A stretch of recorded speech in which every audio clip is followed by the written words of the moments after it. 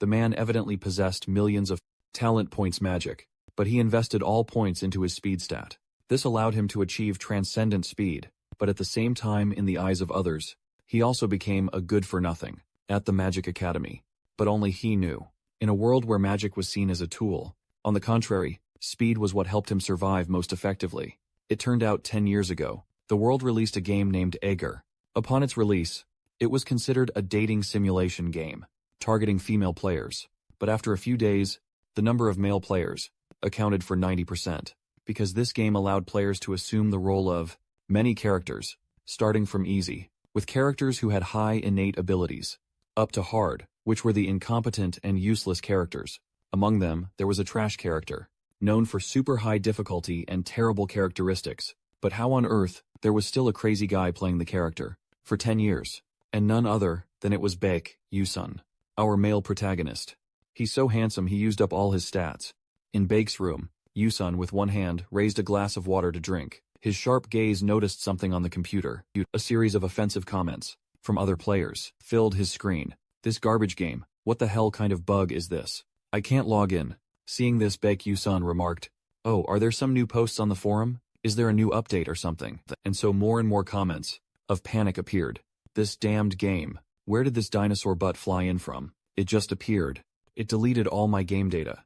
Black Dragon Demon. What on earth is that? It says my character died, and I can't log in anymore. What the heck is happening? My character was deleted. Baek Yusun calmly glanced at those posts, his eyes showing surprise, and said to himself, "A final boss in a dating simulation game. I just assumed the game would end when I partnered up with another character." At this moment, on the screen another post appeared from someone. This caught his attention the most. "Hey everyone.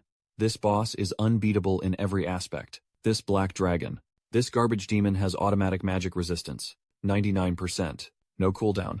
It just keeps pounding me relentlessly, with its ability to absorb magic and magic displacement or something. What is this? How in the world did I kill this thing? It must be a glitch." After reading, he immediately yelled in a panic, "Wait. This person is a well-known ranked player. Baek Yusun." Instead of feeling worried, he felt interested. He put the cup down and said doubtfully, "The final boss." He stared intently at the computer. He rested his chin in thought for a moment, then spoke. "It is truly illogical to have a monster with an ultimate skill that nullifies magic in a world of magic. Is it truly a glitch?" Everyone was in an uproar as their characters were wiped out. Immediately, on the computer screen appeared a dragon radiating menace, which made him believe the comments he saw and exclaimed, "That must be it. That is indeed the final boss." With overwhelming might, the dark dragon demon, Haknyaz Thap Tam Ngjuet, has appeared. Baek Yusun's hands. Yusun's hands continuously moved across the mouse and keyboard, and he said, "So the story goes. As one delved deeper into the world of Eager, there is a sect named Haknon Kwai. Their objective is to assist another world, called Nhanmun, conquer this world. And once they finally reached their objective, the Haklong Kwai appeared." Baek Yusun stroked his chin. His gaze remained fixed on the game interface, and he doubtfully wondered if Nanmon had taken 90% of the territory. "I only care about PvP. I haven't really paid much attention to the storyline, but the entire story has been scrambled. Is this alright?" His expression became more and more contemplative. "I can't really avoid fighting it. Perhaps I should give it a try." His arm subtly moved to find out all information about it. The screen instantly displayed a notification. "You will battle Haklong Kwai." He didn't hesitate, and immediately selected yes.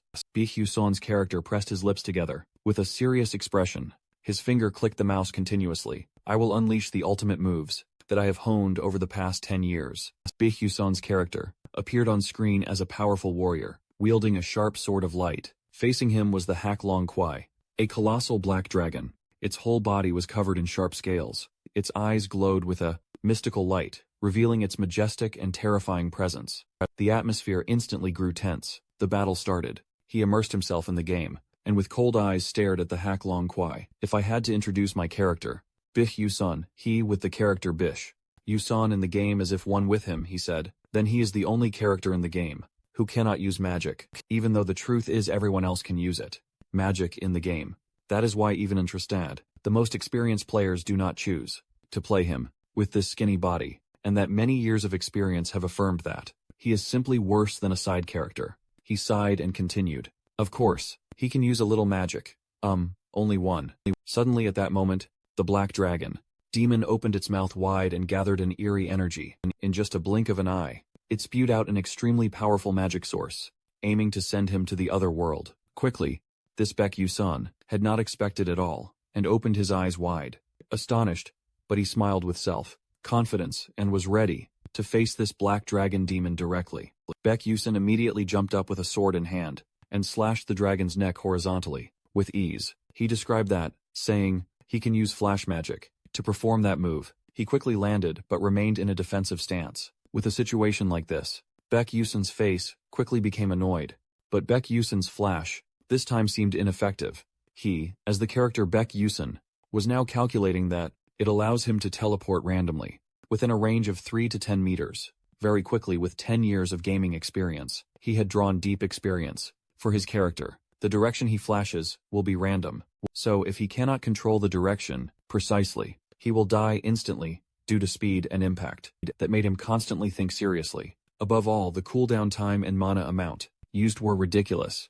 After using this skill, he will also be penalized, immobilized for another 2 seconds, so anyone can learn it, but most people do not use it. Baek Yu-sun was confident in his in-game character, and said, however, for a seasoned player like him, Baek Yu-sun had mastered this skill. He can control the direction, as well as the distance. He can also disable the penalty. The features also gradually appeared clearer. Character Baek Yu-sun. Unique flash skill, mana deficiency phenomenon. He read these stats and frowned, thinking further. It does not use all mana, because he does not even have mana data. Unlike other magic spells, flash is just a movement ability.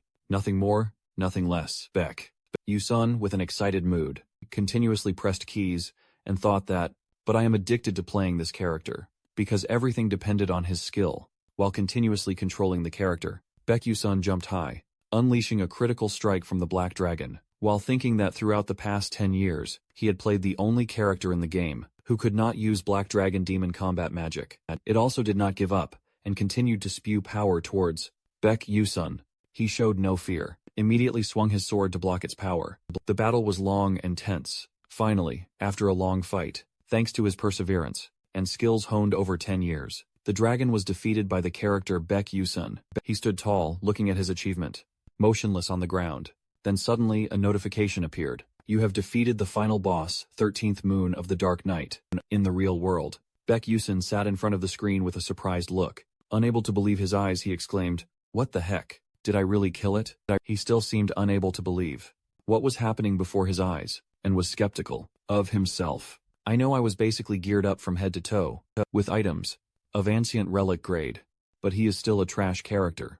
Despite the surprise, his fingers still deftly moved on the keyboard. Well, fine. With this once-in-a-decade achievement, he immediately thought of an idea, and said, I will show off to the community that I killed the Black Dragon demon. The joy did not last long. Right after Baek Yu-sun clicked, there were continuous bright red notifications, with identical content appearing, because the wrong ending has occurred. 90% of the E-world has now been destroyed. Seeing this, he was utterly astonished, and exclaimed what? Before he could fully understand that notification, another line of text appeared bright red. However, you are the one who came closest to the correct ending, making him stammer speechless. What? It did not stop there. Next, another notification, redder than your girlfriend's lipstick, appeared, hitting Baek Yu-sun's eyes. You wish to complete the correct ending. This time it directly made him utterly bewildered, and he screamed.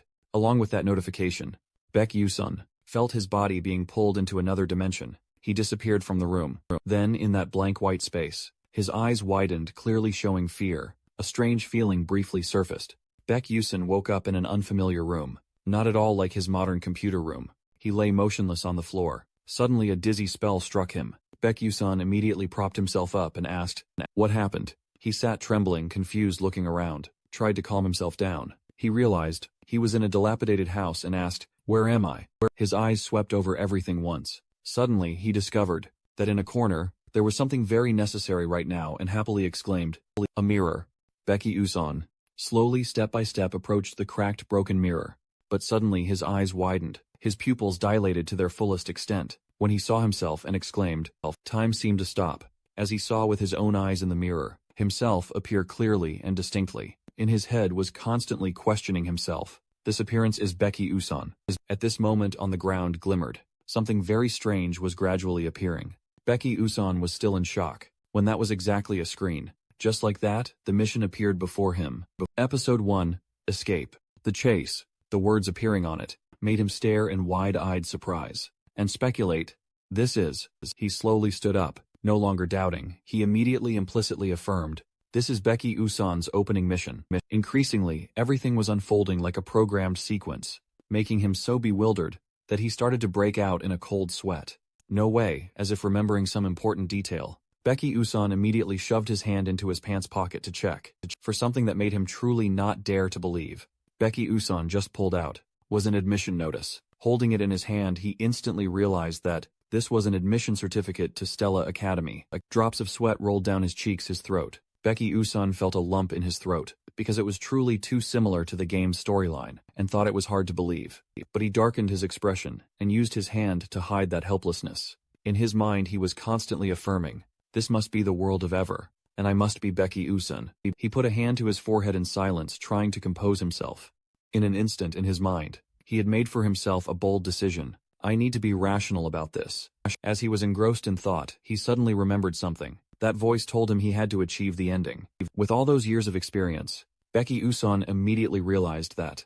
But from what he knew, this game doesn't have a true ending. It only has multiple endings. But his mind suddenly raced at an odd speed, and realized that, wait a minute, could it be? Becky Usan did not take too much time to realize the absurdity of this situation, and angrily clenched his teeth, speculating in his head. No one succeeded in reaching the true ending throughout. 10 years later, based on the game's storyline, he quickly moved towards the window, with memories flooding back. Right after Becky Usan woke up, he carefully, with a hint of tension, looked through the window crack, observing the situation outside. At the same time, he saw outside, walking in the middle of a snowstorm, were a group of people with long cloaks covering their faces, searching everywhere and thinking those who were chasing him would burst in. Those strange cloaked figures were chaotically shouting, "Where did that son of a bitch run off to?" Seeing that, Becky Usan immediately held his breath and hid in a corner of the room, trying to stay calm. He tried to glance outside to observe, then silently cursed, "Damn it, they are here." At this moment, the leader of these strange people was attracted by something, had to stop dead in his tracks. Looking with a hunter's instinct, he quickly sniffed out Becky Usan's tracks, then shouted loudly for the whole group to know. "There is a house over there." Without thinking, he immediately pointed his finger, ordering the group to go search. The others, in unison, obeyed the order, hearing his voice echoing around here. He tried to press himself tightly behind the door, and worried how, now with his experience of 10 years of gaming, Becky Usan's eyes suddenly became sharp, racking his brain thinking, I cannot hide here for too long. His hand clenched tight, in his heart feeling frustrated and uncomfortable, then sighed, but I also cannot fight them back. Baek-yoon's son is currently continuously planning. What should I do? Interrupting his train of thought once again, that notification panel reappeared. The system just in time gave Baek-yoon's son a very important piece of information, which was, you can use the blink skill. He finished reading these lines but still could not believe it, and questioned himself. What I can use, blink. On the screen appeared the blink ability. At this moment, all over his body emitted dazzling rays of light, along with thoughts appearing in his head. With a body suffering from magic leakage syndrome, someone who cannot condense mana, in his body there was only one ray of hope. That was magic that he had practiced day and night, his whole life. And up until now he stood in the middle of the empty room. Before his eyes was the notification sent by the system. You can use the blink skill. Blink level 0 long distance, maximum 9 meters. Highest cost, one-time cooldown, 3 seconds. Becky Usan, confused and worried, looked at the notification, only thinking, is it telling me to use blink right now? But that is only when I use a mouse and keyboard to control my character, in the game only. Now outside, hurried footsteps continuously echoed. The leader, the head, the hitman and his henchmen, advanced very quickly towards the house, where Becky Usan was hiding. The sound of approaching footsteps grew clearer, making him suddenly have a bad feeling. His vacant eyes stared into the air. Immediately, he turned towards the window, panicked, unable to stay calm. Upon seeing imminent danger, he thought, damn it, they are here. Bish Usan panicked, feeling a surge of heat throughout his body, unable to speak, only knew to think to himself, there is no more time. The situation became difficult, making him unable to just stand there and die. He decided to take a chance and thought, the only thing I can do is take a risk. Outside, the leader of the thugs suddenly discovered something. His face clearly showed anger. At this moment they had realized. Becky Usan ran past and they shouted in unison. We found that punk, then chased after him. They immediately chased after him like predators. Don't let him escape. Stop right there. Although somewhat worried, but he still kept his calm, and kept moving forward, while running for his life and thinking. The first part of the game guide. Escape the pursuers using blink. Fortunately, in front of him was a wide path. Bish Uson quickly ran to that path, but did not stop thinking. His pursuers wore magic boots. They ran much faster than him. Therefore the only way I can escape is to use blink. Being at a disadvantage, he was quite clumsy with magic, and tried to calm himself down, thinking, calm down now. You have used blink countless times before. With 10 years of gaming experience, this was proficient enough to have developed muscle memory. They were about to catch up to him. One of them shouted loudly, "That rascal, you are not stopping, are you?" Bitch Uson, hearing that, glanced with sharp eyes, with a little worry towards them, then realized that they had caught up. As a skilled player, he clearly understood the pros and cons of blink. If the user cannot control the distance, they will collide with an object and die instantly. However, before he could plan the next steps, the leader had caught up, quickly came closer, then raised his very large machete to strike down. "I will send you to hell." Die, making Becky Uson panicked and scared, speechless. In just an instant, he turned the situation around, using his own magic. If I use it, then it will be different. Blink uses the blink technique. Help him quickly escape from that sharp blade. At this moment, Becky Uson just suddenly realized that he saved this little life and chuckled proudly, just thinking he had already succeeded. The mercenaries were surprised, could only watch and ask in confusion. What was that? A blink? That guy, is he a mage? At this moment the leader saw him easily escape death, immediately turned and angrily yelled, "What are you still standing there for? After using blink, the user will be immobilized for 2 seconds. So that is a good opportunity," interrupting his words. His face changed color as if he had realized something. "Keep talking to us." He could only just watch Becky Uson run away while desperately yelling, "Wait, how can that brat still run?" Taking advantage of the terrain of the forest, he ran while devising a plan to cope, and constantly reminded himself, careful, even more careful, with the dangerous turns ahead. Becky Uson then thought to himself, I need to utilize this treacherous terrain, because if a player cannot learn how to control blink at this stage, running frantically until now had gradually exhausted him, breathing with his mouth open, but that thought still did not stop. Then they will never be able to reach the next part. As far as he knew, in reality, 99% of Becky Uson players cannot pass this tutorial part, and even the 1% who pass cannot overcome the wall of distance control, continuous blinking and teleportation. But if he uses a lot again, Becky Uson again continues to use his only skill. 3, 2, 1, blink. Finally, he also landed successfully. He was surprised by his skill and exclaimed, using blink in terrain like this, that brat, is he crazy? Then he frowned angrily and continued to speak. Those who can use magic step forward. Attack that brat from a distance. As instructed, the magic team stood closer together, preparing to act. Hearing these words, he turned to look at them, worrying, are they going to use magic? They immediately cast magic. A wave of purple light engulfed everywhere here. Becky Uson instantly had thought of a way to save himself. Part 2 of the game tutorial. Use blink to avoid the magic arrows aimed at him. His face clearly showed worry with a touch of panic. Just thinking about the rules in the game, I can see everything behind, because it is on the screen, so I can avoid them in critical moments. A notification has been sent. The game Eager World provides Becky Uson some information. Skill. Magic leakage syndrome is being used. Magic leakage syndrome is a derivative skill. Sixth sense and speed, mental power are being used. He glared at the streaks of blue light approaching him. Those were the magic arrows, created by those mercenaries to take him out quickly. In one go, Becky Uson continuously used his accumulated skills to dodge that poisoned arrow. But life is not a dream. At this moment, a magic arrow came close, making he was filled with fear. He did not hesitate but quickly used his skill. At this moment, blink, along with a massive earth-shattering explosion. Finally, he was also about to take a critical hit from this attack by the ex-bride mercenary. Becky Uson did not expect its immense power, and raised his arm to block it. Now the smoke and dust had gradually cleared, revealing an enormous hole caused by the impact of the explosion. Just now seeing its ultimate power, he finally recovered and thought, almost, but he did not stand still for long because of that. He continued to run for his life to escape their pursuit. While running and relying on the game's storyline, he immediately thought, so the final part. After running for a while, he was exhausted. Becky Uson panted, looking straight ahead. Before him was a bottomless abyss. Just a few more steps forward, and he would immediately get a free ticket to heaven. according to what had happened before this was. Guide Part 3, Crossing the Abyss with Blink. Even if one had wings, this deep abyss would be hard for an ordinary person to cross, let alone a wretched character like Baek Yu-san. But he had experienced this when playing the game, and had learned from it. Baek Yu-san stood before the cliff and thought, the only way to cross was to control the distance. Blink precisely. The next plot developments slowly appeared. After that, I could meet some mages, passing by and escape.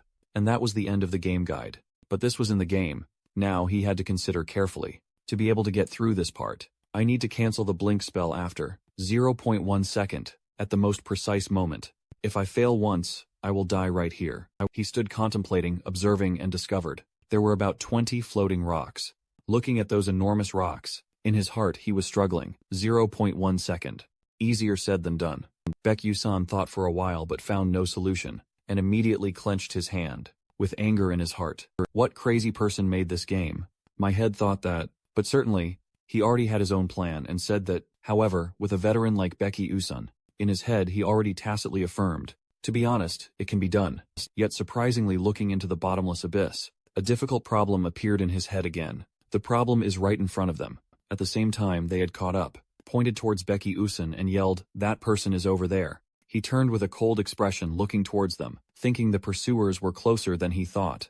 Observing their every approaching movement, he seriously calculated. The distance between him and them was about 100 meters, because his speed burst needed 3 seconds to recharge, so it's not enough. Baek Yu-san relaxed his body and made his choice. It seemed like the most feasible method for him to survive. With resolute eyes, an extremely bold idea popped up in him. That was to kill all of them. Amidst the desolate weather accompanied by snowstorms, in front of him was also a bottomless abyss, which made Baek Yu-san only hide behind a rocky ledge, observing the surrounding situation. Thoughts appeared in his head. Even I thought this was truly insane. How dare I think I could do that, when I haven't even participated in a real battle? Before that, he quietly looked towards the mercenaries, who were trying to pursue him, thinking if this were a game, the system would not allow him to attack those who were pursuing him. But this is reality. Seeing them gradually approaching in his head, Baek Yu-san immediately affirmed, there is no law that says he must blindly follow game rules. And so he immediately grabbed his knife, assumed a defensive stance, and continued to ponder. I don't mind the thought of killing someone. The reason is not that those people are his parents' enemies, according to the storyline. Suddenly Becky's eyes, Usan, became colder than ever. He focused his eyes towards them, realizing they had arrived. It's just that I think I can win. Just like that, Baek Yu-san, with the knife hidden underneath, spontaneously appeared in front of them, making them stunned. The leader angrily glared at him, while gritting his teeth said, it's him. He immediately ordered his subordinates to attack. Catch that brat quickly. They also obeyed and replied in unison, affirming the order. The mercenary soldiers, holding heavy weapons, directly charged straight to take him down. One of them showed a scornful expression, thinking to himself, how dare he fight us alone? Foolish Baek Yu-san did not waver at all. He affirmed to himself, you are dead for sure. Standing before them, he was not afraid at all, but calmly calculated, using magic. Target distance, 8.7 meters. Instant warp. This stunned the arrogant guy from earlier. Standing still in place, also made the leader look with shocked eyes, fearfully, at Baek Yu-san. Then he suddenly instantly warped to attack, without any hesitation, but directly stabbed someone in the stomach, making him spew blood and log out from this world. Bloodstains still deeply etched on his face, like an indelible mark. Baek Yu-san, even though he knew he had skewered someone, but his face showed no change at all. Even more resolute, streams of blood from his body slowly flowed onto his hand. He felt a slight sigh in his heart, a distinct feeling of blood flowing down his fingers. He felt no guilt at all. Interrupting his train of thought, he immediately slashed him horizontally once more, decisively, continuing to think after all, he only killed them to survive. Then he immediately pulled out the knife before their astonishment. Without hesitation, he also gave him one last strong kick. The arrogant guy now completely lost his resistance, and fell backward. A henchman in the group had been taken down, making the leader furious, only wanting to tear him apart. Baek Yu-san meanwhile took this opportunity to turn around and run away very quickly. Seeing that, he immediately yelled out, he is running away. He ran as fast as his legs could carry him, even as the henchmen were still chasing behind. At all costs, do not let him escape. The first step is done. He ran for his life while thinking. He had dealt with one guy, but the next attack will be very difficult. What should he do? Suddenly a strange feeling arose. He glanced back, wondering to himself, Why is it so quiet? Did they give up? But plot twist grandma. That leader of the mercenaries came out of nowhere and stood right in front, blocking Baek-Yusan's path, making him stop short and realize that, no, not at all. He stared intently at them, sweating profusely, thinking to himself, are they going to use magic again? If he only dodged. Baek-Yusan's legs unwittingly became heavy. He could not curse like before, damn it in his heart. But they had no intention of going easy on him. They immediately cast magic. The leader pointed at him and said loudly. Now, as soon as he finished speaking, his henchman immediately unleashed a strange and sinister magic. At once, he directly controlled a large spark, directing it towards Baek-Yusan. Immediately he felt the danger. He widened his eyes, gritted his teeth, looking for a way to escape. The spark was like arrows. It targeted him, rushing forward like an airplane. There was nothing he could do. He only knew to turn his back and run away to escape quickly. In his head, he even cursed, darn it, why this magic? His ancestors were making him break his back. Because ahead appeared a tree growing from a rock. He saw it like a drowning man finding a life raft. In his heart he rejoiced like a festival, shouting, there it is. Unable to think further, Baek-Yusan immediately reached out quickly to grab that branch. But it seemed not enough force, so he once again performed the technique. Blink at the same time. An explosion, as if to rip open the ground, occurred. That explosion left a massive crater along with smoke and dust, thickly rising everywhere. At this moment, the leader slowly approached to assess the situation. He stood there smugly, thinking he was dead, and said with satisfaction, teach him some manners for his arrogance and trouble. But what met his eyes was only an empty pit. This extinguished his smug smile from earlier, and instead there was confusion. Frightened, he darted his eyes around, then shouted in panic, that guy is not here. But in reality, Baek-Yusan, with a knife in hand, was approaching. It was not until he got close to him that he felt the killing intent, to the point of a chill down his spine, and turned back to look. The closer he got to his prey, the more he realized that, one of the peculiarities of Blink, Baek-Yusan gathered all his strength, gritting his teeth, came up with the answer for himself, that it maintained momentum both before and after use. Just like that, he shouted the technique. Blink then charged straight ahead directly, stabbing one minion in the stomach. His screams echoed throughout the forest, making the remaining minions who witnessed it tremble and say what the heck. But without letting him finish his sentence, Baek-Yusan, like a lightning bolt, came and took down the next one easily. The leader at this moment sweat poured down, because the minion was eliminated by him in the blink of an eye. Before long, Baek-Yusan's entire body was stained red by their blood. After a few punches and kicks, he was tired, sighing a breath. Initially, they were a group of mercenaries, but the current number was only this much. Still with a fierce fighting spirit, he kept thinking in his head, now two remain. Baek-Yusan, with eyes determined, looking directly at these mercenaries. He thought to himself, now two remain, I need to finish them off, before the two behind catch up. The leader stared at him and spoke in surprise. A strange guy. He has an unusual reaction speed compared to a mage. He continued loudly asking, who exactly are you? Hearing that, he immediately turned his cold, sharp eyes towards them. Just thinking his reaction speed was certainly stronger than most gamers. Professional, but that was only when it came to games. He stood still for a long while to calculate his next move. He couldn't dodge their attacks forever, especially at close range. Just thinking, he lunged at him as fast as wind. I will end this match as quickly as possible. The leader saw him charging fearlessly, and even chuckled gleefully. He prepared his saber in a defensive stance and said, I understand your fighting style now. He thought to himself, everything that this punk uses is warp, blink, and every dagger. And this stupid leader foolishly thought that, as long as I protect my head and neck, that dagger won't be able to kill me. Baek-Yusan, at this moment like a gust of wind, lunged to attack him directly. He, with the saber in his hand, was ready to confront him. Just then, the mercenary leader, with a provocative attitude, yelled out loudly, come on, make your move. Then immediately unleashed a move, an ice wave aimed at taking down Baek-Yusan. But he was not scared but confident, continued to use his move, warp, blink, and at the same time, he used his power to create large ice blocks. In his mind he still confidently thought, alright, I got him. Now let's see his face. Contorted in pain, but suddenly his eyes widened, as if witnessing something terrifying. The target of Baek-Yusan was supposed to be him, but it was the henchman next to him. By this point, he had quickly defeated the other one, which astonished him greatly.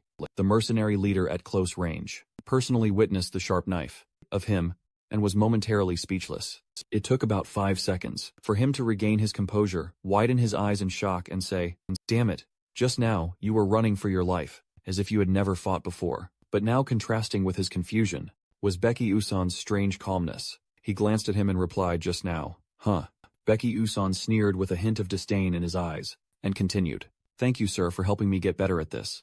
This statement from him directly made him visibly angry, making him grit his teeth and say, "You punk, don't think I'm easy on you." At this moment his anger had reached its peak, and he swung, the sword in his hand up, and threatened aloud, "This time I will kill you." He didn't bother paying attention to his words. Beck Yusun built up significant speed, charged forward once more, directly, attack him. But this time he was not outmatched with two hands, two weapons, his eyes filled with murderous intent. Then he swiftly launched the spear straight towards him. Then he pondered, using flash in reality would cause me to face the risk of being counterattacked. He threw that weapon to trick me into defending the front, then attack my other side. Beck Yusun anticipated his actions, continued to think, "I will not let you achieve your objective." Given the situation at hand, he smirked triumphantly, thinking, "Alright, now I just need to attack it when it gets close." But before he could do anything, Beck Yusun, in an instant, he had vanished from the sight of this leader. Suddenly his face went deathly pale, his eyes bulged out, a weak voice barely managed to speak.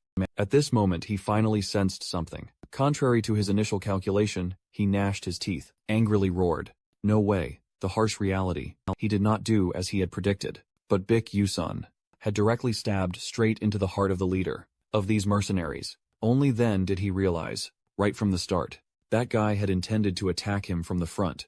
So the battle just ended like that, also signifying the end of Episode 1. Episode 1, Escape from Pursuit has ended. A notification appeared. You just gained experience. You will receive additional rewards, because you are the only one who developed the storyline according to the Constellation Project. At the same time, Beck Yusun was leaning against a cliff, his body covered in wounds. He exhaled heavy breaths. Beck Yusun tried to reach out and grab his knife. Suddenly, something made him freeze. He stood dumbfounded before the corpses soaked in his blood. Beck Yusun dared not believe his eyes, and thought to himself, "That is right, this is not a dream." He unconsciously sank to the ground, recalled those scenes of slaughter. In his heart he could not help but exclaim, "My first flash. My first battle and first time taking a life." Beck Yusun fell into his own silence. "I killed a human being to survive." Pushing that aside, he stood up, dusting off the dirt still clinging to his body. Silent for a long time, then he sighed, deciding he had to get out of here fast. But he suddenly remembered something and paused. Beck Yusun turned around, looked, and said, "Wait." Then he frowned, staring intently at that corpse thoughtfully, contemplating something. Next, he quickly stepped forward, rummaging through the bodies of the mercenaries. In his head, he still kept thinking, although this is a bit wicked, but I need to be more realistic. I don't have any money. After searching for a while, Beck Yusun fortunately discovered a bag of gold, overjoyed in his heart. "Oh, I see. Let me see this much. About 2,000,000 won is still better than nothing." The joy didn't last long. As he held the bag of gold, he thought to himself, "Now the problem is, ahead is a cliff, completely covered in white snow, and a bottomless abyss is waiting for him to cross." Beck Yusun laboriously dragged his feet across the white snow, standing on the edge of life and death. He told himself that he had to cross this cliff. While he was thinking, suddenly a voice from somewhere echoed, "Is anyone here?" caught his attention. On the other side of the abyss was a group of people calling out loudly. This way Beck Yusun saw them, and just thought to himself, that was a ray of light, coming closer. He secretly guessed that the group of mages that appeared in the tutorial, right, seized the opportunity. Beck Yusun immediately raised his hand, high-waved, and loudly replied, "I am here." The other side also responded, "There are no bridges nearby. Can you get across?" "Yes, I am on my way there." At this moment, a stranger heard his words, then immediately informed his teammates. "Wait a moment, because he said he could cross." Kai heard that and immediately asked, "But to cross this cliff, he must at least be a third class engineer. Can that young man do it?" He vaguely replied, "I am not sure." Suddenly he stopped the conversation midway, eyes wide open, looking forward. Everyone simultaneously exclaimed in surprise, because they saw him jump over each floating cliff. In the blink of an eye, those two stared, observing without moving an inch. Beck Yusun calmly used flash to jump over each cliff. Seeing him do that, they kept wondering, "What is that? Some kind of jumping spell?" He immediately replied, "It is flash." At this moment, Isamun just stood silently observing all of Beck Yusun's actions. The red-haired student continued, saying, "Is that flash? But flash can't control direction and distance, can it?" Watching him meticulously adjust flash step by step, he still asked doubtfully, "How can he do that?" At another moment he gaped in astonishment at something he saw in the distance. Following him were two strangers, and he asked in confusion, "Those two are going with him?" Before he could understand what was happening, suddenly fear became evident on his face. On the other side there were still a few mages, henchmen of the mercenaries. He was exuding killing intent, secretly casting a strange kind of dark magic. Then he created a dark projectile aimed straight at Baek Yusan, making everyone on the other side shout in fear. "Hey, be careful!" Hearing that, he immediately turned around while cursing non-stop in his head. Damn it, to save his life, he couldn't delay. He immediately used his familiar technique, blink to dodge. Luckily he escaped with his life. Baek Yusan collected himself, then turned back to examine. He only saw the remnants of this explosion were truly terrifying. It left behind a massive crater like a volcanic mouth. With just a glance, he immediately recognized that it was those mercenaries from before. Truly dangerous. Baek Yusan chose a safe standing spot, thinking carefully. Blink needed 3 more seconds to cool down. Dodging all magic was impossible. He turned his head back, observing while constantly calculating. I must find another floating rock to use as a foothold. Before he could do anything, his eyes suddenly widened. In fear he realized that there was still another mage. He had taken advantage of Baek Yusan wasn't paying attention to cast a sneak attack spell on him. Luckily, he possessed agility. Sensing this danger he immediately succeeded in dodging, but when that surge of power had just barely grazed him, it was enough to make him lose a few precious strands of hair. It couldn't stop there. The impact of that magic was truly too great, causing the rock beneath his feet one day couldn't bear it and cracked apart. That was too sudden, making him unable to react in time, and so he fell. But in his mind, he still registered that, "I am about to fall." Main character aura made it so he wouldn't easily die. Baek Yusan in just an instant had turned his body around. He immediately looked around. At this distance he truly found it hard to think. Damn it, all the floating rocks were too far away from him. At this moment, Baek Yusan began to radiate power. He seemed to have decided to take a huge gamble, hoping that he could land in one spot. When only a few centimeters away from that rock ledge, he instantly used the blink technique. His heavily injured hand finally managed to grip firmly to that cliff face, even though he was still hanging precariously on the cliff. But in his heart, Baek Yusan was still overjoyed beyond measure. He was alive before he could compose himself. Right below him, a source of power like a flame, blazing fiercely, was rapidly rushing up to incinerate him. In this situation his mind was still racing. Or perhaps not. It was like a missile that had advanced right to his feet. At this moment in Baek's head, he had already determined 99% his own death, and secretly thought, "I am about to die." Just as he faced death, then suddenly a surge of blue power came flying from somewhere. It easily completely destroyed the dark power, the terrifying power of those mages. After that deliberate impact, the remains, what was left was smoke, dust, and strange emerald stones. Yusan still clung tightly to the rock ledge, but his eyes showed suspicion. He secretly wondered in his mind, what was that magic just now? An ice spear wrapped in lightning. Who could combine 2 elements into one spell? Like that, his eyes widened even more as he thought about it. And what's more, could accurately calculate the trajectory of the shot, without spending any mana. Who could cast a spell so perfectly like that? At the same time, below the group of mages, everyone was looking intently at Isamone, because she herself had used magic to counter the magic of those mercenaries to save his life. At this time, the 2 mages witnessed firsthand their spell being destroyed. Their expression was not only surprised, but also a little fearful. Impossible. They also quickly sensed the danger, and quickly turned around and fled. Yusan saw them fleeing for their lives. He breathed a sigh of relief. He was still clinging tightly to the rock, and secretly mused to himself, "It seems like I survived." After a while, he finally managed to cross over to this side of the chasm, then started interacting with the group of mages. Just a glance, Yusan had recognized his lifesaver. He quickly ran closer, and proactively started a conversation with her. "Thank you for helping me just now." Isamone didn't even bother to look at him, just coldly said, "I didn't do that to receive any gratitude, so no need to mind it." Yusan awkwardly replied, "Oh, all right."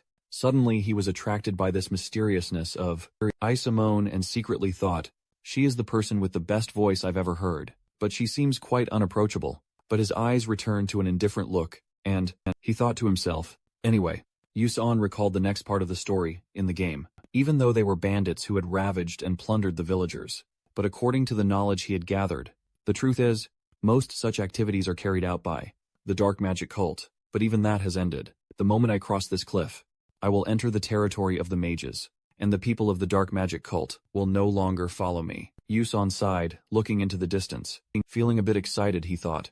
Not to mention they don't even know who I am. But at the same time, a notification window appeared. The game. World E sent him new information. Chapter 2. Enrollment in Stella Academy. After reading it once, Yuson confidently spoke. Is this Chapter 2? It did not sound too difficult. But looking closely at the words Stella Academy was enough to make him dizzy and lightheaded. He reluctantly thought, how can I go to school at this age? In the quiet night, the mages group carriage was still quietly moving, continuing its journey. The drivers silently urged the horses onward through the night. Bacchus, on sitting in the carriage, tired and fell asleep, without realizing it. During that time, childhood memories flooded back to him. The image of when Bacchus, on was just a cute little boy, with big round eyes appeared, calling mom non-stop. She with her thin figure smiled happily when she heard him say, when I grow up I will become a mage. Her voice full of warmth resonated. Alright, mom believes you can do it. Yuson held the book. In his hand he read and thought, my parents worked very hard, saving money to buy me this old magic notebook. Even as a little boy, he already thought, I will study hard to not disappoint my parents. To achieve that, Bacchus, on as a child with his efforts, was seen by his mother, and she always took care of him when he fell asleep. But life is always unfair. All dreams seem to have shattered completely. When his mother worriedly called repeatedly, Doctor, she tightly hugged Bacchus, on close to her, not daring to believe the doctor's words. He said, my son has mana leakage syndrome. He then, very panicked, denied. No. No way. He, together with the character in the game, seemed to be fully integrated, thinking, is this Bacchus-on's memory? Memories flooded back so overwhelmingly that Bacchus-on could not distinguish them, questioning himself. Or was it the image of young Bacchus-on, sobbing, appearing once again, making him assume it was his own memory? That image of the little boy made him wake up with a start. His head was dizzy and pounding. He glanced at the sunlight on his face. Then he fully woke up, mumbling, it is morning. The redhead sitting opposite, seeing that, also asked, oh, you're awake. I was just about to wake you up, and told him that they would soon arrive at Leroy Cha, a satellite city of Arcanium. After the carriage moved for a while, the group leader called out, let's stop here and rest for a bit. Everyone got off the carriage and spread out, talking to each other. When Bacchus-on got out, he stretched and warmed up. After a long journey, he surprisingly felt a strange gaze on him. He turned and noticed Soul Moon was still looking at him. This action made Baek Yusion extremely confused. Yet, after she finished looking, she immediately turned and left without saying a word, making him chuckle awkwardly, thinking to himself, that's pretty cold. Looking at everything around him, he continued to think that everything still seemed fine. I was worrying a bit too much. I'm glad the timeline is close to modern times, rather than the medieval era. With his 10 years of playing experience, he knew that magic existed in the world of Eager. However, in safe cities, trains and airships as well as portals were established to facilitate travel to distant places. Baek Yusion turned to look at the car and thought to himself, right now I'm also heading to Legocha to board the Bacchus airship. He envisioned a beautiful, colorful city. Legocha was located on the route to Acarium, and the real story only truly began in Acarium, the city of magic. Thus, he had also located the school he would attend, home to famous magic towers, along with knights, mages, and 5 prestigious academies in Arcanium, and the school with the strongest mages, along with many outstanding students. The most exceptional was Stella Academy. Baek Yusion leaned against the car, thinking deeply. That is why Stella is where geniuses gather, and nobles from all over the world. Ending his recollection of Arcanium, he mused. He truly didn't understand how Baek Yusion managed to get in there. Thinking this, he suddenly remembered. Oh, I still hadn't checked my own abilities yet. He immediately summoned the system panel, and information appeared. Mana leakage syndrome. Level 1 power increased by 0.3%. Agility increased by 0.5%. Sensitivity increased by 10%. Sixth sense. Consumes the user's mental power to activate. Detects mana within a 12-meter radius and activates Excel. Irradiated awareness auto. Automatically activates when danger is detected. After reviewing the status panel, he was also secretly pleased. Sixth sense and awareness acceleration. If not for these 2 things, I would surely have been a goner long ago. Recalling that scene, he concluded that a physical curse made him unable to accumulate mana inside his body, the mana leakage syndrome. Just as the existing storyline dictated, it was a type of pre-existing curse. Teed to Baek Yusion, even though that was not a good thing. It helped him detect mana around him with his 6th sense. At the same time, it allowed him to sense anything attacking him without needing to look. Thanks to that thing, acceleration, granted him the ability to detect things. At superhuman speed, whenever a threat attacked him, that thing would appear to slow down. Analyzed then. Baek Yuson reconsidered. That ability was essential for someone who could not use mana, like him. But the sixth sense could not be used for long periods. It consumed a lot of mental power, so it would leave significant consequences. After using it next were the stats. He looked down to continue viewing. Baek Yuson power statistics. 1 star, 59% agility.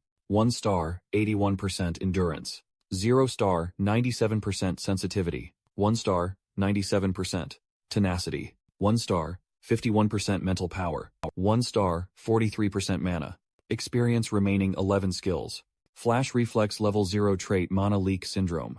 Mana. Level 1. After viewing he saw. Starting stats like these were not bad. He thought to himself, the original Baek Yuson had very low sensitivity, but it seemed a part of the stats was contributed by his own personality. Baek Yuson, a veteran player like him, already understood clearly.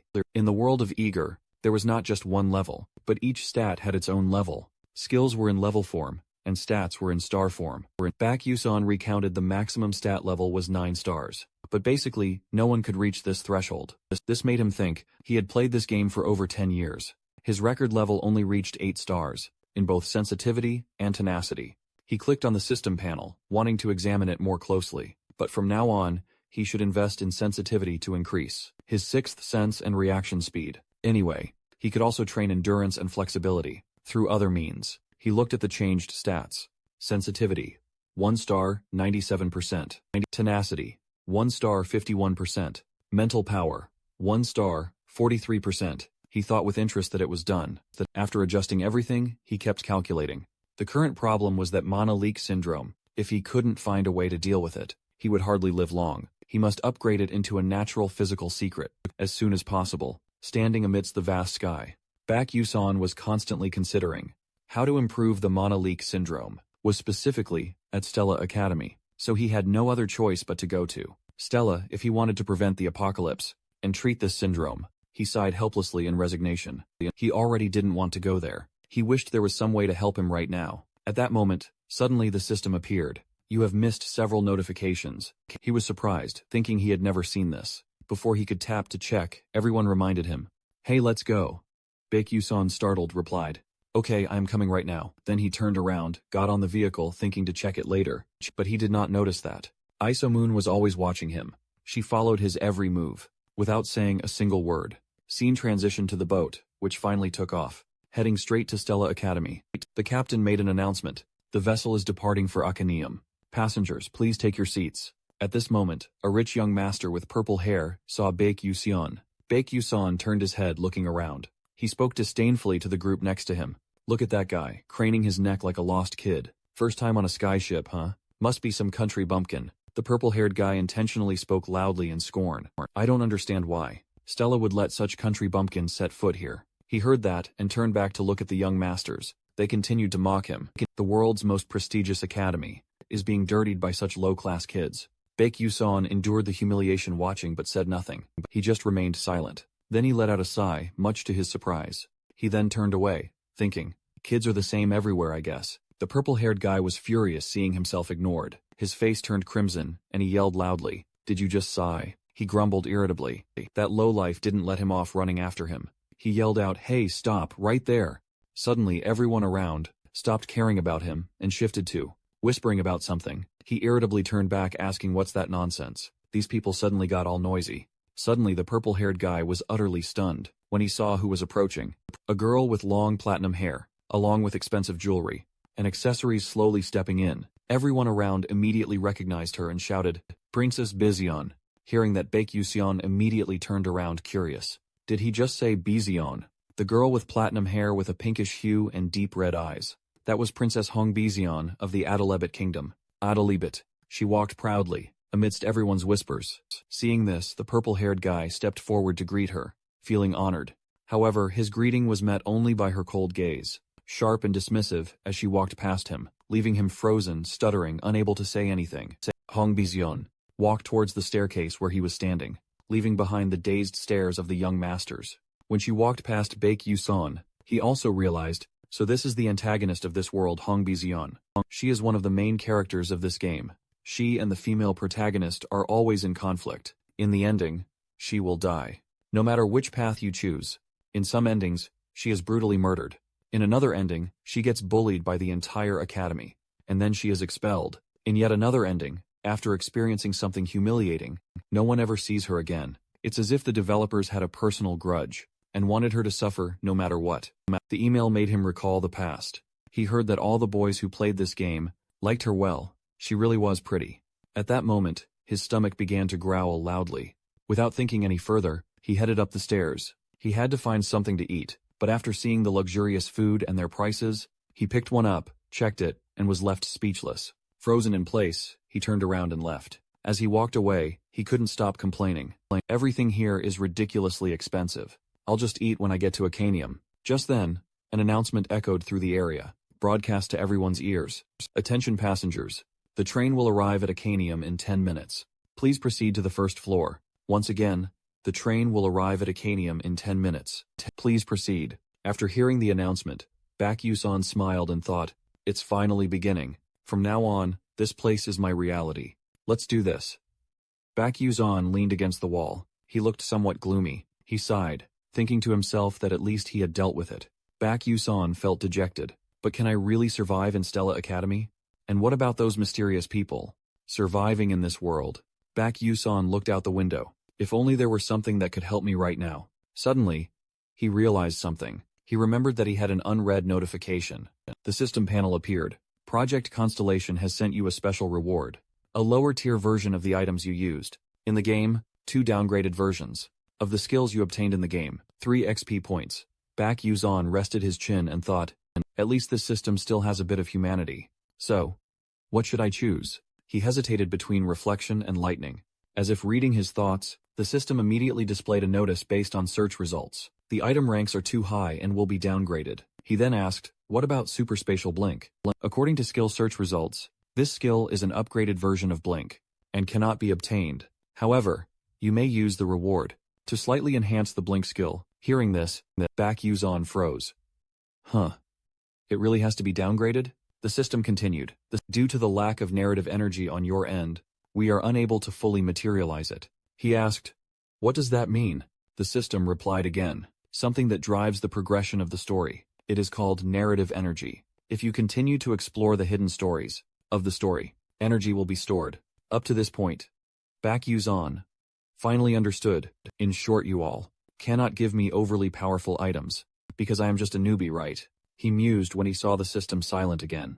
Baek Yuson continued to ask, so what about the Chow Mao glasses? The system was silent again. Then the system replied, according to the system check, it is concluded that the item can now be provided. I will take it. As soon as he finished speaking, a blue light appeared in his hand, an item like normal glasses. Looking at it, Baek Yuson thought, I never thought there would be a day I would really have to wear this. Chow Mao glasses are an item, containing all the information one collects while playing the game.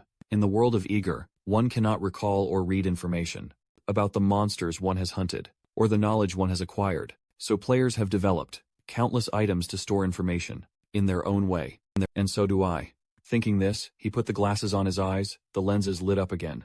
The information panel appeared again. Chow Mao glasses description. Cannot remember what you ate last night. Do not worry because these glasses save the details of everything you have ever seen, and a special feature. Chow Mao folder. Sealed activate using mental power. Seeing this, Baek Yuson immediately used his mental power to open the folder system loading. Opening Chow Mao folder. Then the folder opened, displaying information. Alchemy materials, hunting grounds, dungeons, monsters characters. Baek Yuson glanced at them all, then thought, okay, that is good. He blended into the crowd. This place is exactly like real life. So I cannot say what I can do when using the system, but with these glasses, I can regain about half of the energy I have used. Baek Yuson closed the folder, walking and thinking. A voice echoed, making him pay attention. Hey, is that ISO? In front of him was a girl. Around her were whispers. Do you mean the eldest daughter of the buried traitor? They murmured among themselves. Oh my gosh, how dare she show her face here? Shh, she will hear us now. Baek Yuson wondered about ISO. He thought, that reminds me. One of the functions of the Chow Mao glasses allows me to register or check character information in the storyline. Then, Baek Use on. Use the glasses to open the system panel. To check her information. Isamun fake heroin mage by sheer power. He drank pickle juice before eating pizza. Dutchman's eldest daughter. The death of her family led to the downfall of the clan. Died later. He wondered if she was a fake heroine. To talk about ISO, a fake heroine, there is a point worth mentioning. Although the place I am in is the world of Ever, the truth is that the world of Ever is a game based on a fictional romance novel, Don't Love, the Princess, and that novel is about the heroine ISO, who lost all her loved ones. She grew up by facing the conspiracies of Hong Beyonce, the villain, and finally ended up with the male lead. Thinking about this, he also felt a bit disappointed about the ending. Her revenge plan completely disappeared, and she was protected by other male characters. It had a sad ending after receiving a lot of backlash from readers. But the problem is, although the game world was based on the novel, but the storyline was completely different. In the game, a character named Flame was added and replaced the role of the hero. Furthermore, the character named Flame also had her own storyline. She used to be a woman with a normal life in the modern world, who loved the novel Don't Love the Princess, and was reincarnated into this world. Baek Yoon-on concluded. Therefore, unlike the novel, ISO became a fake heroine in the game, while Flame became the true hero. No matter how much the player tried and exerted effort, she still couldn't survive in any story route. This was the result of being pushed out of the hero's position. After thinking for a while, he took off his glasses and mumbled, "But it doesn't concern me anyway." Baek Yoon-on looked after Isamun's retreating figure. But was it just my imagination? He thought he felt like he had met her somewhere before. Then Baek Yoon-on denied it again. It must be just my imagination. I should get ready. Time passed at Stella Academy. The new students had fully gathered in front of the yard. The principal delivered a speech. As you all know, the principal's voice echoed. The dark mages are mages, who acquire power from other worlds, and transform into monsters. Even now, those dark mages continue to invade us, by opening persona gates, or releasing ancient dungeons, to invade the magical world. The mission of mages is for us to protect the world from the invasion of dark forces. While the principal was speaking, some people still started whispering and complaining, starting the semester with a super boring speech. The principal continued speaking. And next is the oath-taking ceremony for the 4 students with the highest scores, along with the representative of the new students. Please step up onto the podium. Upon hearing this, the new students who were mentioned stepped onto the stage one by one. They were the ones drawing all the attention, as well as the most important figures at the moment. Seeing them, Baek Yusan thought to himself that every one of them looked impressive.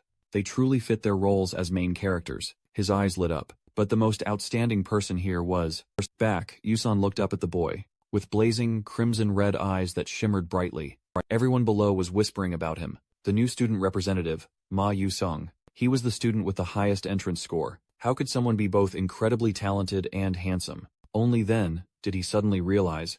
So this was the famous Ma Yu-sung. Ma Yu-sung, he was the perfect embodiment of the phrase, "Above heaven and earth, I alone reign supreme." With a 9-star mana rating, possessing potential close to that of the gods. He was one of the naturally born geniuses, capable of controlling every element in the world. He made up his mind. Even if he couldn't survive until the final ending, at the very least, he had to avoid the bad endings, by bringing Ma Yu-sung over to the righteous side. He looked at the person beside him. It was a short-haired girl, clearly Flame.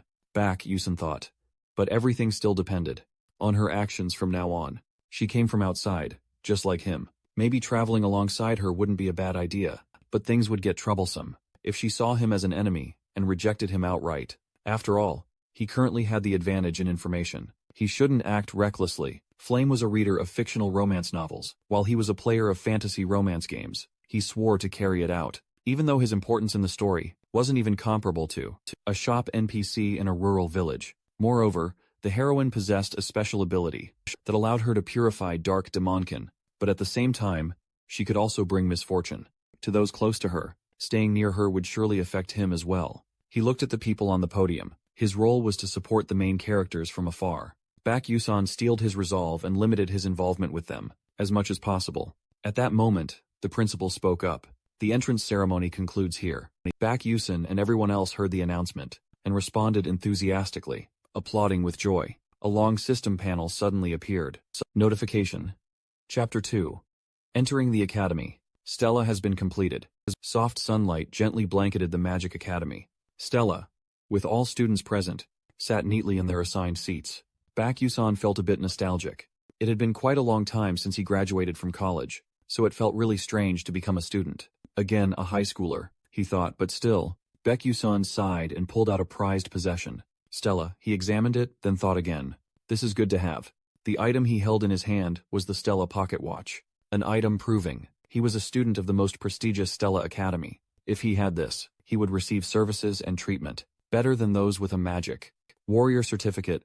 Baek-Yusun chuckled inwardly. He put the watch into his pocket. I want to quickly use this, and take it out with me too. At this moment, the room door slowly opened. A sound echoed, breaking the quiet space. Professor Lee Han, one, appeared with a stern face. In his hand was a stack of exam papers. All students take your seats. He said the test will begin now, so aside from what you were allowed to bring in, put everything else away. Those wearing glasses must be checked first. Baek-Yusun sat with his arms crossed. So after the entrance ceremony, there is a test, huh? The Stella Academy's curriculum is much harsher than many Korean universities. On the very first day of school, he had to take a test. It was called a placement test, meaning a test to assign classes. Professor Lee Han-won stood on the podium and said loudly, "So the test time begins now." Baek-Yusun looked at the questions on the paper but understood nothing. He was helpless. I don't understand what it says. This placement test is really hard. It has nothing to do with the entrance exam, which is famous for its terrifying difficulty. Students will be placed into FA and S classes, depending on the test results. The classroom became quiet again. All students were focused on doing the test. Of course, most main characters are in S class. In contrast, Baek-Yusun, who entered the academy, with the lowest rank among 1,141 students. Baek-Yusun sat and thought. I already passed the entrance exam. Can I submit a blank paper? Will it be okay? Will the school expel me? Perhaps I will automatically be assigned to F class. Suddenly his attention fell on the person sitting below him close by. Ma Yusung boredly looked away. He looked at him. Ma Yusung. Baek-Yusun thought to himself, is he done already? He looked at the exam paper on Ma Yusung's desk. The test paper. He had already finished it. Baek-Yusun unconsciously let out a breath. No wonder his life is so boring. Ma Yusung's character trait is boredom. He was born into the strongest family in the world, and is a person with talent and a genius brain. Everything is easy for him. Baek-Yusun thought. That is why, depending on how the female character arcs act, Ma's personality, Yuseong will be decided as good or evil. The demonic cult wants to destroy humanity. Obviously it will be interested in Ma Yuseong. Baek-Yusun just looked at Ma Yusung sitting, closing his eyes. Boredom. His biggest problem stemmed from family. He looked at his test paper. Anyway, comparing himself to a genius like him, I really am awful. Suddenly he seemed to realize something. Wait a minute, I can use the bun glasses, which I had used quite a lot, to learn more skills when at the library. Baek-Yusun silently took the glasses from his shirt. Great, I have nothing to lose, so I will just try it. Just as he was about to put on the glasses, Professor Lee Han-won appeared from nowhere behind him, startling him. Wait a minute, what are those glasses? Lee Han-won looked at him sternly. Surely I said that if you intend to use glasses, you must report them for inspection first. Baek-Yusun thought to himself. He really did say that. Before Baek-Yusun could even speak, Lee Han-won reached out and took the glasses from Baek-Yusun's hand. I will examine them. He held the glasses up and observed them for a long while. Baek-Yusun looked at him in fear. What now if it is discovered that those glasses have magic? I will be expelled. Suddenly he heard something, that is the sound of the system. Found the missing part of the bun glasses. Do you want to activate it? Baek-Yusun gaped in panic. No, please do not do anything, system. Professor Lee Han-won observed the glasses for a while. Without saying anything, he returned the glasses to him. I cannot sense any mana from it. Remember to ask first next time. Baek-Yusun gave a wry smile and took the glasses. Oh yes, he felt a great relief. Wow, if its original function had activated, I would have been in trouble. He put on the glasses and activated them. Then the test paper immediately trembled. The answers appeared right after. Wow, seeing real answers. Baek-Yusun quickly copied the answers. He hit the jackpot. With this I will get first place, won't I? He was a little delighted. Surely I will get out of F class, and even get into A class.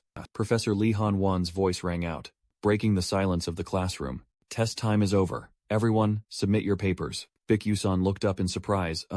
Right after the test papers flew up, Baek-Yusun gaped. Oh. A stream of magic swept up the test papers, flying towards him. He panicked. I only just finished 3 questions. Lee Han-won reviewed the test papers. Right after his expression immediately changed. When Baek-Yusun took off his glasses, I thought I had escaped the pressure already. Perhaps that was too much for Baek-Yusun already. Right after he took off his glasses, he was a little surprised. Professor Lee Han-won stood stern-faced in front of Baek-Yusun. You give me those glasses immediately, quickly. Becky Usun did not understand anything. What? Lee Han-won seriously observed the glasses. Impossibly. He turned his face and said to another student, "You come here, call Dr. Graham." That student immediately replied, "Yes, Professor." Becky Usun looked at the professor. He still did not understand what was happening. Suddenly, what is wrong with him? I even wrote my answers, carefully, so as not to be discovered that I cheated. But was I caught already? In another room, Lee Han-won's voice rang out. "What do you think, Doctor?" Dr. Graham seriously observed. He said. The way that student answered the questions was truly very suspicious. Professor Lee Han-won immediately continued. "So did that student cheat yet?" Before he could finish speaking, the doctor again said, "But that student did not cheat. I did not detect any magic at all, emanating from the glasses." Graham affirmed. "Certainly. That student did the test with their own ability." Dr. Graham chuckled and patted Becky Usun's shoulder in approval. "Ho ho, how interesting. This is the first time I have seen such a case in my life. Anyway, Professor Lee Han-won, apologize to that student and guide them well." "Okay, I understand," Lee Han-won replied. He looked at Becky Usun. "I misunderstood. Please accept my apology. To be honest, I really did cheat though. Luckily, I had turned off its function. Otherwise," Becky Usun gently replied, in a calm voice, "It is okay. Everyone makes mistakes sometimes. I am truly lucky that I was not caught." The morning at Stella Academy of Magic was truly peaceful. At Professor Lee Han-won's office, Professor Lee Han-won was sitting at his desk with Dr. Graham, reviewing the exams of the new students. Lee Han-won looked at a test paper. The first question was correct. His gaze was very serious. Suddenly a voice rang out, "Oh, Professor Lee Han-won." Professor Eden Timon walked over with a pleasant expression. "Are these this year's new students' exams?" Lee Han-won replied, "Yes," she excitedly said. "I heard that this year there are extremely many outstanding students." Lee Han-won looked up and replied, "It seems so." Originating from the most famous family for fire magic is Hong Bian, Princess of Adalebet, the Kingdom of Flames. Next is the person who, when only 12 years old, but has become the chosen heir for the position of Crown Prince of the Scalvan Empire, because of their magic talent. Jeremy Scalvan, the prince, who defeated all his royal brothers in the war for the throne, and came from the world's largest magic tower, Full Moon Tower, the heir of the magic tower, HAE. Gunryang. Professor Eden Timon smiled. "I heard that setting the questions is very difficult, because there are many students from prominent families. This year, there will surely be many excellent questions." Lee Han-won replied, "I am glad you like it." After saying that, he looked at the test in his hand again. As Professor Eden Timon said, "This year's class placement test has new questions. The first 3 questions are very difficult for normal students to solve. Those 3 questions all contain hidden intentions. A test of flexibility. If it is a problem that cannot be solved, then will the test taker know to skip it and do the next question or not? Secondly, how will students solve a problem that has never appeared in textbooks?" How Lee Han-won was still lost in his thoughts. The era of learning magic, solely based on theory and memorization, has ended. Now is the era of competition with creative thinking and fast judgment. However, these questions do not require students to provide an answer. In fact, more than 1,000 out of 1,141 students left this question blank. Among the 100 students who provided a solution, almost no correct answers were given. He frowned. Among the students, only 3 have answered all 3 questions correctly. They are Ma Yusong, the genius of the nation, who is regarded as a comet with an unclear background. Next is Flame, who was admitted thanks to the principal's letter of recommendation. Although a commoner, that student's talent has been recognized, almost on par with Ma Yusong. The last one is Becky Usun. Lee Han-won mused. Ma Yuseong and Flame are called geniuses, and I am sure that Beck Yuseon is the student with the lowest entrance score. I do not think that student could solve all these hidden questions, especially since that student could not provide answers for any other questions. Professor Adentiman looked at Lee Han-won with curiosity. "I am wondering why you are so interested in the scores of new students." Lee Han-won replied, "It seems there is a student with a somewhat illogical score." Then Edentiman said, "It is understandable after all. Although a series of formulas and calculations cannot be solved correctly, one might suddenly still come up with a solution." Lee Han-won looked up at Professor Eden Timon. "Do you think this child is a prodigy?" Eden Timon shrugged. "It might also be a coincidence." Eden Timon turned her back. Lee Han-won silently watched her leave. He let out a breath. On his desk was Becky Yusun's file. Underneath there was a small note. The handwriting was clear. "Granted special admission for extremely skilled teleportation control ability." Lee Han-won pondered. So the child, the principal granted special admission to, is very unusual. Is that right? The corner of his mouth curved up. A student who is a combat mage specializing in teleportation. Lee Han-won looked at Becky Yusan's photo. We will know soon enough. Whether it's a coincidence, or if that kid is truly special. Students were gathered, chatting excitedly. Everyone was both excited and anxious. Word is that the class assignment list will be posted today. Oh, I am so nervous. I wonder which class I'll be assigned to. My mom said if I don't get into class, then don't even bother coming home. A Becky Yusan, standing not far away, thought dejectedly.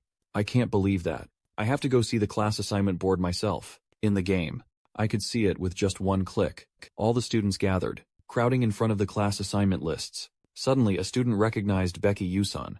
Is that Becky Yusan? He silently stood, watching everyone talk about him. I heard he got 1 point. On the entrance exam, magic assessment. Really, how could someone like him get into Stella? I am starting to doubt Stella's standards here. Ignoring the chatter, Becky Yusan slowly walked up to look at the list. Whatever, let them say what they want. Just check my class and leave. He thought about his terrible exam. Naturally, he went to look at the class assignments for class E and F. No big deal. Becky Yusan calmly looked up to find his name. My name isn't here. Class F's list completely lacked his name. Becky Yusan felt like he was struck by lightning. It's not because I only answered 3 questions that I am getting expelled, is it? No way am I about to die. Becky Yusan. Oh my god, why is he here? There must be some mistake here. Finally, his name was there. Becky Yusan glanced towards where his name was called out. A group of students stood in front of the class assignment board. The voice sounded a bit dissatisfied. Yeah, that's right. UL's Lex, Marquis. Jack Balin's son, ranked 29th, also got into Class A. Even Kai in Class A also got a perfect score on the theory part and ranked 17th. So how could someone like him? Becky Yusan frowned in confusion. What is going on? Something is strange. Should I go check it out? Oh, Baek Yusan startled. Oh, that is his name, Baek Yusan. Baek Yusan stood motionless, not believing his eyes. Why is my name here? He was tense, speechless. No way, what is happening? The most special score all students wished for, to get Class S. Where the most special students of the magic school. Best magic. Stella Academy gathers. Unlike other levels with multiple classes per level, Class S only has 41 students, and only 1 class. But Baek Yusan frowned and thought, why was I assigned to Class S? There must be a mistake. I am going crazy. I will meet the main characters in class more often now. Baek Yusan pondered. Getting involved with the main character line will only shorten my lifespan. I cannot change classes. He immediately turned and quickly left. Well then, I will try to become as invisible as possible. I will manage it. Baek Yusan seemed to still be immersed in his thoughts. Unaware of, not far away, a girl had noticed him. That girl opened her mouth as if wanting to say something. In the room, a tense atmosphere enveloped. The sound of slaps echoed throughout the room. It seemed that at this moment, Hong Beijian was receiving harsh slaps from her mother Hong Jiol, professor of fire element. Her face was too fierce. You got 3 questions wrong. How? Even Princess Aishol from Duke Moon Guokuk's house still got 2 questions right. Hong Beijian collapsed to the floor enduring the harsh words of her mother. You cannot answer questions that even bugs know how to do. You are even worse than bugs, remember that and redo it for me. She continued to ask, do you understand, Beijian? Beijian lifelessly replied, yes, mother. Her face sternly looked at her daughter. Hong Jiol smirked, then continued to speak. Listen, Beijian. She threatened you must not follow my path, being expelled from the kingdom, and then only managing this idiotic professor position. You must not become the disgrace of the entire kingdom. Suddenly Hong Jiol bent down her hand, touching Beijian's red face from being slapped. What you need to do is to become a more useful existence than your sister. Saying this, she flashed a sinister smile. Hong Jiol's voice was full of sarcasm. Do you understand my meaning? Hong Beijian, desperately distraught, replied, I understand, mother. After Hong Jiol left, a thought lit up in Hong Bazun's mind. I don't understand.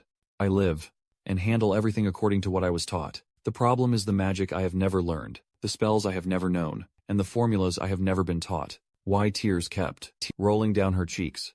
Why is Hong Bazun desperate? Why does mom always torment me? The scene shifts to the Class S lecture hall. The new students were buzzing with excited chatter. Only the guy, Baek Yoon, our guy, was frustratedly holding his head in disappointment, thinking to himself, I'm going insane. I was transferred to a place full of weirdos. Anti-social ones. Just then, whispers and discussions caught Baek Yoon-sen's attention. How did that guy even get in here? No idea. I'm super curious too. The new students continued to chatter. Guess what? Our parents protested and asked why he was allowed into Class S. The answer was simply Becky. Yusan is qualified to study in Class S. Seriously, that's not an answer at all. Hearing this, Becky Uson could only force a smile and think, it looks like I'm the one being isolated. He stretched calmly and thought, they've had to work hard since they were young. Suddenly an idiot, like me, gets to sit on the same level. With them, it's understandable they'd be annoyed.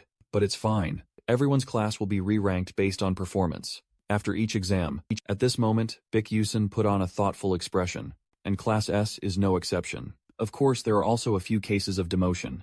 Suddenly he remembered something. Speaking of which, there was a student from Class A, and was later promoted to Class S. I'll find them later. Bitch Yusan observed magic is truly amazing. Every time I think about the fact that game characters are in front of me, and in a few years, most of the students in this class will all become globally famous, and about 5 of them are likely to betray the magic world. Saying this, Bick Yusan looked towards him. Ma Yuseong is one of them. After that, Bick Yusen looked towards Flame again. He thought it would be good if Flame could prevent that. Just as he thought this, Professor Lee Han-won opened the door, stepped in and said, everyone settle down. Bick Yusen was surprised. Professor Lee Han-won began to introduce himself. It's a pleasure to meet all of you students. Perhaps some of you already know me, but I will still introduce myself. His face serious. I am the professor of Class S. Lee Han-won. The new students could not hide their excitement and disgust. That's the famous Professor Lee Han-won. The number? The dark mages that teacher hunted has reached 4 digits. Right, the new students continued to whisper. They call the professor a 7th-rank magic warrior. He really is on another level. At this moment, the whispering was cut short by the professor's reminder. Everyone quiet. The professor said, it seems everyone present here is a talented student. And there is also a special admission student. Then he continued, as you know, this academy is where we train mages to fight as a magic warrior. You all will undergo a high school education, strict for 3 years. I do not expect you all to keep up. However, I hope you all will show me your best performances. During that time, Lee Han-won said in a low voice, anyone have questions? No one raised a hand to ask. The professor showed a satisfied expression and said good. Well, then class begins before he finished his sentence. At this moment, the classroom door burst open. Hong Bian was standing outside. One side of her cheek still had a red mark. Seeing this, Becky Unsen wondered Hong Bian. The person who abides by rules more than anyone, and she is late. When he saw Hong Bian talking to the professor, he became even more curious. Did something happen? Becky Unsen immediately took out his glasses. Must use the Chao Mao glasses to check. At this moment, the information about Hong Bian appeared. Hong Bian, a Doladit villain fire mage. He likes red ginseng candy. Occasionally gets burned. Only drinks espresso brewed in the style of, Akalia has a wicked mother will surely die. He stared at the system panel, still the same. Becky Unsen thought will surely die. He again turned his eyes towards Hong Bian. If Iso's death was due to flame, then Hong Bian's death is due to both flame and Iso. At this moment, a dark red notification panel appeared. It can be said this is the destiny. The unavoidable destiny of the villain. Becky Unsen took off his glasses. If possible, I want to help her. But my current situation cannot help anyone. Lee Han-won said to her, go back to your seat. Suddenly, Becky Unsen continued to be immersed in his thoughts. It is too bad I cannot do anything else, besides keeping my distance. Suddenly, Becky Unsen paused. Hong Bian this time had already stood next to him. She stared intently at Becky Unsen. He nervously breathed. Hong Bian pushed out a chair. She sat next to Becky Unsen. At this moment, many doubts appeared in his mind. What is going on? It feels like everything has changed right from the start. On the podium, Professor Lee Hoan sternly. So before we begin the lesson, we will have a ceremony for the succession of the wands that you all will use. His voice echoed throughout the classroom. Class S and Class A will hold it jointly. As for the details, Baekhyun Sen mumbled succession ceremony. He was amused. It is quite bothersome, but I am really looking forward to it. There are 2 major events at Stella Academy. One of them is the Soulmate Pact ceremony. The other is the succession ceremony. For a prestigious academy like Stella, the succession ceremony holds a special place. Scene transition to the time the ceremony takes place. Professor Lee Han-won asked if everyone was present. He continued to speak. The magic staves from the lowest rank to the highest rank have all been prepared here. Everyone listened attentively. Your task is to go to the staff you like and take it. The professor reminded them, the procedure for exchanging staves is very cumbersome. He hoped you all choose very carefully. Baekhyun Sen thought to himself, even though the teacher said that, but in reality, we are not the choosers of the staves, but something else is. These thoughts of Baek-yoon Sen manifested in the Aegir world. The magic staves only react to the person they recognize, creating a resonance effect. He walked along while thinking to himself, which means a person, even if they want to, cannot use a high-level staff. Baek-yoon Sen continued to walk, but in his mind there were many concerns. He wondered, anyway, I do not know which one I should choose. He recalled old memories. In the past I would immediately choose an F-rank magic staff, but now I am in class S. I have to think carefully. Baek-yoon Sen looked at the magic staff. A magic wand is most suitable for my position. He thought magic staves are divided into two types, short wands and longer staves. Wands are usually used by the knight class, those who use magic quickly and continuously. Conversely, staves are used by the bishop class, those who focus on a single attack and require more casting time. However, those thoughts were suddenly cut short by the chatter from the freshman. Hey, which one do you think he will choose? At this moment Baek-yoon Sen looked at the murmuring crowd, because he is in class S, so he probably won't have problems with the resonance. Right, Baek-yoon Sen paid no attention. He thought to himself, whatever, you all can say whatever you want. But at this moment he heard this call. Baek-yoon Sen was surprised, huh? He asked, who are you? That stranger replied scornfully, who me, I am Lex.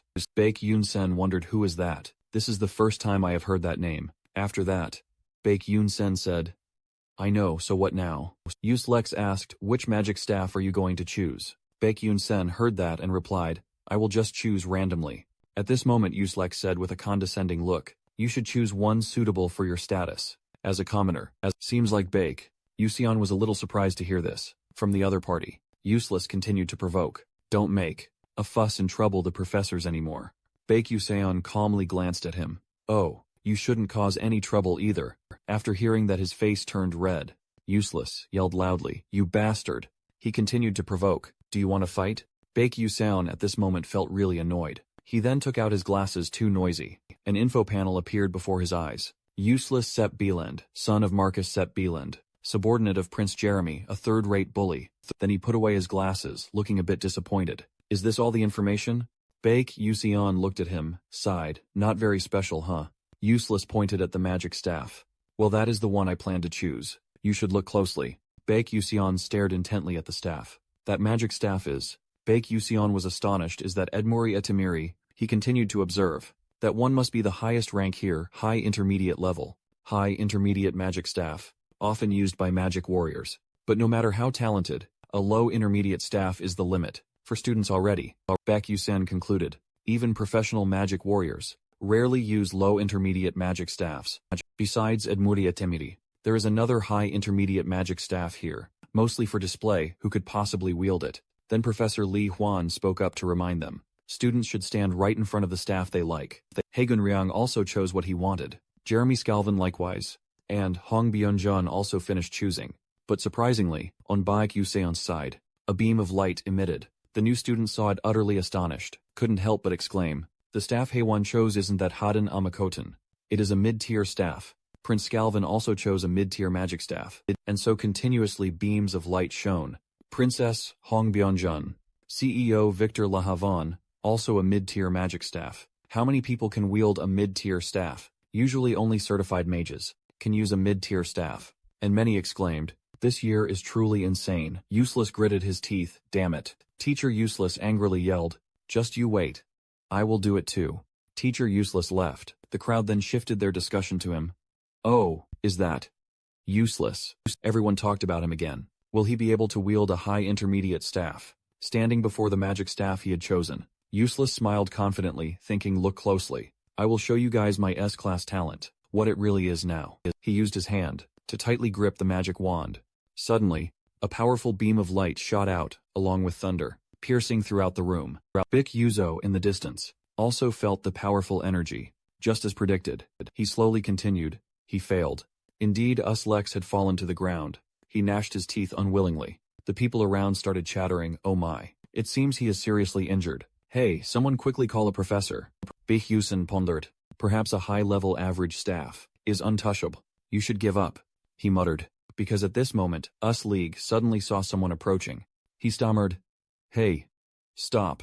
But Ma Yusong still hummed a song. Bich Yunsei looked toward Ma Yusong. The owner of that staff has already been destined. He was imposing, his face proud.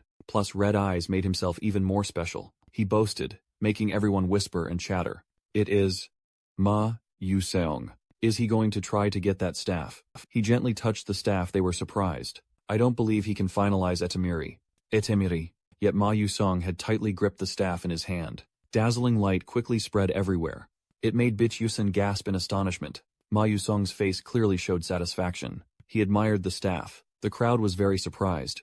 No way. A new student could succeed in getting such a high-level magic artifact. They couldn't believe it. It is possible. Bitch Yusun sighed. Not beyond my expectations. He looked toward him. Now more people will know him. How talented. Ma Yu-seong cleverly noticed. Bitch Yusun stood bewildered. He smiled at him again. Bitch Yusun was speechless, thinking to himself, what the heck? Is he crazy? He immediately thought of a girl. Anyway, Flame also already possessed a staff of a similar level. Teravan. In Bitch Yusun's mind, the image of Flame appeared. However, this might be the time for them to go their separate ways. If Flame successfully gets Teravan, he recalled the plot. Ma Yu-seong will, because he sees the talent, become interested in him, opening the Ma Yu-seong route. But if he chooses another staff, then it will open a completely different route. Bitch Yusun thought about the next plan. I need to take advantage of Flame to make Ma Yu-seong join my side. He suddenly saw Flame passing by. Ah, I see. Flame stared at the staff. Bitch Yusun. Very serious. Taviran is over there. The closer she got to the staff, the more worried he became. A little curious, he thought to himself. What will you do, Flame? She walked even closer to the staff. He secretly urged. That's right. Take Teravan. Bitch Yusun waited expectantly. Then Ma Yu-seong will be interested in Flame. He continued to assume, and we will have a higher chance of reaching a happy ending. But she walked past, the staff leaving Bitch Yusun stunned. He watched her ignore the staff, just thinking what? They don't like Teravan. Bitch Yusun jaw dropped. What is happening? They don't know it. They don't have enough information about it. Maybe Flame is still looking for her own magic staff. He thought to himself, no matter what, this is terrible. Flame, as the female lead, should be able to resonate with all the staffs, right? Bitch Yusun gnashed his teeth. What if they end up choosing a staff? Some kind of weird one. Then we will miss another good path. He stood ready to use magic. His whole body glowed with a yellow light. At this moment, Bitch Yusun was determined. I have no choice but to push Teravan towards them. A Bitch Yusun aimed directly behind Flame. He used a warp spell, appearing right behind her. Flame seemed to realize something. She was startled, exclaiming, since when? He forced a smile greeting. Then Bitch Yusun began to say, I was just wondering which staff you would choose. Why do you want to know that? She immediately replied, why do you want to know that? Bitch Yusun had to make up an excuse. I just want to help you because you seem unsure, looking bewildered and indifferent. None of your business. She turned around, wanting to leave. Wait. Bitch Yusun, surprised, tried to stop her, exclaiming, oh, he stammered. Wait. Bitch Yusun scratched his face. Something is weird. Images of her and her friends suddenly appeared in his mind. Flame should be friendly with everyone, right? Because they are outgoing, so why are they so cold? Bitch Yusun, full of determination. No.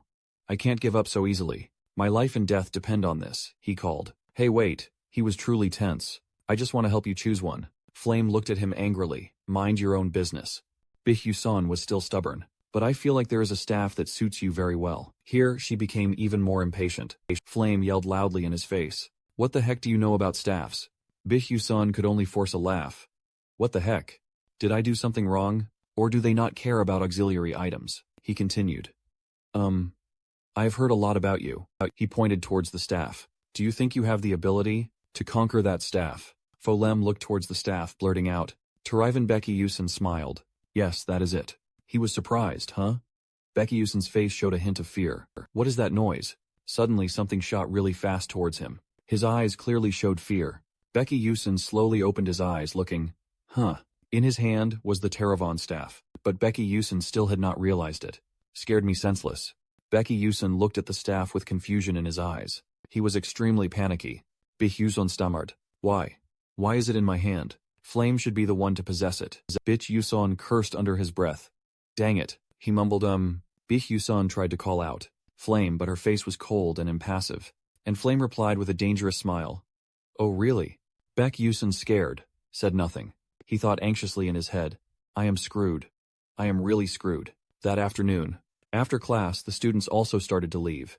Flammel hugged her books, walking back to the dormitory. She overheard the chatter. Hey, Have you heard? Flumel looked at them. They were still chatting happily. This year, 2 students succeeded in obtaining 2 high-level magic staffs.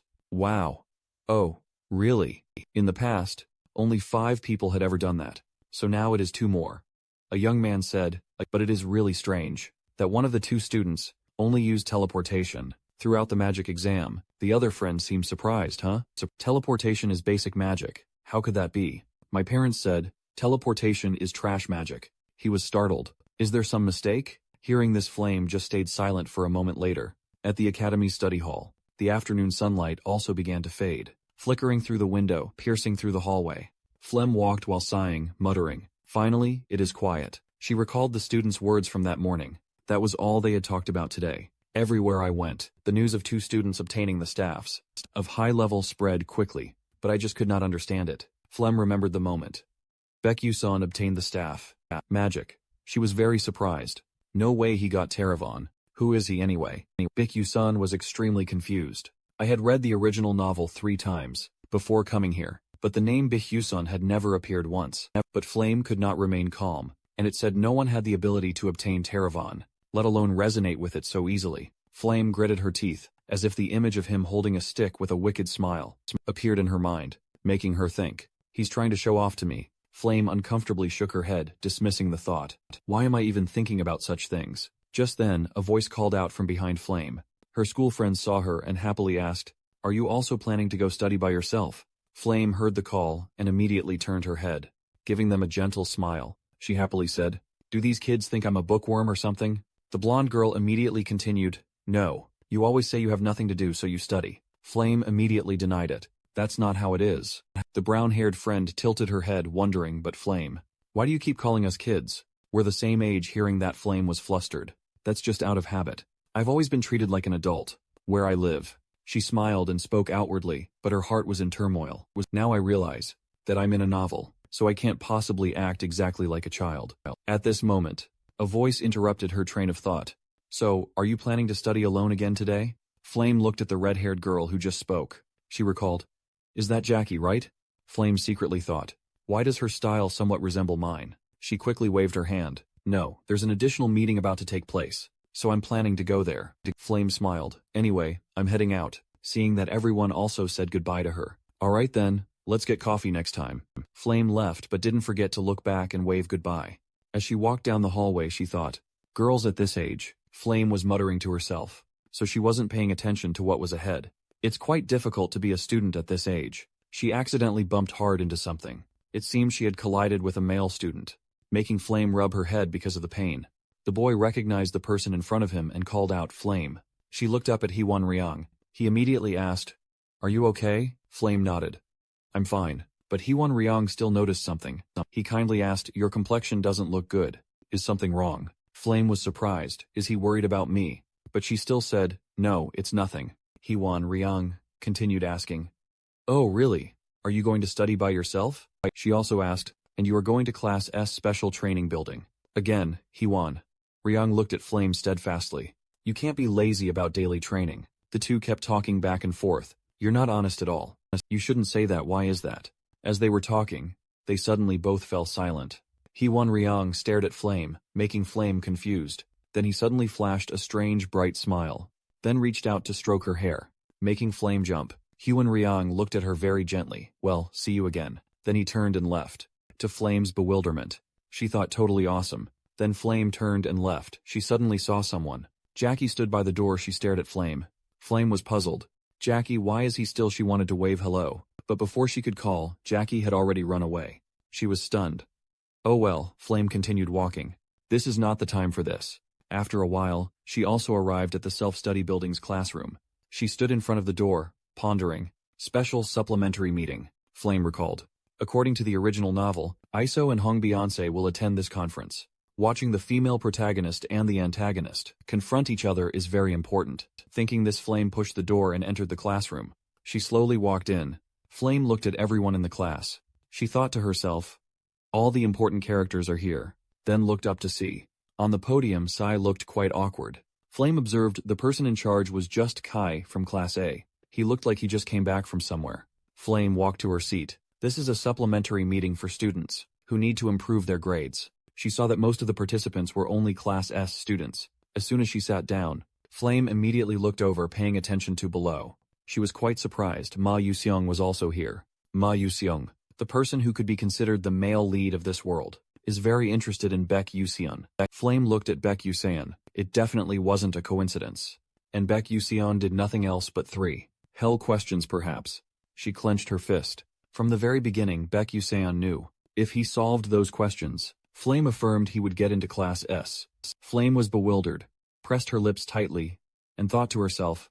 If her gaze sank, revealing a clear sadness, a sudden speculation arose in her heart. If Baek Yuseon truly knew everything in advance and acted that way, then he truly is dangerous. Just thinking, she stared at his calm face.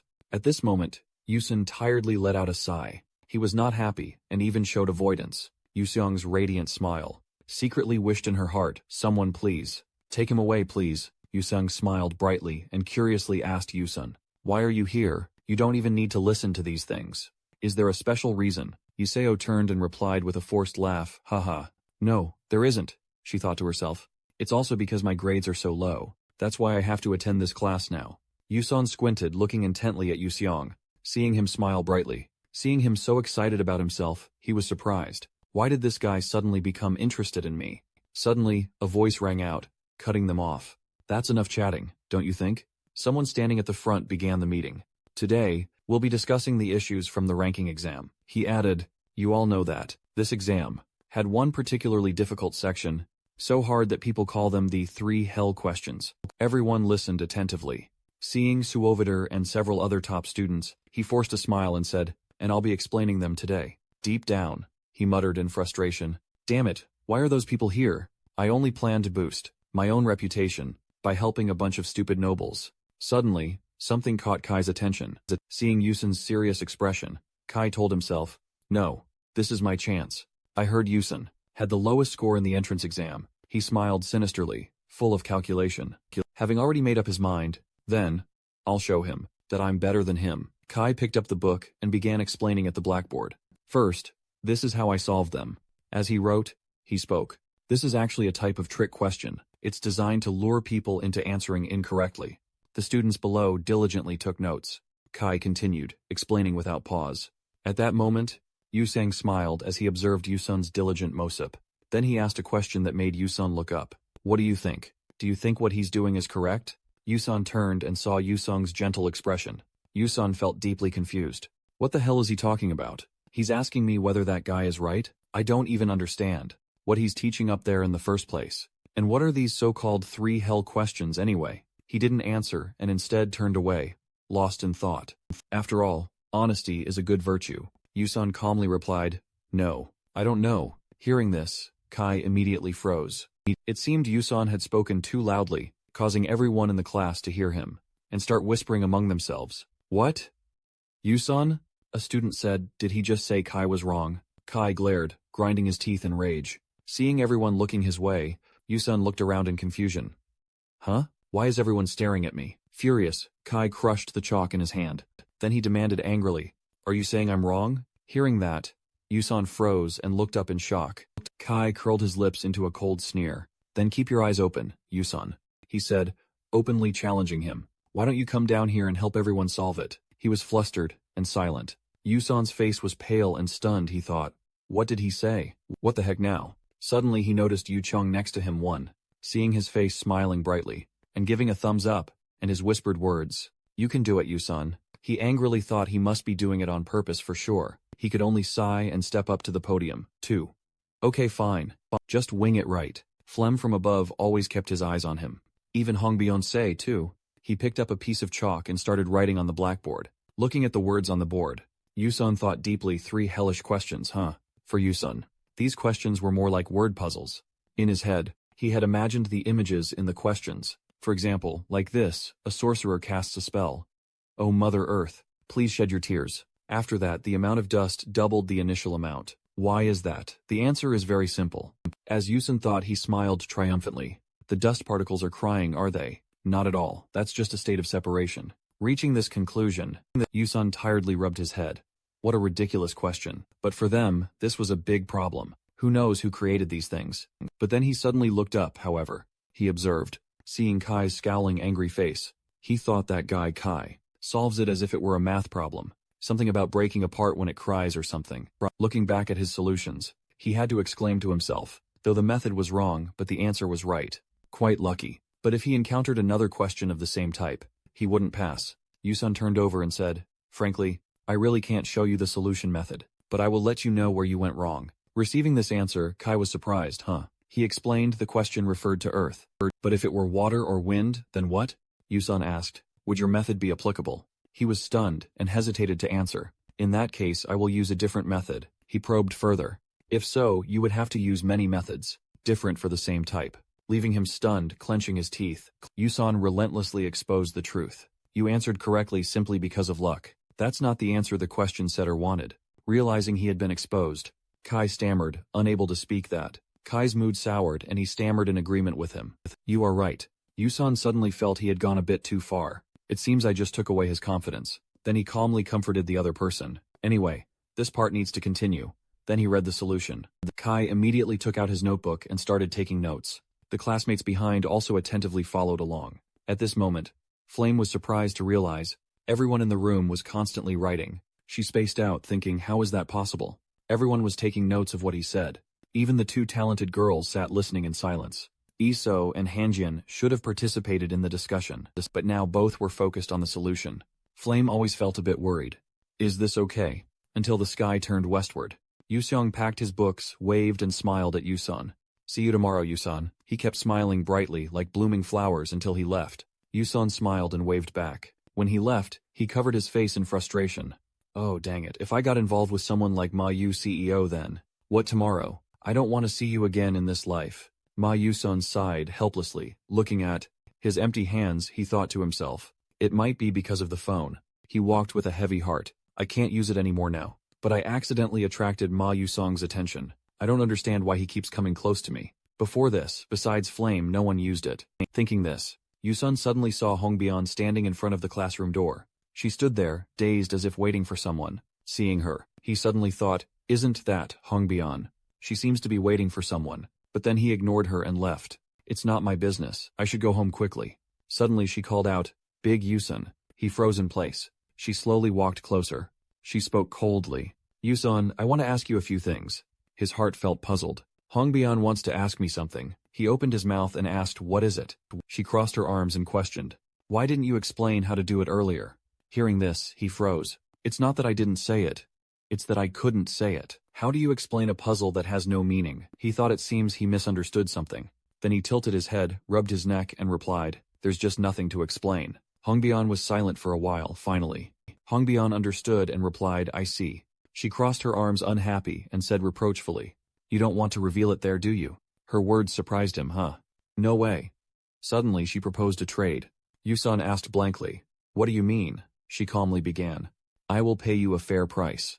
Then she added, so whatever you have in your head, please explain it all to me so I understand. His mood took a dive. His expression became awkward and embarrassed, Inside the library, yellow light bulbs shone faintly. Yusun and Hongbian sat down at a table. They looked at the problem sheets laid out on the table. Yusun, wearing glasses, held 3 problem sheets and asked, I don't understand why you would pay. To hear me explain. The 3 questions from the class ranking test. Hongbian just said, I have my own reasons. Just say it, he wearily replied.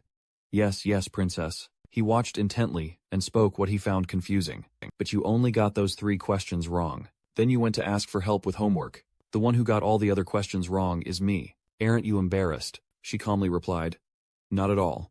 The only thing I am embarrassed about is that I still don't understand how to solve those questions. She calmly said, as long as I find the answer, I can do anything. Yusun looked straight at her and secretly assessed her. Truly a model student. He asked curiously again, but why did you ask me? Hearing this, Hongbian looked up and continued looking at the exam paper. He said, you're a princess and your friends are plentiful. Why don't you ask them? She hesitated about that. After that she analyzed the current situation. Among 1,141 examinees, if we count the number of people who answered the 3 hell questions correctly, then there are only 3 people, including you. Hearing this, Yusun realized in surprise, What did you say? Hongbian tucked a strand of hair behind her ear and awkwardly began. These trick questions inherently have no solution, but Ma Yuseong Flame and you were able to do it. That really leaves me perplexed. This statement made him so bewildered he trembled. Wait a second. He suddenly stood up, pointed at the exam paper and yelled, "These 3 questions are just tricks to deceive, are they? They inherently cannot be solved." Huh. Hongbian calmly replied. That's right. Didn't you realize it when you were taking the test? At this moment he quickly regained his composure, and slowly sat down, scolding himself. This is insane. Now I understand why I got into Class S. Then he suddenly thought of something that made him melancholic, and also the reason Flame stopped him. Now looking at her curious eyes, he only felt out of place. I don't know the detailed settings of this world, nor do I know those trick questions, but Flame is different. As far as Yusin knew, she was a transmigrator, because she had read the entire novel. Even if she didn't know the game plot, she must have known all the story settings, of course including those 3 trick questions. At this moment, he just silently thought. But because a character, an extra not in the original novel, appeared, Flame could do nothing but accept the existence of Yusin. Yusin felt really confused. That really explains why she acted that way. Seeing his fluctuating emotions, Hongbian asked, "What's wrong?" He tiredly replied, "Nothing." He frowned thoughtfully for a moment. Then he reminded her, "Don't forget that you said you would grant one of my requests. If I showed you how to solve it, okay?" She quietly said, "I know." Yusan stated his wish. "My request is simple. Turn my magic staff into a magic sword." Done. He gave the reason. "It is simply because the blacksmiths in your kingdom can do it easily." These words surprised her, but only low-tier mercenaries. "Use that kind of weapon, huh? A mage like you uses it." He nodded casually, crossed his arms and said, "It just suits my style." But deep down he thought, "I won't say it's because I have a flaw." Yusan showed him patience and asked, "So can you do it?" Hongbian was silent, thinking for a moment. Then she reluctantly agreed. "Of course, that's a piece of cake." He thought happily awesome. He reached out and pointed at a line in the test paper. "All right. Now I will tell you how to solve this question first." Next, Yusan nonchalantly said, "My method is to change your perspective." Hongbian looked down, wondering, change perspective, huh? He replied, "Exactly." He already understood well. Hongbian's weakness was that she used magic in a too-by-the-book way. Even holding a magic staff, she couldn't fully unleash her power. Therefore, it led to her becoming dependent on it. Only when she entered her 2nd year did she realize, after being soundly defeated by Flame, humiliated and collapsed before, she now sat opposite her. Yusan knew at this moment what he should do. Right now I cannot reveal too much to him, but I can guide her in the right direction.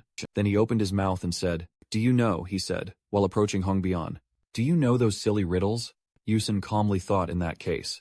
Then he said, "Let me ask." He casually asked Hongbian, "Do you know what that random question is?" Hearing this, Hongbian froze. But she interpreted the word "try" differently. "I think I've heard about it," Yusan calmly explained. "I'll give you an example. What is between a knee and a knee?" After a bewildered moment, she gave an answer. "Behind the knee, huh?" Yusan immediately dismissed it. "That's wrong. It's the word." And she asked again, bewildered, "Why is that?" Yusan smiled and explained, "I asked what is in between a knee and a knee." Remember, right? Hearing that, Hongbian sat there contemplating, said nothing. After that, she got angry. She glared daggers at him, staring at him. Yusan was disconcerted. He spoke to reassure her. "Come on, don't look at me like that." He waved his hand, smiling, trying to diffuse the situation. "Calm down a bit and look at the question again. Look again at the red marks on her work," Yusan clearly explained. "It has formulas and methods you've never encountered before. That means you have to solve it entirely with your own creativity. But how can you possibly learn creativity?" Right. These words left Hongbian stunned. As if thinking of something, she lowered her gaze. Then she feebly answered, not getting a satisfactory answer. Yusun smiled comfortably. Then he added, "Of course, it is learning techniques and spells. That is very important." These words caught Hongbian's attention. Then he said, "But for a mage, the most important thing is with her current situation. She needs to see the world from an angle far beyond her imagination. Magic can develop from the smallest changes." He frankly pointed out her weakness again. "But you only think about things as what you have seen." Baek Yusun speak up to remind the spell, not just to memorize and then discard it. He calmly affirmed, "You can be better than me in analytical thinking and judgment." Speaking of this, he pointed out Hongbian's shortcomings. "But you lack the quality most important of a mage, that is creativity." At this moment, her hands under the table trembled slightly. Her whole body exuded a gloomy aura. Baek Yusun was flustered, sweating. "Oh my goodness." His expression is scary. Look. He patted her head with a forced smile. You understand everything I said, right? Even though it is a bit complicated." At this moment, Hongbian's mood was better. She looked up and replied, "Of course." He still kept that smile on his lips. secretly scolding himself, that is really great. I do not know what I am saying. Then he happily said, I am glad you understood. Now let us begin. At this moment, Baek Yu-sun asked a question. What animal can walk? But people still say it cannot walk. Hong Bian was awkward not knowing how to answer. No, she repeated that sentence. What animal can walk, but people still say it cannot walk? He could not think of an answer. Hong Bian gave up. I do not know. He said the answer is a cow. Then Baek Yu-sun asked another question. Why does the bed not work hard? She awkwardly said, I do not know. He explained. Because they are always lying down during work hours. Next came another question. What will happen if scissors, paper, rock, and bag all participate in a race? She gradually became frustrated, repeated the answer mechanically. I do not know. He happily explained. Rock will roll away while bag and scissors are stationary. Understand they will not move, because they are stationary. Hong Beyonce's whole body gradually trembled, making Baek Yu-sun a little flustered. She frowned, her lips pressed tightly together, suppressing anger. Suddenly Hong Beyonce stood up abruptly, knowing he had challenged her a bit too much. He suddenly stopped. Oh, he could explode at any moment. But to help Hong Bian understand Baek Yu-sun, must ask further. So what will the cloud say to the sea? He awkwardly tried to finish speaking. The cloud. What could say to the ocean, when the raindrops are falling down? Seeing she still kept silent. In his heart he couldn't help but feel troubled. Please, please. Surprisingly, Hong Beyonce answered. Hello, ocean. Hearing the answer, he suddenly paused. Oh, then he happily replied, you guessed correctly. Knowing she had guessed correctly, she happily beamed. Baek Yu-sun also noticed. Oh wow, this is the first time I have seen her laugh, both in game and in real life. He rested his chin on his hand, chuckled and praised. Truly a princess is different. Her creativity surpasses ordinary people. Hearing the praise, Hong Beyonce blushed awkwardly. She quickly changed the subject. Alright, that's enough. Next question please. Seeing that adorable expression, he immediately cheered up. Then he continued to pose such tricky riddles. The next question is, until night fell over the ancient academy. The students had gradually left the classrooms. Baek Yu-sun also strode away. At this moment, his face clearly showed fatigue. Under his eyes, dark circles were clearly visible. He was utterly exhausted and sighed. I had spent 3 hours asking those silly questions to Hong Beyonce. The memories filled with silly things he had just experienced flooded back, occupying his entire mind. I don't think that she truly believed the things I said. Baek Yu-sun absent-mindedly looked straight ahead. From what he knew about the beautiful girl, but a quiet personality than Hong Beyonce was certainly a great sorceress, with an intelligent mind. Baek Yu-sun strode along thinking. But her weakness is exactly her conventional way of thinking, but exploiting that weakness, even though she is the villain. I still feel a little guilty. Baek Yu-sun made up his mind. I must quickly transform Teruan into a magic sword. Then I can do many other things. It isn't necessarily that I can't do otherwise. He looked up at the brightly lit houses in the dark night. He told himself, thinking that was enough. I must quickly go buy the book I need. Not long after, Baek Yu-sun ran to a deserted street. He looked around asking himself, is it around here? I don't remember very clearly. Suddenly he looked up. He found the place he needed to go. Baek Yu-sun joyfully and happily exclaimed, I found it. The sky outside had started to darken. Below was an old house in this condition. Inside the house was filled with cobwebs. Next to it there was also a bookshelf neatly arranged. He carefully stepped in, observing everything once. It was quite old already. A second later Baek Yu-sun glanced at the shop owner sitting below. They greeted each other with a nod. But I know, this bookstore owner has a strange habit, that is, pretending to sleep while observing customers. This person hides their face under their hat, sternly witnessing every action of those entering. A stream of thought appeared in his head. In this anonymous unknown bookstore, Yahello's notes. The student who graduated top of her class from Stella Academy 10 years ago. The treasure recorded by that person is hidden here. A thought when the system appears, while the screen will show up with a button in the game and bring the question, will you take this class, yes or no? But in real life, I will need that notebook for the class. Above all else, it depends on the type of textbook. The score increase rate will vary. Images of sparkling books appeared.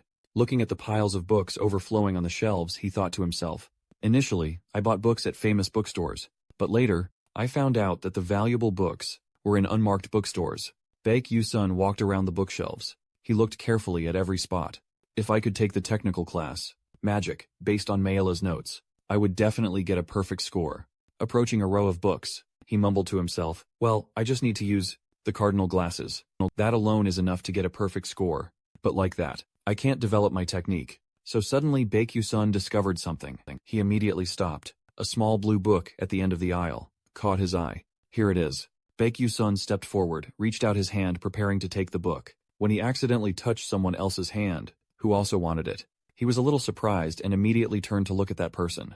And the owner of that hand was Isol. She held a book in her hands looking at him blankly. Hearing that she was a little confused and asked curiously, "You know me?" Baekyu-sun replied candidly, "Of course you are very famous, don't you know?" At this moment Isol also recognized, so he quickly replied, "I remember now, you are in the supplementary group. Your name is Baekyu-sun, right?" Hearing her words he was surprised and thought to himself, she doesn't remember the day of academy admission? Suddenly, Isol talked about the incident when he solved the problem. She exclaimed the debate was excellent, but I was a little disappointed because you didn't explain everything. Hearing that he suddenly remembered now that he thought about it. Isol couldn't solve that question either. After speaking she immediately turned and left, leaving only one sentence. "Anyway, it was nice meeting you." Baekyu-san reached out to take the blue book, but his gaze remained fixed on her back, seeing her gradually disappear. In his heart he secretly felt relieved, thanking the heavens. She did not take it. Seeing her go to another bookshelf to continue browsing, he immediately wondered aloud, "But why is she here?" Iso took out another book, looking at the very expensive price. She then let out a sigh, then put the book back in its original place. Whew, catching this action of hers. He was a little confused, thinking, what was that? A series of thoughts came to mind. This bookstore usually only has old books, so the students who come here are usually poor students like him. He glanced over to where Iso was standing. Someone from a declining family like Iso, someone who has lost everything, certainly has no other choice other than coming here. Her father must have been killed by the dark magic cult. Her supporter was no longer there. Thinking about this, Baekyu-san felt a bit of pity for her. It is truly sad. A princess like her has to worry when seeing the price of a book because she does not have much money. Baekyu-san recalled the content of the original novel. He thought to himself, furthermore, Iso also has a tragic ending. In the original novel, she dies before Flame, the main character of this world.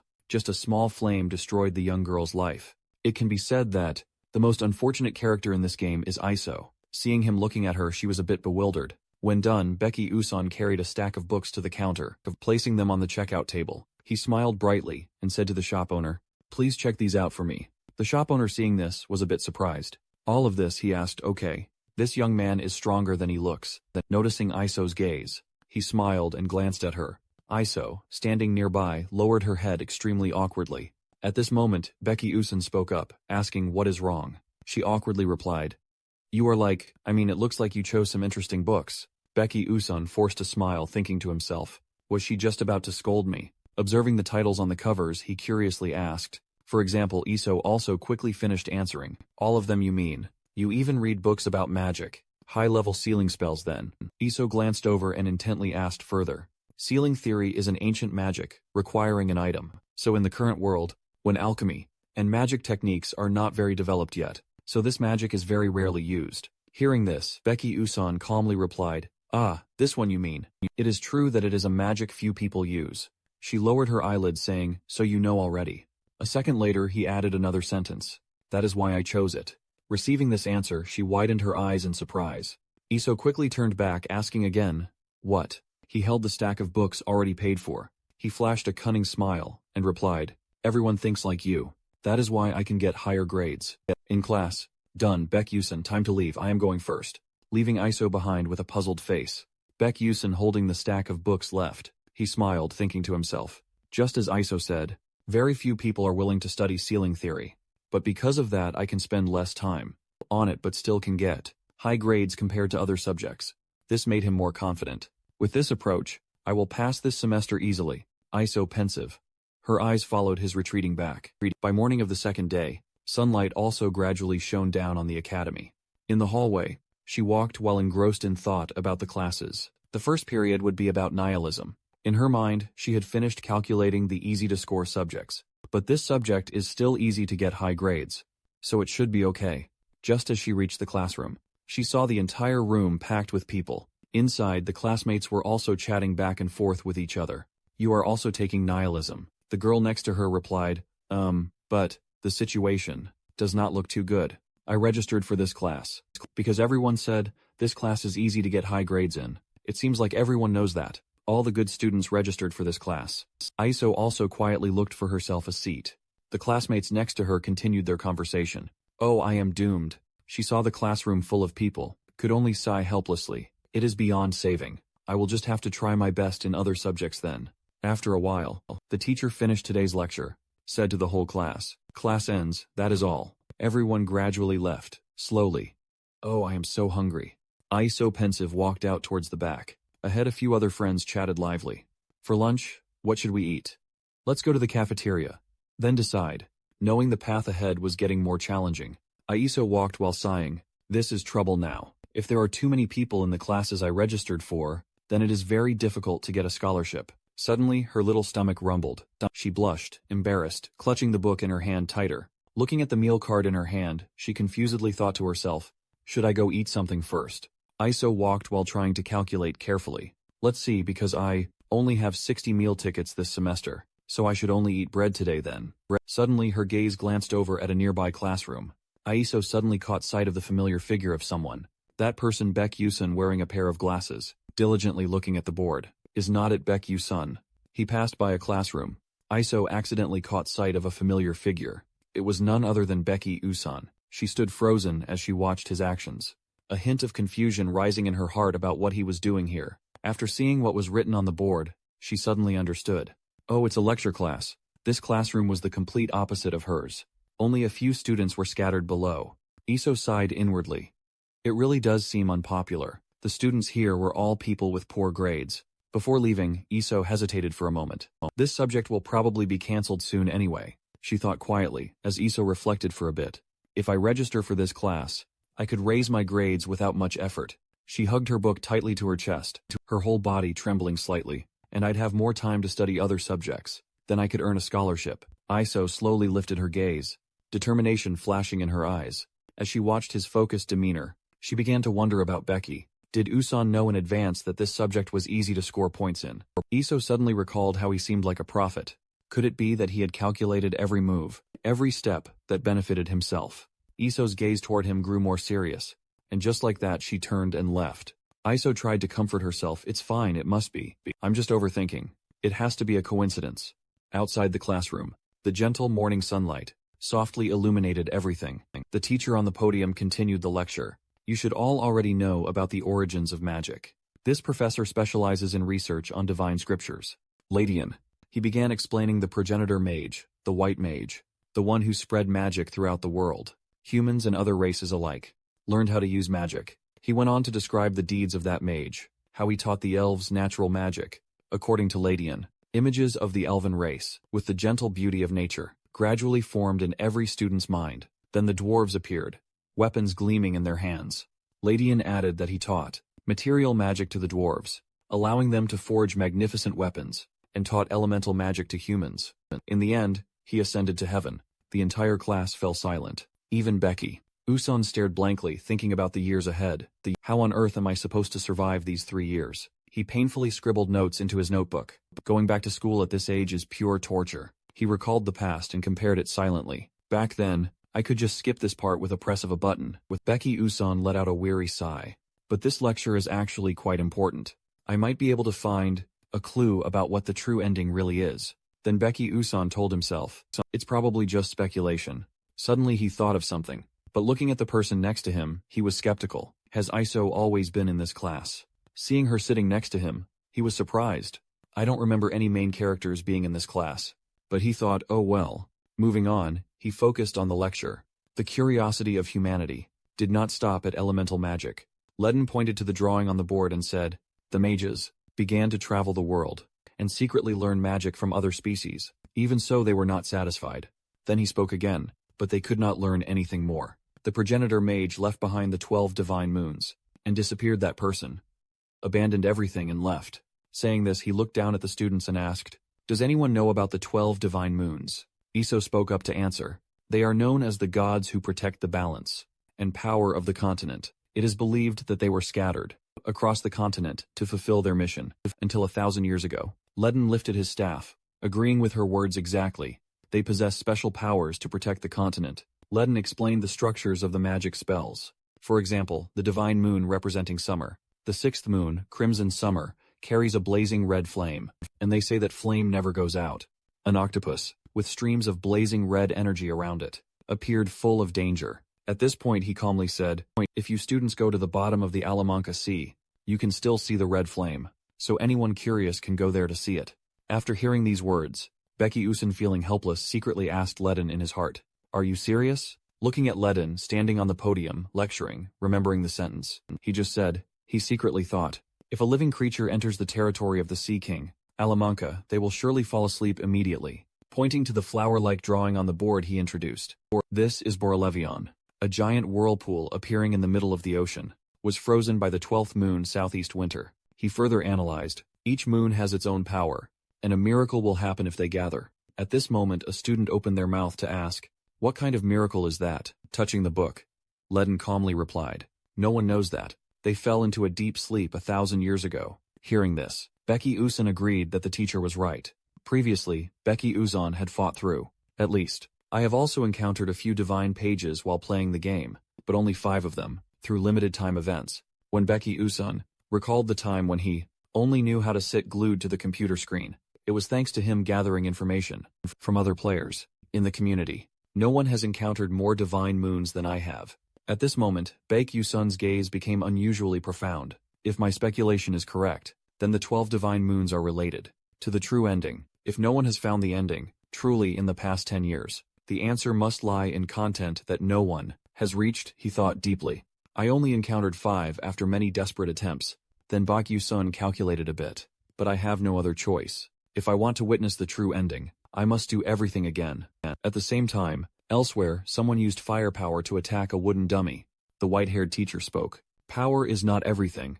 This person conjured a magic staff, reminding everyone, no matter how strong an attack is, it is useless if it does not hit the enemy.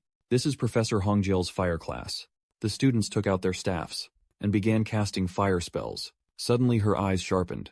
At this moment, a powerful surge of firepower attacked towards the wooden dummy. A huge explosion immediately occurred there, causing thick smoke and dust. Hongjiel calmly observed the situation. Then her eyes widened.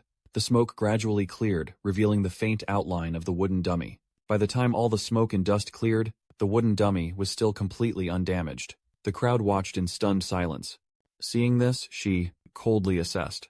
Too bad. Hongjiel looked at her and called Hong Bizion princess. Afterward, Hong Bizion sat dejectedly on a bench. She sadly thought to herself, I've disappointed Mom again. Flustered, she sat there, rubbing her hands together. Mom must really dislike me. Suddenly someone walked over and called, making her slightly startled. Princess, the person standing in front of her, was Axuan. She smiled kindly. Happily smiling, she asked Hong Bizion, "Are you okay?" Then the two sat together. Seeing the atmosphere was too quiet, Axuan spoke, praising, "You are truly amazing." Hearing this, she looked confused. "What do you mean?" Axuan, sitting beside her, praised her. "Your magic is of the same element as mine, but yours is many times stronger." So what Bizion replied indifferently, "I can't even hit the target." Axuan comforted her with a radiant smile. "But your magic is truly incredible. It looks super cool," she added. "Actually, I've heard about you since I was little." Now Hong Bizion finally remembered. Oh right, she also belongs to the fire element like me. If I'm not mistaken, the person smiling happily with narrowed eyes. This one named Axuan, I think. Bizion tried to recall. It seems I've heard about it before. That a new generation genius mage appeared. Of the fire element she wields powerful magic. Hong Bizion compared her to herself. Even so, she was nothing compared to magic for me. Thinking about this, her face darkened. She said, "Seriously, your accurate aiming ability is also great." These words made Axuan a bit awkward. "But if you train more, how can I compare?" Hong Bizion suddenly stood up. She spoke with an arrogant tone. "Enough for those pieces of trash." Then Hong Bizion turned her somewhat indifferent gaze towards Axuan. "Anyway, talking with you makes me feel much better." After that, she turned her back and left, leaving only a goodbye. Displeased, she slightly bowed her head, then looked up. Her eyes filled with deep meaning, no longer the enthusiasm from before. Soon the sky began to turn to dusk. The door opened in the room. Potted plants were still lush green. Stepping inside, she wearily sighed. A soft voice called out, "Bizion princess." That person stood carefully at attention in the room. Hong Bizion's personal guard, Iae Terran. Her emotionless face spoke up, her voice somewhat joyful, welcoming her return. "Candy and tea have been prepared."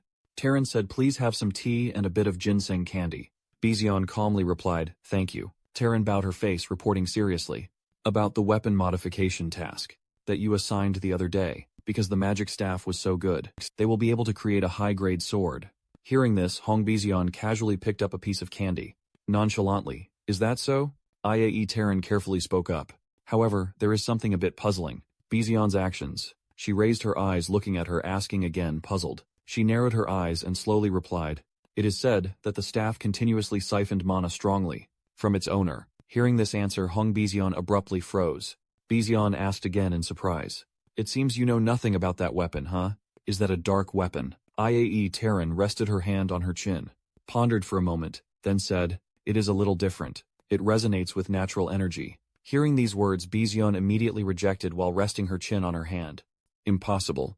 Siphon mana, from its owner, yet resonates with natural mana absorption. Her heart was full of doubt. Bizion looked over and asked, why is that staff considered a high intermediate level? Iae Terran, still standing at attention, replied, that is precisely why it is high intermediate level. These words made Hong Bizion puzzled. What do you mean? She coldly began to analyze.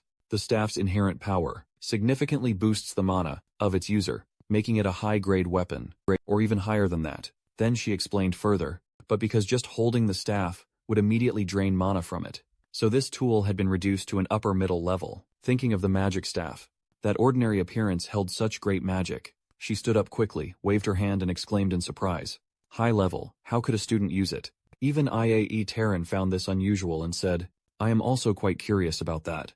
After receiving the information, Hong Bi, he felt uncomfortable, quickly held his head, closed his eyes and said, I knew from the start, it is not something everyone can resonate with, but I did not think anyone would use it, even if they obtained it, unless that person had a mana amount that was monstrous or had nothing at all. Then she calmly shook her head, waved her hand and said, I do not understand that commoner will, surely, figure it out soon. Just as she picked up her teacup, she paused and hesitantly said, anyway, he must not be an ordinary person.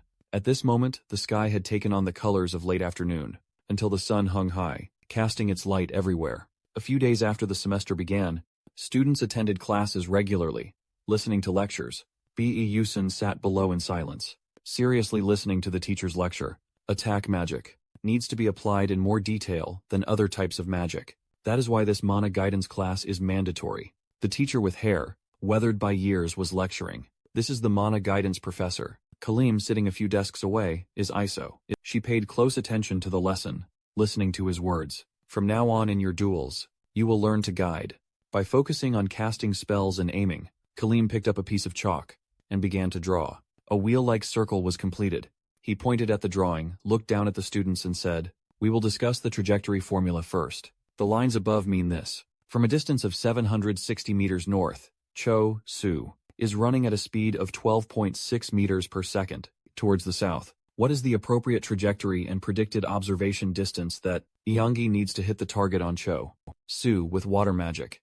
After these words, the whole class was silent. At this moment, a few classmates behind him exchanged whispers. Among all attributes, if it is water, and you are not of the water element, how can you answer this question? Another person immediately added, is he trying to make it hard for us? Just sitting and listening to the lecture, B. Yusan felt a bit tired. He yawned. Ugh, this is so boring. In his heart he thought gloomily, why are these classes so hard? However, his unconscious action attracted the gaze, like his hawk-like eyes. Catching those eyes, he flinched. And of course, he was targeted. Kalim sternly invited B.E. Yusun to solve this problem. Becky Yusun stood up, gave a forced laugh, and replied, yes, inside I couldn't help but yell, oh shoot, I'm busted. A moment later he had finished his work. The chalk in his hand stopped. He turned to the professor and said, I'm done, sir, look at the perfectly detailed solution. He was stunned, his eyes wide and mouth agape. Kaleem carefully examined it and told him, excellent, you made it look easy. Solving this problem in such a short time. So short. He approached to ask about his magic attribute.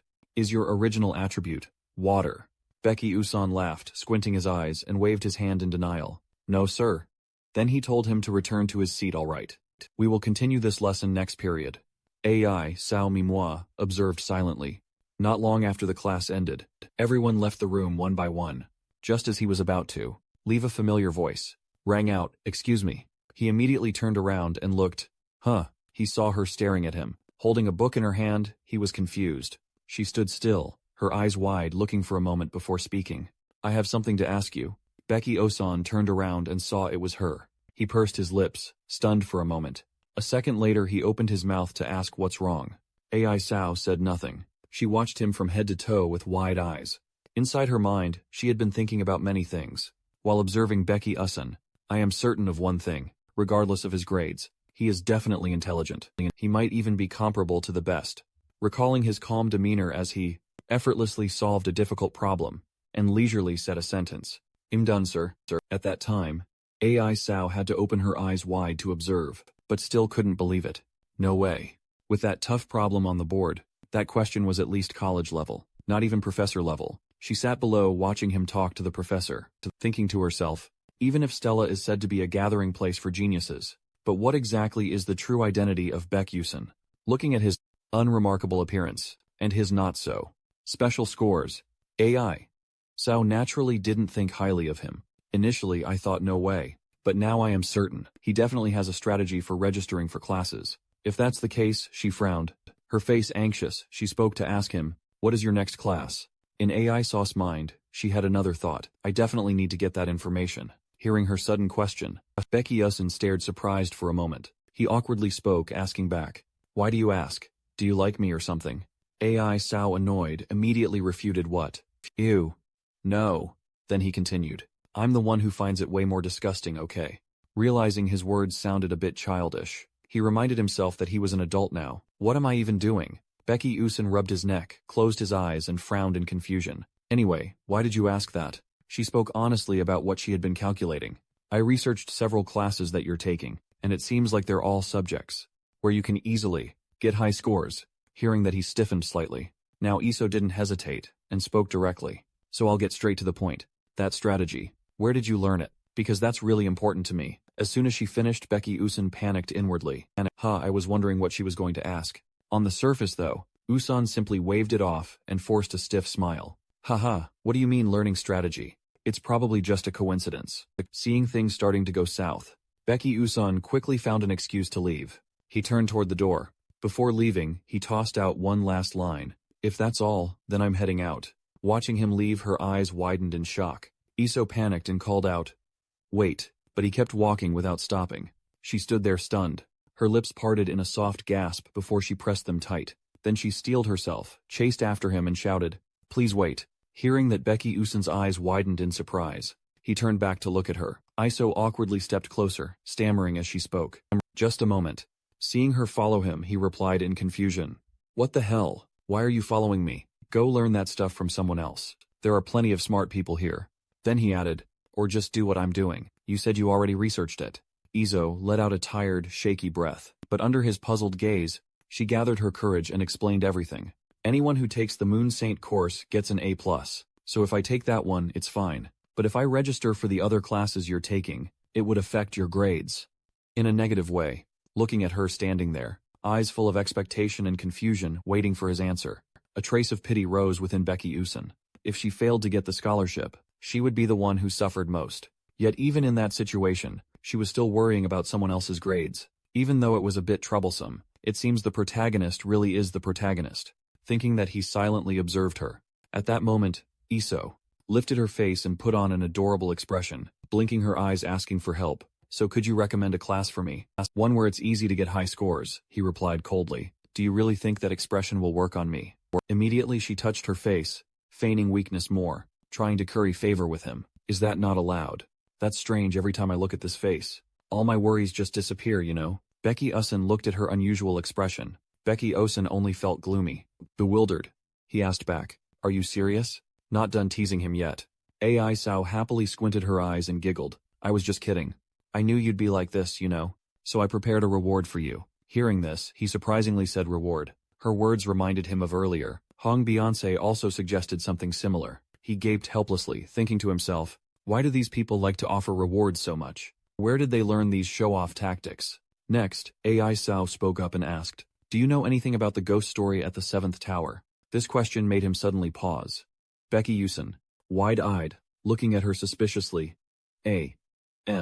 After that, he stood facing her, honestly said, I know, receiving the answer. She was delighted, really. Very few people know that story. Regaining her composure, Stella calmly revealed what she knew. Because it's an abandoned tower that disappeared. But there are a lot of barriers preventing people from getting close to where the tower once stood. But that place not letting her finish her sentence. Becky Yusen spoke up, interrupting. Wait, these words made her feel confused. Glanced at him, Seeing him look tired, she asked with concern, is everything all right? Hearing her ramble on just now, he closed his eyes to alleviate boredom, sighing to himself, I'm going crazy. Now for him, this is a big deal. Becky Yusen couldn't help but feel bewildered, because with it, Flame can increase her influence on the male lead more, through the novel's text. So if Flame knows, then it means, in the original novel.ai, Sao also knows. It's possible she and the male lead will meet, in a romantic setting, and a So is only allowed to provide this information to the male lead. Of course not to a supporting character like me. At this moment, Becky Yusen turned around, leisurely walking and talking to her. That's a scary story, right? I don't want to hear it. Not interesting at all. AI, Sao, wide-eyed in a daze, watched his retreating figure. Just like that, the two walked along the hallway, chatting back and forth. He spoke up saying, even though it's not scary, but you're afraid of ghosts at this age, huh? It's okay, I'll still tell you for free then. She trailed behind him. AI Sao became alert, probing. You're acting as if you're not going to tell me. You changed your mind, huh? Becky Yusun somewhat helplessly replied, I changed my mind. He thought for a moment. Furthermore, Iso's face. Iso, at this moment, was extremely eager for Becky Yusun's answer. He secretly thought as long as Iso is that sincere, it's enough. Becky Yusun spoke up. By the way, he offered her some advice. This has nothing to do with grades, but it's something extremely useful for you. Register for the course. Your liberal arts education is a journey class. Meditation in the deep. Iso recalled a bit confusedly, asking meditation how. Register for that course for the liberal arts class. Lunar Saint research and meditation. Are you planning to grow vegetables? Becky Yusen immediately refuted. Not at all. Becky Yusan raised a hand to scratch his nose tip. He thought for a moment. How should I explain it? He told Iso, my master is also a bishop like yours. So, through meditation, she can increase her magic power. Just by meditating, huh? Iso, full of surprise, asked again. He affirmed. Becky Yuson secretly thought to himself. In reality, no one knows this yet, but for bishops, possessing immense destructive power, meditation is of utmost importance. An image of a bishop holding a scepter of omnipotence appeared, followed by the scene of that person meditating. Becky Yuson affirmed with certainty, because accuracy comes from formulas and calculations, but in the end it still comes from the mind where mana is activated. Mana, he turned to explain more to Iso. I don't tell this to many people, but since you're cute, you're an exception. You just called me ugly, she helplessly replied. Iso's face smiled gently. Anyway, thank you. It's a pity to say. It's not a course that can improve my grades, but I will still register for it. Seeing that she had paid attention to his advice, Becky Yuson just replied with a, it's up to you. Iso, after getting what she wanted, then left with a smile. Becky Yuson watched her retreating figure thoughtfully. He hid. I really told him. I'm a little scared when I think about this. How it will change the future. A bloody scene appeared in his mind, but if it only helps him escape fear, then Iso will still meet a tragic death in this life. Becky Yuson. If meditation can help him, that would be great. He secretly prayed. Suddenly, Becky Yusen remembered something. He looked down at his hands, his face full of confusion. Wait, now that I think about it, I'm also a mage, right? Why didn't I think of training mana now? He recalled the previous game. Becky Yusen in the game underwent extremely rigorous training. Awakening the revelation magic would affect his physical condition and grow terrifyingly fast. As he stepped down the stairs, Becky Yusen had his own thoughts. In the game, I could gain experience just by pressing a button. Now I have to do it directly. Anyway, it has been quite peaceful lately. No challenges or monster hunting at all, so I cannot accumulate more experience. Becky Yusen suddenly smiled gently. I should be grateful to Iso. He looked around the room, then thought, this dorm is really spacious. He decided that in Stella, all students lived in dorms. He tried to recall. The dorm system was a small side content, where gamers could decorate their rooms for fun. But for Becky Yusen, this was essentially his only home, because his village had been burned down. He walked around the room. Dorms were divided, based on the classes students attended. The room sizes were the same, but the number of people per room would be arranged, depending on each class. Of course, Class S students lived on the highest floor. Becky Yusen thought he felt a bit lonely, but in the end, it was lucky to have a place to stay. He sighed tiredly, returning to a meditative state. Yusen muttered to himself, let's begin. Becky Yusen closed his eyes. Contemplating statistics are not the most important thing, because this is reality, so I have to get used to this body. he recalled in the game. Baek Yu-sun was a genius who could manifest the aura of a sword, taking advantage of the fact that mana circulated infinitely in and out of his body. Recalling the storyline he had once played, nobody paid attention to him, so nobody knew. The storyline appeared in Yu-sun's head, but Baek Yu-sun was an extraordinary swordsman, the only person in the world to reach the pinnacle of swordsmanship. Yu-sun seriously meditated. A stream of golden mana enveloped Yu-sun's body. I need to follow that path again. Baek Yu-sun felt mana flowing throughout his body. My breath is what controls the mana flow throughout my body. If I can slowly increase the amount of mana with each breath, then I will soon gather enough mana. After meditating for a while, the mana flowing throughout Yu-sun's body gradually spread into the surrounding air. Skills will not level up just by gaining experience. One must always use that skill to be able to level up, meaning all that needs to be done is to train. Clock, soft ticking, sounds echoed on the wall. Pointed to number 4. The sun gradually appeared. Mana flow surrounded Yu-sun hazily indistinctly.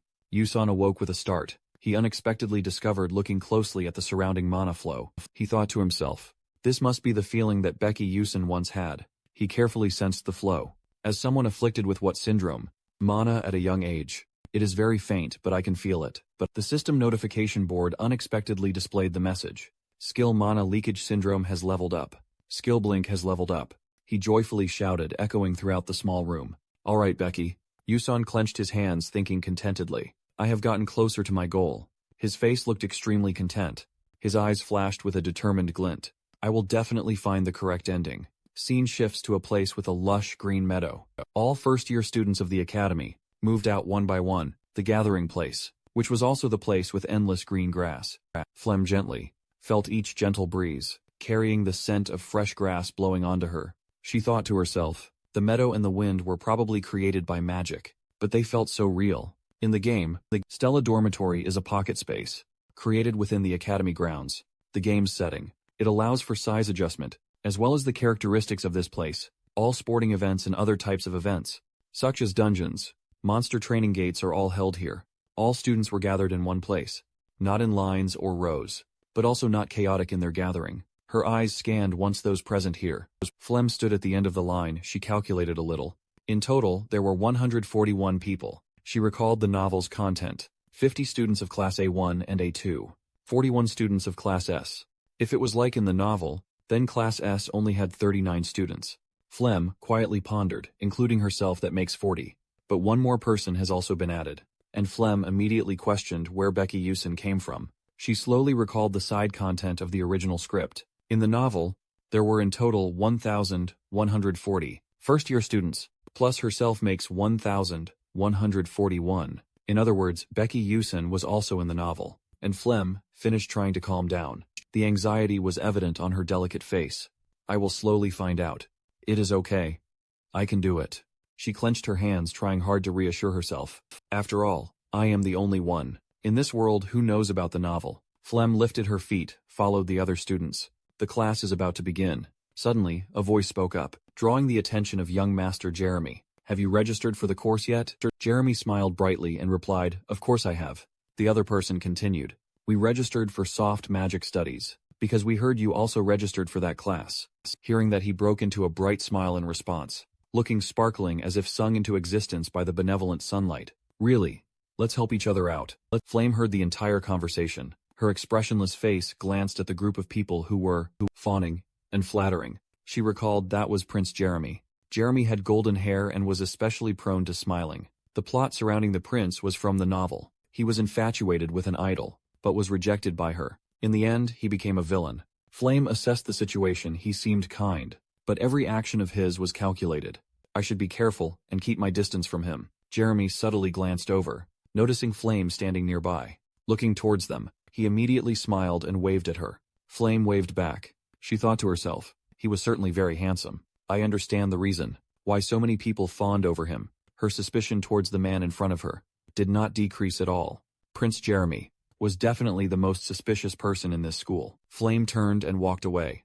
In her mind, she continued to focus on her own matters. I need to concentrate, because this world is now my reality. I need to prepare for the future. Jeremy looked at her retreating figure and unconsciously smiled. He remembered this person's name. If I am not mistaken, it is Flame from over here. After all the students had gathered, The course professor walked up to them. He spoke softly. Everyone, pay attention. The course professor stood solemnly and explained further. We will start with a simple training exercise. Before beginning the lesson, I need to know your level and skills to provide suitable teaching methods. I will be your direct instructor. If you don't like that, then you will just have to deal with it. The professor's stern face glanced at them. Before the class began, he deliberately reminded the students again to ensure they would not do anything reckless. As you all know, our professors have the right to increase or decrease your grades. Remember that you will be expelled if you fall below a certain threshold. After the reminder was given, he elaborated on what he would say next. Now I will explain the training in more detail. The professor extended his hand forward. He calmly explained, we will take a test. Dungeon training simulation. The teacher will use effects, as well as traps and monsters appearing in the dungeon, to truly test you all. The dungeon rules are, everyone will get 4 points. If you get a danger level 1 monster, and 8 points. For a danger level 2 monster. He took the staff and said 20 points. If you get the scoring staff. A staff disappeared. Right after he finished explaining about the scores. The top 5 students will receive a small reward, and priority shopping benefits. Students with 0 points will have their grades lowered. Flem immediately pondered, listening intently. If you are afraid of failing or being alone, then you can form a group. But remember carefully that scores will be divided equally among group members. Seconds later, he finished explaining and disappeared. Before leaving, he did not forget to leave a sentence. If you successfully take down another student, you will get that student's score. That's all. Good luck. Then, the ground violently shook. Seeing that the students anxiously stammered what? A scream echoed, attracting everyone's attention. The ground is. Immediately after, screams of K-A-C-O-A-C echoed from beneath their feet. Gigantic tree branches broke through the earth and stabbed upwards. Flem realized what was happening. He secretly thought to himself, these are huge tree branches, entangled, appearing like the map Jack and the Beanstalk. The map appeared fully. Many large trees intricately intertwined, creating an incredibly majestic scene. All students remained standing in place. The sudden change made no one dare to act thoughtlessly. Flem stood still in place, even though others had already split up to find teammates. The look of surprise when the dungeon changed was gone. Holding her weapon tightly in her hand, she secretly made up her mind. Alright, I'll go too. Suddenly, someone called her name from behind. Flame. The person who just called her was Jackie. Are you planning to go alone? Jackie smiled and wondered. Behind her, there were a few other people, waving hello to her. Flame said softly, She looked at Jackie. She looked at Jackie. In her heart, secretly calculating between going alone and forming a team. Although forming a team would have many advantages, it's still better to go alone to get more points. After deciding, Flame immediately spoke to refuse. Sorry, this time I want to try going alone. Jackie squinted her eyes and smiled brightly. She gently replied, in a tone of voice carrying a slight unusualness. Oh, I see. If you go together, you have to share points with teammates, right? She replied, right in the face of such blatant sarcasm. Flem just secretly thought, it sounds like he's being sarcastic towards me. Before turning to leave, Flem also added a sentence to maintain harmony between the two sides. Next time, let's go together. Jackie turned around and replied, okay. Flame did not leave immediately, but paused for a moment, watching Jackie's back as she walked towards the group of her friends. Seeing how they chatted, Flame couldn't help but overthink. Am I overthinking too much? I just feel like she is imitating me. Jackie told her friends, Flame will go alone. That friend replied, okay then. She did not pay too much attention to this. Flame turned away and told herself it will probably pass later. Time quickly passed. An hour later. On the ground, a small green monster was defeated. Its whole body exploded. And Flame, after a long period of continuous fighting, was also exhausted. Phew, I am so tired. Around her now were the corpses of low-level demons. She wondered, when will this training ever end? Seemingly detecting something was off, Flame softly uttered a immediately after. A tree, with many large branches, immediately rushed to attack her. Flame reacted quickly, immediately used magic to block that attack. The branches after that attack scattered around her. They quickly returned to their original position beneath the ground. Flame looked around, thinking not just monsters, even plants attack. Surprise was clearly visible on her face. Just like Stella, even dungeon practical training is not ordinary. She secretly recalculated her score after an hour of slaying monsters. I have currently collected 18 points, not bad. But with this gap, others only need 1 point to catch up with me. Flame quickly left the spot she was standing. As she walked, she thought, I need to move. Suddenly, Flame noticed in the far distance, there was a hazy, blurry figure. The shadow standing against the sun was very hard to see, only vaguely recognizable. She startled and softly cried out over there. That figure appeared indistinctly, making Flame wonder in her mind. Is it a monster? Looking carefully again, Flame thought to herself, no, it is a human. But how can a student have the ability to hide so masterfully? Flame gritted her teeth and pondered, it does not matter. After all, I can also hide myself by merging with nature. She crouched behind a large tree trunk, carefully recalling her skills. With Flame's characteristics such as binding, destruction, defense, and healing, ambushing the opponent is a suitable option. From her hiding spot, Flame carefully looked at the person in front of her. Suddenly, Flame gasped in surprise. She could not believe her eyes. Her astonishment was clearly visible. It is Baek Yusun. Baek Yusun looked around, assessing the situation. Flame, seeing no one next to him, immediately guessed. Is he also going alone? Flame recalled the words he had accidentally overheard through other students. Rumor has it many wanted to form a team with Baek Yusun, but he refused them all. No idea what this guy wants to do. Flame suddenly noticed something. Could not hide her surprise. The scoring rod Yusun was holding. He got it then. Flame thought, then decided this was a perfect opportunity. She looked over to where Yusun was standing. Let me try. She prepared to perform the duplicate light spell. Immediately, the weapon in her hand emitted light. She calculated from her spot to him about 15 meters. With that distance, he would not be able to defend in time. Blinding light magic appeared around her. Flame's gaze became much more serious. She brought her weapon forward. Without hesitation, she cast the light bullet spell. The bullet carrying blinding golden light shot swiftly towards Yusun. Sensing danger, Yusun immediately looked back. Right after Yusun risked using the blink skill. 1 second, before the light bullet could hit where he stood, Yusun had vanished into thin air. Flame could not believe her eyes. Full of surprise, she exclaimed, "What was that?" She stood there, looking towards where Yusun had just been standing. The ground hit by the attack was immediately scorched black. A cloud of thick smoke and dust spread around. Yusun's figure was completely nowhere to be seen. Flame gripped her weapon, her face full of question marks. Why, she asked herself confused. He dodged a tier 2 spell. From that distance, the scene shifted to Yusun's perspective. Meanwhile, blink. Yusun instantly vanished, then immediately reappeared in another place. From where he stood, Yusun saw Flame. He asked himself, helpless. Goodness, does he want to kill me or what? Why suddenly use light bullet for goodness sake? Thank heavens, my mana leak syndrome had leveled up, otherwise I would have been done for. The notification panel appeared. Blink maximum range 12, level 1. Maximum range 12. Maximum charges 2. Cooldown 3 seconds.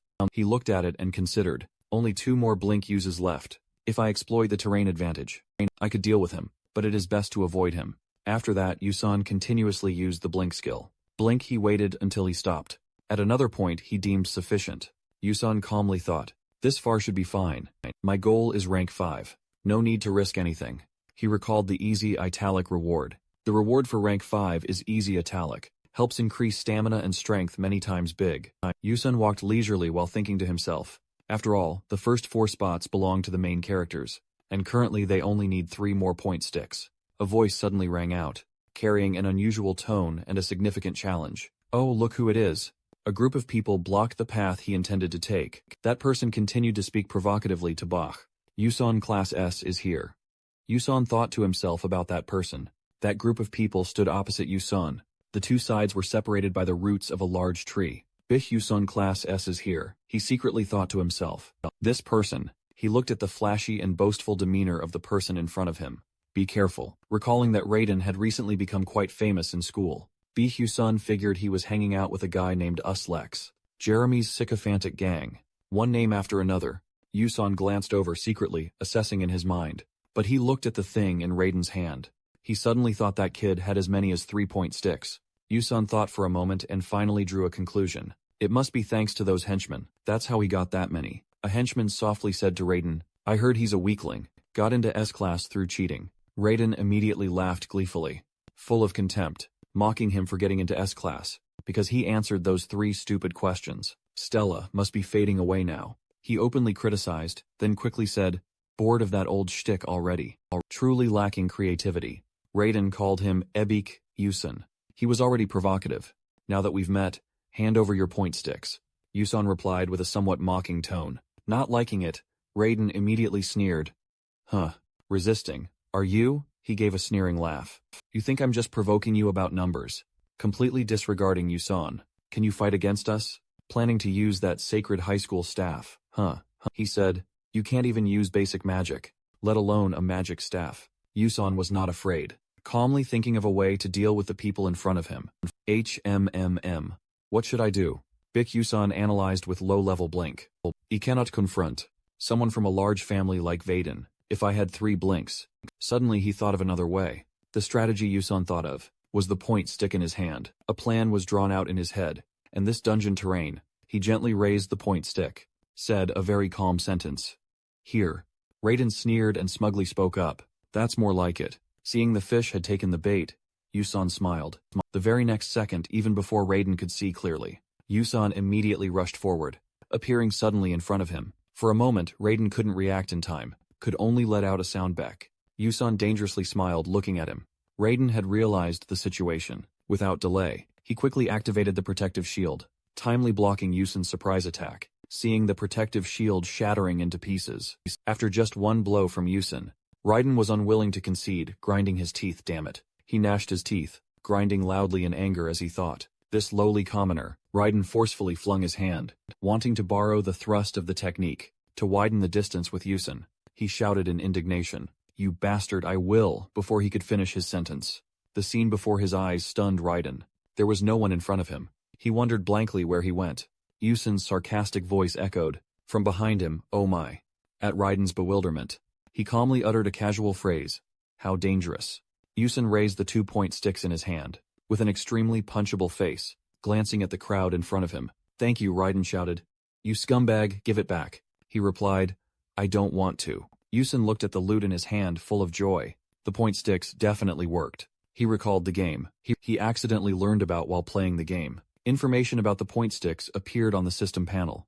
But these sticks were actually just glitch items. Their abnormal durability helped them not be destroyed by student magic. They possessed the power of most magical tools. Yusan calculated secretly in his mind, although they were more useful for mages who used magic. For Yusan, a physical attacker, a weapon with powerful offensive capabilities, would be utilized 100%. Clearly seeing his strength through the recent clash, Raiden knew he couldn't recklessly charge forward. He looked at Yusan warily. "Humph. That scumbag dared to steal my points." He angrily turned to vent on his subordinates, his voice rising several octaves. "What are you still standing there for? Deal with him quickly." Suddenly, the dungeon underwent a transformation. The entire ground shook violently. Large trees began to move. Raiden frantically looked around, assessing the situation. He worriedly thought to himself, "Damn it, what happened to the dungeon?" Raiden quickly ordered his subordinates, "Everyone gather up, prepare your magic, and don't lose track of that guy."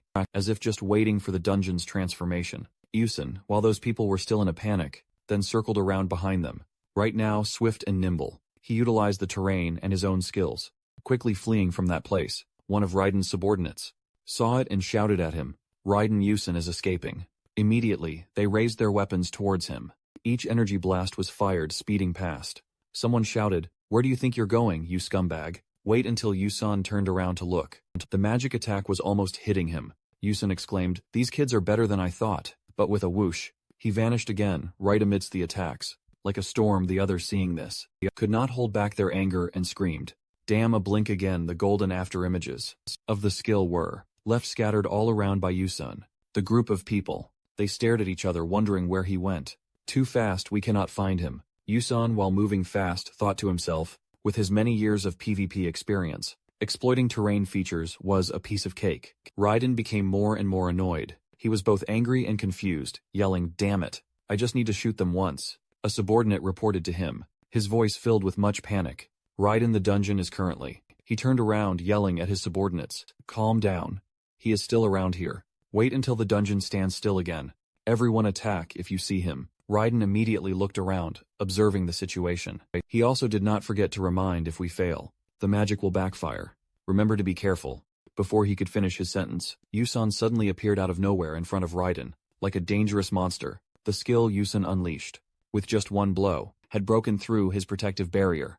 Raiden instinctively recoiled backwards. Not careful, he bumped into a subordinate who was casting magic. The person immediately shouted, "Ow!" The magic, like small swirling whirlwinds, leaked around his weapon. That person realized what was happening and immediately cried out in panic, "It's over."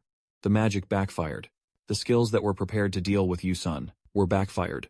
The caster Bolts of lightning struck down where they were standing. The whole group covered their heads screaming. Ugh. Damn, Yusan. Yusan, having finished, turned and moved to another spot. His feet landed on a mound not far away. Looking at the dragon group lying prostrate on the ground, he secretly thought to himself, "It's over." Soft groans were emitted. Oomph. Raiden angrily looked around. His whole body was now both dirty and injured. Looking utterly miserable, he cried out, "Damn you, Yusan." He stood high above, speaking down to them. "I'll take this too." In his hand were 3 score tokens. These were the spoils Yusan obtained from Raiden. Yusan smiled brightly, waving at them, his voice reeking of mockery. "Later.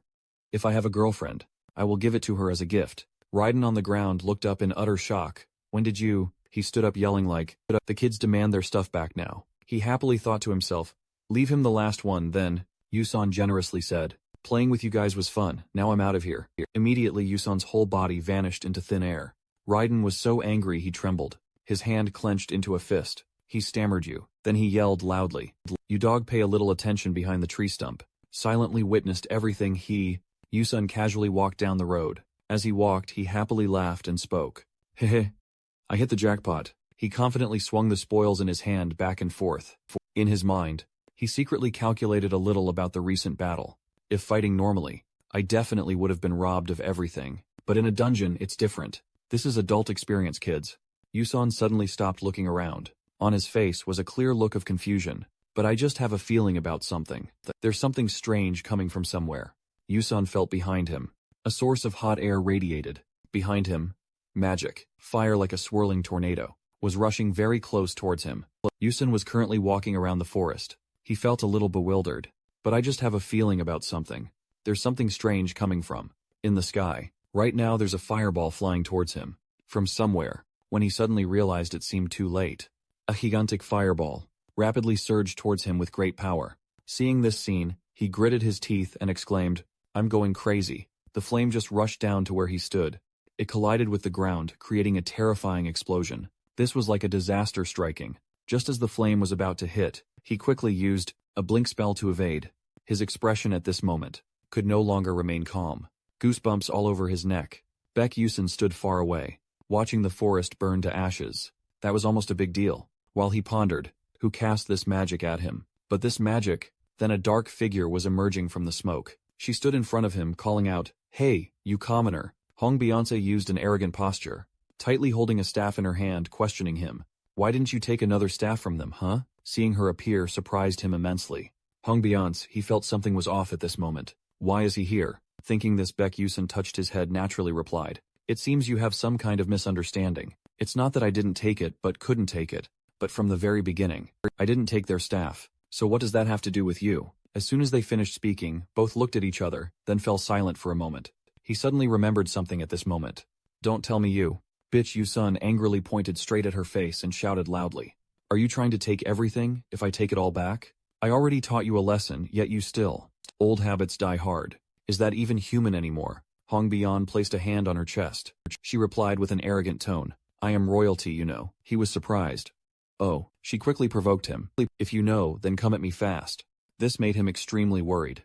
Hong Bian took her magic staff. Pointing directly at his face, she said frankly, "As a member of royalty, robbing commoners of their belongings is not fitting for my character.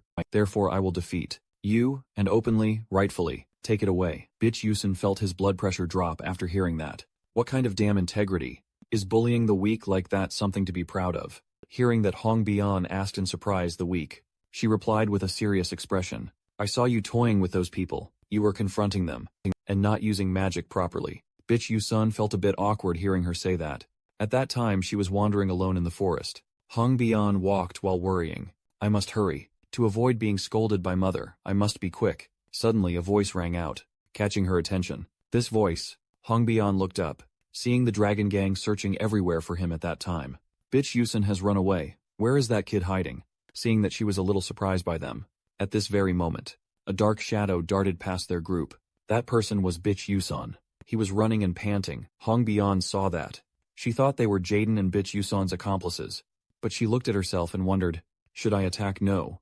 Even if it were me, it would be very difficult to deal with 6 people. Hong Bian gripped the handle of her staff tightly. She made a decision, rather let the battle finish. When they are exhausted then, Suddenly she saw something, and her face showed clear disbelief. He was currently holding a scoring rod combined with quick movement to counterattack the Raiden gang. Seeing that, she was extremely surprised. What in the world, that commoner? Other than quick movement, he isn't using any other magic, is he? He only needed to use the scoring rod to break the magic defenses of those people. Hong Bian stood in a corner in the bushes, her eyes filled with disdain. Compared to me, he is still a little inferior, but he is a talent nonetheless, born into a family of wizards, with power strong enough to toy with opponents like that. Thinking that, Hong Bizion bit her lip in anger.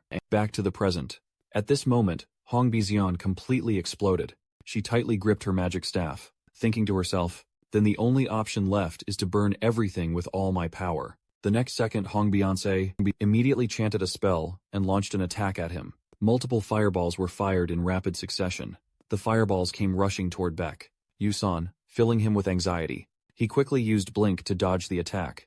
Yusan instantly reappeared far away from the fireballs, but he immediately realized another fireball was flying straight toward him. This massive fireball radiated terrifying heat, engulfing everything around Baek. Yusan used teleport twice in succession to evade the attack. Hong Beyonce kept her eyes locked on his direction. There wasn't a hint of surprise in her gaze. After escaping the fireball, he finally dared to breathe a sigh of relief, thinking, as expected, it's Hong Beyonce. That was truly dangerous just now. Good thing I trained my instincts beforehand. The more she watched, the less she could understand. He just blinked twice and managed to dodge it. How did he even do that?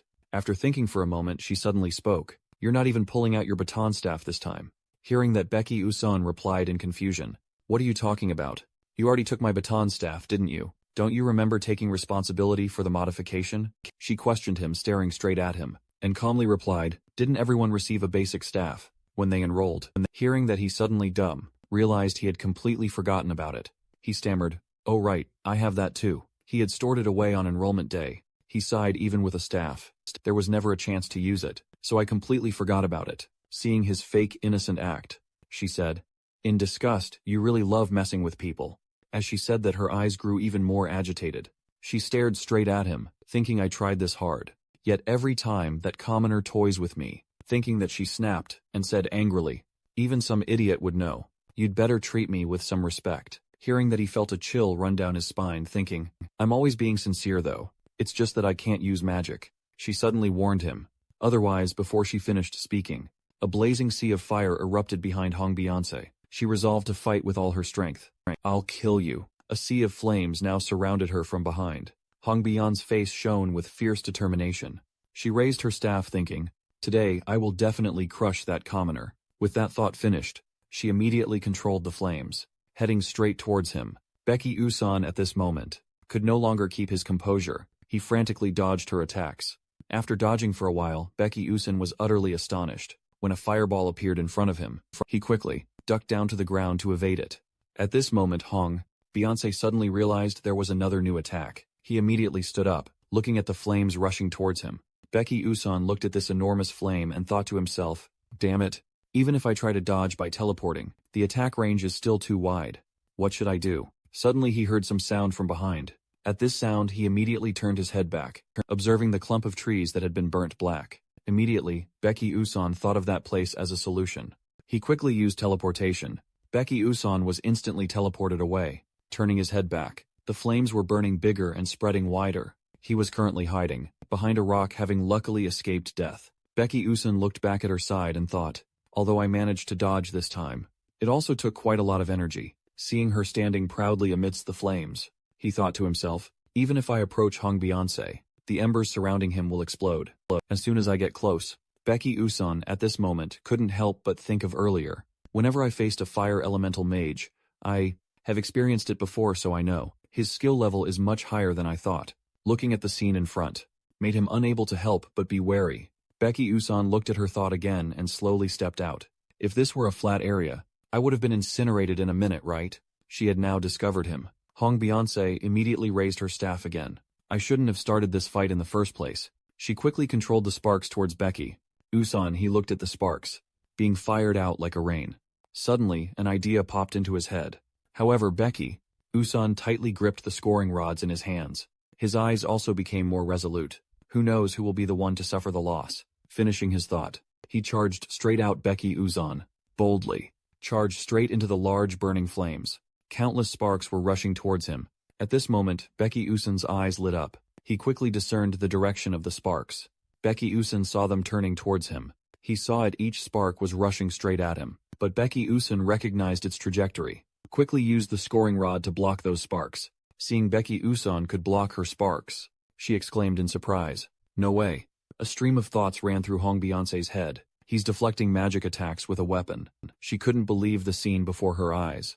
Could that even happen? On Becky's side, Usun was blocking attacks and reflecting at this moment. As time passed, his senses were recovering more and more. He realized this moment was different from before. This was not a game, with keyboard and mouse operations. This was the feeling of his body directly moving, facing off against a witch. Becky Usun saw the streams of magic power around him. The magic power streams were very clear, flowing as if he could grasp them with his fingertips. His sixth sense was as clear as sight, hearing or touch. On the other side, she was frozen watching his performance at this moment.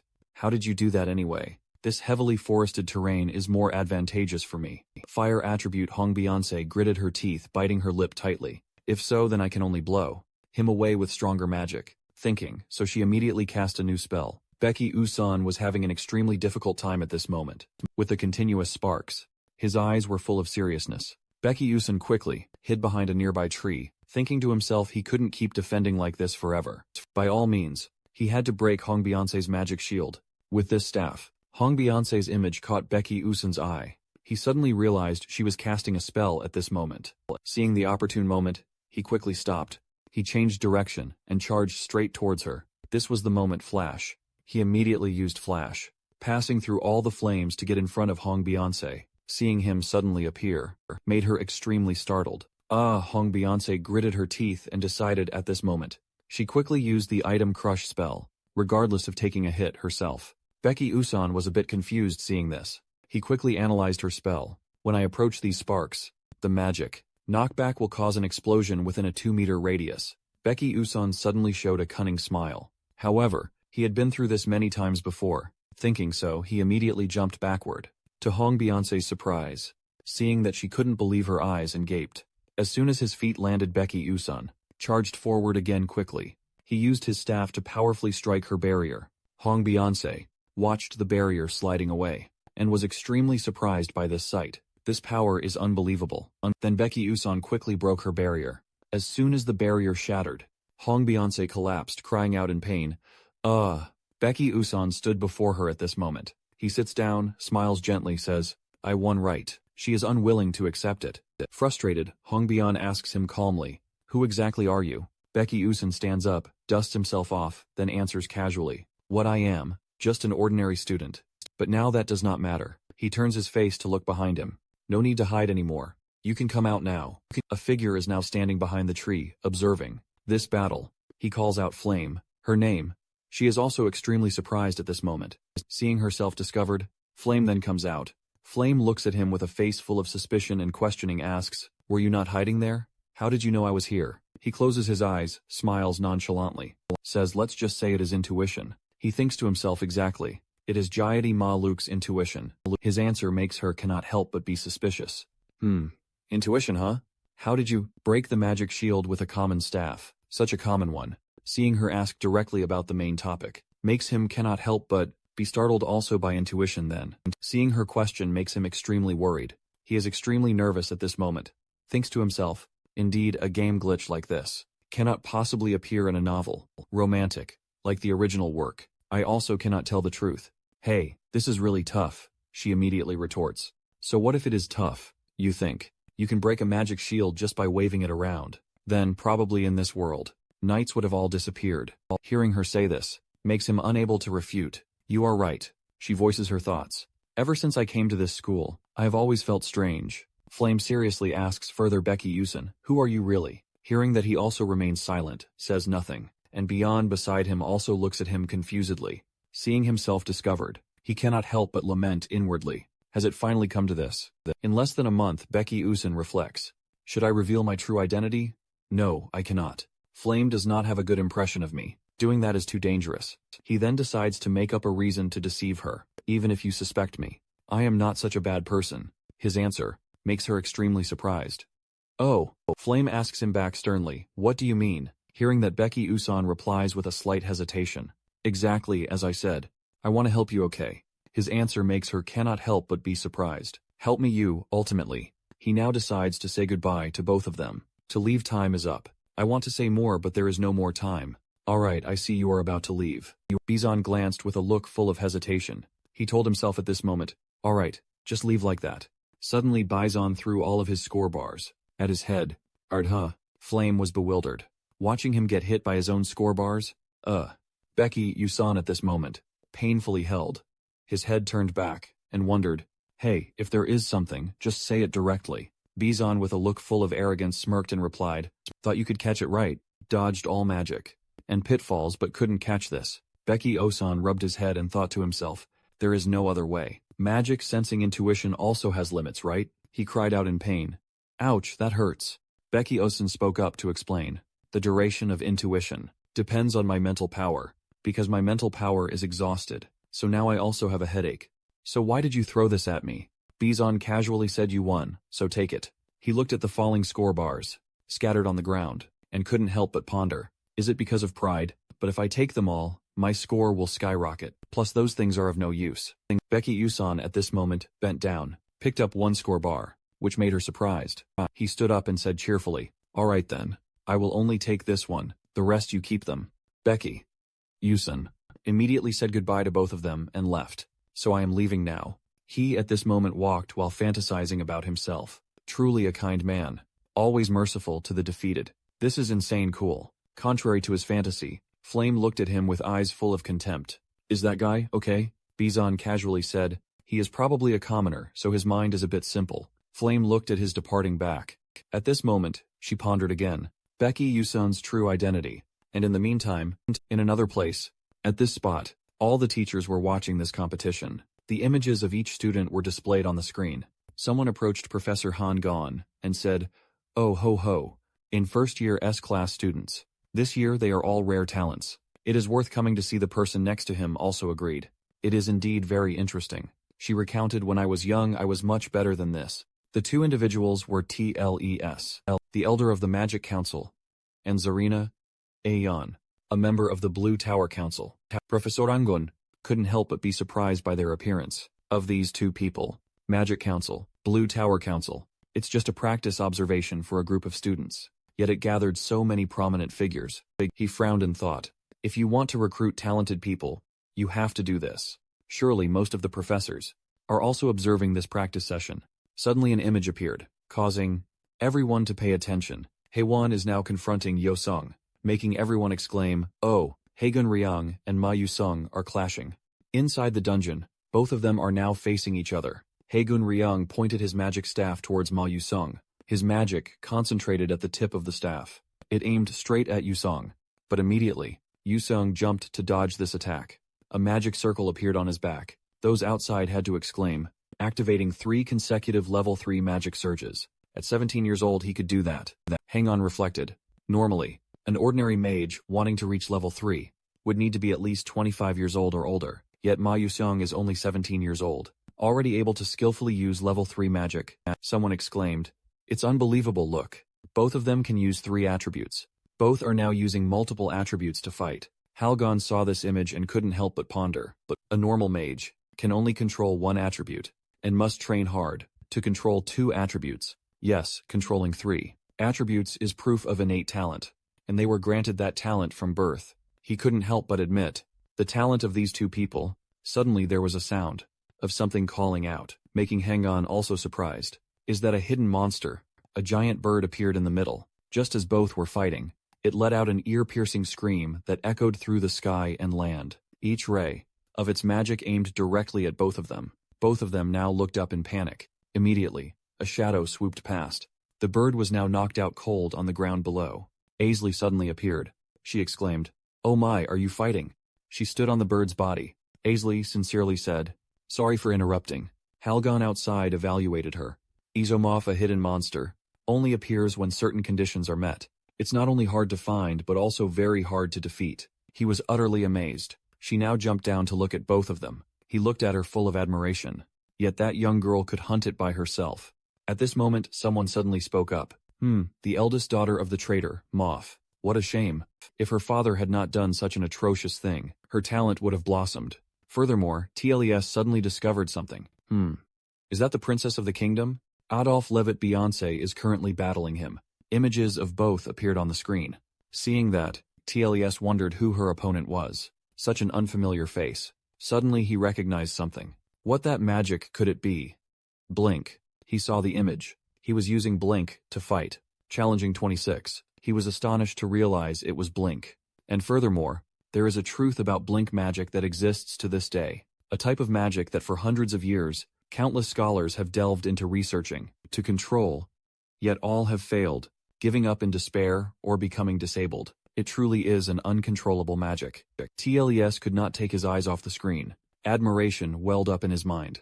Yet there is a student who can control Blink so easily, as if it were his own limbs, his very own. Through the screen, Baek Yusan was still fighting resolutely, without any weakness, causing doubt to rise in him. Who exactly is that boy? Without TLES needing to ask. Professor Lee Han, 1, standing next to him, also saw through his wonder, and spoke up.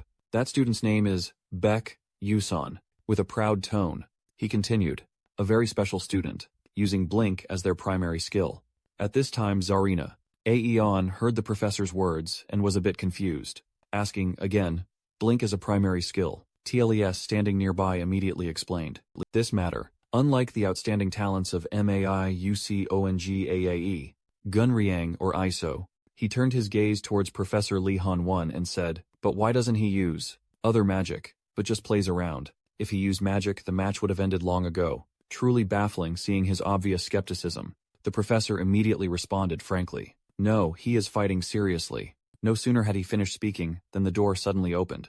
A young man, but looking quite similar to the appearance of a student, was now entering. Seeing this, no one dared to speak up. Only a few whispers could be heard. This is him, he is Eldmoon Eldwin, with handsome turquoise hair, along with sparkling eyes looking at everyone. As soon as he stepped in, he immediately spoke from the beginning. He was serious. It seems you guys didn't notice, did you? Eldmoon Eldwin subtly glanced at the screen, then exclaimed, interesting to watch every move of Becky Usan. He spoke up, telling everyone, that student's fighting style, it reminds me of knightly spirit, that only existed in ancient times. Everyone who heard that felt surprised. Tles was no exception. He spoke up saying, you mean knightly spirit? Disappeared along with swordsman and ancient magic. On this side, Professor Lee Han 1 just stood silently in a corner, listening to Tles speak. Such a young student, his eyes still fixed on the screen. But in his heart he had already realized that, yes, knightly spirit, he further explained. In a world dominated by magic, the knightly spirit is the fighting will of knights, who use swords, for example, heroes fighting against evil to protect the world. It is said they always face evil, demons with only a single sword. The elder of the Magic Council, on the other side, was also racking his brains thinking, in a world where magic exists, fighting with swords is impossible. But that student is actually using a magic staff like a sword. Then Tles secretly glanced at him and implicitly accepted. Furthermore, if Eldmoon Eldwin made such a comment, moreover, he is the headmaster of Stella Academy, the school known as the Magic Academy, the best on the continent, even in the guise of a normal student. But few know Eldmoon Eldwin, a 9th-tier mage, and one of the 10 great sages, a unique on the continent. Tles looked at Eldmoon Eldwin, overtly, then thought to himself, if the great sage thinks so. Scene shift to the training area reserved for Class S. At this moment, the first dungeon practical exam has concluded. Down in the training ground, continuous thudding sounds came from the dummy. It was Haegun Ryong. He was practicing magic. After a period of time, Haegun Ryong was now exhausted and gasping for breath. Looking at the magic wand in his hand, he angrily cursed in his mind, damn it, almost out of mana. Haegun Ryong gripped his staff tighter and comforted himself. It's still not enough. There's still a long way to go. He suddenly became like this because, among the 141 students who participated in the exam, this time's dungeon, 39 people were eliminated. ISO topped the rankings by defeating the monster bird, while I ranked second. Haegun Ryong turned and left the training ground, while also mentioning Mai Usong ranked 6th. But I don't feel like I won. He suddenly stopped, his face angry, thinking at that moment, recalling training at the academy, when the hidden monster appeared in the middle of their match, constantly criticizing if anyone dared not interfere. Thinking this, Haegun Ryong grew even more annoyed. Gritting his teeth, he recalled the scene of seeing Ma Yu sang and secretly thought. Ever since our first meeting, I had this feeling. His image repeatedly appeared in Hei's mind. Gun Ryong. Although Ma Yusung always seemed indifferent to everything. Yet whatever. He did reach a professional level. Even beyond that. Hei Gun Ryong stood frozen thinking. Even in this practical test, I had set up a matrix. Everywhere, and meticulously calculated. All his movements. His whole body stood stiff there. His train of thought had not stopped. Yet Ma Yusung still easily countered all my attacks. In that moment, the image of Ma Yusung constantly reappeared, creating pressure, making Hei Gun Ryong repeatedly question himself. Will I ever defeat him? This wall of talent is truly too high. And that thick. Hei Gun Ryong stood silent here, not saying a word. But in his will he constantly urged himself. There is no time to blame myself. I must try harder. Moreover, just then Hong Beyonce accidentally walked past the training ground, witnessing Hei Gun Ryong ceaselessly using magic to create a truly terrifying vortex. This made her stunned, thinking, Hei Gun Ryong, he is always calm. Why is he so annoyed today? However, Hong Beyonce, at this moment, was casting magic along with her thoughts. Well, I should not say this. Then created a flame, like an arrow shooting straight towards the dummy in the training ground. She seemed to be unleashing all her anger onto that dummy. Her face annoyed, her eyebrows furrowed. Hong Beyonce's source of power possessed undeniable might. It destroyed every obstacle in its path. A large explosion occurred, attracting Hei's attention. Gun Ryang. At this time, Hong Beyonce with her staff came and stood next to him. Her face clearly showed resentment with the thought. It is so annoying to yield the staff and only come in third place. My mother seemed satisfied with the result, but if I do not get the magic staff back, I will definitely be punished. Hong Beyonce vented her frustration, unleashing her full power, releasing a terrifying source of power, destroying everything, while secretly cursing in her mind. That commoner is truly arrogant and unlikable. After that dreadful blow, she seemed to want to vent all the resentment in her heart, and huffed and puffed dramatically. Hei Gun Ryong, seeing that, dared not open his mouth to ask, but only thought to himself, Princess, is something wrong with you? Witnessing firsthand Hong Beyonce's earlier actions, Hei Gun Ryong realized that, I wonder if I am mistaken, but the princess's magic seemed to have become more precise than last time. He still stood silently watching. Princess Beyonce's fire magic is very powerful, but it is difficult to control subtly. There's no way she could have improved so quickly. Or is it just a coincidence? As for Hong Beyonce, at this moment, she wasn't paying much attention to him. She was still lost in her own thoughts. Damn it.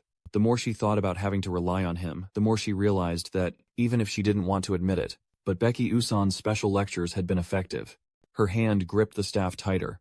She also admitted to herself, thanks to those nonsensical words, my way of thinking had changed, and my ability to control magic had also significantly increased. The harsh truth, although he was just a commoner with poor grades, and a terrible personality, but Becky Usan was the only one who knew how to fix my weaknesses. By this time, Hong Beyonce's mood had lightened, but deep down she still felt a little dissatisfied. But annoyed, she remained annoyed. Suddenly, a voice rang out, interrupting her train of thought. Princess. It was her guard. Then Hong Beyonce spoke up. Zeteran, what is it? She quickly replied. The magic wand telephone, that you requested, has been repaired. Carefully holding the box containing the wand in her hands, Iae Terran cautiously continued. Should I bring Becky Usan to you now too? Hong Beyonce calmly said, do that. She, hearing that, immediately complied. Yes, then I'll take my leave. Before she could finish speaking, Hong Beyonce placed her hand on her shoulder, holding her back. Wait, turning back. Iae Terran saw her cheeks flush. Her expression clearly showed embarrassment and worry. She gently asked, what is it? Princess scene shifts to Auxiliary Tower. Number 2. This place was magnificent and splendid. At this moment, Hong Beyonce was standing alone at the base, lost in thought. I came here because I heard Becky Usan was here, but this is Auxiliary Tower number 2, where the professor's research sections are located. Am I supposed to meet the professor? As excited as she was. But suddenly, she became so shy that her cheeks flushed red. Hong Beyonce lingered around here for a while, pondering and deliberating her decision. Wait a minute, why did I come here anyway? Giving it to him at the training grounds would have been fine too. Like this. It is no different from me having to chase a commoner. And yet she still made the decision to leave some value for herself. No, I must go back. Just as she was about to turn and leave, a voice suddenly rang out. Oh, Princess. Hong Beyonce did not expect to meet an acquaintance here. Professor Hamron, she politely approached to greet her. Long time no see, Professor Hamron. Ah, no, Professor. She heard that and politely replied. It feels like only yesterday. I was teaching you magic in the royal palace, and now you have grown so much. Professor Hammerin asked her with some concern. By the way, princess, why are you here? Hong Beyonce heard that and evaded, quickly replying, I have some business I need to return now. She softly said, it is a bit chaotic now. It is good for the princess to return. She felt confused but still politely replied, yes. Then, Professor Hammerin explained, currently mages are flocking here, because of the student Baek Yusen, so everything is a bit chaotic. This name was like a bolt from the blue to her. In her mind, she immediately thought of him. Baek Yusen. Hong Beyonce uncomfortably asked again, what is so special about that commoner? Professor Hammerin calmly explained, the princess must have directly fought him, so you must know, he did not use any magic, did he? She replied, yes, though her mouth said so, but in Hong Beyon's mind, she was very conflicted. So you also watched that match. It truly is embarrassing to have shown such a poor performance in front of my most respected master. Professor Hammerin suddenly saw her say nothing and was a little taken aback. Immediately after that, she gently comforted Hong Beyonce. Princess, you do not need to blame yourself. The princess opponent also fought with all his might. She continued with some interest. But he did not use magic. That is because of his belief. She heard that felt vague and asked again. Belief? What do you mean, Professor? She replied.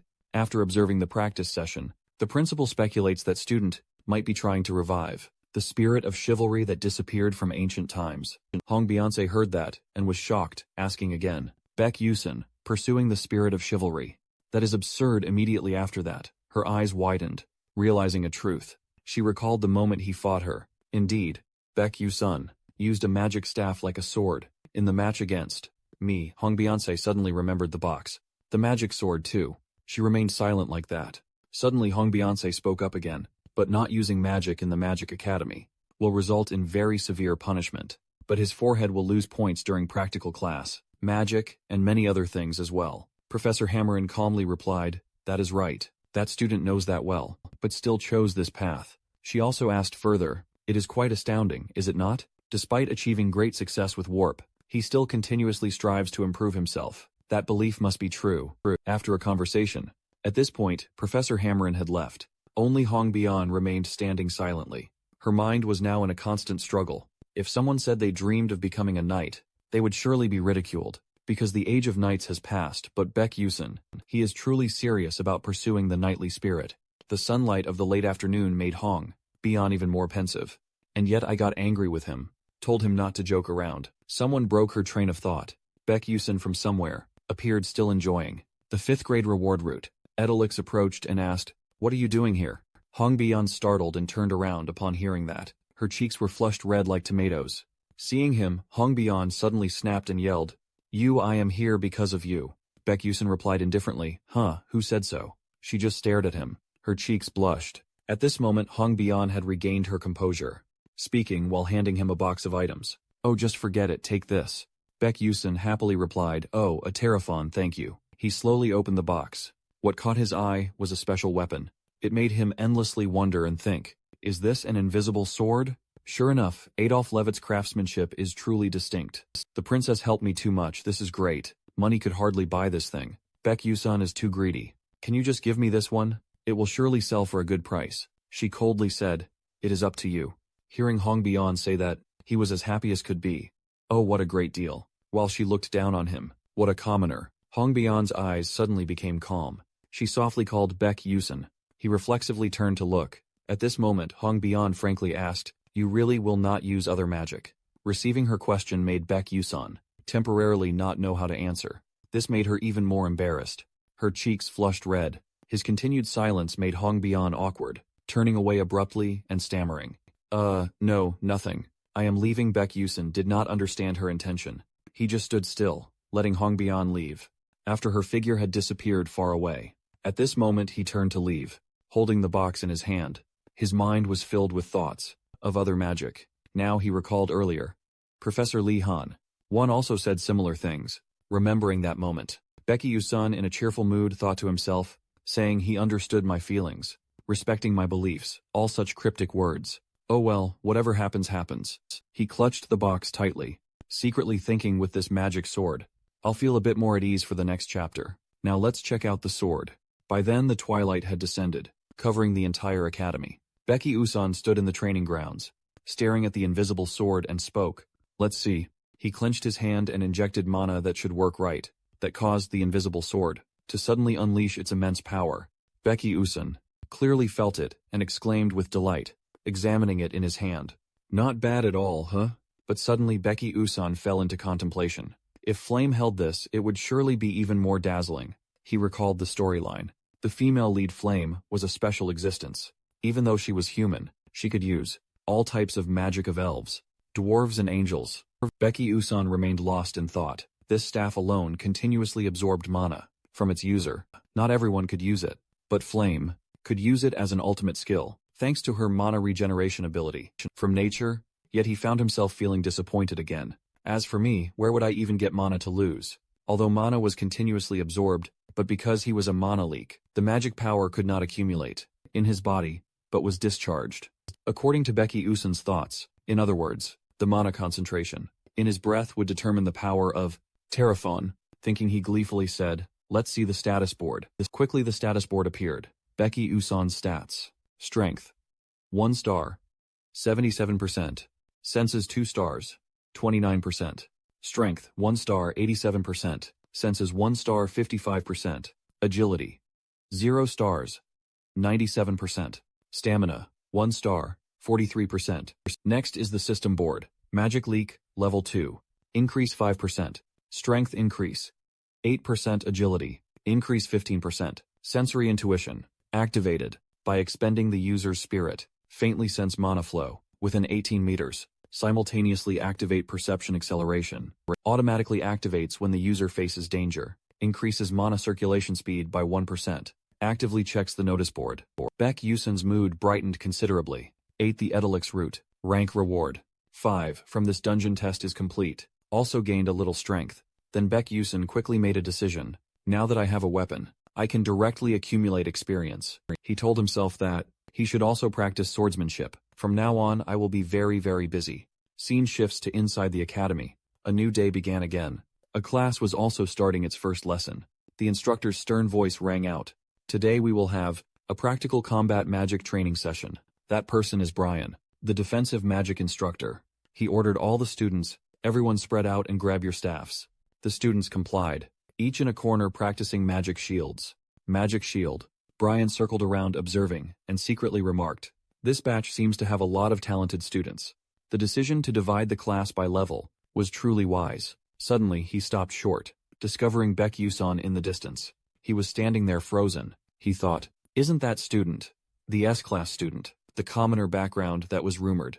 Brian observed him thoroughly, then secretly assessed. He is a commoner, yet he could resonate with an intermediate staff, and also ranked 5th in the dungeon test. How irritating. Thinking that, he then walked straight up and asked, "Hey Beck Usun, why are you just standing there?" He started awkwardly replying, that I am practicing a different type of defense, so I don't need to learn basic magic." Hearing Beck Usun's defiant answer, he could only force a fake smile.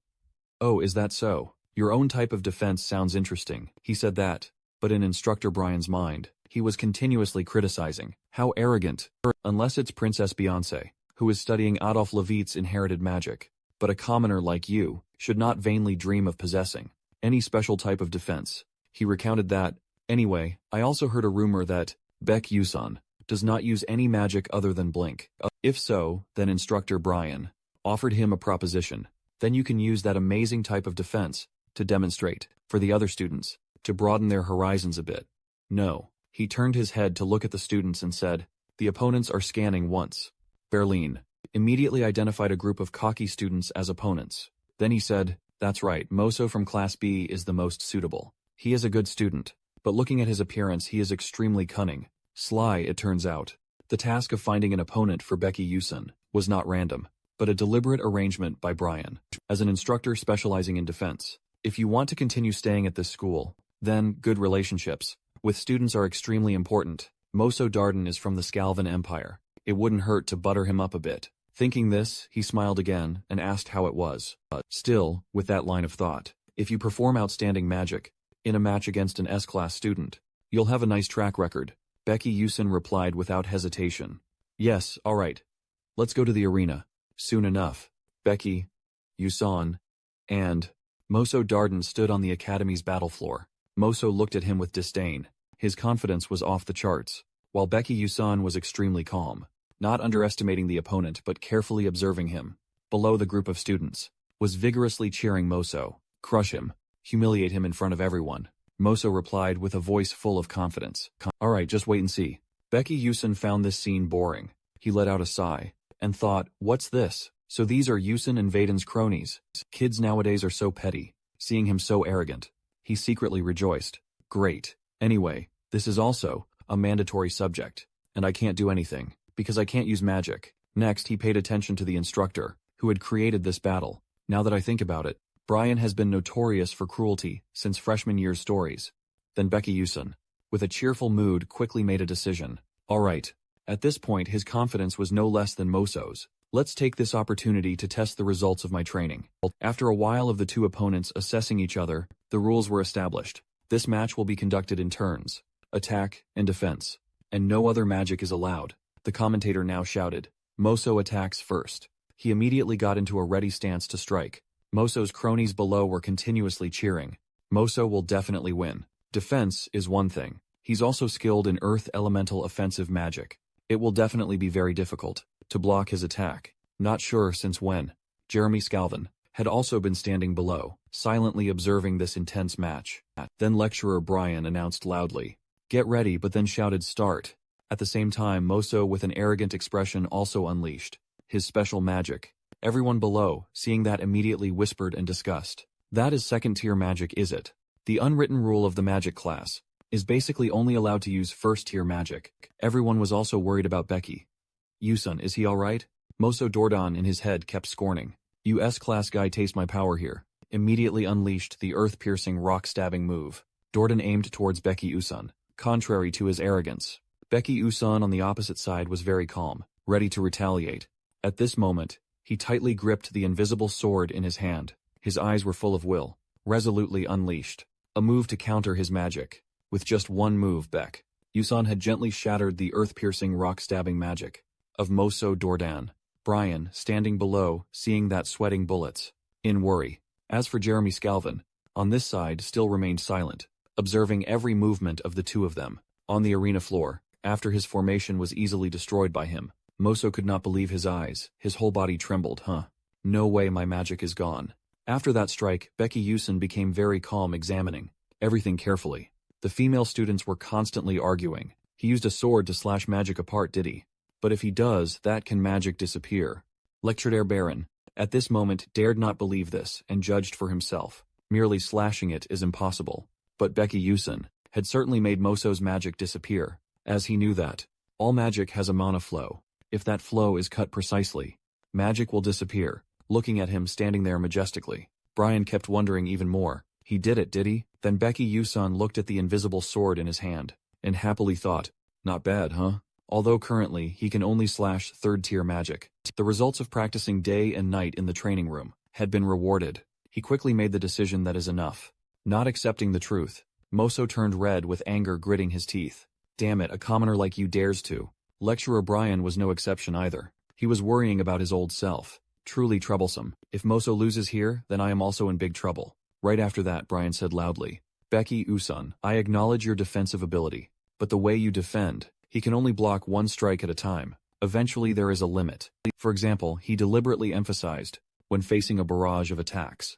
This remark, as if suggesting to Moso, made him suddenly understand. The corner of his mouth slightly lifted sinisterly. These words also made Beck Yusan uncomfortable. He thought to himself, what nonsense is this guy talking? Before he could collect himself, his intuition surged, powerfully reminding him that he was continuing to perform magic, unleashing another spell formation.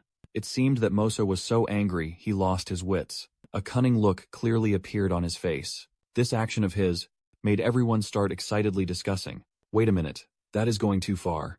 So dangerous, isn't the professor going to stop him? Just like that, Moso, as if gaining more power, a malicious smile, without hesitation, charged forward to finish it, heading straight towards Becky Yusan with the piercing stone spear technique. He was caught off guard by him unexpectedly. Momentarily, he couldn't react in time, could only stare wide-eyed.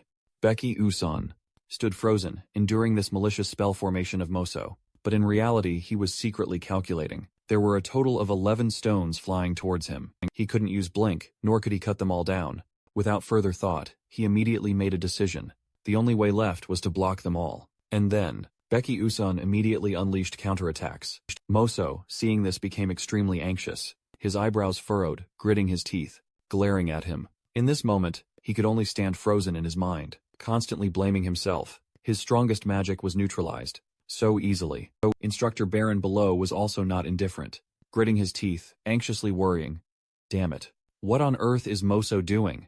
If you lose, I am screwed. Meanwhile, with Becky Usun, he held the invisible sword in his hand, constantly exclaiming, "Oh, how about trying to mimic the move I saw in the game?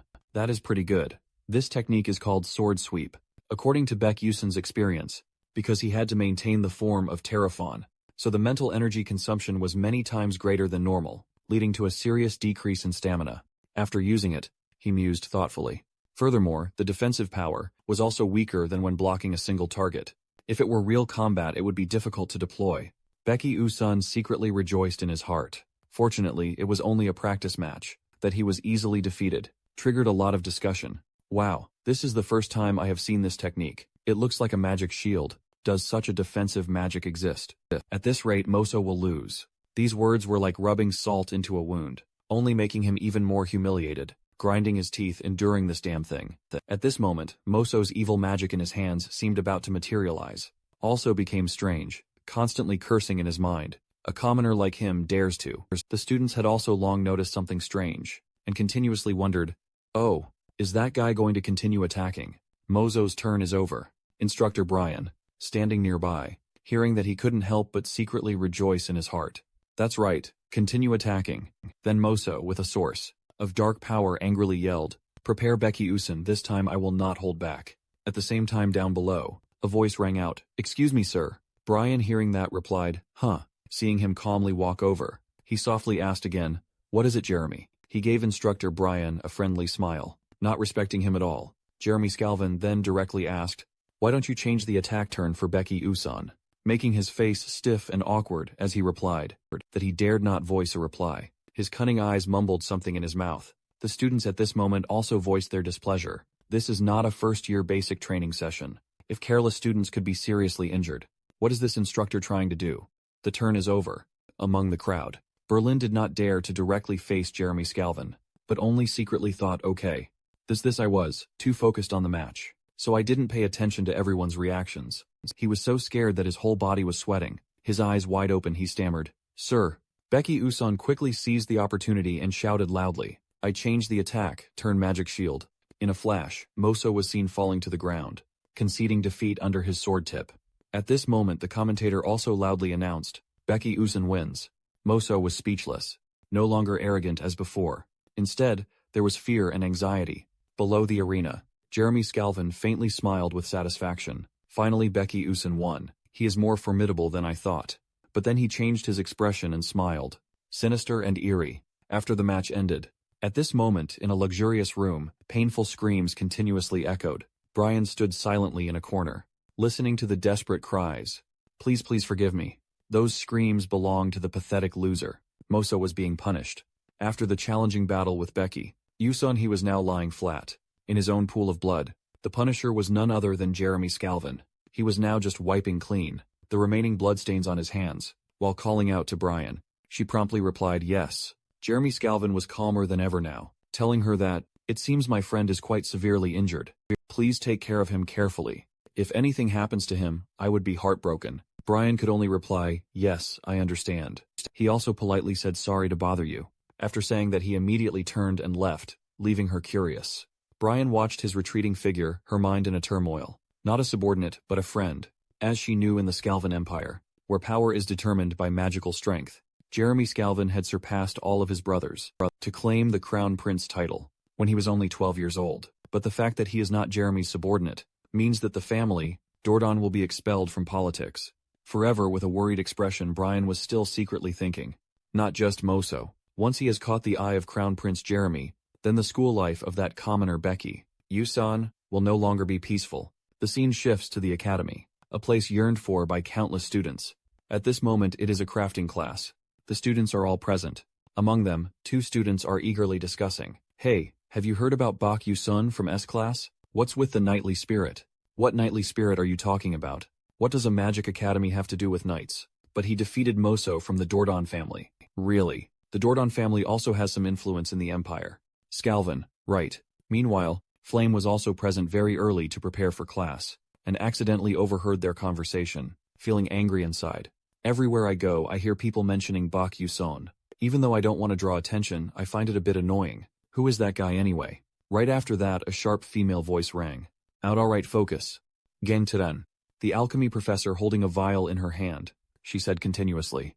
Alchemy requires absolute precision regarding dosage, time, and temperature. May Gen Tyron announced loudly. Today we will practice compounding a recovery potion. Tyron researched and developed by me. Everyone, please pay close attention. Flem at the front is meticulously measuring every tiny bit. Not feeling happy, she secretly thought how annoying. Just one tiny mistake, and it's completely ruined. Listening to the teacher lecture made her feel dejected. Actually, I want to avoid alchemy class as much as possible, because it is too complex and meticulous. At the same time, Mei Gen's loud, scolding voice rang out from this side. Anthonisa, what in the world are you doing? She continuously scolded the student. Doing that, and you still want to be an alchemist? Making that student fearfully reply. I am sorry. Seeing that Flame then thought to herself. It is said, Professor Mei Gen. Tyron will later become a notorious dark wizard. I need to get more ingredients, therefore I have no other choice than to continue attending this class. Suddenly she was drawn to someone and glanced over at him, who was currently crafting something with a sinister look. That's right, it was him. She felt a bit anxious, realizing his image made Flame's mind restless. Initially, I thought he joined this class to approach Ansel, but now it seems he is a genuine creep. What the heck did I just see? She let out a sigh. Oh well, forget it. I need to go find ingredients. After a long period of research, Flame's 2 chemical flasks were also completed. She let out a weary sigh, a little joy in her mind. Finally done. Fortunately, Flame has a high academic level. So I finished quickly. Just like that, she suddenly remembered something. She looked around the class and wondered, where is Ansel anyway? Oh, there she is. Ansel was standing engrossed in research right next to the adjacent table. Seeing her so diligent, Flame felt comforted. Thank goodness, it seems she is doing very well. As soon as she finished that thought, suddenly Flame froze, realizing, wait a minute. Very well, with the content she knew. In principle, Ansel had coincidentally obtained the notebook containing the magic techniques of Ilava. A miracle happened, which was, she had created a premium healing potion, even better than Tyron's healing potion. In this class, right, the Flame was thus immersed in her thoughts. So why is she compounding medicine in such a normal way? Breaking her chain of reasoning, the grumbling voice of Professor Meizen Tyron rang out. Becky Uson, who gave you permission to arbitrarily change the experiment ingredients? He calmly replied, doing it this way yields better results. Hearing his sassy reply, she became even more enraged and said, is now the time to talk about results? Meizen Tyron continued to grumble. This is not the Tyron healing potion I requested. Flame was startled upon hearing these words. A question formed in her mind. What she looked at his demeanor, Flame still dared not believe. Could it be that the premium potion that was supposed to be created by Ansel was created by Becky Yuson instead? Flame looked at Becky Yuson in surprise. Something is off.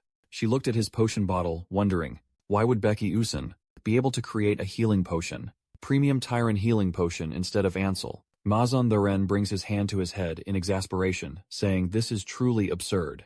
Your attitude is truly terrible. See, I already told you commoners are not allowed, but hearing this, Flame suddenly remembers the plot, then thinks to himself, that line was originally C. Because of that, the entire family was annihilated. Oh, and that statement was originally by Professor May. Gen Tyron for idle.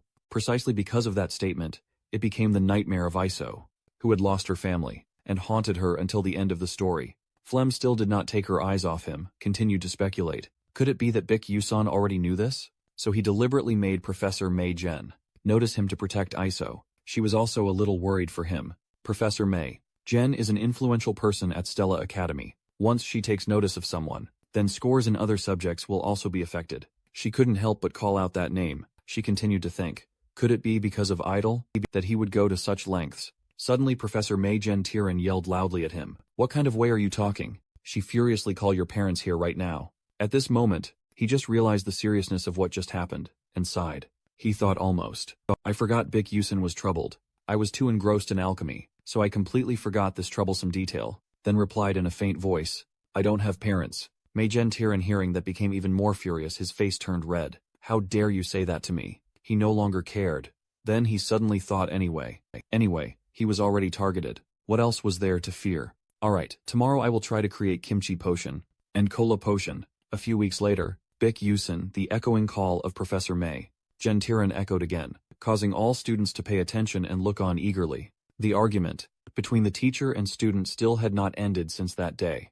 She said annoyed, how many times have I said, you must not arbitrarily change alchemy ingredients? He calmly replied, but I only slightly adjusted the professor's formula, and the result was better. Hearing this, she was so furious. She was speechless. What? Baek Yusun lightly touched his hand to his glasses, activated the bulbul glasses to check her information. The system panel appeared. Majin Tiran. Dark corruption rate 21%. Inferiority. Jealousy. Dark contractor. Alchemy Professor Boss Chapter 8 confirmed dark transformation. Foreseeing Majin Tiran so furious, she was trembling, he secretly rejoiced. Good. Everything is proceeding exactly according to my plan. Baek Yusun remembers the content related to her. Chapter 8, Majin Tiran Boss, Corrupted by Darkness. She is one of the villains who undergo dark transformation, due to being unable to overcome the darkness in her heart. When the dark corruption rate exceeds 90%, she will completely become a dark demon. But this rate, when below 50%, we cannot detect it with magic. He mused, analyzing. Currently Majin's dark corruption rate is 21%. There is no way to prove she is a dark sorceress, nor can we accuse her. The only way is to continuously provoke her. Wait until the corruption rate exceeds 50%, then send the Dark Sorcerer Extermination Squad. Hypothetically, if it were a normal dark corruption case, there would still be a way to cure it before complete dark transformation. But Majin is a Dark Pact signatory, someone who actively made a deal with a dark sorcerer. The seed of darkness has taken root in her body. It can no longer be cured. Baek Yusun looked up at her, also secretly on guard. Although it's only chapter 4, but since this is a strong boss, I need to prepare in advance. Otherwise she will turn other students into dark sorcerers and threaten Stella's safety. Then Majin tiredly crossed her arms and glanced at him. You're still up to your old tricks. Then threatened Baek Yusun, as well as warning other students, when opposing her, don't expect high grades in my alchemy class. Hearing that he didn't care, just sighed even better. Let her pay attention to me, that's fine too. Time to take advantage of doing muscle building exercises now. A little later, everyone was divided into groups, making Baek Yusun hold his head, thinking, what is this? Who would have thought the practical exam would be a group assignment? The two guys assigned to his group seemed unhappy, their faces slightly furrowed, silently looking at each other. Ai Somon was no exception. She just stayed silent without saying anything, seeing that he felt suffocated secretly, thinking, oh my gosh, look at this gloomy atmosphere. Anyone who didn't know would think there was a funeral. Then he spoke first. Nice to meet you, I'm Baek Yusun. The others in the group also introduced themselves. In turn, I am Kasahun. I am Maliwan. I am Isomov. Suddenly, Maliwan covered his face, complaining and crying. Our group is doomed then, he explained. I heard Professor May. Jen gives terribly low grades to students she dislikes. Taking the exam is like not taking it at all. Hearing that, he felt a pang of guilt, thinking, because of me, you have to struggle. I Salmon, seeing that, retorted. But we cannot give up like this. One of them stammered. But she immediately explained. Anyway, when grading the practical exam, there will be at least 3 alchemists from the Alchemist Guild present. That means Professor May. Jen cannot arbitrarily fail us. The two classmates, hearing that, seemed enlightened to the truth. They looked at each other, nodded, smiled, and sighed with relief, as if lighting up a ray of hope. They were enthusiastic and full of energy. So we just have to try our best then. What a relief. This is also the kind of potion I wanted to try creating sometime. Baek Yusun turned to look, full of cheer, which startled her. Isomon was surprised, but then turned his face to the side. Ignoring him, she continued. Anyway, the D-booster potion, the kind of potion assigned for this assignment, isn't too difficult. If we combine the knowledge we've learned, only the ingredients are a bit hard to find. So who will go find the ingredients? It's Fire Lizard Tails right here. Without hesitation, he raised his hand to volunteer. Leave that to me. In the room, the whole group excitedly discussed the task with each other. Everyone knows monster corpse are the most important ingredients in alchemy. Right, you have to choose. Truly fresh ones, of course. Alright, Isomon secretly glanced at Baek Yusun and thought, seeing him so confident, it should be fine. He smiled, thinking of fire lizards. Well, alright. I'll bring them directly myself. In the evening, in some corner of a room, a student came to meet Professor May Gentiran. "Did you call for me?" The professor immediately after she held a piece of paper and said, "You bring this notice to the students of class C, Alchemy Group." Then with a sinister look, she emphasized the important part. "Remember to exclude Group 12. Okay. The student took the paper and left. Yes, Professor, she had already planned. The practical exam in alchemy will take place under the watchful eyes of the professional alchemists from the Association of Alchemy. If they see his miserable state, his path in alchemy will be considered over." She leaned against the wall, muttering smugly, "Becky Usun, I will show you what the consequences are of opposing a teacher." The next day, at the Class S practice room, Flame was standing practicing her magic. Suddenly she heard someone call her name. Flame then immediately turned to see who it was. The student handed her the paper and said, "This is for you, a notice for the alchemy class." Flame took it. "Oh, thanks." The student added, "And don't tell anyone about this, okay? They say if you say it like that, people will listen." After giving instructions, he also left immediately. She watched his retreating back and sighed. He probably means don't tell Becky Usan's Group 12. That's it, right? Flame thought, why should I listen just because he says so? She opened the paper and read the notice. Practical exam topic will be changed from D booster potion to supplement potion. Tyran asked students to note. After reading, Flame was surprised. Wait a minute. She realized, if Becky Usan knew the original content beforehand, he would stop this. Instead of preparing to expel, Fire Lizard ingredient for enhancement potion D, he will prepare. Tomorrow receive italic supplement ingredients. Tyran thought to this point. She clenched the paper, deciding, that's right, Flame thought, realizing, this is the chance to challenge him, to prepare ingredients for the practical. Becky Usan immediately used teleportation to the grand arena. D. Ripley just arrived. He held his head, complaining. The teleportation gate is good, but stepping out makes you dizzy. Suddenly a strange voice rang out, catching his attention. Welcome, Master Mage, Becky Usan. A blonde female employee warmly welcomed.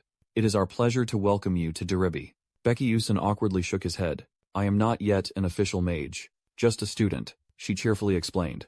As a student of Stella, you also receive the same benefits as an official mage. Hearing the employee mention Stella, everyone around also buzzed with discussions. Hey look, a Stella student. This person whispered to that person, pointing, looking towards him. Really, this is my first time seeing a Stella uniform. I'm so jealous, the girl warmly continued. How do you feel? If you need any assistance, just tell me. Becky Usan turned his head, thanked, then walked away. As he walked, he thought, just needing a pass and a pocket watch. Stella can be treated like a mage, officially anywhere. Stella Academy is truly amazing. Furthermore, I get to use the teleportation gate for free, something that normally costs 100,000 credits. Thanks to this, every weekend, I take advantage of using the teleportation gate to visit nearby cities. The result is, everything I know is exactly like this world. After a while, he had gone deep into the forest, then looked around, muttering, it seems like this is the place. Becky Usan knew that. Today's target is the Fire Lizard, a level 2 monster. Although their strength and power are only slightly more than normal beasts, a bit, but they have magical defense capabilities and are very agile. One must use magic of level 2 or higher to defeat them. Becky Usan thought back. I had tried hunting level 1 monsters before and found it not too difficult. Level 2 probably won't be a problem either. Suddenly something darted past him like a gust of wind. Becky Usan immediately recognized the monster he was thinking of. Then he grabbed his sword, preparing to attack. He stood still without moving, focusing on observing, sensing. Inside the bush, a pair of blood-red eyes stared intently towards him. Then it aimed straight for its target, then rushed out at blazing speed. Becky Usan activated a skill, his intuition to fight. No unnecessary movements. He turned around, just as the sword pierced straight into the fire lizard. It spewed blood and cried out in pain from one strike. Usan coldly watched it struggle in death, without any emotion. After struggling, the stubborn fire lizard collapsed to the ground. He sighed in relief and swung his sword down. One down, he heard rustling sounds around him. Usan immediately turned to look, noticing a few fire lizards, having heard their comrades' cry, had immediately rushed closer. He held his sword, looked at them, and smirked. Well then, they eagerly rushed closer. They happily started collecting materials now. The practical exam day had also arrived. Salmon's eyes widened in surprise. Looking at the sparkling pile of materials he had brought, she exclaimed how fresh they are. Usan nodded proudly. Of course, she hesitated. At least you know how to choose materials. He replied. You know it, so be quiet. Salmon was delighted.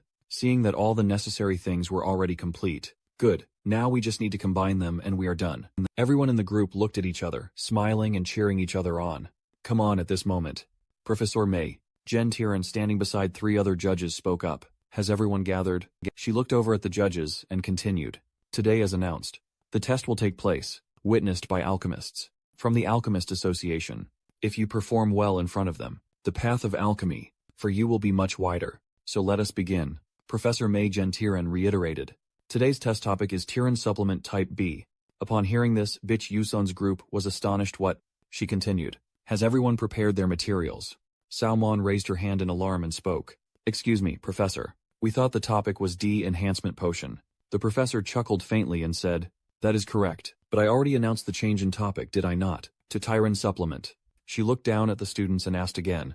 Is that right, everyone? Salmon looked around, seeing no one speak up in protest, proving that everyone in the class knew except for Bitch Yusun's group. Seeing this, he thought to himself, she is really playing dirty. I will be fine, but if others fail, it will be a big problem. Bitch Yusun pondered thoughtfully, trying to recall if there was any such clause in the rules. Then noticed Flame looking down at him. Seeing him look back, she immediately looked away, making Becky Yusun confused. He looked flustered and furrowed his brows in confusion. What is happening? Could it be Becky? Yusun did not know the rules beforehand, but why did he not stop this? Professor Mazan Tirin feigned asking the student Iso, Did you perhaps prepare the wrong ingredients? Iso stammered that. She looked annoyed and continued. An alchemist, one who pursues truth, yet mistakes ingredients and loses sight of the goal. Then she smirked maliciously. There is no other way. It seems like Team 12 will be. Before she finished her sentence, a voice interrupted. Wait a minute. Becky Yusun raised his hand to speak. What is so difficult about creating Tirin supplement? Making her exclaim in bewilderment. What Becky Yusun continued, I will create it. Mazan Tirin was astonished to hear him say, he will create it with different ingredients, and its effect will be even better than the professor's. He smiled, confident of success as always. When the 3 alchemists saw this scene, they whispered among themselves, while she looked at him with a sneer. The main ingredient of Tirin supplement is Manhwa. Italics. Manhwa Italics contains a large amount of nutrients, and Tirin supplement is precisely the type of medicine created from that ingredient. Yet he intends to use Duoi Than, Lan Lua, to create the supplement. Mazan Tirin, thinking this far, felt even more triumphant. Taking this opportunity, I will end your alchemy path, in front of everyone. She looked towards Becky Yusun's group and agreed. Alright, you have 1 hour. Mazan Tirin sternly reminded. Complete the supplement. Tirin, within the allotted time. Looking at the red Duoi Than Lan on the table, someone in the group shouted, Are you insane? Kasahun stammered awkwardly, that. Becky Yusun nevertheless tilted his head and forced a smile. Since things have come to this, we have no choice but to take a risk. Becky Yusun reassured everyone who was looking at each other worriedly. Just trust and follow me, better to try than be eliminated. Upon hearing this, everyone seemed to regain their spirits. Okay, I will do it.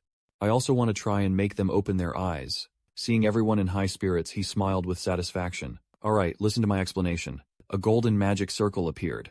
Alchemy.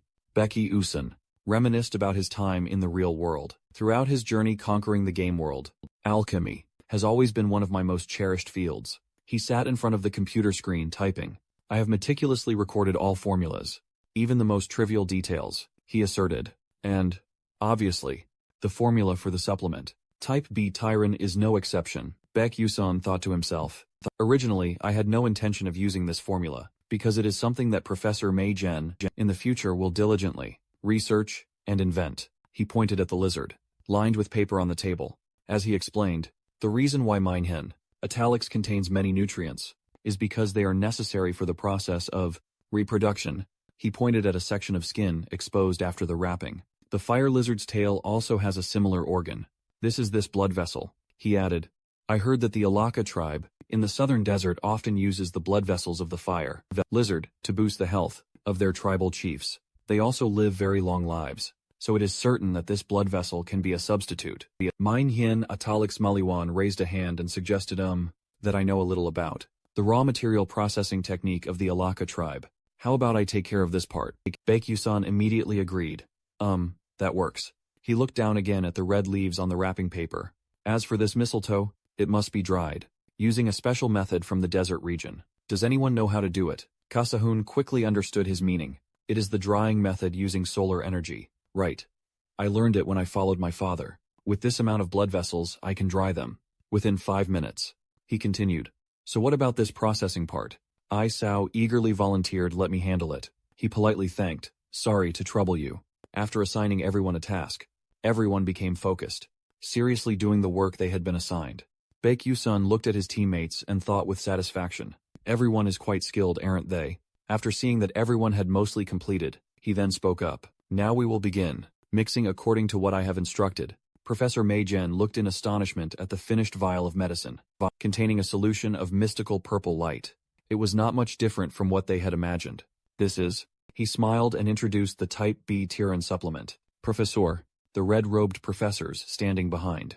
She whispered in disgust. I cannot believe it. These kids actually did it. Mei Zhen thought resentfully ridiculous. Even I also had to spend many years researching to create a Tyrann supplement. How could it be completed so easily? A person in a red cloak reached out towards the vial of medicine. Let me check. She closed her eyes and used magic to check the vial, then opened her eyes wide. Surprised. Another person in the group asked, what are you trying to do? The person who had just checked the vial replied, although there are still some flaws. A lot of ingredients were wasted, she concluded. But its effectiveness is even better than supplements. My Tyrann. Becky Usan's group heard that everyone was happy. The professors all looked at the bottle of medicine, praising it endlessly.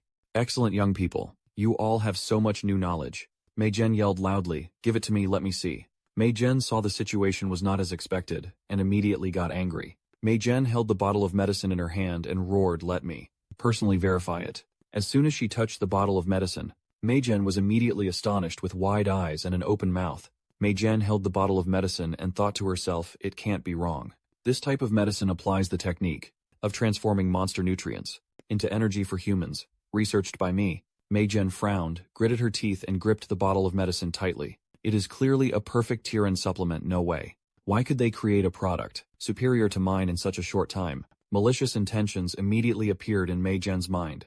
Oh well, after all I am the one grading. She placed the bottle of medicine on the table, thinking to herself, I'll just blame it on insufficient ingredients and disqualify them. Right here, her mouth said. The inspection is done. Mei Zhen was about to announce the evaluation results. Wait, Group 12. She was interrupted by someone in the group wearing a red cloak. Group 12, an A grade, is too low. That person smiled, looking at Mei Zhen, and asked Professor Mei Zhen, what do you think? Mei Zhen frowned angrily, gritted her teeth, turned around and glared at the person who just spoke. Damn these old folks. Finally, Mei Zhen reluctantly announced. Group 12 passed. The members of Group 12. Everyone smiled happily. They cheered in unison. We succeeded. The members excitedly chattered. Not bad, huh? That's amazing. Mei Zhen in the back clenched her hands into fists. Mei Zhen was so angry her face contorted. I'll deal with you later, Becky Usan.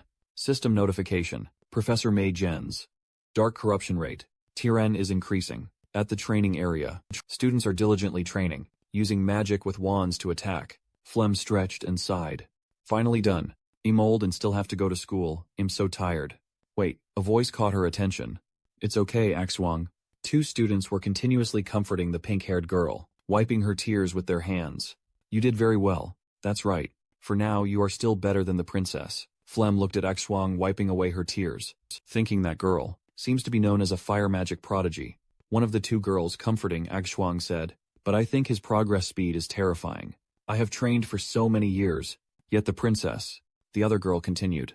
Sooner or later, the princess will also go beyond her control. Flame was startled upon hearing that. The control of Beyoncé will only start to develop until sophomore year. Why she slightly turned her head back to look at the group of girls behind her. Could this also be due to Becky Usan? She secretly pondered. Now, thinking back to the practical alchemy test, there was also something strange. She started to recall the peculiarities. The formula for Tyrann Type B supplement was originally discovered by Ansel from the future, then was stolen and perfected by Mayu Gen Tyrann. Flame rubbed her chin thoughtfully, wondering to herself. And yet Becky Usan knew the formula that did not appear at all in the original work. It seems that this plot point did not exist in the original work. She suddenly had a realization. Wait a minute. He knew information about the future, but did not know the content of the original work. Flem thought of an unthinkable possibility. Could it be that he is not a transmigrator, but a regressor? Flem slightly lowered her eyes. She started to piece everything together in her head. If so, then everything makes sense. If Baek Yusin came from the future, then he would only know the knowledge of the future, and could not possibly remember all the trivial events that happened to Ansel. It was then that she remembered that, actually in the original work, Meiu Xiong had also been regressed once. 2 hands enveloped a glittering hourglass. The world's 11th month, the only one existing in this world, possessing the power to control time, if it is the power of that being. A voice interrupted her train of thought. What is wrong? She was surprised as Haegun Ryang, who just arrived. She hurriedly ran to him and asked, "It is good timing to meet you, you know? Becky Usun, right? Did he leave any impression on you?" "No, but what do you mean?" "I just saw him as a bit of a special student. That is all." Flame pressed anything else. "Did you not feel anything else?" Haegun Ryang replied no. She was disappointed. Sighed, covering her forehead. "Is that so?" Haegun Ryang asked curiously, "Hey Flame, are you interested in Beck Yusan?" She hesitated to reply. "It seems so." He opened his eyes wide in surprise. Haegun Ryang said, "Is that so?" Flame lowered her head, affirming, she thought to herself. Anyway, Becky Usan is also like me. Both knew in advance the content of the original work. Golden sunlight shone into the lecture hall area, where the two were talking. "But no, if it stays like this, it will not be okay." "What do you mean?" Flame resolutely told Haegun Ryang. "Having to be stuck here. It really does not suit my personality at all. By the way, speaking of Becky Usun, or how about I go meet him and confess right away?" Haegun Ryang, after hearing immediately froze in thought. Confess feelings. After confiding in Haegun Ryang, Flame smiled, waving her hand. "Thank you for listening to me. I am leaving," she said, then she turned and left, leaving Haegun Ryang behind with a forced smile on his lips. As Flame's shadow faded, he also withdrew his smile. His thoughtful face muttered. Flame stood alone, in the middle of the schoolyard, feeling a little lonely. The next day in the academy dining hall, Becky Usun sat alone drinking tea. Beside him was the sound of everyone laughing and joking. He thought, now, what should I do? The dark corruption rate of Maizen Tiran had reached 37%. In less than 3 months, the tragedy will befall the dark transformation of Maizen Tiran will wreak havoc on any student. He named each person Jeki, Flame's close friend, Axwang, Beyonce's loyal Nidus, and Haegun Ryang, the sole successor of the Moon Shadow Tower. If Haegun Ryang falls into the dark vortex, the consequences would be unimaginable. Thinking of this, he stood up and rushed away, his heart feeling uneasy, though the probability is extremely low. But the dark transformation of Haegun Ryang means the worst possible outcome, so special caution must be taken among the 3 of them. The most likely person is, he was thinking mid-sentence. Just out of the dining hall, Becky Usun met Flame. As soon as they met, she crossed her arms and questioned him. "What are you doing?" Becky Usun asked again. "What are you talking about, Flendap? Last time, you did not answer clearly. My question about your identity?" Becky Usun flustered. "It is that question again. You are making others uncomfortable." His eyes looked towards Flame. A thought flashed. What if I just tell Flame the truth? Who knows? It might lead to more information for a better ending. Nothing ventured, nothing gained. Let us try. But as soon as he opened his mouth, Suddenly, the system displayed countless red warnings surrounding him. Becky Usun, plot power insufficient. Warning, do not reveal identity. Time travel to this character. Warning, do not share knowledge and information you know with this character. Becky Usun face-palmed. This is driving me insane. What the heck is this? Finally, he had to reluctantly follow the system's words. Find another way to speak. So let us do this. Everyone has their own secrets. So let us just tell half the truth. What do you say? Flame replied, okay, I agree. He let out a breath, thank goodness. So let me ask you first. You know the future, do not you? Becky Usun also broke out in a cold sweat. Thinking to himself, he said, to only tell half. But why did you blurt it all out like that? He asked again. You saying that means you are the same, right? What is your purpose for coming to this school? Flame replied, so the world will not be destroyed. The world is in danger. Becky Usun sighed inwardly. Thank goodness I don't know if that is true. Flame crossed her arms and asked again. Now, it is my turn. Why did you act like that? Becky Usun also wondered. Act like what? I am not very clear, but I will just brush it off for now. So he replied for no reason at all. I just do what I think is best. He worried, thinking that should be enough, right? But unexpectedly, Flame's reaction was a bit intense. She trembled and yelled, do not lie. How can someone be so kind? Becky Usun was also stunned. Flame asserted there is definitely a purpose. There is something you want to achieve. He stammered. There isn't, she yelled. What? He leaned his forehead. No, there isn't something you want to achieve, right? Actually, I am not clear either. Flame wondered. Not clear, Becky Usun honestly replied. I just want to survive, that is all. But these words stunned, flame, survive, survive. Hearing this, she softened her voice. I don't know what she was thinking. I guess so, sorry I misspoke. Becky Yuson also did not understand what that meant. Flame did not know what she was inferring in her head. Covering her face crying, she turned and ran away, leaving just one sentence. Well, I will go first then. Becky Yuson was also confused. It was my turn to ask, but she is crying. He had not even had time to stop her. When someone called his name from behind, Becky Yuson, he just turned his head to look, and saw Hagen Ryong coming, with an air of menace. Becky Yuson stammered, "What now?" Haejeon Ryong asked with a gloomy expression, "Answer me. Why is Flame crying? If you lie, I will not forgive you." Becky Yuson was also petrified heaven's earth by the opponent of the strongest character. Deceiving him once already made him angry. Now I remember. It seems there is a plot point Haejeon Ryong has a crush on. Flame causing a misunderstanding here will be very troublesome. I must clarify it.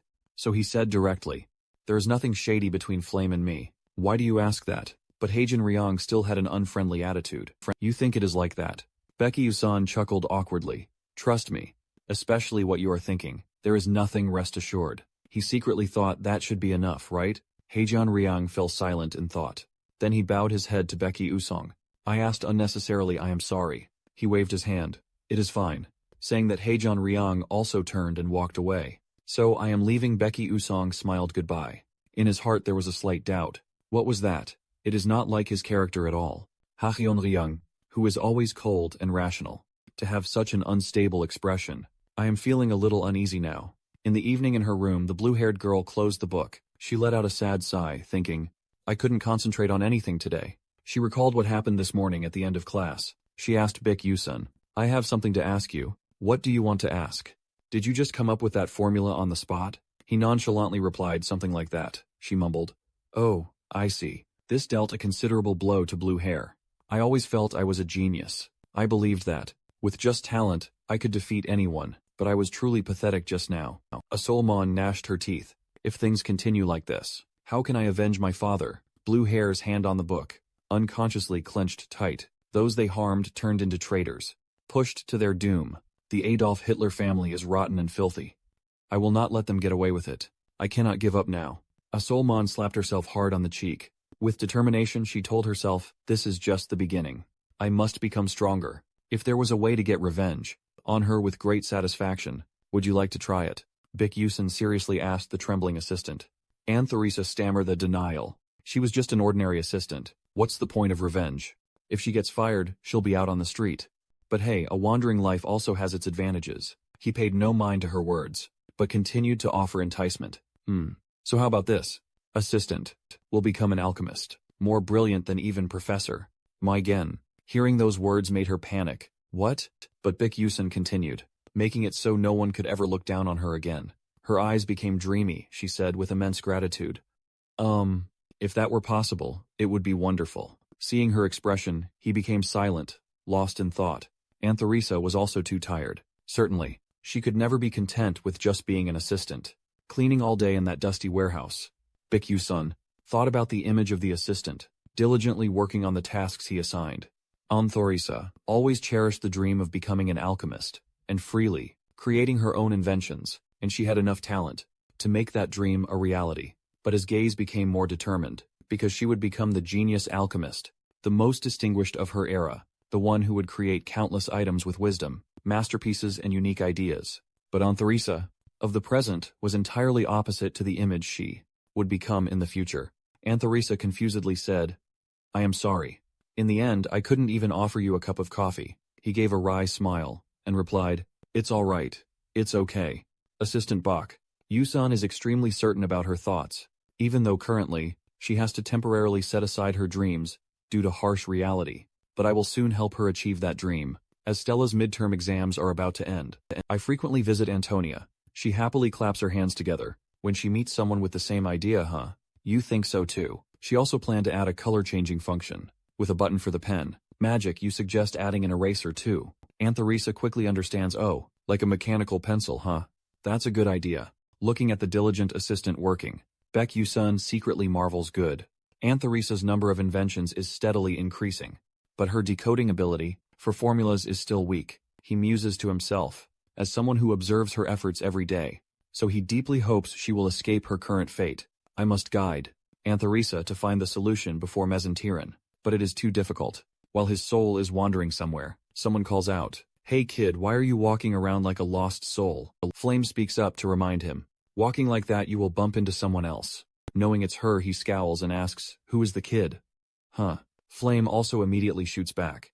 "Looking at you, I know you are a kid, Beck." Yusan is angry, but cannot do anything, so he can only silently grumble at her. "You are really something. I did not tell him my age. It must be because we meet too often." Then he tries to ease the tension well. Meeting him is also good. He grabs her to resolve his own doubts. "Hey, you know Jackie, right?" Hearing that, Flame immediately becomes highly alert. She somewhat evasively reminds him, "What are you planning to do? Are you planning a crime?" Too shocked by her understanding speed, he immediately clarifies, "I haven't said anything yet," but faced with Flame's suspicion, his voice rings out, "Please pay a little attention to him." He looks intently at Flame and explains, "Who knows, he might be facing some problems." Baek Yusan also analyzes the situation to himself. If he is affected by dark energy, then his mood will be very unstable. Flame crosses her arms and provides him with some information. "I am not very clear, but we have an appointment to go hunting together this weekend evening. At that time I will pay attention." Baek Yusan hears this, and immediately asks for a favor. "Sure, I am counting on you," he silently calculates. In his head, the hunting season. No need to ask, he knows where they will go. It is the place where Chapter 4 Mativus Cemetery takes place. This is a desolate place, surrounded everywhere by dark energy. All important characters like Ma Yuseong, Iso Flame will all participate in this event, and there will be a large-scale battle. With the appearance of a 5th-level necromancer, Baek Yusan silently adds, "Although I have nothing to do with that storyline, but if I can get the hidden reward here, it would be very beneficial for the Familia Pact ceremony." Baek Yusan respectfully handed something to Professor Le Han here. The pass. He read and asked, then answered himself. Practice is also correct. At Stella, who would teach swordsmanship or knightly spirit? He probed doubtfully. Yes, he immediately dodged it. Nothing. He stared at a single point.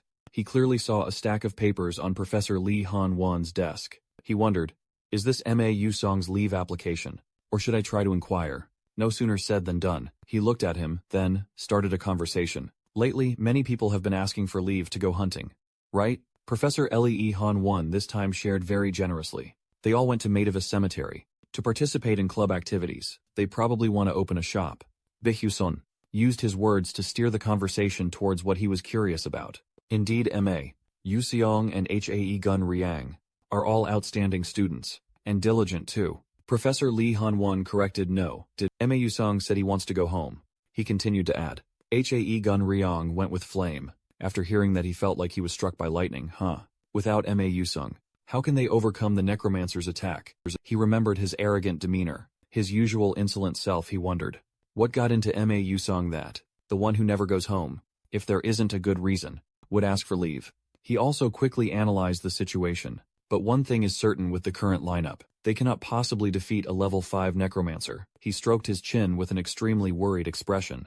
What should I do? Without solid evidence then, I cannot possibly request aid. Moreover, because of the power of the storyline, I also cannot reveal the information clearly. Baek Yusan clenched his fist full of determination. But I cannot let them die. His eyes darkened with a risky thought. There is no other way. I have to resolve it myself. A few days later, at Mativus Cemetery, enveloped in dark energy, the desolate scenery, cold and eerie, sent shivers down one's spine. A young man took down a giant fish, then threw it onto the ground. Second-year student, Kuong Dok Nat, with a mocking smile, said it was a level 2 monster, but this piranha is so ridiculously weak. Another guy from a distance yelled at him, "Hey, you idiot, you ruined everything. Now what?" Second-year student Kasif Derek stepped forward and yelled loudly, "Did you hear the captain's order?" Kuong Dok Nat scratched his head, chuckled and said, "Uh-oh." Sorry, his indifferent manner made Kasif Derek mad as hell. "You are still laughing now." On this side, second-year students, Bondi Jion looked at them and said, "Just let him be. It is useless to say more." A moment later she turned to Idlemon to reassure her. "You do not need to pay attention to them." She replied immediately, a little flustered. Yes, the conversation of the two girls was interrupted by the two complaining. "Hey, we heard everything, you know." Bondi Jion provoked and teased. "So what if we heard?" Her teammate's loud shout replied, "Shut up. Don't you know how to keep your mouth shut in front of your juniors?" Bondi Jion still laughed and continued teasing. Right. All three of them were very happy. No one paid attention to her, standing awkwardly nearby. AI. Suman looked at the three, and secretly felt lucky. I came here because I heard the club was allowed special leave from school, and was recruiting members. Luckily, they were not bad people either. Senior earlier called idle, let's go. She quickly replied, yes, Senior Bandy. But before she could finish speaking, a magic attack rushed towards her, making her freeze. Bandijon asked confusedly, what was that sound? Kwangdok, with both hands in his pockets, replied, it seems someone is fighting fiercely nearby. Bandijon looked at Kasif Derek and suggested an idea. Let's go say hello. Lest we clash in a hunting area, right, Captain? His reaction was a bit slow, so he stammered, The four of them immediately went together to where the strong magical energy came from. Their AI. Suman stood still, frozen, looking at what was in front of her, full of surprise. She wondered what was that. In front of her was Flame and Hongbian standing opposite each other. Around both of them were enveloped by a source of dark energy. Iso froze in place, looking at the two charged with tension in front of her, observing them more closely with full of confusion. Bizion and Flame. The town was enveloped in a heavy, gloomy atmosphere, further highlighting the suffocating tension that permeated the place. The two girls stood opposite each other without a single word spoken. Bizon and Flame looked at each other. The eyes of both shone with determination. A fleeting thought, like an unspeakable question. Why are Bizon and Flame here? A loud quarrel from the group members rang out one after another, making the atmosphere even more tense. A resentful voice yelled out, I clearly defeated the giant piranha first. The others immediately retorted upon hearing this. A voice full of annoyance, nonsense. It was in our hunting area, so it is ours, right? A surprised voice rang out. What Iso looked at the big fish on the ground, her expression a bit surprised. She wondered in her head, was that a giant piranha? Another thought flashed by. A feeling of surprise mixed with curiosity blended together. When she realized the rarity of this creature, it was said to be a level 3 monster, and extremely rare too. Looking at everyone fighting over it, she just observed, showing no concern. She just gently stepped back to let them sort it out themselves. She thought to herself again, they are probably fighting over the spoils. That is why they are arguing. Looking at the chaotic scene before her eyes, Iso quietly thought, getting involved in this would only cause more trouble. She slightly raised her eyes, as if something made her hesitate. Moreover, she looked at Bizion, who was still silently standing there, head slightly bowed, not uttering a word. Iso thought quietly again, I do not want to face with the sister of the one who killed my father. She started to move. A thought flashed through her mind. No, I must leave here immediately. A male student ran over, flashed past her, then rushed towards where the commotion was happening. Come on, juniors.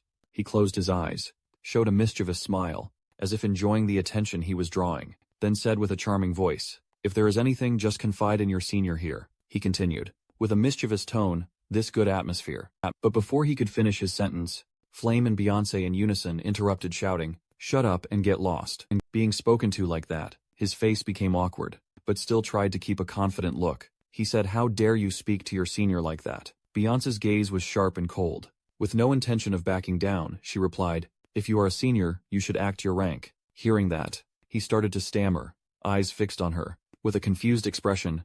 Wah. What? Feeling the vibration of the ground beneath their feet, Bizion and Flame simultaneously looked up, a look of surprise clearly visible on their faces. Both could not help but worry about what was about to happen. The ground shook violently, as if something from underground wanted to emerge. A startled thought suddenly flashed in her mind. This energy right now, an arm made only of bones reached up from underground.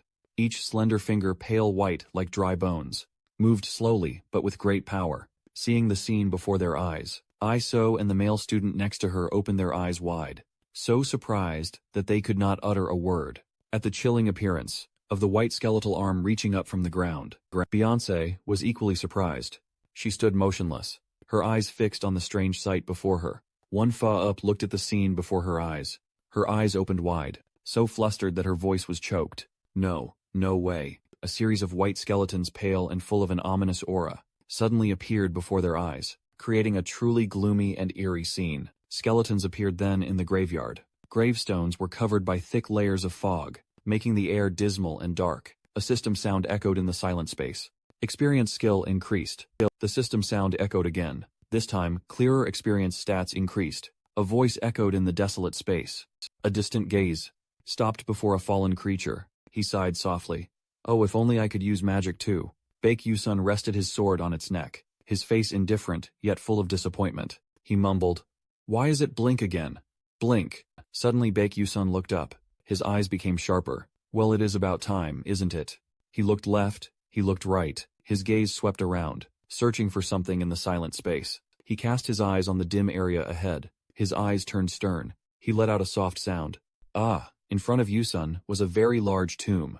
Simple, yet exuding an ancient aura. He whispered softly, "Found it." Then he paused, his gaze pensive. Then he thought to himself, "I don't have overpowered skills to wipe out an entire army of skeletons like Ma Yuzhong." A prolonged silence. Then he thought again, "Nor do I have overwhelming power." He took a deep breath, telling himself there is only one way to survive here. Baek Yusun, as if ready, stood firm before the tomb, his eyes sharp, determined, and a sudden thought popped into his head. "I must fight like a player." He stood tall and proud, his gaze unwavering, like a warrior ready to face the challenge. A cold notification sound echoed. Chapter 4. The Necromancer's Attack Begins. A sound echoed. Baek Yusun slightly furrowed his brow. His sharp gaze looked towards the source of the sound. In his mind, a thought suddenly flashed. There was a skeleton with an imposing demeanor, emerging from the ground before him. He slightly narrowed his eyes. A thought quickly appeared in his mind. General Gulping, the one who commands hundreds of skeletons. He watched the ferocious skeleton emerge. His eyes never left it. In his mind, a thought quickly appeared. General Gulping, sub-boss monster, only appears 3 times in this chapter. With my current strength, if I confront it directly, I will surely die. He widened his eyes. The realization suddenly became clear in his mind. Of course I have no intention of doing that. Baek Yusun suddenly reached out his hand, forcefully punching the skeleton's head. His voice was cold. Get in again." The skeleton groaned in pain from the punch, his face beaming, raising his hand high as if he had found a truth.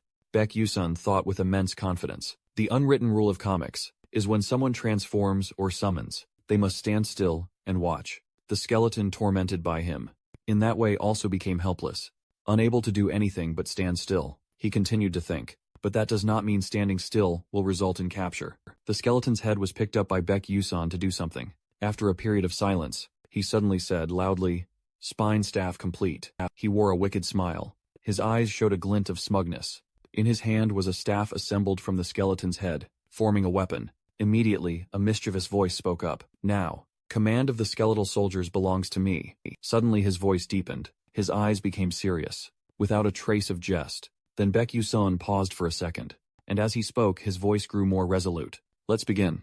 On Bizion and Flame's side, the skeletons stood motionless, their faces soulless. Their deep eyes stared at the students.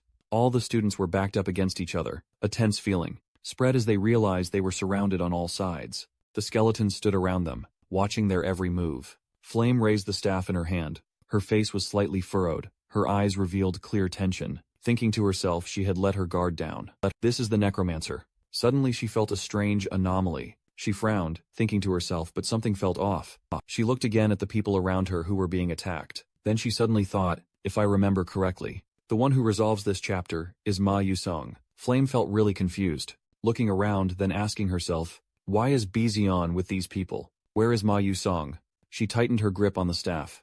A heavy feeling rose in her heart. Do I really have to face the necromancer of 5th rank along with these people? While Flame was still lost in thought, a familiar voice of Hey, Gun Riang suddenly rang out, pulling her out of her vague line of thought. I have sent a distress signal to Stella Academy. Using a pocket watch, we just need to hold out until they arrive. One person in the group nodded in agreement. The words resonated like a reassurance, giving strength to everyone during the tense moment. Yes, we just need to wait a little longer. Stella's professors will arrive. The situation at this moment was hanging by a thread. The skeletons continually advanced. Suddenly at this moment, a girl in the group spoke up, her voice firm. Even if we cannot defeat the necromancer, but at least we can escape. Bizion raised her staff high, which was shining brightly, her face serious. The voice rang out with determination. Now is not the time for those comforting words. As if grasping the situation, Beyoncé looked around once. Her sharp eyes, she continued. This is a graveyard. The longer time drags on, the number of skeletons will increase. Just as she said. The skeletons, one by one, approached their location step by step. Beyoncé said loudly and firmly, we must quickly return to base. Jackie panicked, sensing 2 skeletons closing in. She approached, step by step. She screamed in panic. No, don't come closer. That skeleton completely ignored Jackie's scream. but continued to rush towards her, full of ferocity and aggression. When the skeleton lunged, sharp claws aimed straight at Jackie. At this moment, suddenly a stream of energy blocked the attack in front of her. Iso saved her. Iso looked at Jackie worriedly asking, "Are you okay?" Jackie, sweating profusely, nodded slightly, answering, an older senior next to them. His hands continuously cast spells. His face slightly frowned, his mouth a faint smile. "Oh, the freshman isn't too bad either." Observing until now, Iso firmly asserted, "It seems this necromancer has prepared very carefully." She continued in a thoughtful tone, "It is highly likely he created an energy reservoir. The function of an energy reservoir is known as an energy reservoir, is a technique necromancers use to store mana of their own." Iso slightly frowned, pondering the current situation. Even necromancers have limits to their mana. If summoning skeletons in the usual way, she mused, a level 3 or 4 necromancer can only summon a maximum of 15, but looking at the number of skeletons present before their eyes, this made Iso can't help but wonder. Yet he could control such a vast area.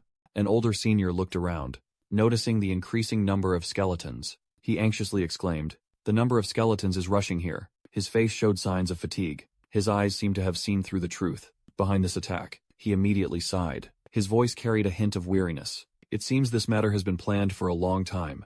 His eyes remained fixed on the terrifying skeletons. Using magic, in a serious tone, "They probably want to kill us to create skeletons." The mage next to the male senior student forced a smile, trying to hide the rising anxiety in his heart. He thought his captain had to perform here. However, when he looked at the skeletons approaching, a slight confusion flashed by. He then told himself he would wipe them all out. They with a powerful magic. Mood also became rushed. Hand tightly gripped used magic staff. Fingertip just touched the staff. Quickly created a small magic circle. Casting magic. A skeleton hand from the ground suddenly emerged. The fingers, dry and stiff and sharp, like claws, reached towards him. Tightly gripped his calf. He was terrified. His eyes wide open, full of fear. His body, as if wanting to avoid the cold hand of the skeleton that was gripping tightly his leg. His mouth continuously uttered faint whispers, weak as if calling for help hopelessly. At the same time, the skeleton growled. A terrifying sound. The sound echoed throughout the space, as if a creature from hell was roaring. The senior saw him panicking without a moment's thought, rushed over quickly and threw a powerful punch at the skeleton's face, as if to rescue his teammate. No way! While the senior rushed in to hit, he accidentally bumped into him. When he was casting a spell, the spell had not yet activated. The magic shot out, accompanied by his panicked screams. The opponent realized the danger. Eyes wide open, covered in sweat, glanced at him. His heart pounded when he realized the critical situation. In his head a thought flashed by, "Damn it, they are chanting a spell." Someone's voice yelled loudly, "Counter-attack." Duck down as soon as the words dropped. A blue circle exactly like electric currents slowly grew larger. Flem and the girl in front heard the shout, immediately turned to look. Their eyes filled with astonishment. Bizon helpless eyes.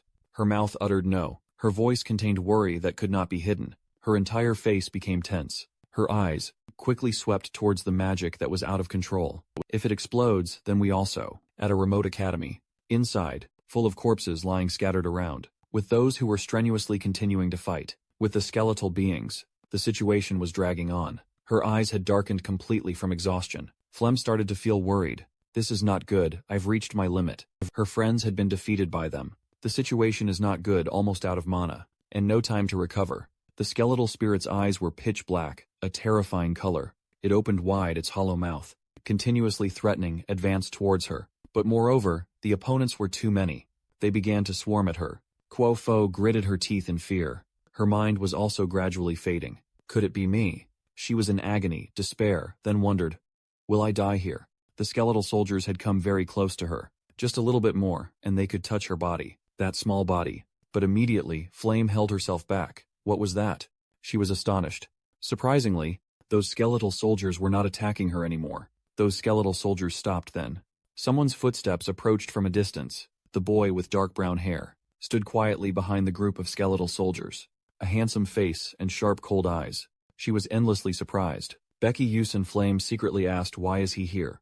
Suddenly, an enraged skeletal soldier appeared that made her jump in surprise. Is that a skeletal general? The skeletal leader angrily roared. Magic streaks just kept appearing. The skeletal general was much stronger than normal skeletal soldiers, and was also protected by elite skeletal soldiers. Yet he alone defeated and captured the skeletal general. Yusan stood there indifferently, preparing to unleash a move to defeat it. In just a blink of an eye, it was taken down. Blood splattered everywhere, even splashed into the area where Flame was standing. She stood her ground in disbelief. But perhaps we are saved now. Scene shift outside the academy. A boy with orange-brown hair spoke up. Thank you, because of you, we escaped death. Yusan immediately replied in a light tone, it was nothing. Iso wondered, asking, but how did you get the skeletal general's head? Yusan smiled brightly, raised a thumb, joking. I fished it out of a bone broth pot. Then he whispered, no need to mention I had been staking out where the skeletal general appeared. What for? Making her stand there not understanding anything. Yusan had some worries, so he also pretended to cough a few times, then said, anyway, we must quickly think of a way to deal with it. If the necromancer bypasses the skeletal general and directly controls the skeletal soldiers, then it will be very troublesome. The dark brown-haired boy immediately spoke up, asking, hey, do you have a plan? He immediately turned to, on the way here, I saw the necromancer had controlled the area, near the base already. Escaping this encirclement is impossible. Then he seriously continued, there is only one way: attack straight into the stronghold. Those two, hearing that, they looked bewildered, sweating profusely, simultaneously remained silent, not replying. A moment later they immediately yelled, What? Wait, are you crazy? Yusan indifferently said, you did not learn in school. Although the necromancer's strongest ability is summoning, he himself is very weak. The gray-haired girl retorted, but around him there are many guards protecting him. He heard that and nodded slightly. His tone was unyielding. The necromancer has controlled a very large area. If we don't attack head-on, then we can't escape. Bik Yusan calculated with a serious expression. Currently, the necromancer's guard force consists of 1 skeleton general, 6 elite skeleton soldiers and 50 normal skeleton soldiers. Their numbers will continue to increase. This is our only chance. But how do we convince them? Suddenly, a voice spoke up, agreeing with his idea. That works, Flame said. Although he looks a bit foolish. His combat experience and combat power are far superior to ours, Beyonce continued. I also agree. I truly don't think we can break through this encirclement. Furthermore, the necromancer surely doesn't expect us to attack him head-on. The brown-haired boy turned to look at the gray-haired girl. Both showed uneasy and worried expressions. Someone among them said, although we don't know what he relies on to be so confident, but we can't escape alone either, so we will cooperate with you. Then another voice spoke up. Okay, let's give it a try. He looked at the people opposite and smiled faintly before the necromancer noticed. In a forest, inside, there was a church. Cold mist enveloped it. It looked very frightening. From somewhere a man's foot appeared. Then he spoke. How lucky to find Stella's rookies here. He looked very eerie. He continued, if I turn them into skeleton mages, then, the Dark Magic Alliance won't dare to look down on me anymore. Dark Tower Necromancer level 5, Sap Hyo. He advanced to a place full of gravestones. Cold mist enveloped them. He looked at something, then muttered, 7 years of collecting mana for the energy container. This place is holding 700 skeleton soldiers, Sap. Hyo gave an eerie smile, then confidently said, now no one can despise me anymore. Suddenly he widened his eyes. He, full of panic, asked himself, what? My senses suddenly fluctuated. Could it be that the skeleton general has been stolen? His face darkened. Suddenly from behind him, a blue light appeared, blinding. When he quickly turned around, the magic light attacked him, Sap. Hyo widened his eyes in fear, sweating profusely. The bone shield he created. It started to shake, then fell down. He staggered back in astonishment. He gripped his magic staff tightly, then angrily shouted, the bone shield created from level 4 magic is cracked. You scoundrel. I won't spare you. Sap Hyo widened his eyes again. He saw something even more concerning. The bone shield cracked. Suddenly a boom, a very loud explosion sound. Those blinding fire lightning bolts from above descended to where he stood. Nearby, 2 strange girls appeared from afar. Seeing this scene, the bone shield had been burned. A trail of smoke still lingered from earlier. He stood staring blankly, could not believe the truth, right before his eyes, that he was seeing now. Sap Hu gritted his teeth, while tightening his grip on the magic staff. A sense of unease was rising within him. I was too careless. I did not expect them to dare attack me head-on. From afar, silhouettes of 4 people appeared, moving closer to him.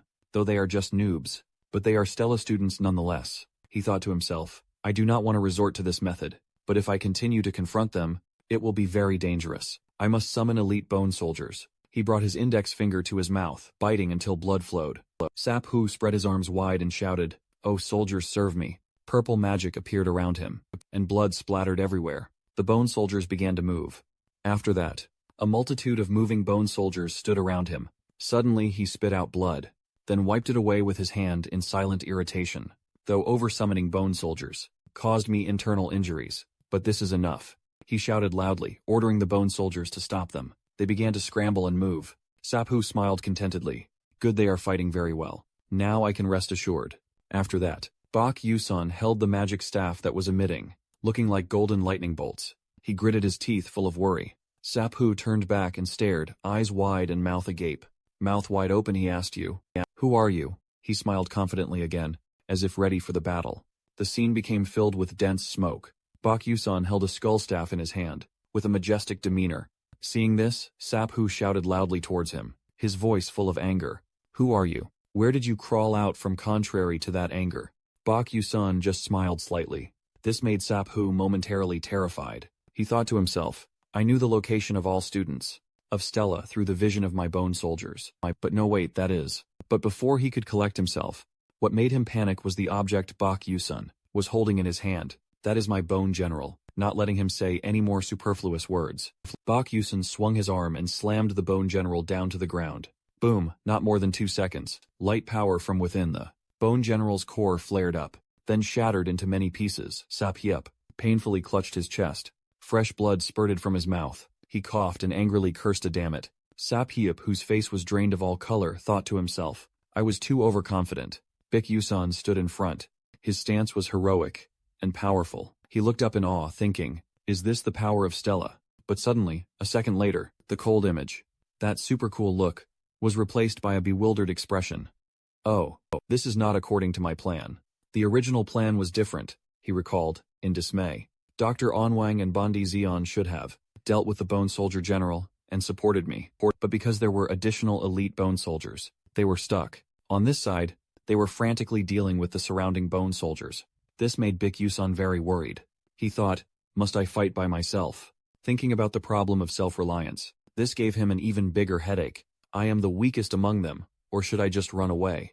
While Bik Yusun was lost in his own wandering thoughts, a coughing sound from Sap Hyup pulled him back to reality.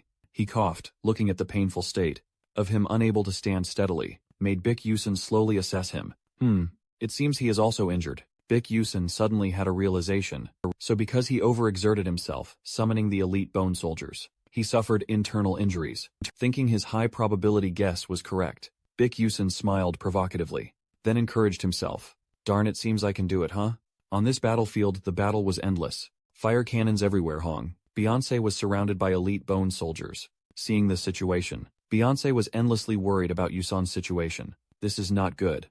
I must quickly deal with them and get to Bik Yusun.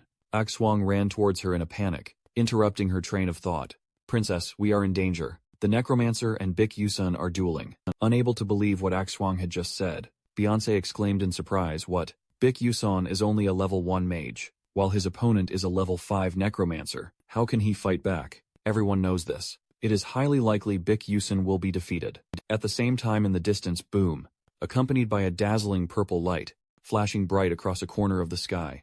Seeing that, Beyonce gritted her teeth and said grimly, if you die, I will not forgive you, Bik Yusun. On this side, Bik Yusun was astonished by the formidable power of that Sap Hyup. He was still able to resist Yusun's killing intent. Gigantic claws emerged from the ground, breaking a cocoon. Just one look is enough to know Bak Yusun's fate, where it was headed. Seeing this scene, the confidence in Bak Yusun's eyes from earlier had vanished, giving way to astonishment and caution. Immediately after that, Siap Hyuk instantly launched an attack toward him right away. Light flashed toward him from the center position, but Bak Yusun quickly shifted his body to the side to dodge. When escaping in a flash, Bak Yusun circled around and moved to Siop Hyuk's position, who was reigning, and dealt him a blow, leaving him no time to react. However, this guy was not so easy to deal with. He yelled and angrily said, it won't be that easy.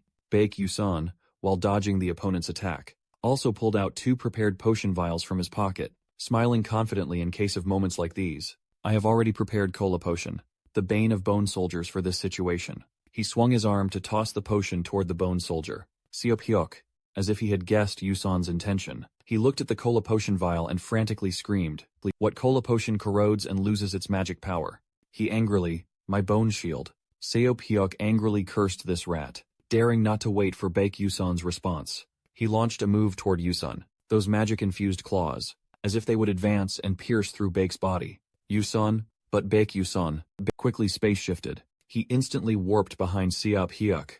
Perhaps he still did not realize Baek Yusun had arrived there already. Baek Yusun quickly swung his sword toward him. He intended to sneak attack him precisely at this moment. But at this moment, that evil Seop Hyuk turned around and looked at him with a horrifying smile. That meant Baek Yusun had been discovered. He was being schemed against Baek Yusun, startled. Damn it.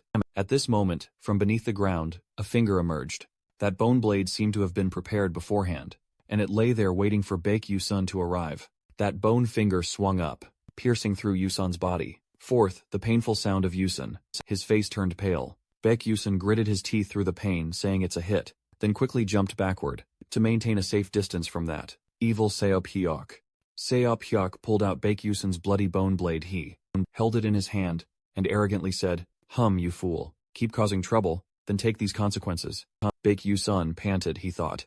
Perhaps he had underestimated him too much. Even though injured, he was still level 5.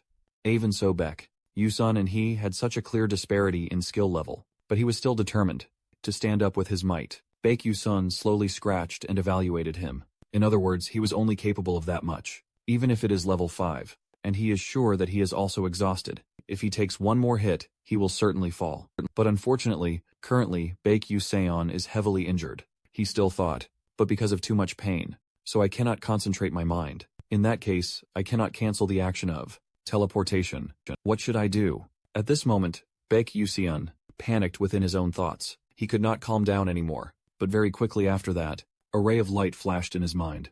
That is right, that is it. Baek Yusun just knelt there, giving Seop Hyuk an opportunity to approach. He approached him, and launched a fatal blow towards Yusun.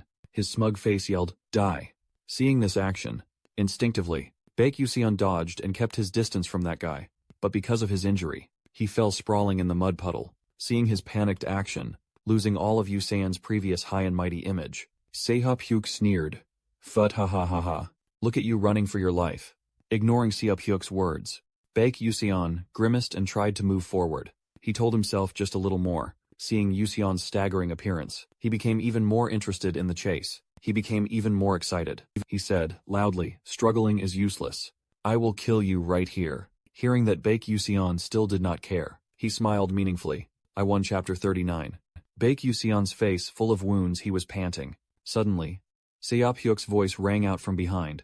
I will kill you right here. Hearing that, he stopped panting and smiled, holding victory firmly in his hand.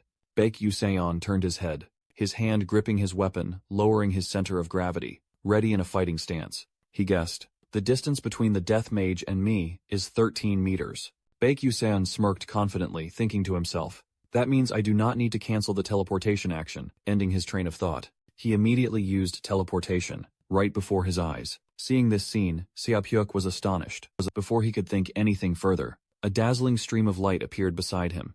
Baek Yusun had appeared right next to him, swinging his sword towards him, giving Seop Hyuk no chance to move in time. To dodge, Baek Yusun seriously yelled, putting all his force into this strike.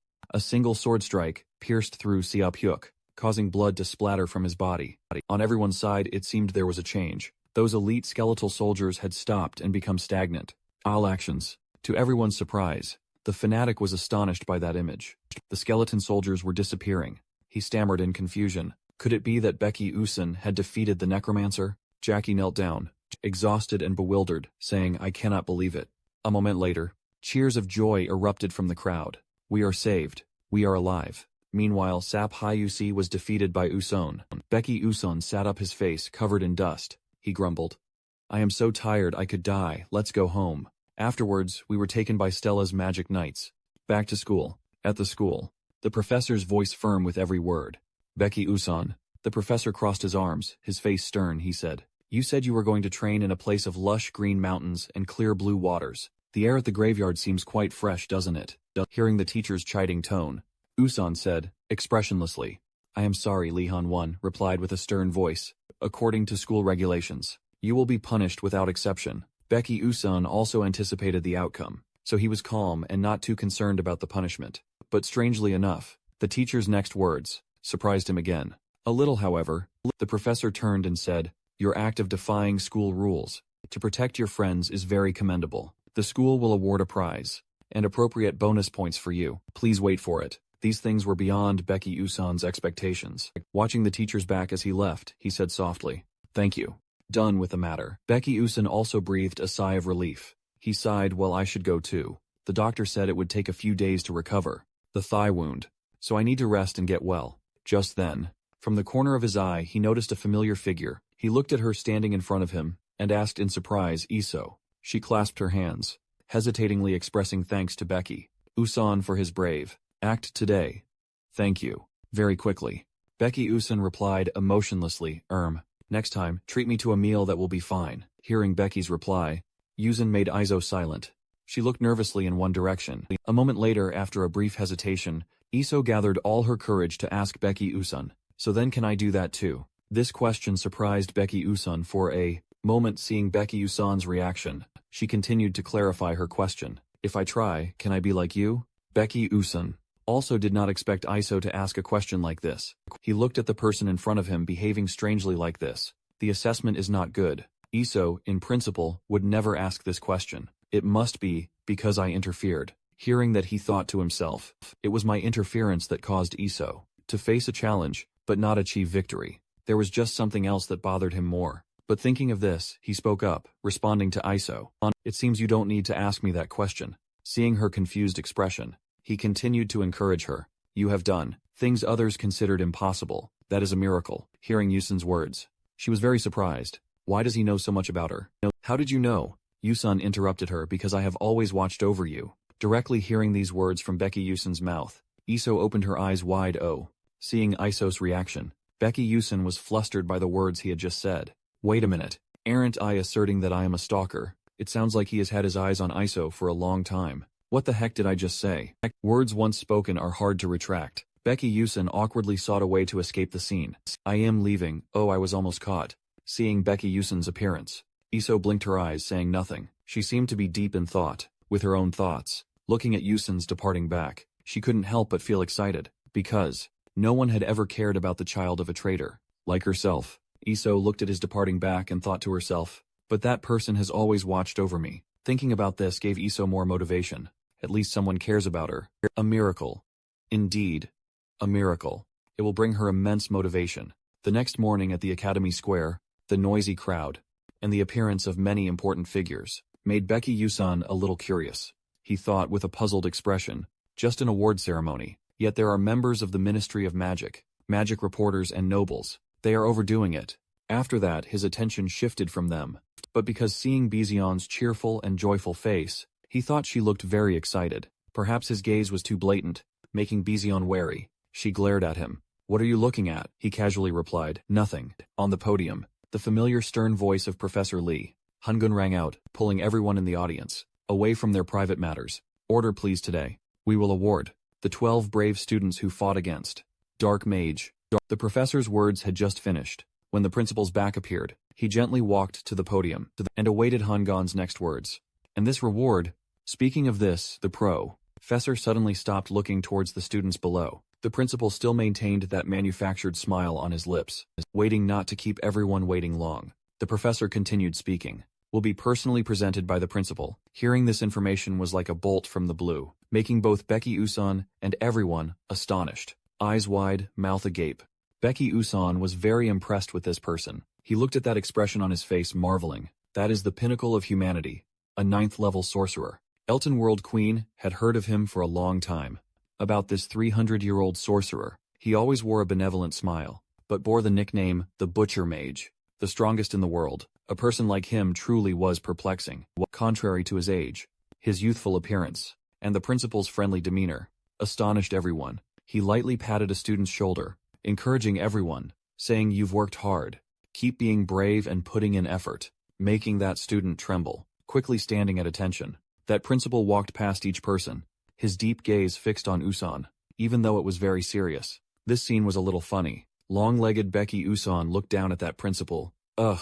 Eldmoon Eldwin, his whole body exuded a powerful purple-blue aura, both mighty and unpredictable, making Becky Usan think to herself, just looking created pressure. This is the power of a 9th-level sorcerer, of whom there are only 10 in the world. It seemed impolite to keep staring at someone else like that, but this made Becky Usan unable to control herself. But I cannot look away. Seeing him intently looking at me like that. He was also surprised by Usan's action. However, he did not question, only kindly smiled brightly and said to Usan, "You are still so diligent, huh?" "Just as I expected," he said then. He left. A cryptic remark, making Becky Usan question her life. Becky Usan's head full of question marks. "What do you mean, sir?" "So it's over." The professor's announcement rang out. The award ceremony concludes here. Looking at the pile of winnings he had won, Becky Usan could not help but grin with joy. Wow. A reward of 5 million credits. How generous. This way I won't worry about money for a while now. Furthermore, his voice suddenly slowed down. Then he glanced over at the energy orb next to him, saying he also received an entire flask, containing the heart energy of the necromancer as well, because just that alone was enough to make bitch Usan feel overjoyed in his heart. Although for now it was not yet possible, but Anthonisa would soon be able to create a subspace, and then carrying items would be much easier. But before that he had to solve the incantation, combining alchemy magic, techniques that had been lucky, which others were willing to give up the reward for him. Suddenly the system displayed a notification. Next was the system reward. On the screen, the words appeared. Chapter 4. The Necromancer's attack has been completed. You received a large amount of experience. Due to the unique implementation of the storyline, Project Constellation decided to award additional rewards. 1. A weaker version of the item used in the game. 2. Weaker versions of the skills learned in the game. 3. Experience points. Bitch Usan was not at all surprised saying this again. He thought to himself. Actually, he was also on the fence. But now, the most important thing was still to get experience points for Flash. He recalled the previous match, and carefully considered. The recent battle had shown him how weak he was. He believed that just hard work alone was not enough. He had to utilize his knowledge to advance further. The system continued to announce. Awarding rewards. The Flash skill has accumulated enough experience points. Level has been raised to Flash level 2. Maximum range, 12 meters. Maximum charges, 3 cooldown time, 3 seconds. Bitch Usan looked at the energy source around his body. This reward truly helped his power increase significantly. He clenched his fist and smiled contentedly. Finally, he had stored 3 charges of Flash. Now he could use Flash more freely. Then he turned his head and looked outside. Then another thought appeared in his mind. Next was I so disturbed. At the academy, a meditation class was underway. Journey to the Soul. I so was focusing on the meditation, when suddenly a voice called out, "I so dear I so." The call startled her awake. At that moment, she suddenly realized she had fallen asleep during meditation. "Oh, I didn't even notice when I dozed off." The supervisor saw her looking confused and not responding, so he spoke up. "I so dear, what are you doing? Why are you using magic during meditation?" Meditation. I so did not understand what was happening, naively replied yes. The supervisor told her to look up at her head. I so looked up. The scene before her left her utterly stunned. A lapis lazuli blue meteor was hovering above her head. They looked incredibly beautiful. Iso stared at them for a long time, then wondered, "Hold on, when did I create this? I didn't use any spells or calculations." She carefully glanced around, speculating. Did others not notice either? Even if it was just first-level magic, when completed, there should still be a mana flow. Iso's expression began to turn fearful. If this was truly the effect of meditation, then did that person calculate this in advance?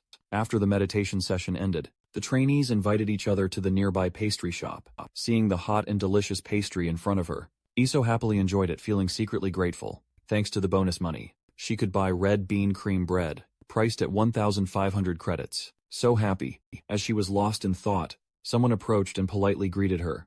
"Hello, Iso." Jeremy Scalvin looked at her for a long time, then gave a friendly smile. "Have you joined any club yet?" Iso honestly answered. "Oh, I haven't received an answer yet." He immediately asked her, "Is that so? Do you want to join my club?" Iso put the pastry down, then asked Jeremy Scalvin, "What are the conditions?" Jeremy saw her being so cautious and burst out laughing. "What conditions? I simply like you. That's all." Iso felt Jeremy was tricking her. She thought, he's lying. "You're approaching me just to turn me into your war trophy, that's all." Seeing Iso still didn't answer, he then approached closer to her and whispered, "You don't believe me, do you? But Iso, I truly haven't set any conditions at all. All you need to do is join my club, and be by my side, that's enough. I can give you many things. You know who I am, right?" Jeremy spoke while looking at Iso, his eyes full of hidden meaning. Iso pondered thoughtfully. Oh, she knew better than anyone else. The Scalvan Empire was confronting the Aden Levite Kingdom, and with the power of Crown Prince Jeremy, her current difficult life would end. She thought she wouldn't have to rejoice anymore over a red bean cream bread. She wouldn't have to endure humiliation anymore for being the daughter of a traitor, even though she knew it was wrong. She slowly answered Jeremy. But seeing Iso's trembling reaction, Jeremy suddenly gave a perverse smile that looked very scary. Suddenly a hand was raised, cutting through the atmosphere. Smackflame rushed over and slapped Iso. The incident was too sudden, leaving Iso utterly confused. Her action made Jeremy also stare wide-eyed. Flame looked as if all her strength had been drained. She just stood silently panting. Iso looked at her wide-eyed. Flame not only didn't explain anything but also cursed at her. You trash.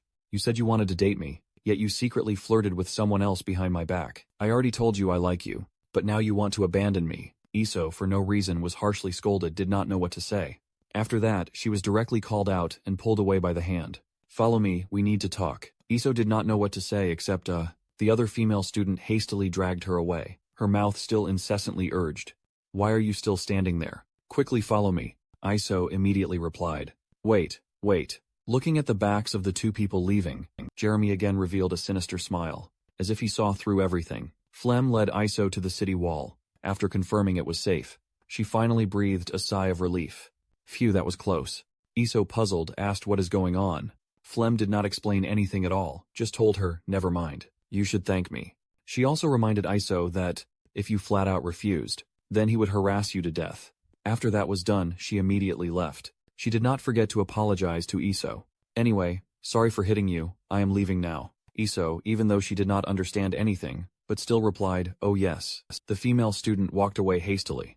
Thinking about what just happened, Flem's face clearly showed worry. What I did was right. Right, if Iso joined the club according to the rules, then she would be ruined by Jeremy. I tried not to interfere with the original storyline, but seeing Becky Usen like that, I did not think it was bad. She suddenly stopped, then unconsciously turned her head back. At this moment in her heart, she felt a little afraid. Without knowing, would he find out that I lied? At this moment at the royal palace, Jeremy was leisurely enjoying tea. Thinking about the female student from earlier that afternoon, he secretly praised the girl as truly adorable, and even pretended to lie to snatch someone right in front of him. The spirit of chivalry of that female student had piqued the curiosity of Jeremy. How interesting, even more interesting than Iso. This had stirred his desire to conquer. I want to possess her now. Professor Lee Han-won gestured towards the projection screen, where the locations for the practical exercise appeared one after another. Today we will begin the simulation exercise. Monster combat. The students looked up attentively, seriously listened to every word of the instructor. In this practical exercise, our target is not a level 1 monster, or 2 like before, but rather a medium-sized level 3 monster, a much tougher type of monster. The instructor's face did not express much emotion. His voice was steady and slow. The procedure is as follows. Form groups learn about the monsters and defeat them using appropriate tactics. Becky Usan also listened seriously. It seemed he also took this practical training very seriously. The teacher's voice continued to echo. After choosing a medium-sized monster to engage, you will be given time to train and learn how to deal with them. After outlining the practical session, the instructor announced the designated locations for the students to move to and form teams. To work together, head to the Stella Dome, find suitable terrain, and hunt medium-rank monsters that match your attributes. Class A and Class S will train together. The evaluation test will take place in 4 days. Next comes some information regarding group size. The teacher left behind one final instruction before leaving. Form groups of up to 6 and submit the roster to me. Iso stood alone in a corner. After hearing the teacher's final words, she couldn't help but let out a sigh. I really hate teamwork. A voice suddenly cut through her thoughts. Princess, will you join a group with us? In another corner of the room, a girl with long pinkish-red hair flowing past her waist was surrounded by several other girls. Their voices filled with obvious flattery. What are you saying? It should be my turn. No, you can do better. The center of attention among them was Hong Bizion, the princess of the Adon Levite royal family. Iso's thoughts drifted back to the past, to the days when she stood at the peak of fame, before Adolf Levitt destroyed her family. She had been surrounded by the same kind of flattery. Both she and Bizion, from birth, had started from the same line. The Duke Moff family with ice affinity, and the Adolf Levitt royal family with fire affinity. At a time when the two families were competing to dominate the magical world, Bizion and Iso were the two children, born with extraordinary talent, but perhaps because their attributes opposed each other, they could never stand together. At the very top, there would inevitably be a winner. Iso hugged her own arm, as if embracing herself. Back then, I thought I was the chosen one. Can I still take revenge on Adolf Levitt now? Someone approached her, having noticed her standing there. Once again, Iso's thoughts were interrupted by another voice. Hey, are you on your own? She looked up to see that the person approaching was Becky Yusan. Iso stammered, replying to his question with another question. Is something wrong? Beck Yusan smiled faintly, raising his hand, pointing his thumb at himself. He spoke with a bright smile. Why don't you team up with me, Hong? Bizion, standing on the other side, quickly noticed the interaction between the two. She frowned slightly in confusion about Beck Yusan, then saw that the person beside him was Iso, and her expression darkened with displeasure. Why, her again? Iso, regarding Yusan's recruitment, was also no less surprised. You just said form a group, he quickly replied, as if confirming her suspicion. You know there's no rule about the number of members. Minimum right. We form a 2-person group, and get bonus points for small groups. Iso, hearing that, immediately retorted. She didn't believe a 2-person group could successfully complete this practice task. Are you crazy? How can 2 people deal with monsters of mid-tier level 3? Her beautiful eyes showed a trace of bewilderment. Not confident, however. Becky Yusun was still very firm with his own decision, with an extremely confident smile. Once again asked her if she agreed or not. Iso was surprised by his determined look. Then she was also convinced by that very look. Finally the consent was given. The two confirmed they would become teammates. I agree anyway. I don't have anyone to team up with anyway. Becky Yusun got his wish. His smile became even brighter. You agreed right then. Let me go submit the list. Iso silently watched his back as he left. A pair of slender legs took steps toward her. Iso looked up to observe Hong Bian standing with her arms crossed. Squinting her eyes, she glanced at Iso with a faint emph. Iso still had a certain hesitation when facing Bian, but her words tried to sound tougher. What if you're trying to compete with me? Bian heard half the sentence and unhappily interrupted. What nonsense are you talking about? She arrogantly raised her eyes. Every word she uttered was sarcastic, which made Iso feel attacked. Just worry about yourself, you pig in human disguise, she finished. Bian turned around and left. Her long, beautiful hair also moved with each step. Iso clenched her hands, as if she had decided something. Meanwhile, deep down, Bian was rippling with a wave of thought. I am not competing with you. It's just because of Becky Yusun. The fact that he and Iso formed a group made her extremely uncomfortable. Her footsteps paused slightly. How annoying.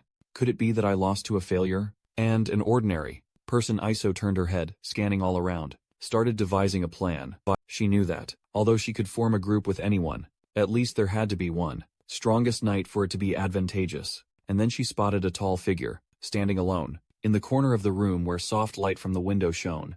Ma Yuseong immediately felt the gaze directed at him. He glanced at Hong Bian, and opened his mouth to greet her. Hello, princess. What's up? She didn't beat around the bush. Immediately got to the point. Have you formed a team yet? Got a reply. Not yet, I plan to go solo. Just as Beyonce expected. She quickly extended an invitation. So will you team up with me? But Ma Yusung wasn't too thrilled about this.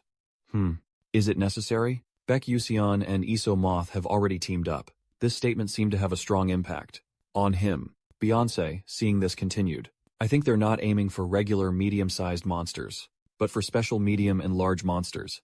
His gaze shifted to the two people who had just teamed up, happily chatting and laughing with each other. Beyonce took advantage of Ma Yusung's moment of hesitation to emphasize her offer. I'll say it again, will you team up with me? He smirked. After a moment of thought he spoke. Ah, so that's it. A confident smile, along with an eager anticipation for battle, gradually appeared on his face. Ma Yusung agreed to the offer. That sounds interesting. I also want to compete against Beck Yuseon at least once. Beyonce got her wish. Her lips also curved into a smile. Alright then, thanks to you. Her eyes gradually became sharper, glancing at the two people chatting over there, silently determined in her heart. Beck Yuseon and Iso Moth. This time I will defeat both of you. Time passed since the day they formed a team, and after 4 days of preparation, the beast combat simulation began. A giant purple monster, hideous, stood opposite the group of students. Lee Hanwon looked at the board listing the names of the student groups he was holding in his hand.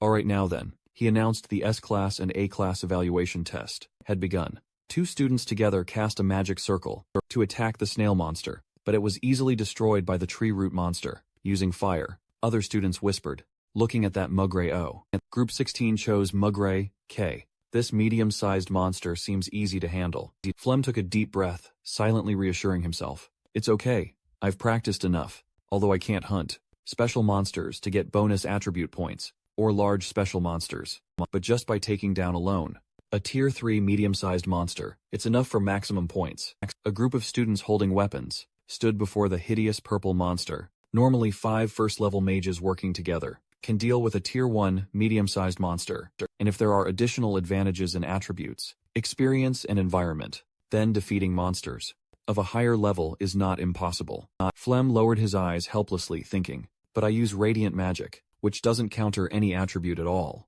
It can't be helped. Her attention was drawn by the blue-haired girl standing in a corner. She silently prayed for ISO, hoping Ansel would do well on this test. She recalled what she knew. In principle, Beyoncé had caused difficulties, making it impossible for her to team up with anyone and receive the lowest score. At that time I even planned to recruit her into my team. Are you back? I am back. Baek Yu-sun naively scratched his head, laughing. I just went to the restroom. ISO sighed. You really are, Flame thought to herself. If Baek Yu-sun was by her side, Ansel's future would surely be brighter. The announcement pulled her from her wandering thoughts. The giant monster was defeated. Teacher Lee Han-won said, Group 16, you all worked hard. Lee Han-won called the next group of students. Next group 17 to the arena. Flame loudly replied, yes. She quickly ran through the hallway to the test area, passing by Baek Yu-sun and ISO. The moment Flame walked past Baek Yu-sun, she slightly paused. She accidentally stepped on one of her untied shoelaces. Flame, startled, fell forward due to inertia. He quickly grabbed her shirt shoulder, pulling her back. Flame was pulled back by someone grabbing her collar from behind. Still bewildered, not understanding anything, Baek Yu-sun, flustered, oh Flame frozen, let out a monosyllabic, Flame was gently released by him landing safely. She turned to face him, saying thank you. Baek Yu-sun looked at her shoelace, reminding her, no problem, tie your shoelaces. At this moment Flame only then looked down at her feet. Oh, she remembered the friendly person who offered to help her earlier. Earlier Zenki tied them for me, and they were very secure. Let me tie your shoelaces for you. Thank you, Baek Yu-sun kindly offered. Let me tie them for you. Flame refused, no thanks. Good thing I noticed. Otherwise it would have been really dangerous. She steadily stepped onto the arena. In her 2 hands she held her weapons, her whole body in a ready-to-fight stance. The discussions of the other students rang out again. Is he going alone? Looks like it. Another student said with disbelief. No way. Is he planning to deal with that monster alone? A giant, ferocious wild boar was summoned to fight Flame, and faced the terrifying monster, still calmly analyzing. That monster has no special attributes, so it cannot be countered. Lee Han-won loudly cleared his throat, signaling the battle to begin. Then Group 17, your test begins. The students looked at the wild boar's storm-like momentum, and exclaimed, look at that hasty appearance. How can he deal with it alone? Flame calmly began to cast magic. The whispers of flower petals carried by the wind. She focused her mind, gazing intently at the monster, frantically running towards her. Ivy branches grew rapidly, entwining the wild boar, which was in a frenzy.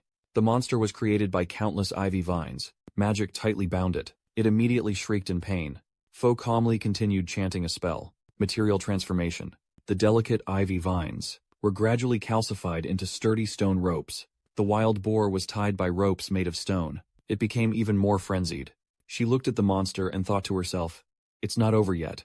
A sparkling magic circle appeared above her head. The stone ropes were also about to snap under the struggles of the wild boar, and gradually cracked. Under the wild boar's powerful impact, the stone ropes completely broke. The untied wild boar immediately charged madly at Flame. At this moment Flame was also holding a magic staff, ready for battle. The wild boar snarled and charged in front of her. It opened its mouth wide, full of fangs, preparing to swallow her whole. Despite this, Flame was not afraid of it. Taking advantage of its closeness, she concentrated all her magic power into an attack on the monster. A blinding golden aura converged simultaneously in one spot. The wild boar was struck by her right in the middle of its mouth. It couldn't even cough or anything. The brilliant aura shone through its bloodshot eyes. The monster tried to open its eyes to look at the human who had easily defeated it. Foe held her weapon tightly, breathing heavily, looking at the monster. The wild boar. The giant collapsed heavily onto the beam in front of her. The students who saw this scene were all stunned for a moment.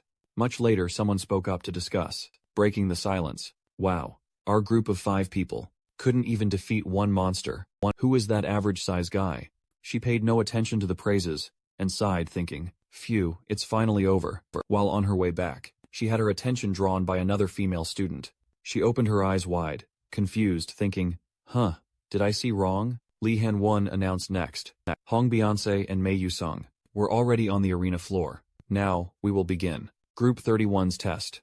At this moment, Hong Beyonce and Mei Yu-sung were standing next to each other. On the arena floor, students who had not yet competed around them cheered enthusiastically. Look, the princess. Go princess. Seeing that, Flame thought in surprise. Why is Bizion with Mayuseong, and not with someone from her own faction? In the original story, the two of them had nothing to do with each other. At this point she couldn't help but be confused. What's with this lineup?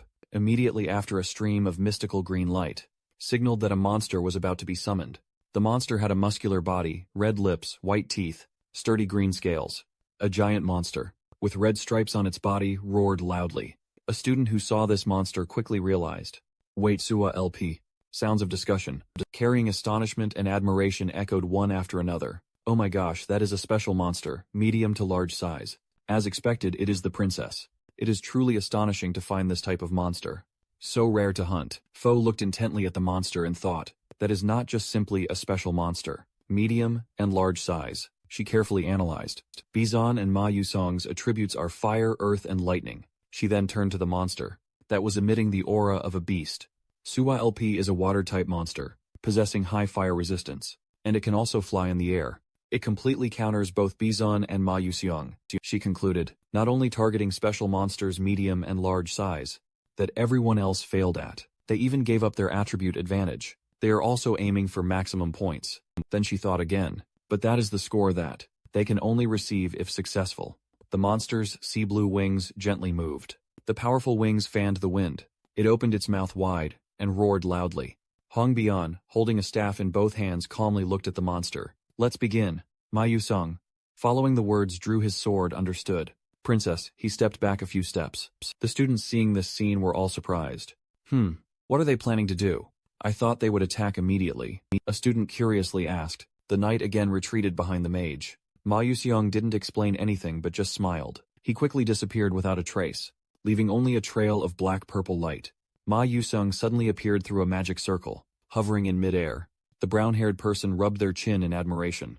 Oh, step jump, quite good for a freshman, the girl standing next to them added, but with that level of skill, it is impossible to touch Sua LP. She didn't understand, and wondered. Furthermore, step jump cannot be used in the air. What are they calculating? Ma Yusung smiled and activated his magic power. The green starlight in his sword also radiated because of it.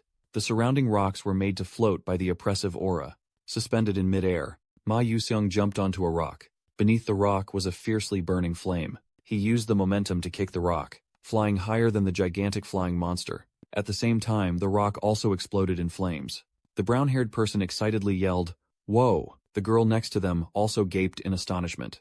Hung Bian stood on the ground, using her staff to use fire magic, continued to support Ma Yusung. Ma Yusung from above lowered his eyes to look at her standing below. The spectators couldn't help but admire their synergy. Unbelievable. With one hand he summoned a rock twice his size. His whole body followed the momentum, rushing towards the monster. As expected, it tried to run. He hurled the boulder at the monster, sending it from high up crushed flat onto the ground. Its tough green scales began to crack from this blow. Ma Yuseong immediately channeled magic into his sword, chanting a spell. Rocks imbued with a green hue burst up from the ground with a rumble. The rocks tightly surrounded Sua LP, making it roar in pain. Sua LP struggled to writhe its body. At this moment it roared loudly, its eyes flashing golden. Soon after, the monster's entire body had escaped the restraint of the rocks. He landed softly, letting out a grunt. Just as expected, it tried to run. He smirked darkly, but it was too late. At this moment, a swirling stream of red-orange magic enveloped her waist. Hong Bizion, because the princess's magic was complete. Fire magic had been prepared by Hong Bizion, ready to confront the monster. A column of red light shone straight down onto Sua LP from above. At the sight beheld, a student exclaimed, "Oh my god!" As if not believing their eyes. They stared in astonishment at the monster, falling to Hong Bizion's techniques. At this moment it was in pain. Sua LP has high fire resistance though. Ma Yuseong held his sword-wielding magic. Blue starlight also radiated out. He smirked proudly, declaring, "It's over." Blue magic combined with fiery red magic, simultaneously shining down on the monster, causing it to quickly disintegrate into fragments. Sua LP's head turned black, its rigid posture then blown away into dust by the wind. The room's atmosphere became heavy. A moment later someone spoke up. Sua LP was defeated without even having time to resist. This year's students are truly formidable. This skill level could rival the third-year senior of S class. Someone looked at Hong Bizion, and Ma Yusung stepping down onto the arena floor, then exclaimed, "So this is what a genius is like." Hong Bizion smiled smugly. "What do you think, Baek Yusun?" She turned her head, glancing down at the arena floor. "No matter what you choose, you still can't beat me." Hong Bizion secretly smiled. She watched Baek Yusun and his teammates step down onto the arena floor, silently affirming confidently, "This time I win." Baek Yusun, on the arena floor, said to the supervisor, "Give me 5 creatures." Hong Bizion looked at him in surprise. The other students hearing this immediately buzzed with discussion. What did I just hear? 5 people struggled to deal with one monster of medium size. Yet 2 of them dared to choose 5. All attention was focused on Baek Yusun and Iso. Although rumors had been heard, but that Baek Yusun, he seemed not to notice the astonishment of the other students. Someone exclaimed, "Are they crazy?" The monsters were immediately summoned. At his request, 5 monsters instantly surrounded him. Summoning complete. Monster researcher Bai Tran quickly realized something was unusual. A creature resembling a frog with a long dangling tongue is Haemeradon. The one with an iron ring piercing its nose and a white mane is Sand Black Bison. The one with a long and large golden beak like a night heron is Garden. And the one that looks like crystallized water taking form, next to it is Nam Islam. The bat is significantly larger than normal, emitting a purple glow and also sensitive bat, he exclaimed in surprise. Could this lineup be Hong? Bizion crossed his arms over his chest, turned to his friend next to him, and asked, "Ma Yusung, do you understand?" "Probably not." Ma Yuseong shook his head, then lowered his eyes to look at the arena. "I'm also curious what Yusun is planning." Ma Yusung looked at Beck. Yusun and Iso were standing back to back, in a ready stance, ready to fight. "I'm kinda looking forward to it." Professor Lee Han-won frowned and asked, "I just want to ask one thing. Who decided this monster lineup?" A young person in the supervisory group replied, "I did." Lee Han-won looked worriedly at the monster lineup. "You are a knight, can easily score points in dangerous situations like this, but a bishop cannot. I think this strategy is a bit too much for a bishop." He smiled and replied, "No." He confidently stated, "This strategy was specifically designed for a bishop." Lee Han-won hearing that also didn't object anymore. I see he spoke up, indicating all right. "Then let's begin." Baek Yusun awkwardly asked quietly, "Hey, can you do it?" Iso replied, "Of course." He put on a brave face saying, "Just trust me." She retorted sarcastically, "That line is getting old." Then he suddenly concluded with a sentence that made Iso freeze. "I trust you." She was silent, wanted to open her mouth to reply but didn't know what to say. She thought to herself, Baek Yusun, he really is a hard-to-understand person. Iso lowered her head and followed behind Baek Yusun, entered the forest. She lowered her eyes thoughtfully, trailing silently behind him. She softly called out to him, "Hey Baek Yusun." He turned his head at the sound. She gathered all her courage to voice her question. "Why me?" "Truthfully, with a talented knight like you, you could choose anyone else." He didn't answer right away but scratched his head deep in thought. Only after a while did he speak up. "It's true. There are many talented people. For example, in terms of firepower, no mage can compare to Beyoncé. In terms of control ability, Flame is unmatched." He continued to list. "My UCO is the strongest first-year student. Needless to say, Singapore or Adelan. Those who specialize in single-target attacks are also very suitable for me." She hesitated and asked, "So why?" He turned away, then concluded with a sentence. "Even so, I still feel you are the most suitable person." He smiled, turning his head to look at her. Just that Baek Yusun pulled her out of her daze. "Then let's continue. Next up is Garden." She stood there blankly, watching his retreating back. The memory came to an end. Iso tightened her grip on the weapon, closed her eyes, and whispered to herself, "I still don't fully understand what you mean, but you must have had a reason for choosing me." Her feet slowly lifted off the ground. "Then I'll show you." Azure blue mana surged like a radiant halo, enveloping Idol. The students erupted at the sight, bursting into heated discussion. "Wait. Hold on. Isn't that supernatural resonance? That's impossible. That phenomenon only occurs when mages of rank 6 or higher enter an unconscious state."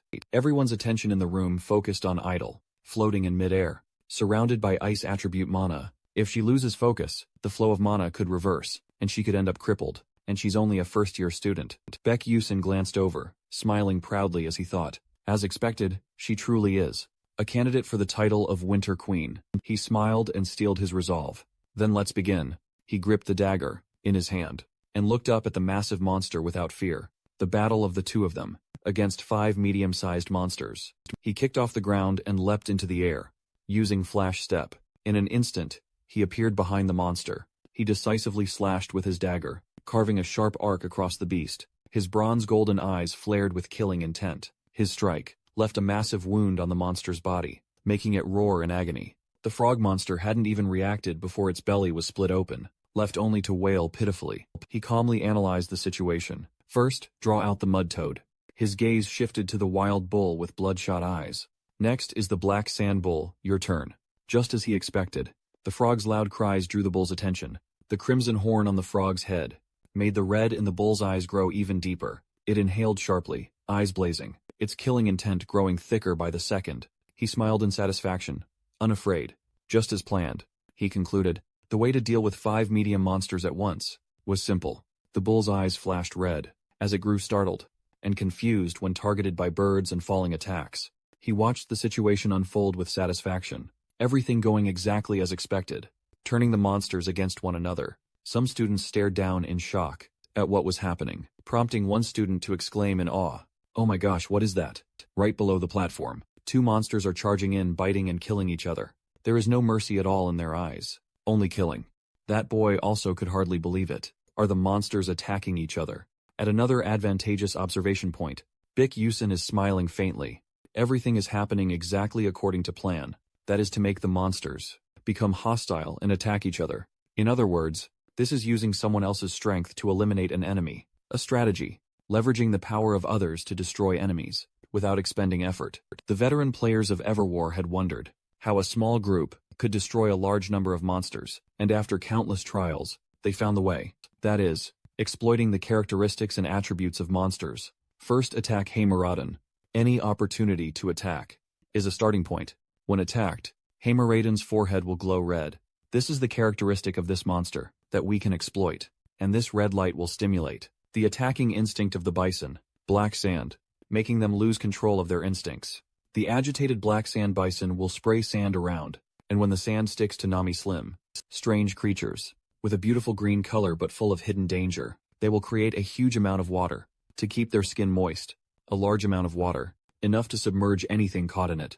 Baek Yusun is immediately in a battle-ready stance, hand holding the sword firmly, eyes fixed on the stream of water that had reached his feet. Not good thanks to the field's barrier, so the water is rising very fast. He shifted his attention behind him, where another monster was still quietly there, lips slightly smiling. So next is, living up to Baek Yusun's expectations. That bird-like monster opened its mouth wide. From there gushed out a terrifyingly loud sound because, when garden senses warmth, it will emit an ear-splitting scream, at a frequency above 7 octaves. Not only that, that sound also attracted the attention of an animal species, with no less danger. That is the bat, and ultimately stimulating the sensitive bat, an extremely sensitive species, to sound, which is a characteristic of this monster. The large bat stomped directly, its black claws into the head. That bird used immense force, making its opponent unable to resist. Nami Slim could not be absent from this confrontation. It rushed forward with powerful currents, and aimed directly at the target. That ear-splitting sound was screamed by the bird. Bird and bat silently met gazes. They seemed to communicate through a silent language that no one could understand. All 3 beast species faced each other head-on. Neither side would back down. One person stood above observing the situation of this battle, then offered a comment. All the monsters there were provoking each other. The person with reddish-brown hair nearby also stroked their chin in astonishment. Oh, this kid knows the characteristics of each type of monster. Even I, a monsterology expert, had never thought of this. Truly astonishing. The blonde woman nearby crossed her arms. Compared to Baek Yusun, she paid more attention to his teammate. But what was more astonishing was Iso's ability to focus. According to her observation, amidst a fierce and intense battle, the girl could maintain the mana flow and concentrate in such a chaotic situation. It was truly incredible. This could happen, based on the bond between teammates. It was surely because the girl fully trusted her knight. Iso fully trusted the sword-wielding young man, standing guard in front, protecting her most closely. Suddenly an event occurred. In the blink of an eye, it made him leave his position. A giant bird monster lunged forward, and Iso was right under its massive body. An instant blink was immediately deployed, accompanied by a kick straight into the bird's body. It was kicked askew to one side. From that one could see the force of the kick just now was not light at all. Baek Yusian stepped on the water current, bouncing backward also behind Iso's back. His eyes widened, gaping as an attack came from somewhere, creating a huge explosion in mid-air. Iso was still in a state of closed-eyes concentration, seemingly unaware of what was happening. Around her sword slashes were unleashed. Yusian was using every means to protect the girl behind his back as safely as possible. Maesong, smiling, called Hong Byeonse. "Hey princess." She glanced over. "What is it?" He posed a question. It was not difficult to guess the meaning behind that question. The main point was, you see Baek Yuseon as an ideal knight. No, the sight of him protecting Iso was truly very much like a knight protecting a princess. Each sword slash unleashed was full of power. Darkness surged in, abruptly, enveloping the blue light emanating from Iso's body. As its center, embracing her small body, the idol's entire body seemed to float in a starry void, surrounded by circles with many drawings and special characters. On the outer ring, also a series of letters belonging to some language, always sparkling like starlight, falling down, wave after wave, falling into the idol's mindscape. She slowly opened her eyes. Crystal flowers appeared. She had successfully achieved her own power. Blue ice crystals continuously appeared. They appeared more and more around the idol, following some kind of rule, slowly forming a circle with a series of ice petals, like an ice flower. The scene unfolding before the apprentice's eyes was so beautiful it made them gasp in surprise. A final whoa, a flower made of crystals, of ice was completely finished. Several monsters stood surrounding the flower. A bone-chilling cold radiated from the crystal flower, making people not dare to approach. Someone exclaimed, "So beautiful." Isul slightly parted her lips, ordering shatter as soon as she finished speaking. The flower, as if hearing its master's command, immediately shattered into many pieces, scattering in all directions, carrying a colossal source of power. The shattered ice crystals formed sharp fragments, as sharp as blades, directly contacting the monsters. Each ice fragment pierced into their bodies, so fast they could not react in time. Very quickly, all 5 monsters were frozen. Another shout rang out. "Is it over?" They really defeated 5 medium-sized monsters, with only 2 people. But could things really be that easy? No. Look, the ice layer is slowly melting. The freezing no longer had absolute control. The monsters' eyes turned cold and sharp. It seemed they were truly enraged. The monsters are waking up. They really woke up. It seems Isul has failed. The audience felt a little regretful. Well, in the end, they couldn't finish them off. What a pity. That person continued, but with this performance, they also scored very high. That statement had not yet finished. Isul again raised her hand, creating a powerful stream of brilliant golden energy. It truly made people astonished. That mana flow. Could it be? Isul shouted, "Descend." Following her command, a stream of golden magic descended straight down onto the monsters. That colossal amount of magic used her as its center, creating an enormous explosion, wiping out those hideous monsters. The magic's area of effect expanded more and more. Incredibly powerful. The whole horde of monsters taking such a powerful blow was completely decimated, screaming and yelling, witnessing the recent scene. Isul froze her eyes wide open, in which a sparkling ray of light shone. She whispered to herself, "This is my magic." Iso looked at her palm, having just activated magic, and told herself, "It turns out I can do this too." She secretly recalled exactly as he said. In some memory realm, Iso was too shocked and screamed at Becky Usun, 5 at once. She couldn't help but scold him. "Are you crazy?" But facing her panic, he was calm. "No." Becky Usun firmly told her, "You can do it. And I trust you." She held herself still at his next words. "So trust me, the one who trusts you." Iso clenched her small fist. Scattered memories flooded back. "Before I never had anything at all. Faith in the path I chose, and also someone who could tell me that path was right." In that memory of Iso, no one stood by her side. But that sound woke her up. From the moment she met Becky Usun, following his every step forward, looking at his determined back, the shyness within her gradually disappeared. She started to take steps to chase that figure. Now it is different following his footsteps, she told herself. Now I will no longer be lost. The announcement sounded to her relief. Group 32's test ends here. Iso showed a satisfied smile, contrary to her serenity. Becky Usun on this side muttered while clinging to the wall. "I almost got dragged into it. At least you should say something before doing it right." Hong Byeonse and Ma Yuseong looked at the result board on the wall. It stated clearly, Beast Combat Simulation Test Results. Rank 1 Group 32. 199 points. Becky Usun, Isomorph Rank 2, Group 31. 127 points. Ma Yuseong Bizion Adon Levit then sighed. Lost completely. She crossed her arms and muttered, even though I chose special medium and large-sized monsters, and also countered my own attribute, but still lost, so I guess I have to accept it. He chuckled. Oh, you accepted it so fast. She glared at him with a cold face. Yeah, shut up. Contrary to his joking outward appearance, right. Hongbian-si glanced at him thinking, but if from his image, she associated it with Becky Usun with the thought, my knight is Becky Usun. Hongbian-si squeezed her arm stubbornly thinking, then I can also cast magic no less than ISO. She, with her selfishness, couldn't understand. But why is that commoner so devoted to ISO? And so in Hongbian-si's frightening stream of thought, flew far away. If a perfect knight exists in this world, then that must be my knight. A perfect queen, right? She clenched her teeth. From her eyes and face a clear unwillingness was shown. Actually admitting defeat would be a lie from me. I cannot accept it. It is truly perplexing. Hongbian-si turned around and walked away telling herself, I must investigate Becky Usun thoroughly. Suddenly, her footsteps paused. Her eyes showed surprise.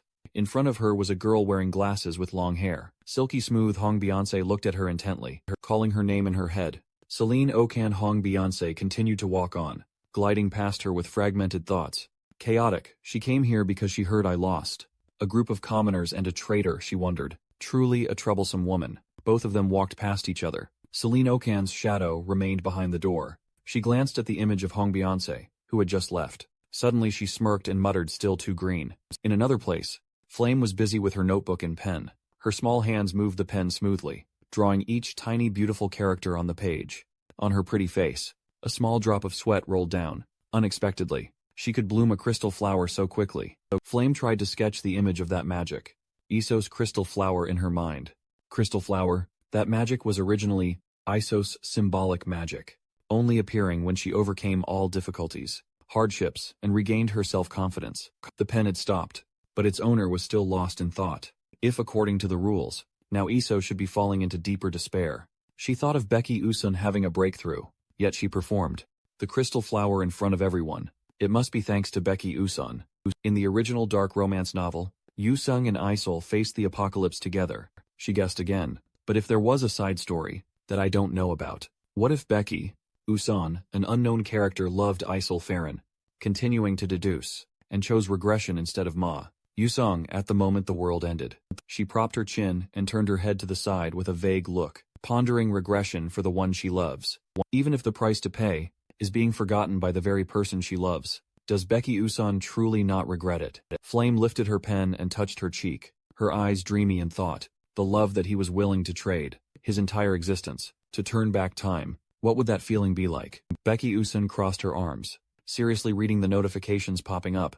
Chapter 51. Simulation. Beast combat has ended. Received a large amount of experience. You have successfully led the story in a positive direction. The Constancio project will award him more rewards. Bak Yuson furrowed his brows, grumbling. What reward should I choose? His eyes gradually became resolute, carefully calculating.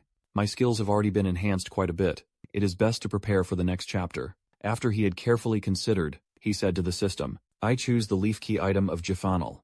Facing the silence of the system, he also had a bit of worry. After a moment of waiting, the system also replied, the system is checking the reward that has been awarded. He cheerfully exclaimed, amazing. The leaf key of Jafanal, although it is not an artifact, but this is one of the extremely rare items that only high-level players can possess. This is the key leading to the dwelling of deities. He stroked his chin, seriously calculating, but to use it he must go outside, and because of the recent necromancer event, so the conditions to go outside have been tightened. What should I do now? Suddenly his eyes lit up with an idea.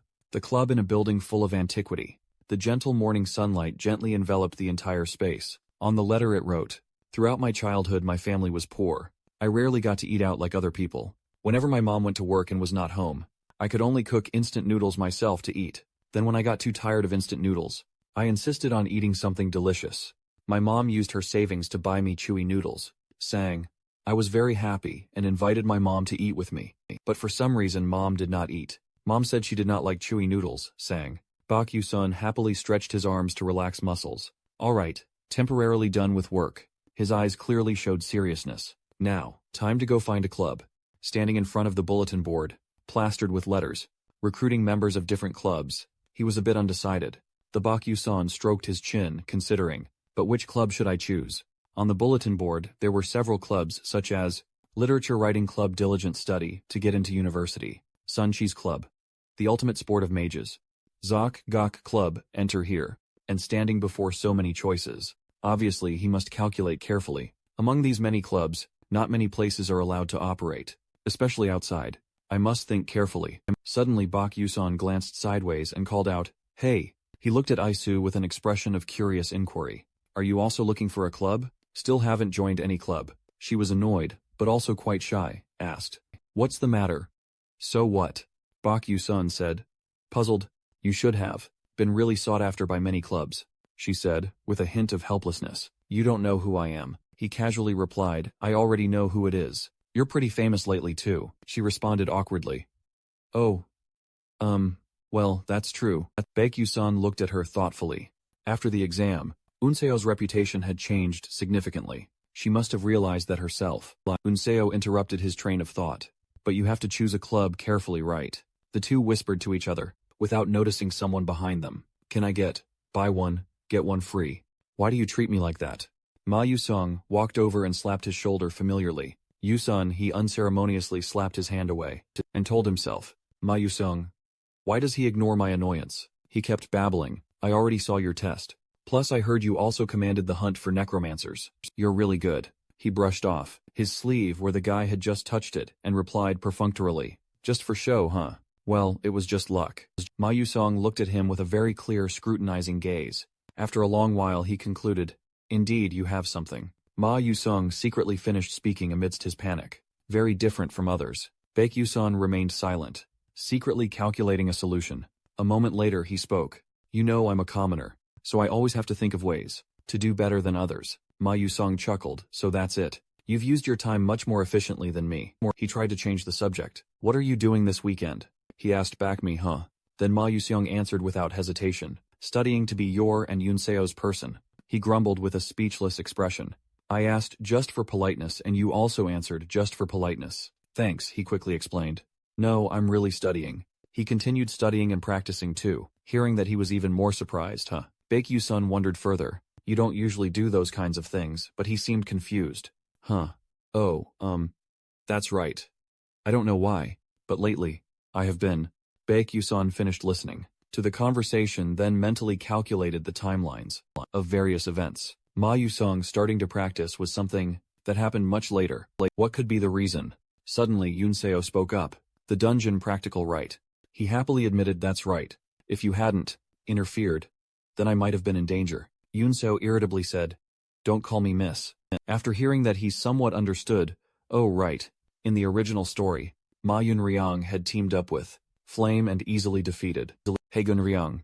He recalled every incident that had happened around them, but this time, because I interfered, Flame got stuck, and he had to face Haegunryang alone.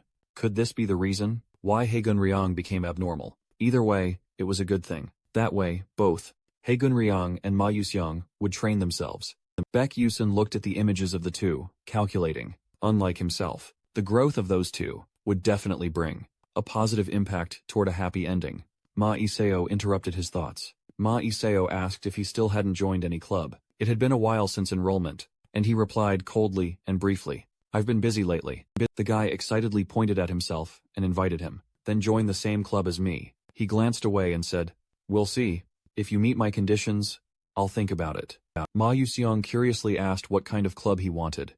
This time he listed a long set of demands, leaving the two of them stunned. Quiet, few members, no private gatherings, guaranteed comprehensive insurance, lunch with set meals and pork cutlets, freedom to operate outside, respect for personal activities, and permission for special outings. Iseo wondered about cheese pork cutlets, while Ma Iseo was confused about the insurance. She spoke up, shattering his illusion. "There's no such club in this world." He also stood there blankly, thinking, "Of course there isn't. I was just joking." But unlike the disappointment of the two, Ma Yusung said, "Is that so?" He was full of energy, pointing at his own handsome face. "Then I'll create a club like that for you." Baek-yusen was utterly shocked. He couldn't believe it, and asked again, "Can you really establish a club that's allowed to go out on special occasions?" He firmly confirmed it with a yes. "I can think of something." He realized it made sense. With Ma Yusung's connections, it was possible. But he crossed his arms and questioned Yuseong. What do you gain by making a club for me? Ma Yusung answered confidently, shocking him, leaving him so stunned he nearly fell over. Of course, because you're special. He broke into a sweat, saying, you know something. Then he stopped, not saying anything unnecessary. He remembered one of Ma Yusung's core traits, or was that he was deeply afraid of loneliness. After some hesitation, Baek Yusun agreed. Alright, go ahead and form the club. Special. My foot. Hearing that, Ma Yuseong was overjoyed. His whole face lit up. Really, he didn't care much. He confirmed again, then pointed at Iseo and added, but she has to join too, she asked in surprise. Me too. Baek Yusun crossed his arms calculating. In principle, the two of them were a match made in heaven. If it were an idol, then they could take care of Ma Yuchong's mental well-being, he said with a beaming face. If a lady idol joined, I would welcome her very much. His enthusiasm was met with a cold shower. From her, don't call me miss. It sounds unpleasant. This rather unfriendly conversation shook the thoughts in his heart. Right, probably. So Ma Yuchong excitedly said, so what should we name the club? He hesitated. Regarding that I already have an idea on the application form. It clearly states application for food club establishment. Club name, Food Club. President Baek Yuzon. Members Ma Yuchong ISO Purpose Culinary Exploration. ISO looked at the form with a worried expression. Is this acceptable? To be granted a special activity seal, a supervising professor is required, and at least 4 members. Ma Yuchong said with full confidence. Members and the seal I can handle. At this point he slightly sagged. But finding a supervising professor I also find difficult. Bitch. Yuson questioned, puzzled, why you could get a special outdoor permit right. Facing his question, he scowled and said, it's just a bunch of trash. These words made him a little confused. Oh, really? After the discussion, Ma Yuchong held the form, waving it in his hand. So I will go get the seal for the application. He replied, okay, I'll rely on you. Baek Yuson watched him leave, thinking to himself, the seal for special activities. Usually not everyone can get it, but if they seal it for you, then you are definitely one of them. Main tower number 1 was enveloped by the warm sunset glow, creating a very pleasant feeling.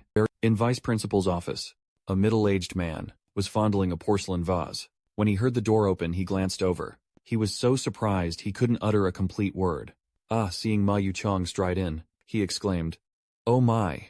He respectfully welcomed young master. He continued ceremoniously. Yes, long time, no see grandpa. He slowly sat down on the chair. Yuson appeared excited. This seat is more comfortable than I thought. I like it already. Hipdon gave an awkward smile. Oh really? He squinted, his eyes muttering inwardly. Why is this lunatic here? What is he doing? Yuson pushed a piece of paper towards him. But what brings you here today? He propped his hands on the table, squinting his eyes, smiling. Club registration application, stamp it for me. Hipdon took the form from the table. A club registration application. What? First I need to check. If it meets the conditions for establishment, he was not allowed to take it. He slammed the application form onto the table. His pupils contracted in surprise, looking at Yuson. He pursed his lips, doubtfully listening to him. No need to see the content right, just stamp it. Yuson sneered menacingly, saying, you will do it for me, won't you? Haydn subtly swallowed a gulp of saliva. Yes, he mused at Yuson's triumphant expression. Do not resist. Once this child is the successor of that man, then absolutely cannot resist it. Yes, I will do that. Haydn reached out and took the form on the table, and Yuson narrowed his eyes, adjusting his tie. I know he finished his work, then turned and left. Thanks, I'm leaving now. Haydn pensively watched him towards the door. He pursed his lips. His face looked grim. Haydn frowned, his pupils contracting in anger. Like father, like son. They are exactly alike. He's only half, and yet dares to be so arrogant. He rested his hand on the table, his eyes glaring, full of murderous intent. But it won't be much longer. One day, I will cut that arrogance down with a single stroke. Early clear morning at the academy. Alright, class dismissed. The teacher finished speaking, then packed up and left. Jackie quietly organized her notes and papers. Whispers and discussions echoed around. Finally, it's over. Those professors always nitpick presentations. Nonsense exactly. Especially with commoners, they nitpick even more. Her friend's hand sorting papers paused. Jackie pursed her lips, her eyes anxiously looking down at the papers in her hand. I should have performed better in front of everyone, but I got nervous and made mistakes. I could have done much better, Flem. Flem giggled, brightly approaching her friend. Jackie, you presented very well today. She narrowed her eyes consolingly. Don't mind what the professor said. You did great. Jackie looked displeased. She just walked away abruptly, interrupting her enough. Flem frowned, sighing deeply. This child really is something. I'm worried about her. but she doesn't understand other people at all. It's true, I agree.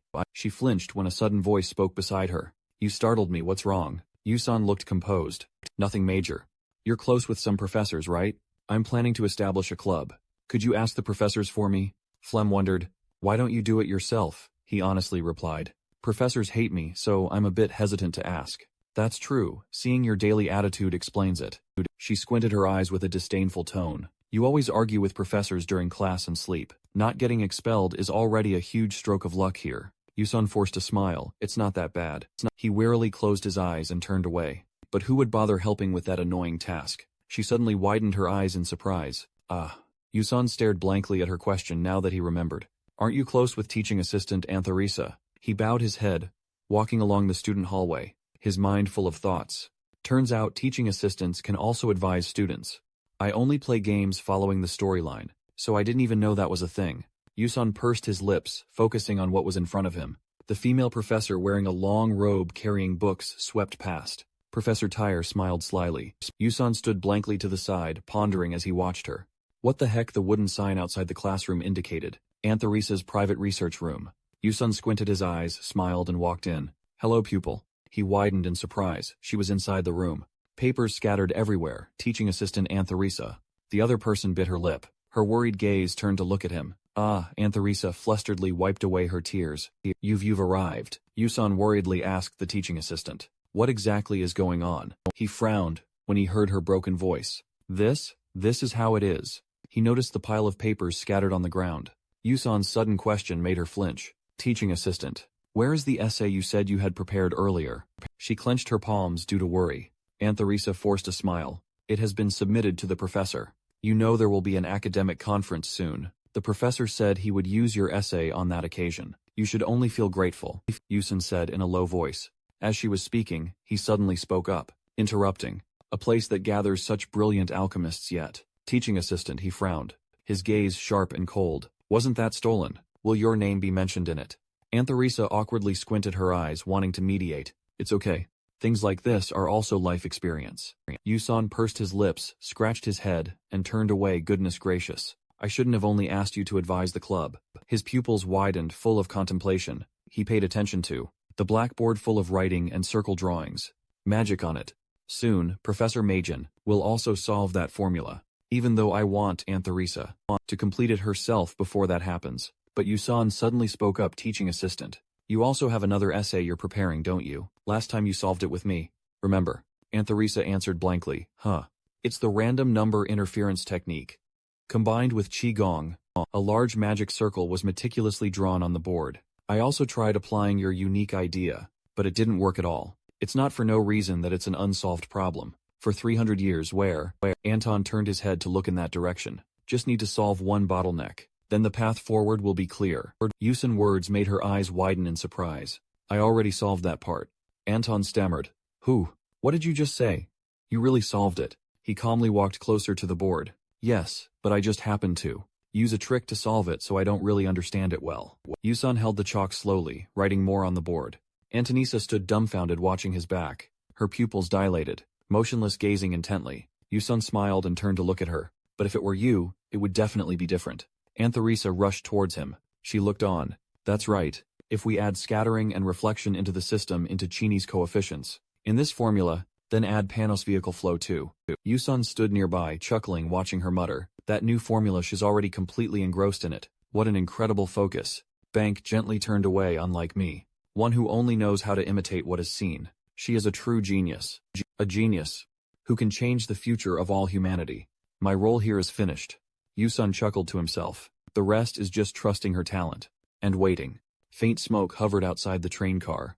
Yusan sighed audibly as soon as he stepped down. Finally arrived. He tiredly yawned, rubbed his neck, complaining. Then, thanks to Anthoricia's help, I successfully established a cooking club. As the team leader, I can apply for an outing permit. My body aches so much. He chuckled to himself. Couldn't help but recall Professor Han Wan's serious demeanor when reading his permit application. Even though there was a bit of suspicion during that process, practicing while applying for an outing permit, under the name of a cooking club. It is indeed so. Fortunately, it was granted anyway. The permit easily. Yusan walked along the stone-paved path. As long as I don't cause any trouble, it will be fine. He widened his eyes in wonder. Oh, in front of Yusan was a large tree trunk, with branches growing downwards. Wrapped around the trunk, that is the third world tree Sao Nam Hoa Lin Uyen. Tree branches extended long on both sides of the road. Yusan stepped deeper inside, his eyes wide in awe. Cannot be compared to any game graphics. A white-haired spirit squinted friendly hello to him. Very pleased to meet Stella's mage. Another spirit also gently greeted. May the sincere hearts of friends reach Mother Earth. He squinted, happily replying to them. Perhaps because in the past, Elman and Elshwin had saved them from the second world tree that was burning and about to collapse. May you always receive blessings from the world tree, which bestowed this beautiful garden. Many elves recognized the Stella uniform and behaved quite friendly. Yusan looked around secretly, praising in his heart. Just like the game settings, there really were many hot guys and pretty girls. But among them, there truly was a particularly beautiful elf. The image of an elf with white hair, wearing a long veil appeared in his mind. The king of the elf tribe Hoa Sioren, with a goddess-like appearance. Hoa Sioren, once captivated countless male gamers, is the character with the most fans in the game world of ever. Two beautiful elves embracing each other. However, elves are naturally born without a gender, and only when they experience true love does their gender change according to the one they love. Tuaserin has two opposing male and female forms. Oaserin was also born in a female form, but because she had never truly loved anyone, this character had no gender according to the settings. Later, when she fell for flame, Oaserin chose to become male. Yusan walked along the forest when he suddenly noticed, no matter which storyline was chosen, there was no option for Hoa Sioren to choose to be female. This made countless male gamers fall into despair. A ridiculous story. I also once liked Hoa Sioren. He smiled faintly, found it. A stone door hidden behind the forest trees. This was the mysterious labyrinth, the garden of the heavenly spirit, Li Heno. He looked around. His current skills had also been enhanced quite a bit. It would be best to prepare for the upcoming events. Yusan remembered the information the system had provided. Received by item, the shimmering leaf key of Li Heno. He smiled faintly, pulling out a silver key. Luckily it could be used earlier than I thought. He walked over and inserted the key into the lock. The system panel immediately popped up a warning. If you open the gate leading to this place, it is possible that another person holding the key will also discover it. Yusan narrowed his eyes. I had definitely seen this warning message in the game, but among the players it had been confirmed that nothing special would happen at all. But he quickly turned the key in the lock. At this point, what else could possibly happen? A blinding light flashed. The gate leading to the garden of the heavenly spirit Li Heno was opening. The space transformed. A large rock floating in the air appeared. The kingdom of elves. The cradle of the celestial wood. On top of the rock was a luxurious castle. Hoa Sioren lay sound asleep on the bed. She slowly propped herself up and sat. Hoa Sioren gently got out of bed. She walked over and opened the large window.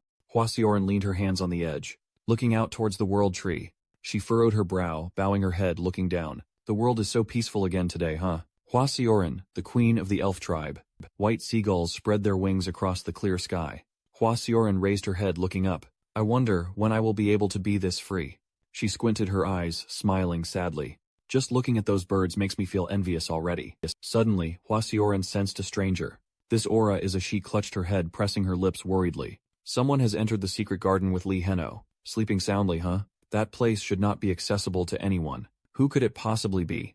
Hoa Sioren was deep in thought. Now is not the time to think like that. She hastily reached for her headscarf.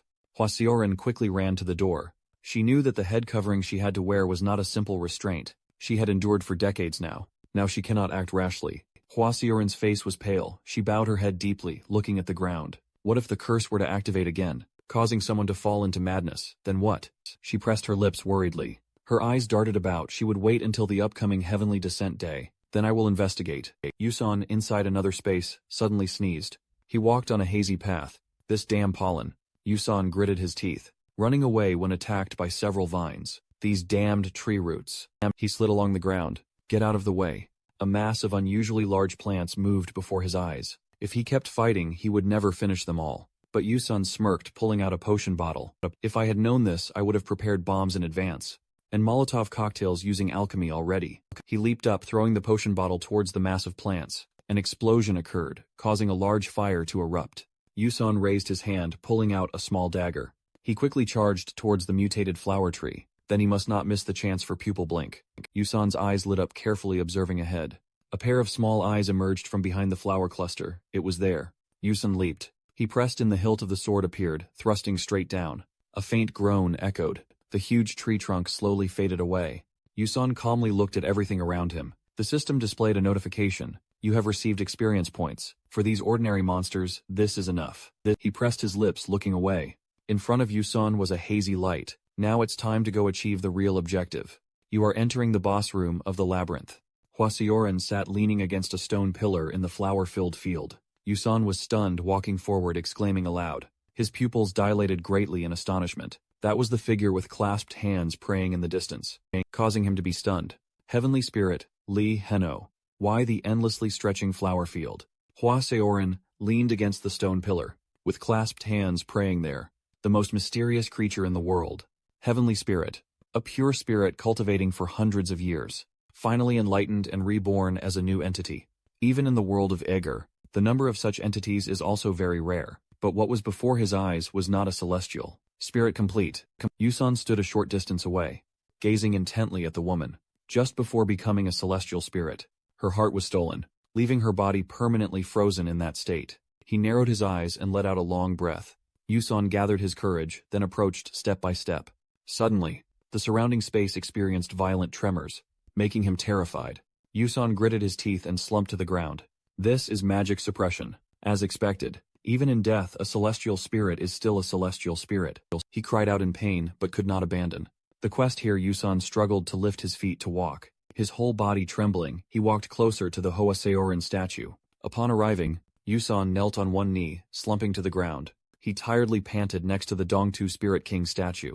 His eyes widened in surprise as the system announced, experience of the Dugi characteristic. Magic power increased. Yusan broke into a cold sweat, falling back onto his rear. Now it is easier to breathe. Ability stats increased. He pursed his lips, looking intently at the Hwaseoran statue. That is right. This is the ultimate natural training ground, where the celestial spirit last appeared. One of the fortuitous opportunities that mages across the world yearn to find. The magic power flow here, even with normal training, can achieve hundreds of times the effectiveness, thanks to absorbing the aura of the celestial spirit into the body. The ability to harmonize with nature skyrocketed. He curled his lips into a sneer and said, simply put, I suffered like this, just to find the best gym. Even in reality, I don't even exercise. Yet here on the Hwaseoran statue, there was a glowing tree trunk embedded in her hand. But first, when Yusan took the tree trunk section, he narrowed his eyes and smiled contentedly. He had received the artifact. Branch soaked in resentment. Branch soaked in resentment. High-grade level description. Resentment does not fade with time, but only burns brighter in fury. Special features. Resentment upon touching a target for the first time. 1 causes the resentment status effect. 2 upon touching for the second time. Detonates resentment, causing damage. 3. Resentment accumulates over time, gradually increasing damage daily, and can accumulate for a maximum of 8 months. 4. If the target has a risk level of 6 or higher, damage can be reduced by half. Can only be activated once. Yusan in his heart was overjoyed. With this I can confront Mei. Zenti Renchung of Volume 8. Now the creation is here. It is time to start training. The system notification board appeared a few weeks later. Due to mana level 3, strength plus 8%, agility, plus 12% sensation, plus 20% sixth sense. Consumes user stamina to activate. Allows vague perception, phenomena, of mana within a 24 mm radius. Once activated, accelerated perception is initiated. Automatically activates. If the user is determined to be in danger. Mana circulation rate in blood, 2%. Yusan wearily stroked his chin. His stats now are probably around mid-level 2 stars. He frowned, diligently training in the flower field. There is still a long way to go. The main character possesses several stats above 4 stars. But Yusan pursed his lips, turned and swung his sword. In this world, there is no master to teach swordsmanship. Therefore he must continuously thrust and slash. Train until he can directly penetrate the enemy's weak points. He gritted his teeth. His gaze also became resolute. Must try harder. Yusan continued to swing his sword. The overwhelming magic radiating out must be exchanged with flesh and blood, with efforts to the point of bleeding. Suddenly he widened his eyes, his whole body felt dizzy. Yusan dropped his sword to the ground, coughing painfully. He stared in horror, gasping for breath. Has comprehended a part of the mana breathing method. Specifically, the skill Heavenly Spirit's breath has been acquired. Yusan's face turned pale, his expression exhausted. The surrounding scenery gradually became blurry. Yusan's heavy eyelids slowly drooped down. Suddenly, a deafening scream echoed from afar, making him jump in fright. Hey, what are you doing? Do you hear me? You don't hear me, you hear me, but you are ignoring me. I hope so you are listening to me right. Answer me quickly, I am waiting here. Answer quickly. You hear me, hurry up. Yusun fearfully stumbled backward.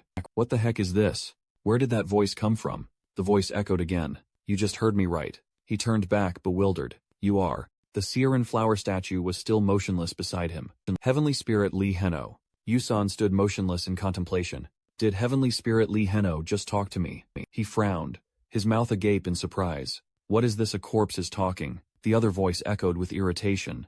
I am not dead. You wretched human. What are you doubting? How can you talk? The Seirin flower statue remained motionless. I have been talking all this time. It is just that you were deaf so you couldn't hear. Why haven't I heard until now? But now I can hear. Yusun bent down to pick up the sword hilt. Perhaps it is because you have become like me. He looked up at her, bewildered. Just now you breathed.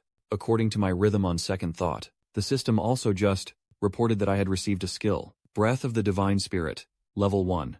Through the rhythm of the Divine Spirit's breath, the user can merge with nature. The rate of magic power circulation in the blood greatly increases. But at the same time, Divine Beast Erosion appears. First form effect.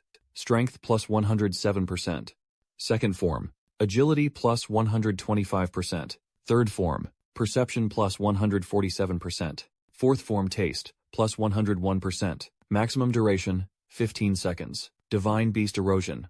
Level 1%. Yusun looked at the system panel, unable to help but exclaim. What is this? This insane skill is. Duration is short, but in an instant, can raise body stats on par with 4 stars. Wait a minute, the penalty is Divine Beast Erosion again. He pursed his lips, his mind heavy with thought. This is as good as saying that I will lose my bull. Human body. Become a divine beast. Can maintain its form with its own magic power. But for me, one with leaking magic power. If I lose my body, that means death. A skill, the more it is used, the more its lifespan is shortened. Yusun frowned. His gaze firm. No, I must think positively. After all, this is still a useful skill. In critical situations. The statue. Hoasiorin also fell silent, did not speak further. Then she suddenly continued. How strange this is, the second time a human can breathe, like a divine spirit. You are also like that person. Your presence is too faint. In your body, there is absolutely no magic power. It is as if you do not truly exist in this world. Yusun suddenly asked, who is that person? Her answer made his eyes widen in surprise. A swordsman like you. He cut through even magic, cut through even divine spirits. What? Yusun clenched his palm, his mind full of questions. In the game there has never been any mention of such a swordsman. If strong enough to cut through even divine spirits, then he must be a formidable master, right? Can I meet that person? Hoasiorin coldly refused. No, he was harmed. By 1 or 2 disciples of Grand Archmage Kai. Quoc harmed him. He was stunned, hearing it like a thunderbolt. Grand Archmage Kai Quoc, is that so? Then he already kicked the bucket a very long time ago, right? She suddenly spoke, which made Yusun pay attention. Do you want me to teach you? He was surprised when Hoasiorin offered. I used to be very close with him. I recorded his entire breath and swordsmanship. Really? The Hoasiorin statue was placed neatly motionless. She said softly. But there is one condition.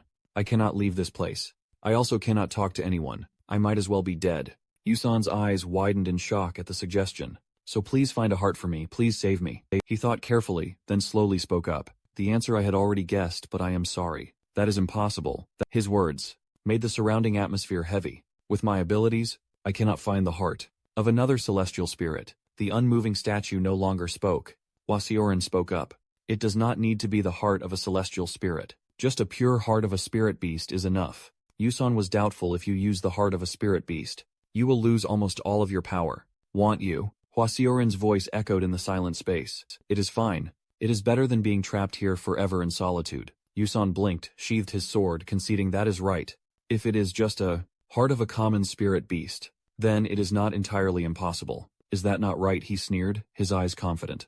Anyway, I am also training to prepare for the signing of the upcoming summoning contract. Once that happens, I will meet countless spirit beasts. Compared to finding the heart of a celestial spirit, this is much easier. I will try my best to find as many as possible. Wasiorin was touched. Thank you. I will wait here. Good morning. I have something I want to give you. Yusun was surprised. Give it to me, you mean? Thin tree branches wrapped around the stone pillar. Please check the pillar behind me. What is this?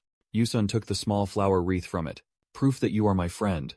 Lee Heno's flower wreath. Description: certification of friendship with Lee Heno. No abilities. He closed his eyes and thought. Calmly put the wreath into his in-game inventory. I have never heard of this item before. Oh well. If anything unexpected happens, at least it can be used as firewood.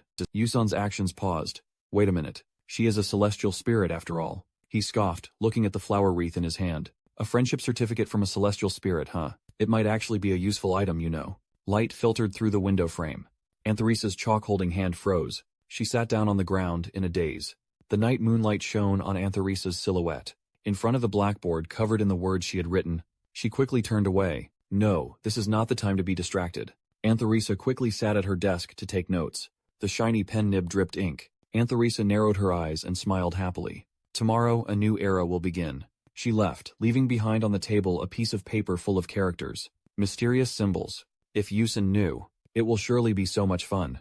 As night falls upon the land of the dwarves, amidst the deep spreading darkness, the kingdom gradually emerges in light. The sparkling of the towers. Glorious dwarf kingdom. The metallic ore and iron capital of the Dark Iron Empire. Under the tranquil night sky, a group of people slowly walks, their eyes fixed on the tower ahead. Before the gate of the magnificent structure, Anthonisa and Yusun walk side by side, stopping to observe the surrounding scenery. We're here.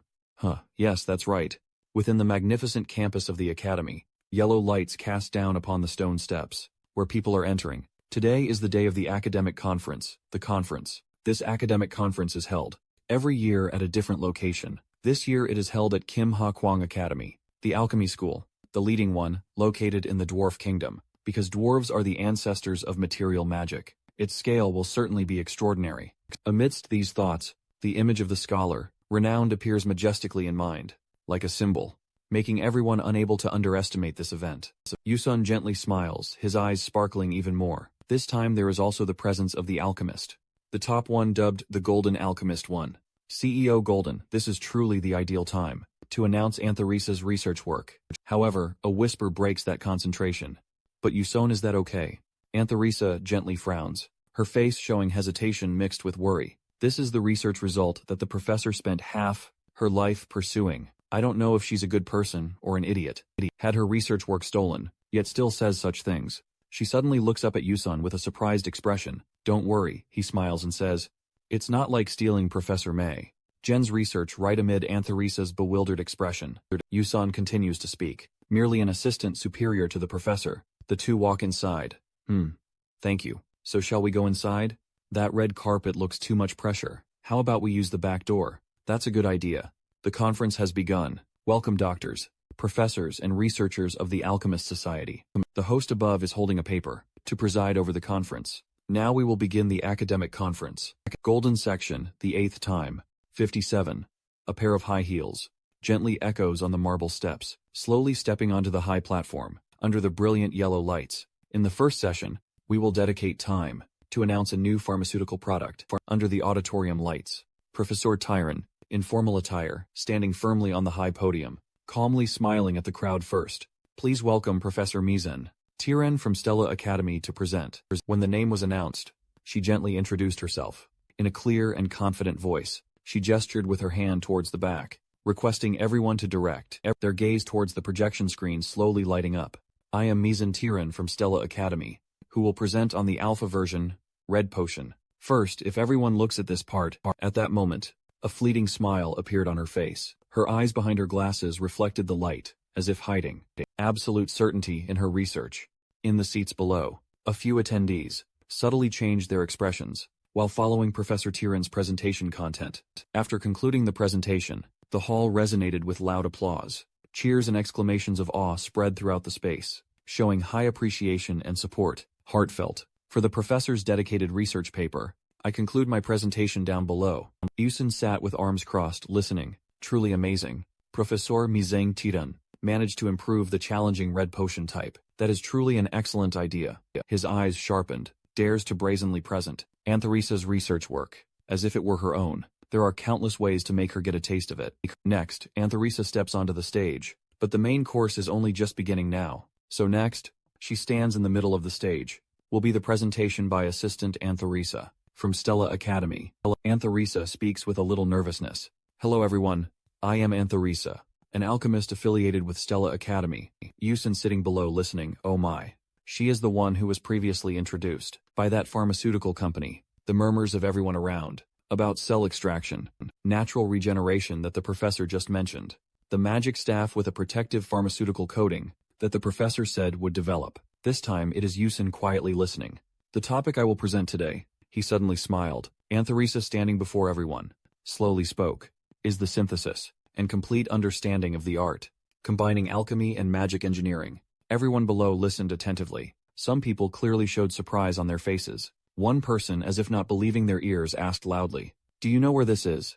To dare to speak like that?" "Of course, a great and renowned place. This is truly too much for someone like me," Anthonisa replied worriedly. "Then how should we understand what you just said?" Anthonisa's hands clenched at her chest, resolutely answering that question. "Please understand it from an alchemist's perspective. Mirmozaros, but the technique combining alchemy and magic engineering is an absurdity. And in principle, magic, engineering, and alchemy inherently cannot intertwine. What else?" Professor Koden muttered thoughtfully. "A problem that has existed for over 305 years that no one has solved. Now you say there is a solution." He spoke solemnly. All fell silent. He looked towards Anthonisa. If merely because of too many failures, one hastily concludes that it is impossible, then how can that still be called an alchemist? He thought, how truly exciting. A young alchemist is trying to find the truth from a technique almost impossible. Anthonisa was worried. "Just present the truth you have discovered." She listened blankly to Koden's words. Before she could say anything, Tyran hastily stood up to speak. "Thank you, sir. Then I would like to present, I have an opinion." In the solemn auditorium, Professor Tyran stood before the crowd. Her sharp eyes had already prepared her words. Before Assistant Anthonisa publishes her thesis, I would like to raise a query about that thesis. Professor Koden paused, a surprised expression upon hearing the concept that she just brought up. "A query, what do you mean?" She subtly curved her lips into a smile. A calm smile but containing absolute confidence. From the center of the auditorium, she declared decisively. Her voice echoed under the brilliant lights. Anthonisa widened her eyes, her hands clenched before her chest, as she repeated the concept just uttered. "It is a plagiarism query." Bewilderment was evident on her face. "Oh my goodness. Plagiarism. A plagiarism query." Koden smiled. "How interesting this is. Do you know what will happen if you raise a query of plagiarism without being able to prove it?" She continued seriously. Of course, I know. She moved closer to Anthonisa. She stood confidently before everyone. As everyone knows, the technique combining alchemy and magic engineering has 5 difficult problems. All 5 of those problems must be solved for alchemy and magic engineering to be harmonized. Yusan's sharp eyes focused intensely, her lips tightly closed and slightly furrowed. Until now, the academic world has only solved 2 of them, and even those 2 problems cannot yet be called solutions. Complete Tyran had absolute confidence. With sharp, cold eyes full of determination, her face serene but brimming with energy, showing she completely trusted herself. "But I have already solved 4 of those 5 problems." She turned towards Anthonisa, who was worried, and Assistant Anthonisa, who was standing. "This is my alchemy aid." In the hall, everyone started to murmur. "If that statement is true, then this thesis," she continued. "Yes, that thesis is definitely mine." Her eyes sharpened. Even if Assistant Anthonisa could solve the 5th problem, to ask for Anthonisa on the stage, she was so worried she was trembling. Can we be sure that she had solved the remaining 4 problems herself? No. She looked at her with sharp eyes. "Anthonisa, this insolent girl." She broke into a confident smile. "I acknowledge your innate and outstanding talent, but your alchemy career will end right here. That talent will forever be mine." She approached Anthonisa, her hand on her hip. "Well, what do you think about this, Assistant Anthonisa?" Anthonisa's body trembled slightly. "I had anticipated this, but my mind is completely blank now. I don't know what to do anymore." Suddenly she remembered something. "When you feel overwhelmed, call me." Her hands clasped tightly, as if in prayer, as she suddenly raised her hand to speak. "I want to invite someone who will assist me in this presentation." Kodan, her eyebrows slightly furrowed, creating slight wrinkles on her forehead, sharp eyes looking straight towards the audience. "Who is that?" she said tensely. "It is the co-author of this thesis." Her trembling hands pointed forward.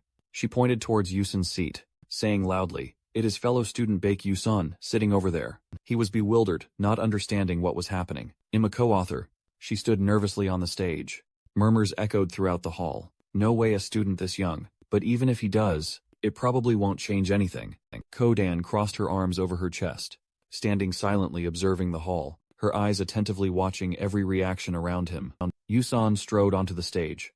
"This is worth anticipating." He walked closer to Professor Tyran. He looked up at her. Suddenly he walked past her. A stream of blue-violet light emitted from the wooden staff. Activating the items, special function. Branch imbued with resentment target. To resentment Mayhin Tyran. Tyran clearly showed annoyance, while he only smiled faintly. How rude, excellent it worked. He stood solemnly in front of everyone. He held his head high. The voice rang out, clear and decisive. In the silent auditorium, each declaration articulate and full of confidence, revealing no hesitation at all. Firstly, I have clearly heard Professor Mei Gen's arguments. In the audience, she sat up straight among the crowd, her eyes intently focused on the high platform, listening to his every word with concentration, a serious expression not missing even a small detail. People always say, 100 times hearing is not as good as 1 time seeing. He straightened his face, then gently smiled, then continued to speak, in a calm and clear voice, as if already prepared, ready for what was about to be said. So why don't we just sigh here, and combine the spell right now? Anthonisa, with a worried expression, slowly approached, her steps somewhat hesitant, her eyes unable to hide her unease. As they turned towards the person standing in front of her, a match between a professor and an assistant, huh? Sounds interesting, doesn't it? Yusan, hey sis. She suddenly flinched, her shoulders trembling slightly. Her eyes widened for a moment, as if pulled from a wandering train of thought. Assistant Anthonisa, hey, don't you trust me? Oh, of course I do. He turned to look at her, a smile on his face. I've always been watching you all this time, don't worry. Assistant Anthonisa, you will definitely succeed. Please trust me, someone who believes in you. Anthorisa's face clearly showed surprise. Her eyes slightly widened. Can I really do it? Her hand placed on her chest, then gently clenched. She raised her hand to adjust her glasses on the bridge of her nose, a small but decisive movement, as if to calm herself down, before the emotions that had just welled up. That's right, Yusun is correct. She gently brought her hand to the back of her head, and smoothing her messy hair, a gentle yet natural movement, as if wanting to tidy up her appearance, while regaining some composure. It's not about believing in what I've accomplished. Until now, suddenly, Tiran's eyes intense, as if wanting to draw all attention to herself. She began to panic. Anthonisa softly said, then let's begin. Her eyes became resolute. Professor Mei Gen, the ancient patterns, once spread like traces of a foundation of knowledge that had long slept. A cold light shone down on the wet ground, where scales and shackles silently lay drenched, symbolizing judgment, exchange, and the price to pay for forbidden knowledge. The spell of chaotic application. 300 years ago, an alchemist once said, I have discovered a wonderful spell that can solve this formula. After that, he died from slipping in the bathroom, making that formula famous because it had no solution. Crimson magic formations were erected within the darkness, ancient arcane symbols, spinning like the eye of an entity observing, from the other side of the world, filthy scraps of paper, and footprints as if someone had passed through. Since then, countless alchemists have attempted it, but all of them failed, and gradually, no one dared to try again. Thus, the formula that remained unsolved was regarded as an impossibility. Kane had been observing everything all along, a lit cigarette held between his lips, thin white smoke slowly drifting out, curling upward with his slow breathing, creating an atmosphere that felt both relaxed and subtly tense. So it's true, and yet now someone dares to claim they can solve it. Interesting. Hai Jin, standing beside him, raised a hand to cover her mouth as she yawned in boredom. What's interesting about that? It's boring to death. The two of them stood in a concealed state, their bodies relaxed but eyes still alert, blending into the crowd, without anyone noticing their presence or observing them closely at all. But Captain, is that professor really a dark demon? It smells like cigarette smoke somewhere, doesn't it? Anthonisa and Tyran were standing on the podium, chalk in hand, carefully writing their research on the board, each stroke decisive and meticulous, their eyes completely focused on the content they were presenting, thinking it over again. This mission was really unlucky. Karen continued to observe intently, the two of them from below the stands, smoke still lightly swirling within her view, while Hegan turned his head to look at her, his gaze curious with a hint of scrutiny. She closed her eyes and gently rubbed her head. In any case, it's thanks to the captain, who always blindly trusts that old man's words that... She suddenly frowned, her eyes widening, as if she had noticed something unexpected. Her body froze slightly for a moment. Both of them stared blankly upward. Anthonisa and Tyran were now standing face to face on the podium. Wait, the atmosphere in the academy had changed, hadn't it? Yes. At this very moment, the solution to the first problem was completed. Don't stare blankly at that. Two similar solutions, but not identical. One short, one long. A similar approach, but from a slightly different perspective. Karen's expression grew somewhat unpleasant, but compared to Professor Megan's solution, the assistant's solution was clearly simpler and easier to understand. Moreover, there was a slight difference in the final answer. The two on the podium continued with the second problem. Next was the solution to the second issue. The people below the stage, their eyes wide looking up at the platform. Each face showed clear surprise, and a touch of bewilderment witnessing the scene that had just unfolded. Truly astonishing. Up until now, I had seen many ways to solve the second problem, but a method like this was a first. Anthonisa, holding the chalk, turned his head back. A problem said to require at least 200 lines to be clearly presented was solved using only 12 lines. Yusun stood below observing everything. The audience's reaction was also very positive. He smirked, but now it truly begins. The two people stood on the platform, facing each other, their eyes sharp and bodies tense. The space between them seemed compressed by the tension, to the point everyone could feel it. Every movement was weighty and decisive.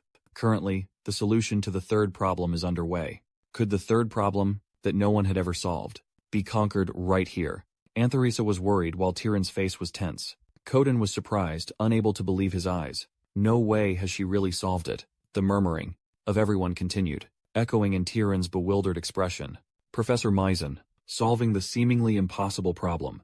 The third one was already extraordinary, but Assistant Anthonisa seemed to have done something even more remarkable. She was so angry her entire body trembled, her teeth clenched tight, her facial muscles rigid, and her eyes flashed with uncontrollable fury, radiating a terrifying aura. What kind of solution is that? But Yusun smiled. How could someone come up with such an approach? Even seeing it with my own eyes, I still cannot believe it. Up until now, all the schools of thought, of master scholars, viewed the 5 problems as 5 separate problems, and solved them individually. But Anthonisa was not like that. She viewed all 5 problems as a unified whole, and solved them as a complete entity. Tyrion's hand holding the chalk trembled. That was the difference between Maizen, Tyrion, and Anthonisa. After that, the problem-solving process continued. Her anger flared, her body trembled slightly, teeth clenched and eyes sharp, enough to crush everything in her way. Wait, what is the formula part at the back? Her board was already full of letters. Darn it, not enough boards. Tyrion turned around and shouted, "Quickly bring more blackboards in here." Her face was terrifying. "Hurry up, I have finished." Her eyes looked straight ahead, sharp and resolute. Then suddenly she quickly glanced to the side, observing everything with caution and scrutiny. She looked towards Anthonisa. The complete compilation and analysis of the magical art, by chaotic application. She was glowing in the hall. And this is the entirety, the complete compilation and analysis of the magical art, by chaotic application. Someone suddenly shouted frantically. The shouts grew louder. It's truly insane. It's really insane. I am witnessing a moment of historical significance. It's so touching. At this moment, Anthonisa was glowing. She smiled faintly. This is the moment of the century. And I did it. Yusun down below smiled, looking towards her applauded. Thank you, Yusun. It's all thanks to you. Antonia's eyes lit up. Antonia, at this moment, Yusun's entire body exuded murderous intent. The murderous intent enveloped her and everything around. It looked truly terrifying. Anthonisa? Anthonisa. Professor Yusun stepped forward. He put his hand out to shield Anthonisa, as Professor Tyrion was slowly approaching and muttering. Anthonisa, she gritted her teeth and spoke. How much longer do you plan to upset me? How dare you edit stolen work like that, and then pretend it's yours? Does that make you happy? He resolutely used his body to shield her. Yusun silently calculated, intending to dark magic transform right here, right now, although sooner than expected. But this is even better. If he transforms into a dark mage, right in front of everyone. Her 2 hands clenched tightly, continuously repeated. Anthonisa. Anthonisa. Professor Tyrion's eyes widened. Her face was terrifying, calling Anthonisa. At this moment, the person being called by name became panicked. She trembled and spoke, using all her strength to resist. Please just admit it. She set her panic aside. My essay is even better than the professor's, isn't it? Wasn't that enough? How much more do you plan to steal before you're satisfied? Everyone around hearing that also buzzed with discussion. That essay about the red elixir was by the assistant this whole time. No wonder she was also utterly furious by now. Professor? Professor. The professor is even dumber than me. And Yusun also could not believe she would say that. Everyone was also surprised. Professor Tyrion's face went blank. Suddenly, a laugh broke out. It was Koden bursting out laughing. He said, "That's truly entertaining. Today's presentation is so much fun." His words were as if awakening Professor Tyrion. She was startled. She finally reconsidered. What did I just do? Her hands trembled as she thought of what she was about to do. That was almost dangerous. Professor Tyrion angrily spun around, aggressively stepped in front of Anthonisa. Anthonisa, how dare you do that? Suddenly she stopped. Yusun had already stepped up at some point to shield her. He softly said, Professor Mei Jin, now please come to your senses. Her face turned pale again. She glanced. Around were judging eyes. Every action, even her smallest ones. Master Kudon and another woman were also observing her. Professor Tiren gently turned around, trying to defend herself. No, that's not it. That's not it. She thumped her chest to clarify. That little brat is the one who stole my essay. Master Kudon didn't want to hear her talk anymore, and spoke up. Get her out of here immediately. A reply of yes rang out. Professor Tiren, even as she was being taken out, still tried to scream. No, I didn't do anything wrong. Heejin and Kyan also stood there watching the show, ignoring her screams. Let go. I said let go. At this moment, Anthonisa seemed to have all her energy drained. She collapsed to the floor, letting out a breath. She looked up, seeing a hand extended towards her. Yusun gently comforted. Assistant. You worked hard today. She was dazed for a moment. Anthonisa processed his words, then smiled brightly. She softly hummed a sound. Everything ended like that. Heejin and Kyan left together. Heejin said it all amounted to nothing in the end, huh? Kyan calmly analyzed everything, emotions erupting so strongly. There should have been some signs beforehand. The sensor used to detect black magic infiltration didn't react at all. She nodded in agreement. And it's true, the Tower of Satanagiet's mind control ability isn't perfect. Heejin asked further. Oh, and that kid is the high school student co-author, right? She smiled and said to him, looks pretty cute, doesn't he? Right, he just glanced and asked, have you investigated yet?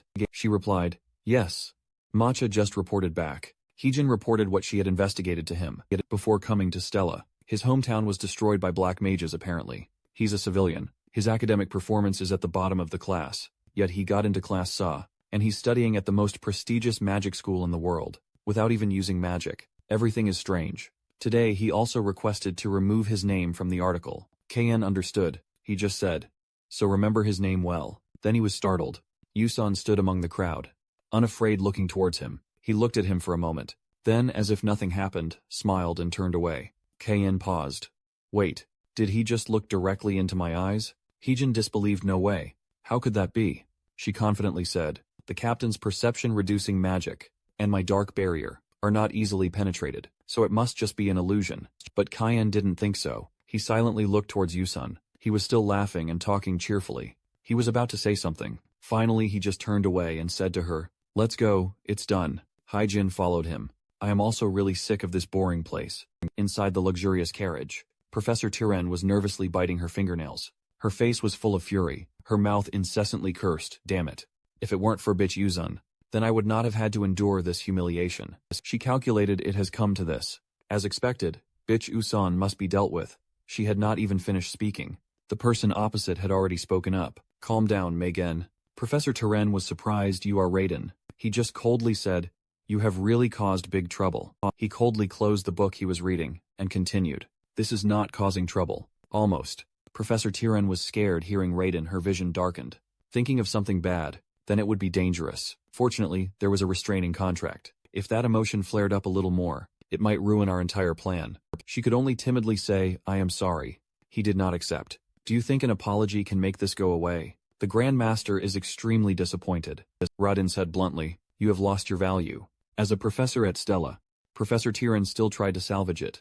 No, I still have many connections in the Council of Plagiarism Review. This incident, we can still handle it smoothly. I have not been fired from there yet. He cut her off, speaking maliciously. Shut up, and be silent. Keep your head down and walk. That is the most useful thing you can do. Raiden's face turned fierce. Do you understand? A moment of silence before disappearing. He left one last sentence. Before the Grand Master's instructions, do not act and remain silent. Her hands clenched tightly, still believing it was all bitch Usan's fault.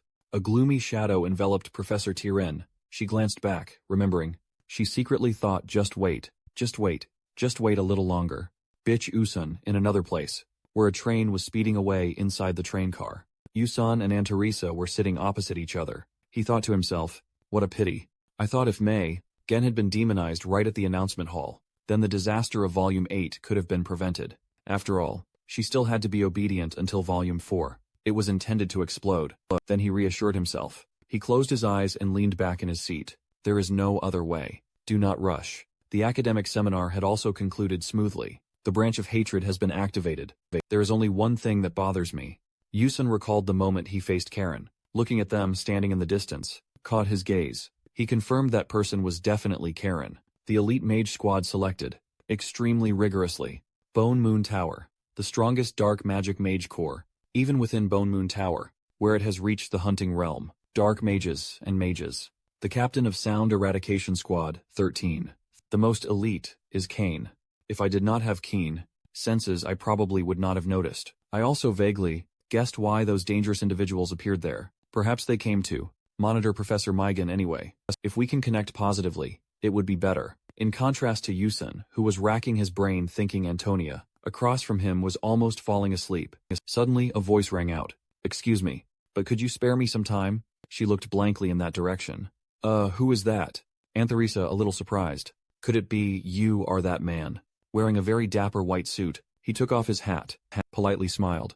"Very pleased to meet you." That was Million, president of the Nebula Merchant Guild. As the game episodes continued, the worldview also gradually expanded, and as the protagonist Flame matured, the number of conquerable characters would naturally also increase.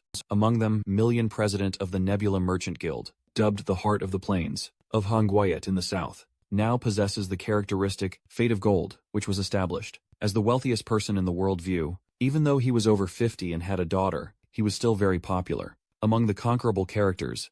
The reason was not because he was wealthy or handsome, but because his daughter was Jellian, High Elf Jellian, true to her title of villainess throughout the episodes, constantly caused trouble for the protagonist, making the players furious, and eventually came up with the cruelest way to get revenge on her. That was to conquer and marry Million, the person whom Jellian loved the most, and then completely destroy her family. Yusun commented, "It sounds like a joke, but everyone went crazy for this. Chaotic plot," he mused. Even though he had anticipated it, he did not expect him to personally come here. In order to prepare for the later episodes, I must leave a good impression. In today's conversation, Million smiled kindly, sitting across from the two of them. He spoke first. "You must be alchemist Anthonisa, and this is the alchemist, whose identity hasn't been made public yet, right? If you don't mind, may I ask for your name?" Inside, Yusun was already making his judgment. "You already know, yet you still ask, how tactful." But on the surface, he still introduced himself. "My name is Beck Ucio, a first-year Class S student at Stella Academy." So he really was a student of Stella. "Very well," Million said, getting straight to the point. "The reason I came to see you two is," he took a letter out of his coat pocket, "to propose a contract, an exclusive contract for the alchemical formula, between Anthonisa and the Nebula Trade Guild. Of course, the terms will be extremely generous. Would you like to take a look at the contract?" Anthonisa hesitated before opening the envelope. She was stunned as she read the proposed terms. Unlimited support in materials and technical staff. "I've never even seen this kind of money before." Her eyes lit up as she thought about it under these conditions. "I could create the restorative invention I've always dreamed of. EQ would definitely love it too." But when she turned back to look at him, she saw that his face showed no excitement at all. She felt a bit confused seeing him like that, and hesitantly apologized. "Could you give me a little more time to think it over?" Million was surprised. Were the conditions still not enough? "If you have any requests at all, please feel free to say so," Anthonisa hurriedly explained. No, that's not it. The conditions aren't just sufficient, they're excessive. It's just that Yusun also turned to look at her. She said softly, "I need time to discuss this with the co-author of the formula." He could hardly believe what he was hearing, but Million still smiled politely. "Is that so?" he thought. "A co-author? I thought that was just something she said offhand. So that wasn't the case after all." He pondered. At such a young age, to already be able to help solve a problem that had remained unresolved for 300 years. He was certainly no ordinary genius. Meanwhile, Yusun smiled lightly and said, "As for me, you don't need to worry about it." She immediately objected. How could that be? He calculated again in his mind. Even so, he was still just a high school student after all. After thinking that through, Million confidently said, "Would you like to review the contract?" He was certain that, even if he was a genius in magic and alchemy, when it came to negotiations, he was still just a child. Yusun lowered his head to read the contract, but showed no joy. Million arrogantly thought that with terms like these, there was no way they could refuse. "I refuse." His words were like a bucket of cold water thrown in Million's face, leaving Million frozen in place. He did not stop. "Can you tell me the reason? If the conditions are not satisfactory, I will immediately revise them." "You are calculating again. Signing an exclusive contract with Tin Van Trade Guild, the world's largest trade guild. That is certainly a good thing.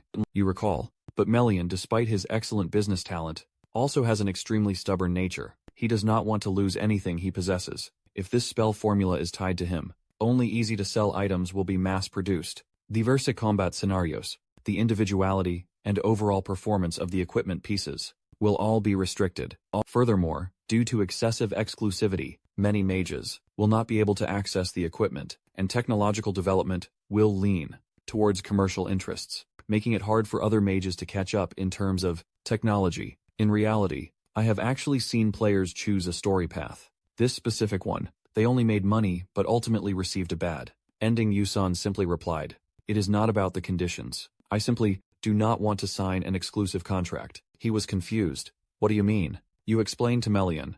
"This technology, a crystallization of magicology and alchemy, will have an enormous impact, not only in daily life, but also in the creation of equipment for mages. We want this technology, of these new equipment pieces, to be used by even more mages," Melian advised. "You have very grand dreams and ambitions. Having great aspirations is a good thing, but to actualize those beautiful dreams, money is essential." You replied without hesitation. "As it happens, I also just finished a session of negotiations with a series of investors, and one of them is President Melian himself." He only smiled in return. "So you intend to sign contracts with all of them, and also sign a contract with me? If that is the case, then most of the conditions I offered would have to be cut." Hearing that, you just chuckled. "Right. Frankly speaking, I also strongly desire those conditions. Therefore, as Yusan's gaze sharpened, elevate the products into high-end goods. That is the proposal I am making." Yusan outlined his plans. "We will still strive to popularize item as widely as possible, but among them, the high-end items, difficult to craft, will only be exclusively contracted with Starlight Trade Guild that is called a brand right." Melian still smiled, but his words were not lenient. "Fine. Will those high-end items sell? I never do anything that puts me at a disadvantage." "You understand that too," he bowed slightly. "Yes, so I will not ask to sign a contract right now." His face exuded confidence. "Surely, to convince him, half a year during that time, I will hold an investment presentation, exclusively for Chairman Million. If at that time you are satisfied with the products introduced, please sign an exclusive brand contract with us." He was a little surprised at his tone. Melina chuckled faintly. "That is indeed so cool." The two of them, when they heard this, were also very happy. Melina accepted what he said. "I will send you two a messenger letter, and my contact information too." A messenger letter is an item that allows writing messages on paper. When released, it will surely fly to the recipient. They took it. "Thank you, sir." Melina put on his hat, smiled gently, and said to them, "Then I will take my leave." The two of them watched him leave. When Melina was out of sight, Yusan finally sighed in relief. His confident expression from just now was gone. Only a pale face remained.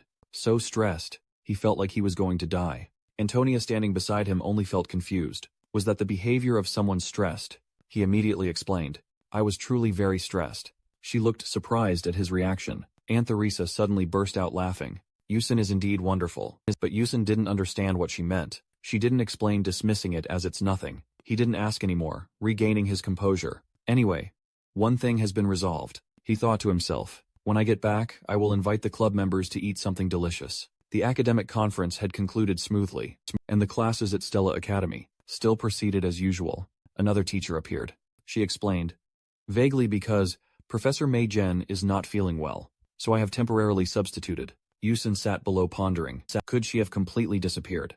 According to the original storyline in the 8th volume, Mei Jen will fully awaken and cause great damage to the school. But because of this event, everything might change. Thoughts swirled in his head. Has the plot been pushed forward earlier? I wish the situation was at least still under control. That would be good. Not just Mei Jen and even Anthonisa also didn't come to school, even though the class had ended. Yusan also couldn't stop thinking. Perhaps by now, she is being tormented happily in the alchemy castle. Then, the murmuring around, cutting through his thoughts. Hey, did you hear?" Yusan glanced towards the gossiping group. "Did you hear about Assistant Anthonisa? They say she found out the identity of the true troublemaker, but that's already something." Everyone around also listened curiously. "But they say there's another co-creator."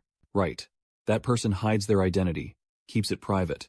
I wonder why they do that." The speculations went further and further. Who knows, maybe they're too ugly. Perhaps so. Yusan just coldly walked past them and left. He felt lucky. Thanks to the information about the co-creator, I can live peacefully at school. I originally just borrowed the knowledge of Qin Chao Mao, just to present and suggest things. All attention and recognition should go to Anthonisa. He looked ahead, seeing something Found him, isn't that Ma Yu-sung? Ahead, Yu-sung and Iso were standing next to each other. Yusan secretly judged, look at that figure. Smart and handsome too. Isn't that practically cheating? Not stopping. He also secretly commented on the person next to him. The person next to him is Mon. That person looks just like a doll. Even so, she's just the child of trash. Scum. Yeah. She is beautiful though. Yusan silently complained. Truly, I can never have peace.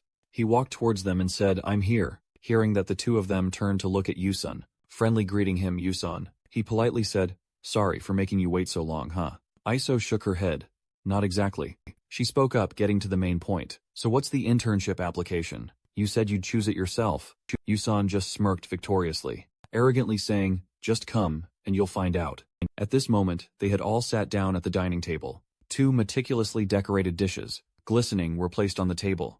Iso stared, her mouth unable to close from craving. Yusan looked over, seeing her extremely longing for the food. He suddenly remembered saying, now that I think about it, in the presentation of Angel, it seemed there was a part that said, when ordering pizza, he would drink pickle juice first, I think. Thinking so, Yusan immediately handed her this cup of water. This is for you. Iso looked blankly at the food on the table. Hey, how am I supposed to eat this? Her face clearly showed the question she wanted to ask. Yusan disbelievingly wondered in his head. Don't tell me, this is your first time at a pizza place. Then he hesitantly spoke up. Hey, that Iso took the cup of water he had just given her, raised it to her mouth and took a big gulp. Her eyes widened in surprise. Wow, it's delicious.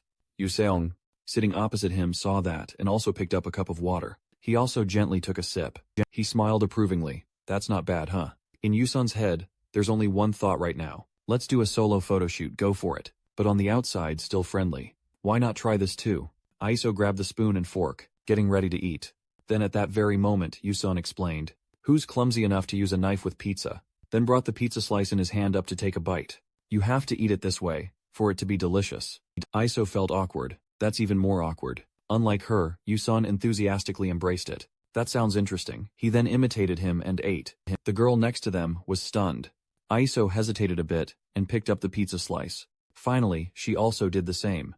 After eating, her body shook intensely, making the other two confused. Her expression became happy. Bell peppers are dancing on the cheese layer, and paprika and olives are looking at them with great delight. A truly wonderful combination. Bacon and onions are holding hands and dancing. A dance. Sansa so passionately too. Yusun smiled brightly. You knew it, and still asked how delicious it was. Right. Iso, still chewing her food, glanced at him. She shyly agreed it's really delicious. Seeing her like that, the two others also became cheerful. Everyone chatted lively. From now on, come here often, okay? I can come along too, right? We'll see a gentle sunset afternoon. Along with that were laughter. Truly lively, peaceful, and happy. While on the way back to class, suddenly someone called her name. Hey Flamel, have you heard? Her eyes looked towards Flamel. She turned around and smiled, answering, yes, I know. The student was a bit awkward. Oh, is that so? That person awkwardly just ran off like that. Then see you next time. Flamel watched her figure, hurrying away. And after that she sighed. It goes without saying. She probably came to tell the rumor that Anthonisa has solved the lien. Not by chance but by the agreed formula, right? But I know clearly. All of this was done by Baek Yusun. His image appeared in her mind. Forlem, she turned and walked away, still thinking. But how did he solve that formula? He must have forgotten most of his future knowledge, right? Important events and developments, like the price to pay for regression, right? Could he still remember? Or is his mind naturally intelligent? In front, there was a group of people discussing something. While she was still daydreaming, someone suddenly spoke. Hello, Flame. Hello. Flame. Flame, she glanced over. This person was none other than Jeremy. He walked closer, smiled brightly, looking at Flame. This time, it's practice for the Persona Gate. Do you want to team up with me? When she saw Jeremy's face, she irritably turned around and walked away. What are you saying all of a sudden? Just because you say go, I have to follow you? Flame shot him an annoyed glare. Go look for another girl. Stop flirting around randomly. After saying that, Flame turned away without sparing Jeremy a glance. Jeremy watched her petite figure and chuckled. Just as strange as ever. The scene shifts to the notice posted on the board. Persona Gate notice. All male students are requested to choose a Persona Gate they wish to practice with. Flame's eyes never left the notice. So it's finally time for Persona Gate practice. It's finally starting. Elsewhere, a different dimension is created by the power of an artificial Persona Gate made by the Dark Demonkin. Once it appears, if the Persona Gate is not attacked quickly, that place will become a land where living beings, can no longer survive. At all. Moreover, unlike dungeons, which can be cleared simply by defeating the boss or destroying the core, a persona gate can only be conquered after analyzing and deciphering its rules, as well as the mechanisms of it.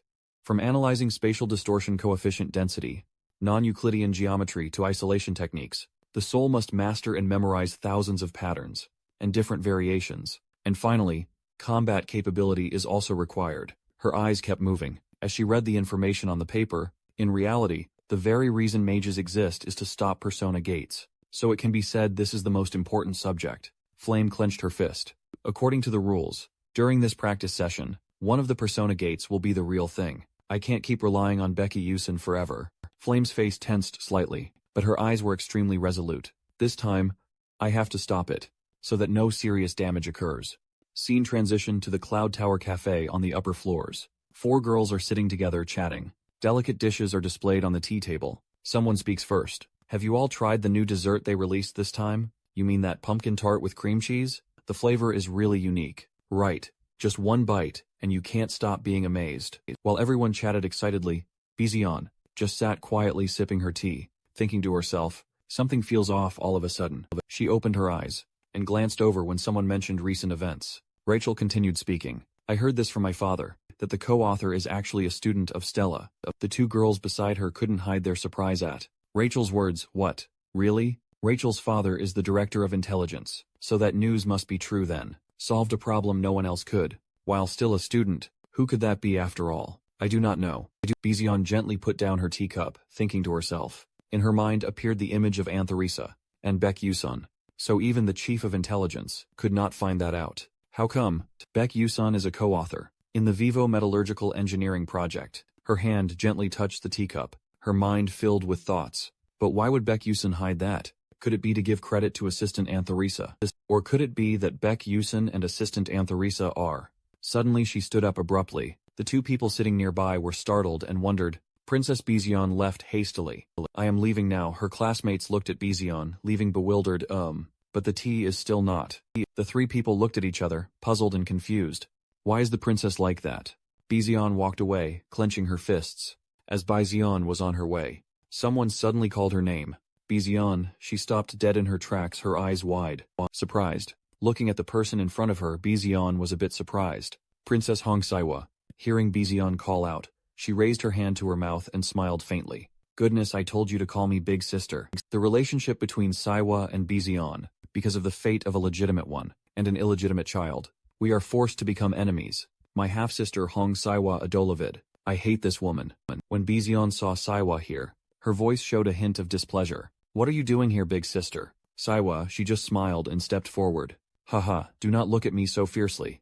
She looked at Bizion and continued. I also have personal business, so I came. And I heard that recently there is a freshman, who is very interesting, is not that right? Hearing those words, Bizion was startled. The image of Yusan appeared in her mind. The words echoed. A commoner embodying the spirit of a knight has vanished from this world. Saiwa, seeing this expression, she crossed her arms mockingly. Looking at your reaction like this, it seems you also care about that knight. Do not you? She chuckled faintly, her voice bitter. A knight who dedicates everything to the bishop. Saiwa's face at this moment was full of sarcasm. Indeed, the ideal model for every princess is not that right. So please introduce him to me. Bizion could only stand silently, her hands clenched without a word. Bizion, annoyed, walked past Saiwa, disliking her. Take care of yourself. Hearing that, Saiwa burst out laughing. My sister is truly cold. Suddenly, Saiwa, she remembered something. She was not like that before. Probably because the eldest sister has passed away, right? Bizon's body motionless, her face downcast.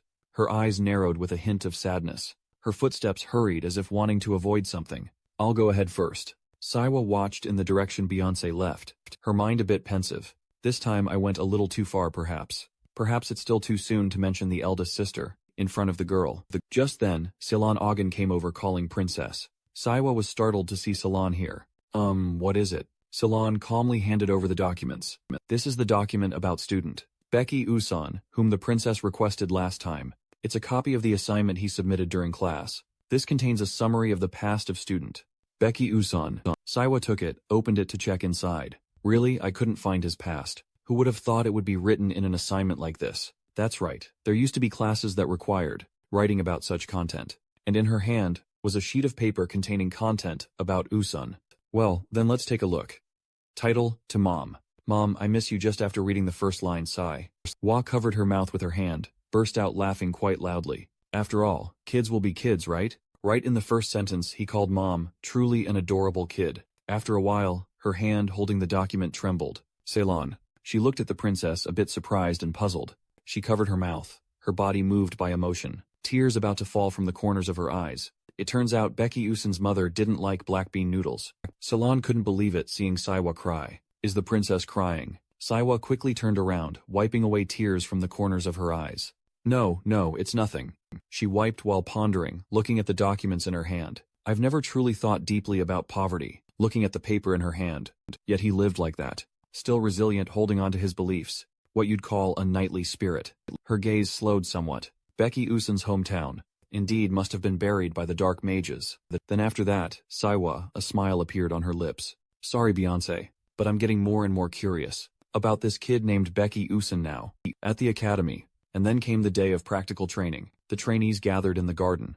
A professor then stepped forward to explain to everyone. Now, the Persona Gate practical training. For the first-year students will begin. Students, please proceed into the Persona Gate. He stood in some corner, observing. A murmur sounded.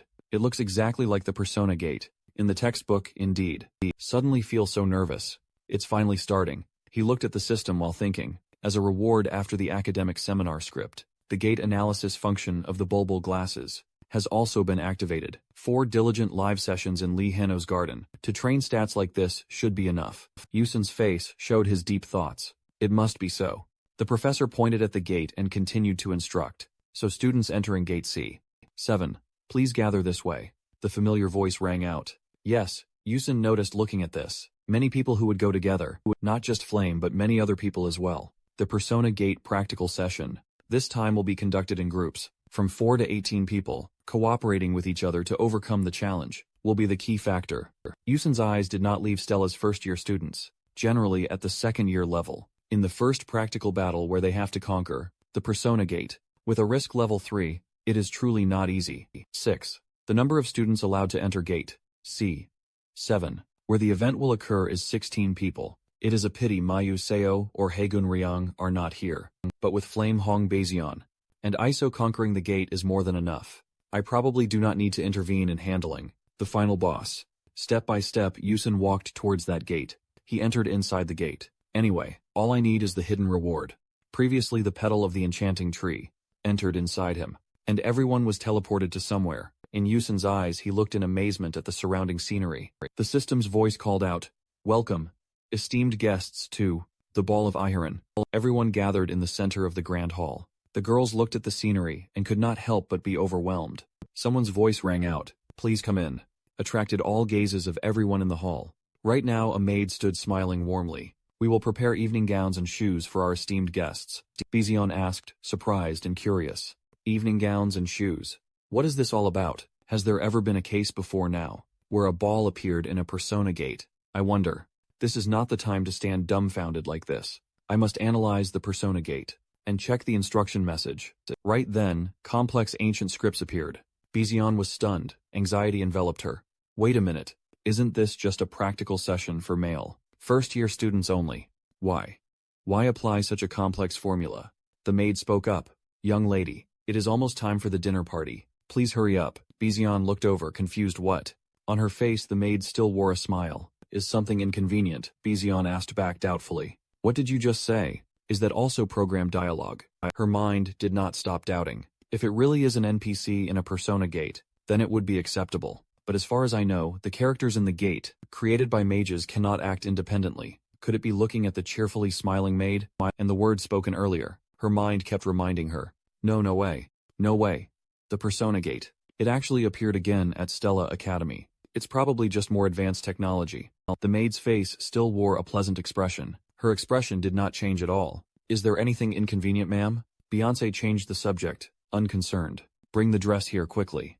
The maid replied, "Yes, I understand." Watching the maid's figure leave, her mind was still buried in thought. She didn't know if it was just a personal feeling, but this practical session felt like it wouldn't end easily. A moment later, Beyonce stepped out, her silver pink hair blending with the red dress. making her elegance stand out even more. Then she glanced at Yusun. He had also changed his clothes. The outfit he wore made him look even more handsome. She felt a little shy. This outfit actually suits you quite well. But then Beyoncé fell into quiet recollection. Thierry stepped forward to report, Your Highness. This is the coursework submitted by student Baek Yusun. I heard it records his past. The moment Beyoncé looked at the paper, her hand brushed her hair as she saw something and was surprised. This was at the hall. Beyoncé. She kept staring intently at Yusun. It must be because of the personal profile of Baek Yusun that she obtained a few days ago. She suddenly felt that he looked completely different, having gone through such a past, yet still choosing the path of a night at Stella. Seeing Beyoncé staring at him, he turned and said, What are you looking at? Never seen a commoner yawn before? She shyly turned her gaze away. It's nothing. A voice rang out. Everyone's gathered now, right? That woman walked closer to the two of them. Everyone glanced over. It was a woman with red hair, holding a fan in her hand, continuing to speak. From now on, you will have to attend the ball hosted by Duchess Yahello. Her gaze swept toward the wall that concealed something, behind 4 doors. Those 4 corridors all lead down to the mansion's basement. But the basement is filled with labyrinths and traps. Once you lose your way, the mansion's knights will begin to move. She let out a gentle smile. You can only rely on coordination and intuition. Can you do it? Yusun answered reflexively. Yes. The woman suddenly walked closer to Yusun. You there? That confident demeanor really makes people feel uneasy. I like you very much, he replied flatly. Thank you. The other 2 boys were stunned by the words of the red-haired woman. What was that? Didn't she just speak like a real person? Even an NPC has dialogue like that? The woman left right after, leaving only 1 sentence behind. Then I wish you good luck. The 3 young men looked at each other in confusion. We should go now. Everyone started walking towards the door. Suddenly someone spoke up. Everyone, wait, that guy, turn back. Flame said, a little worried this practice exercise. Doesn't everyone find something strange? She calmly provided details that were hard to analyze. And the NPCs also act just like real people. Furthermore, I also cannot fully decipher the gate. This persona, in reality, is there any reason why? A first-year practice exercise would be this difficult. The male students in front also agreed with this point of view. Actually, I also find it strange. I almost can't decipher anything. That's right. The NPC earlier was too much like a real person. She sighed in relief inwardly. All right, I will convince the others to go this way. In my opinion, another voice interrupted. Hold on. It was Jackie. She crossed her arms. You're not going to say this place is a real gate, are you? Flame was a little confused. What? Her words continued to echo. From what I see, this is a situation, clearly arranged by the professors. What else? In a real battle, you can't always fully decipher. Upper Son Gate. In other words, the fact that we are in a confusing situation, and unable to analyze, is also part of their intention. Jackie further explained to everyone that, furthermore, Stella is the place that trains the most elite mage warriors, also the place with the top magic knight squad. Is it possible they wouldn't detect if a real gate appeared in the school? Everyone started believing Jackie's words, so that's how it is. Flame felt something was wrong. This isn't good. Anxiety and worry surrounded her mind. If according to the rules this persona gate is real, even if I say that, no one will certainly believe it. So I tried to give them a sense of abnormality. Now what should I do? Seeing Flame's expression like this, Jackie smiled triumphantly. The space on this side fell silent once more. Yusun glanced coldly. So it still went this way in the end. He recalled previous information. Chapter 006, Jackie's Corrupted Branch. In the novel's original plot, the character named Jackie did not exist at all. So Flame must be very confused. But the scene of Flame blocking Jackie's path, this was one of countless branching paths that once appeared in the game's original plot. Anyway, this is also a situation where one of the 3 students must become a sacrifice to be corrupted. Worry began to form, but Yusun remained unchanged, even though I hoped no one would be corrupted. But can destiny not be changed once it is set? Looking at the difficult situation ahead, even if I help Flame here, the outcome will not change. In that case, the right choice is to take a step back. No matter what you say, I will still go. Finishing her words, Jackie turned her back and walked towards the door, despite Flame chasing to stop her from behind. What? Wait, Jackie. Regardless of what she said, Jackie still trusted her own discovery. These things for sure. The professors have already planned everything. We just need to calmly solve the problem. I am going too. After saying that, her friend disappeared right in front of everyone. The remaining people looked at each other, full of confusion, then also made a decision. I am going too. Preparing for situations like this, but seeing this scene, Yusun sighed helplessly. Not a single person works in an organized way. He tapped his elbow deep in thought. Whatever. Since it has come to this, there is only one way to go. The decision has been made. He smiled confidently, striding forward. But some abnormalities made him startled, and look back. He asked the crowd closely, following behind him. But why are you all behind me? Hearing him ask that, the whole group confusedly replied in unison. It is nothing. He smiled helplessly, looking at them. Oh my goodness. Are all of them planning to follow me? These sly and opportunistic kids. Well, it does not really matter, because nothing will happen in this place anyway. At this moment, a long, dark corridor. Not a single ray of light appeared before him. Every so often, on the ceiling of the corridor, there was a cluster of lights, emitting a faint purple light. Behind him, a few small sounds came out. What is this creepy corridor? Hearing someone talk, he glanced back. It seemed everyone had arrived. Bizon also noticed his appearance. Everyone shared the same question. Where did everyone else go? Looking at the people who appeared in the corridor, Yusun became even more certain of his judgment. Sure enough, not everyone could enter at once. In this place, 16 students were evenly distributed into 4 corridors. Each corridor had 4 people. He analyzed the number of students, along with the number of corridors allocated. Then suddenly he remembered Iso and Flame. Perhaps Iso and Flame went together. Being in the same group as Bizon was truly unexpected. He shifted his gaze to Bizon, seeing her commanding the person next to her. First, let us move. Yes, princess. Feeling eyes on her, she glanced at him. What are you unhappy about, huh? Caught peeking, he quickly denied it. No way. Seeing him like that, she let out a huff. Yeah. Boring. His eyes were unfocused as he walked, and thought, it might even be lucky that Bizon and Iso were separated. Suddenly he realized something. Wait, his arm went out horizontally, blocking everyone behind him. Something is here. The lights came on. They clearly saw what existed in the hallway. Dancing figures are everywhere. Figures really? She looked around for a while. Beyoncé seemed to realize something. Over there is a door in the room. The whole group looked at the door in the distance. They discussed among themselves confusedly. Will the unlock spell work? I don't know. With our skill, if we can't even decipher the gate, then if we try it, it would also be useless, right? It looks so gloomy and scary. Bizion turned to ask this commoner, can you decipher this gate? Contrary to expectations, he replied with a short no. Disappointment rose in her heart. Was I expecting too much? From this commoner, perhaps. She looked away. Clearly there is something, but I probably also know roughly how to escape from here. Then hearing him say that, she was slightly startled and confusedly asked him, what really? As if not seeing her confusion. Yusun calmly said, those figures. The movements are different, but they are all dancing the same dance. As he spoke, he gestured to analyze. If it were you, then you would surely know what dance that is. Right, Bizion? She also quickly grasped the important information. In his words, the dance tells of Serena, who could not bear her own tragedy, danced before death. He suddenly turned his head to ask her, so you must remember the moves, she replied confusedly. No way. In her heart she was analyzing again. Looking closely, all the figures' movements are flowing into one another. So this empty space will be. Which one are you already? Yusun raised his voice asking the team members. The other 2 replied in turn. Done. I'm also done. Hearing that, he glanced at Beyoncé. She had also assumed the correct posture. Right at this moment, that door slowly opened, accompanied by a hazy fog. The door opened, the door swung wide open. At the end of that path, they seemed to see a ray of light. The whole group rushed inside. When seeing the room at the end of the path, Beyoncé was startled and froze. Inside were suits of armor, standing in different poses. On the floor were human drawings, with strange appearances. The 2 girls in the group discussed with each other. This time the clue is also with those figures. That's right. Let's get closer and see. While everyone was exploring around, Bizion quietly looked at Yusun. After looking around for a while, she suddenly heard his voice. It doesn't make sense no matter how I look at it. Could it be different this time? But saw nothing suspicious around here. She glanced over and saw him fumbling with the drawings on the floor. What is that commoner looking at? After some searching, he stood up and told everyone. This time it seems the figurines are just a diversion. The real things are the tapestries.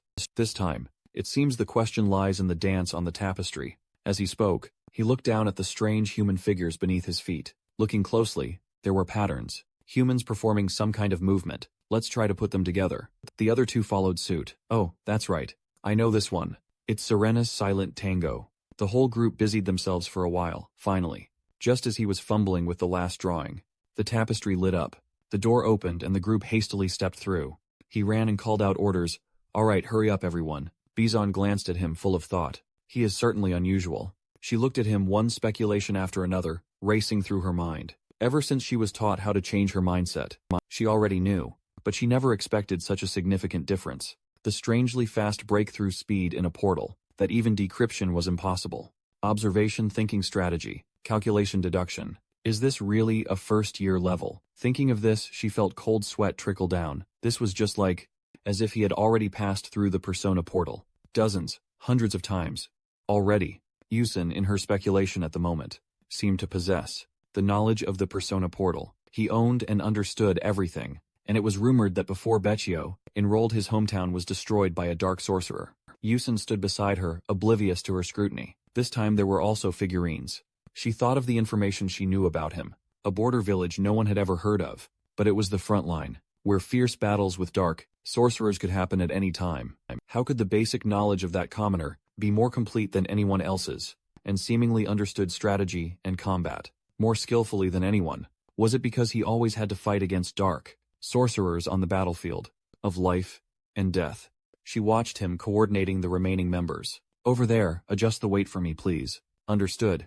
The more she looked, the more certain she became of her thoughts, even though she did not know the reason. He was definitely different from the other students. Everyone tried hard to achieve good results, yet someone like that would just slack off, showing everyone, not doing homework either, and having a sloppy attitude in class. Thinking of this, she froze. Wait, looking again, why now? Is he so diligent? What is the reason? Could it be seeing her silent for a long time? Yusun glanced over and asked, "Hey, why are you just standing there frozen? You go over there." While speaking, he was suddenly cut off by her, with a phrase that made no sense. "Speak up, commoner." He looked at her full of confusion.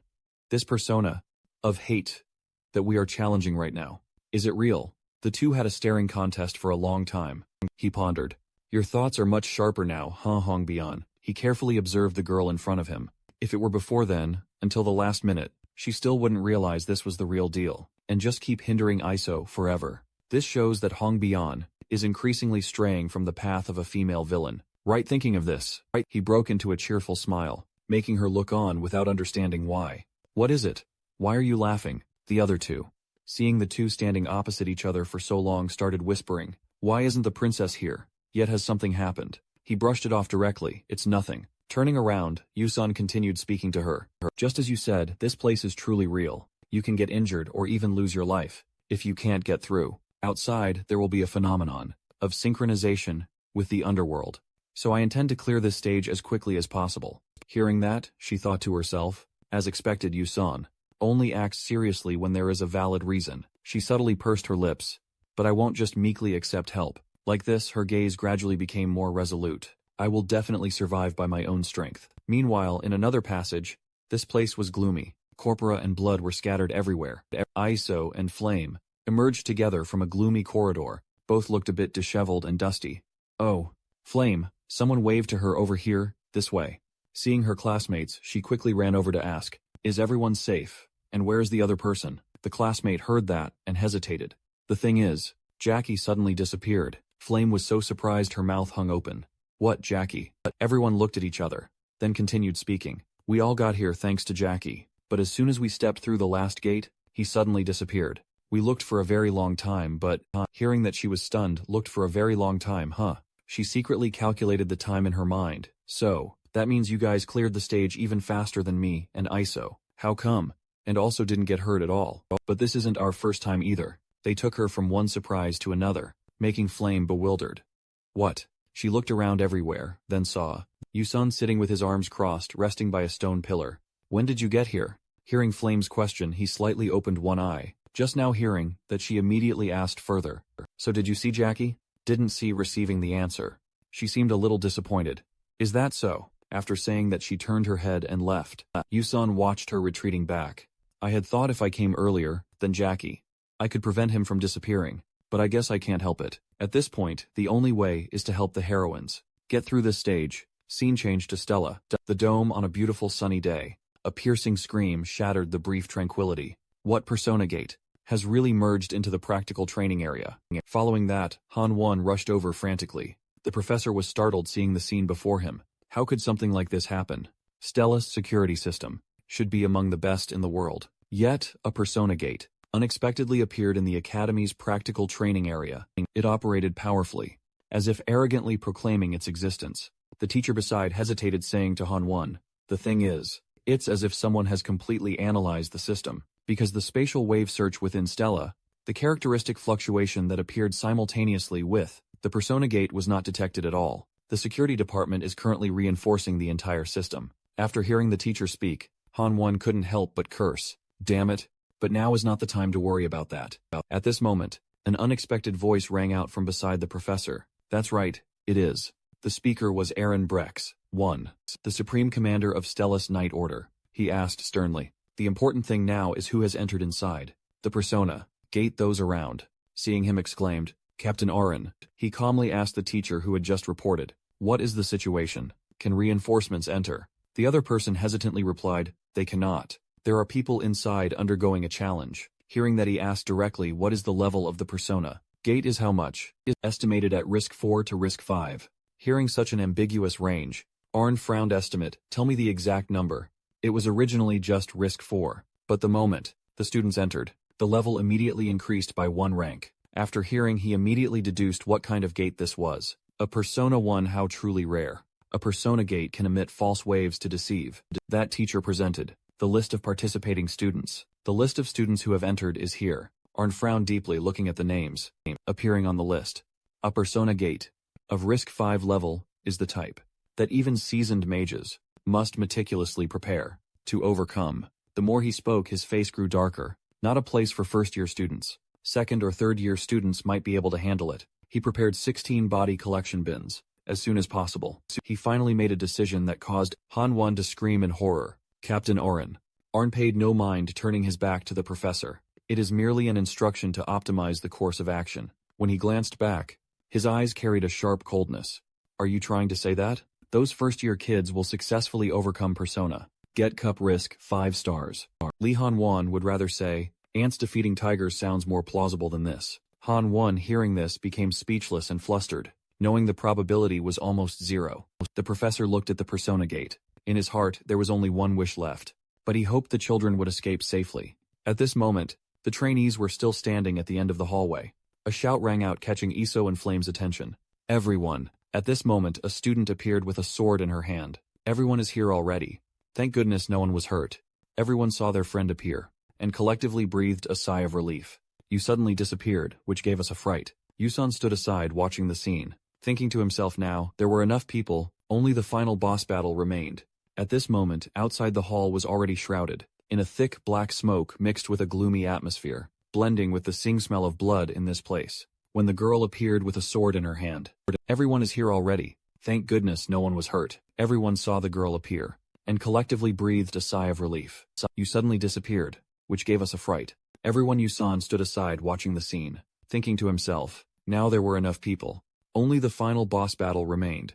At this moment, outside the hall was already shrouded in a thick black smoke, mixed with a gloomy atmosphere, blending with the sing smell of blood in this place. As soon as they stepped through the hallway, a bright red notification appeared before Yusan's eyes. You have reached the dancing clock. Going down this staircase will reveal the ballroom. It seems the ball has just begun. Please hurry. At this moment, everyone could clearly see their surroundings. They were standing at a turn, leading to a winding spiral staircase, twisting deep into the very bottom of the fortress. Perhaps we must go down this staircase. Folem hesitated, looking up. At the top of this tower is the Blade Spider.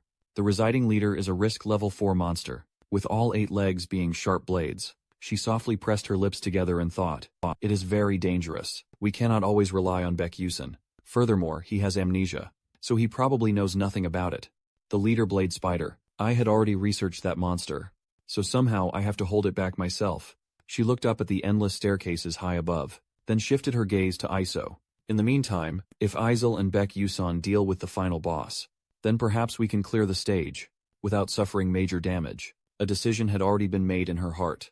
She spoke up, calling everyone to stop. Hey everyone, wait a minute. Before she could finish her sentence, the voice of Yusan echoed from behind, startling her. Wait a moment. He crossed his arms, looking up at something above. Then he looked down at his teammates. You guys go down first. I will check this out and follow after. The others went down together. Flame walked, feeling extremely uneasy. Baek Yusen surely does not even know about the existence of the female leader Blade Spider. NHHVKOs recalled the scene earlier, when Yusen gave a warning, yet he could sense the aura right there. That thing inherently could not happen. Could it be? She pondered with her chin in her hand. I did not expect his senses to be that sharp. Anyway, he also managed to block the magic. But at this moment, waves of sound, restricting hands echoed unexpectedly, making the group panic. What kind of sound is that? Beyoncé quickly sensed the area from which it was emitted. The unusual sound, from above. A giant spider with a ferocious appearance, was diving down at a dizzying speed. The people around, immediately, their faces drained of all color. They frantically screamed, Blade Spider. No, that is the leader. Blade Spider. A risk level of 4. Seeing this scene made Flame curse silently in her heart. Damn it, where is Baek-Yu-sun? Bizan also quickly remembered he was still above. That commoner. Aizel's face was also full of worry. Could it be right now? Everyone saw the person standing on the back of the spider, Baek-Yu-sun. He kicked hard at the spider's cervical vertebrae, making it fall even faster. Everyone gasped together, hearing that Baek-Yu-sun roared loudly. I will handle this one, go down quickly. Aizel looked at him full of worry. Can he deal with that thing alone? She gritted her teeth thinking, or maybe I should help too. Right at this moment, a voice echoed. I know what you are thinking. That was Beyoncé. She was looking directly at Aizel. But now, the important thing is to quickly go down to the ballroom. After that, she dashed past. Aizel then turned her head back to say, that is the way to help that commoner. Flame was stunned watching Beyoncé's retreating back. Hong Beyoncé was originally that kind of person. How? The door opened, emitting a resounding creak. Everyone was bewildered by the scene before their eyes. A palace hall drenched in gold and splendor, dazzling, regal, and full of magnificence. Around the stage, are masked figures dancing. A friend covered her mouth and gasped, wow, it is truly magnificent. Melodious music echoed throughout the hall. Then suddenly the lights went out, making everyone panic. The sound of shoes clacked on the floor. Bizion said, worriedly, someone is standing on the stairs. From that clue, Flame stated her conjecture. It must be the final boss, Duchess I. Heron. Everyone remember to stay alert. Then a flash of light flashed, startling her as she sang a dramatic welcome to everyone. A woman dressed magnificently spoke under the sole light of the entire grand hall. I am Jackie I. Heron. She just used a fan to cover the corner of her mouth that was curling into a smirk, while directing a malicious gaze towards them. The noise rang out from everywhere in the hall. Duchess, you are still as radiant today as always. Please, your grace, please smile this way just once. I offer this heart to you. The crazed cries terrified the students. Phoenix watched the events unfolding with doubt. What the heck? A plot like this absolutely did not exist. In the original novel, no, not even from the start. Even a character named Jackie did not even appear at all. Seeing Beyoncé's eyes were all looking stressed. In her head, more and more conjectures appeared. An ordinary person could never become an NPC in Persona 8, let alone not just a regular NPC, but the final boss. There is only one possibility. When someone can become an NPC in Persona 8. If that is the case, then a terrifying conclusion appeared in her head. Is Jackie a dark demon human? The answer is here. She grew more anxious and gripped the staff in her hand tighter. So this is why Baek-Yu-sun said to be careful with Jackie. But I cannot give up like this. Thinking this, she became even more determined. Somehow I will bring you back. Looking at Jackie, magnificent on the stage, she yelled loudly towards her. Jackie, if you keep indulging in that power, you could turn into something terrifying. So please calm down. Before she could finish her sentence, Jackie sneered. Ha! What nonsense are you talking about? I am now. She paused briefly. She nearly whispered. I Haran. Around her, the masked figures continued to cheer for her. I Haran, I Haran. Jackie. Jackie. In her head, thoughts trembled. This face, this pawn, this heart. Her voice grew increasingly strange. Finally, it turned into distorted, trembling sounds, so numb that it felt like melting. Her face at this moment wore an expression of utter ecstasy. She laughed gleefully. Raise a hand to caress the skin on Beyoncé's face. Seeing her like that, a voice filled with extreme worry. This is not good. Her spirit has been encroached upon by dark magic. Aisho beside her also chimed in at this point. There's only one way to cross the gate, to bring him back to his original form. She called out Flame's name, who had been waiting until now. Flame, I know. Flame quickly accumulated mana, with unwavering determination in his heart. Wait for me. Jackie, I will definitely save you. Her somber voice echoed. All right, this is where the time for chatting ends. Blood-red lightning bolts appeared around her, carrying immense power that made one furious. She smiled and said, Everyone, let's start the party together. The Temptation Ball boss battle has begun. Meanwhile, the scene shifts to somewhere. Green blood splattered everywhere. It turned out to be the blood of the giant spider. It was trying to escape, but Yusan slashed it, causing its body to split in half. Blood from the wound spilled everywhere.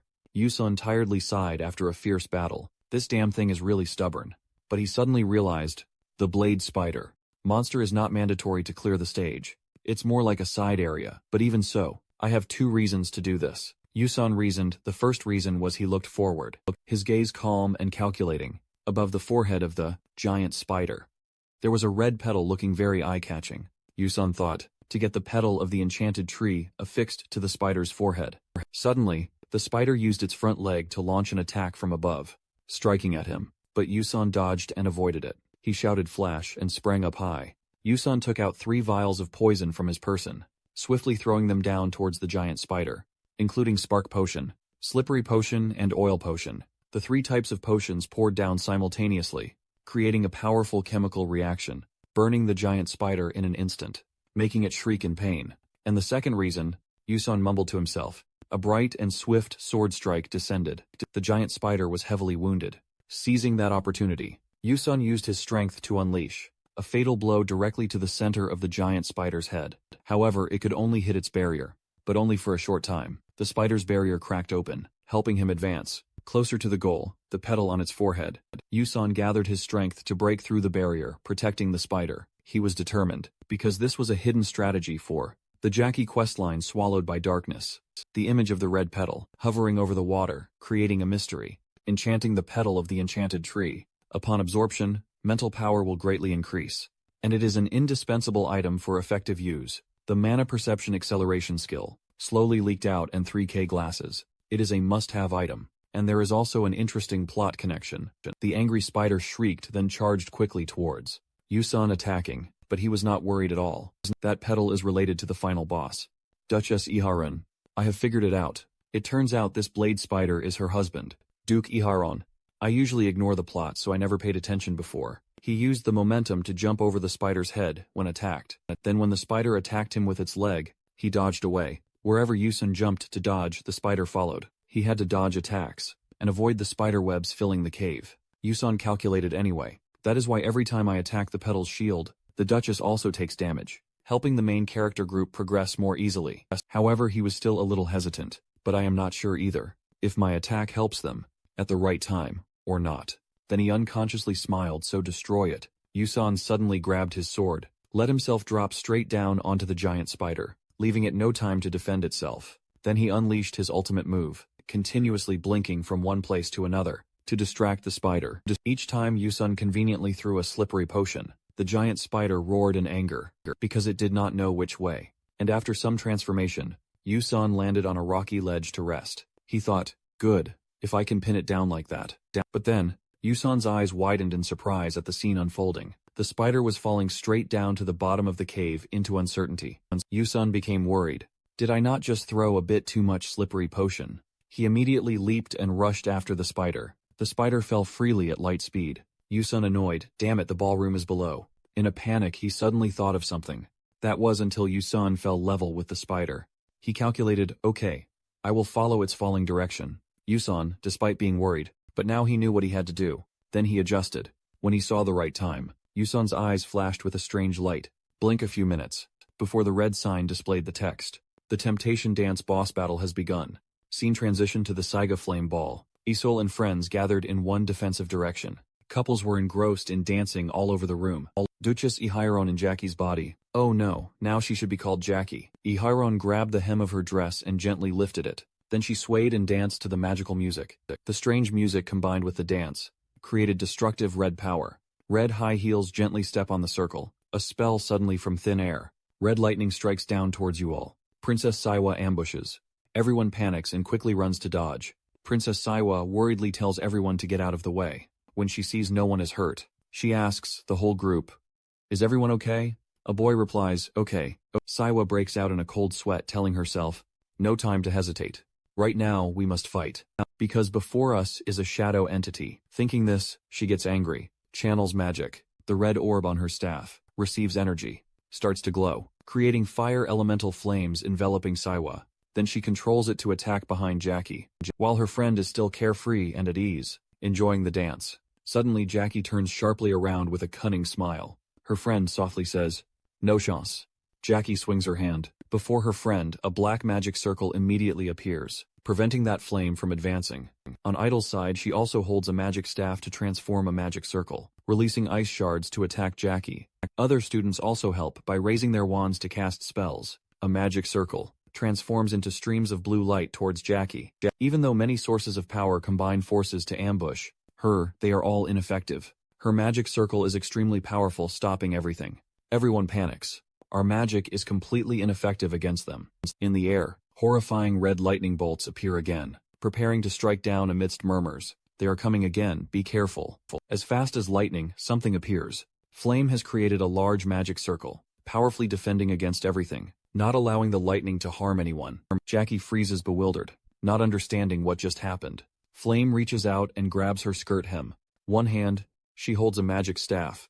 One hand, lifts her hem, calmly swaying to the music. As Flame just completed a full spin, Iso worriedly asks, "Flame, why are you suddenly dancing?" Flame's eyes suddenly change. She does not answer. Her friend also stops dancing. She casts a spell without warning, revealing a yellow magic circle, then strikes a powerful blow attacking towards Jack. Luckily, that magic stream grazes past the side of her face, instead of hitting Jackie. However, her friend still freezes in panic at the event. It is now that Flame explains for everyone to understand. Alright, just like in the novel everyone, it is the dance. Saiwa and Iso are surprised by what Flame says. There is a clue in each round. We have passed. This round is not just a magic battle. It is also a dance competition. We must chant along with the rhythm of the dance. Saiwa seemed to realize it made sense. The dance of Duchess Ai. Heron cannot be broken by normal magic.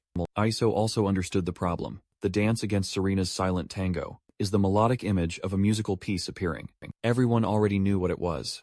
Serena's prayer of death. Saiwa quickly grabbed her skirt and danced to the melody. Iso turned quickly, immersing herself in the music. All the other friends also caught the rhythm, bouncing endlessly.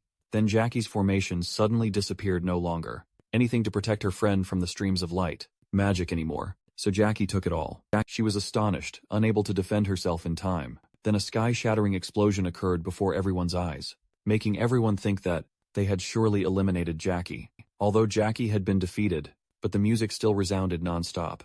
Iso worriedly asked if that blow had any effect. From the gentle melodies, suddenly the music became distorted and grotesquely transformed. I sorrowfully worried, Wait. The music's tempo began to increase gradually, as she was doubting. It was also at that moment, in the white smoke from the explosion. Just now, a faint human figure appeared. The students began to panic with fear. Look over there. What is that? A bare foot was hovering in the air. It turned out to be Jackie. She was not destroyed as everyone thought. Her face was filled with murderous intent, a twisted smile spreading. The scary thing was a cry of astonishment. She has 4 legs. 1 leg, 2 legs. 3 legs and 4 legs landed on the ground together. Jackie calmly stood, posing a tango. Behind her friend was a gigantic red formation, full of eerie energy. She had no damage or scratch whatsoever. Jackie's voice was full of gloom. Then her friend looked towards everyone, a ghostly smile spreading. The declaration of war is truly beginning now. Flame tried to persuade her to stop Jackie. If you let yourself be consumed by the persona of Duchess Ai any further, you won't be able to come back. Jackie yelled back in defiance. What do you tell me to stop? Everything seemed to fall silent. Only Jackie's voice remained, look around. Jackie stood on the platform looking down at everyone. Around her were praises, calling her friend's name Jackie. Ai Jackie. Ai Those who came to the dance just now stopped dancing and continuously praised. She is truly too beautiful. They seemed hypnotized, chanting and urging Jackie. She is the greatest dancer. Please punish these fools. Then Jackie suddenly concluded, Flame, you are truly cruel. Flame was bewildered by that reproachful statement. What? That deep, critical voice brought along moments from the past. Selfish and cruel, Jackie recalled. Flame was happily chatting and laughing with friends. Then the image of Flame and Yusen gazing at each other adoringly. Jackie yearned for this feeling, both sweet and intoxicating. When Flame alone faced off and fought monsters, giant pigs in the past, Jackie also reproached. And yet you kept it to yourself. The image of Flame standing out, always cheerful, loved by everyone around her. In complete contrast to her, the obscure one, Jackie, who only knows to stand still, envious and longing. Back to the present. She seemed to go insane. The wickedness and hatred spread once again. Jackie asserted, I will never let go of this feeling. Saiwa seemed to sense something. She called out, it is coming. Everyone defend. Jackie cast a spell, Extremely powerful destructive beams of light shot out from the matrix of Jackie, Saiwa, and Iso, quickly channeled power, created a barrier. Only then could they protect themselves. However, other classmates were not so lucky. Iso saw someone hit by a spell and fell down. For a moment of carelessness, she forgot to create a defensive barrier, so she was attacked by dark magic. When Iso closed her eyes in fear, preparing to endure the blow, then in front of her, a golden light appeared, defending. She slowly opened her eyes and discovered something astonishing. Saiwa was standing, shielding her, used fire magic to create a seal, protecting both from evil magic. Saiwa angrily turned her face, reproaching, "You idiot. Couldn't you focus?" she stammered. "What did you say?" Saiwa began to assign tasks. "I am better at resisting fire magic, so I will handle that part. You should focus on blocking the lightning spells." Iso could only nod and obey. Saiwa looked towards Flame, who was bewildered, giving instructions. "As for you, hide behind us and strike when you see an opening." Flame froze, bewildered. What is happening? She suddenly remembered the image of Saiwa and Iso were having a heated argument.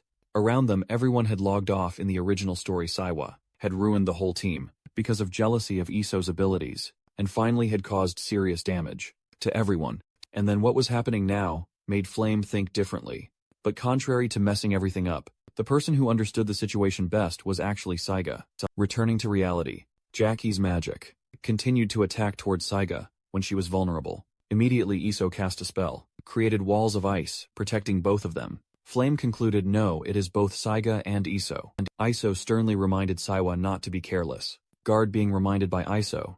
So she was displeased, replied, "What did you say?" Just then, Flame hurriedly ran to stand behind her two friends, raised her magic staff ready to fight. She promised herself she could not lose. She swung her staff, creating a magic formation, with powerful magical vortexes, firing a light beam straight back at Jackie.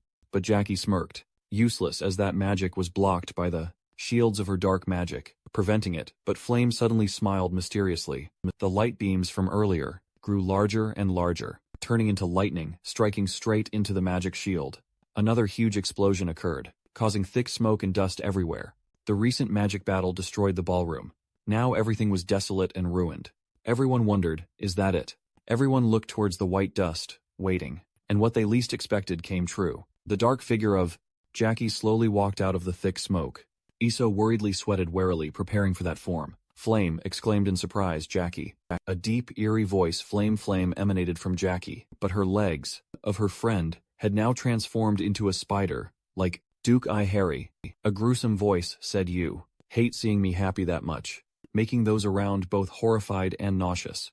Jackie was gradually losing consciousness. Now only hatred remained. "Why won't you leave me alone?" As Jackie repeatedly asked the question, "Why is the world like this?" Flame tried to reason with her. "Jackie, it is not what you think. Please wake up."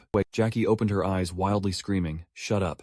Above Jackie's head, a gigantic layer of crimson magic appeared, followed by another powerful layer of magic. Then many other magic arrays appeared, along with eerie demonic music. Jackie seemed to be dancing to that melody.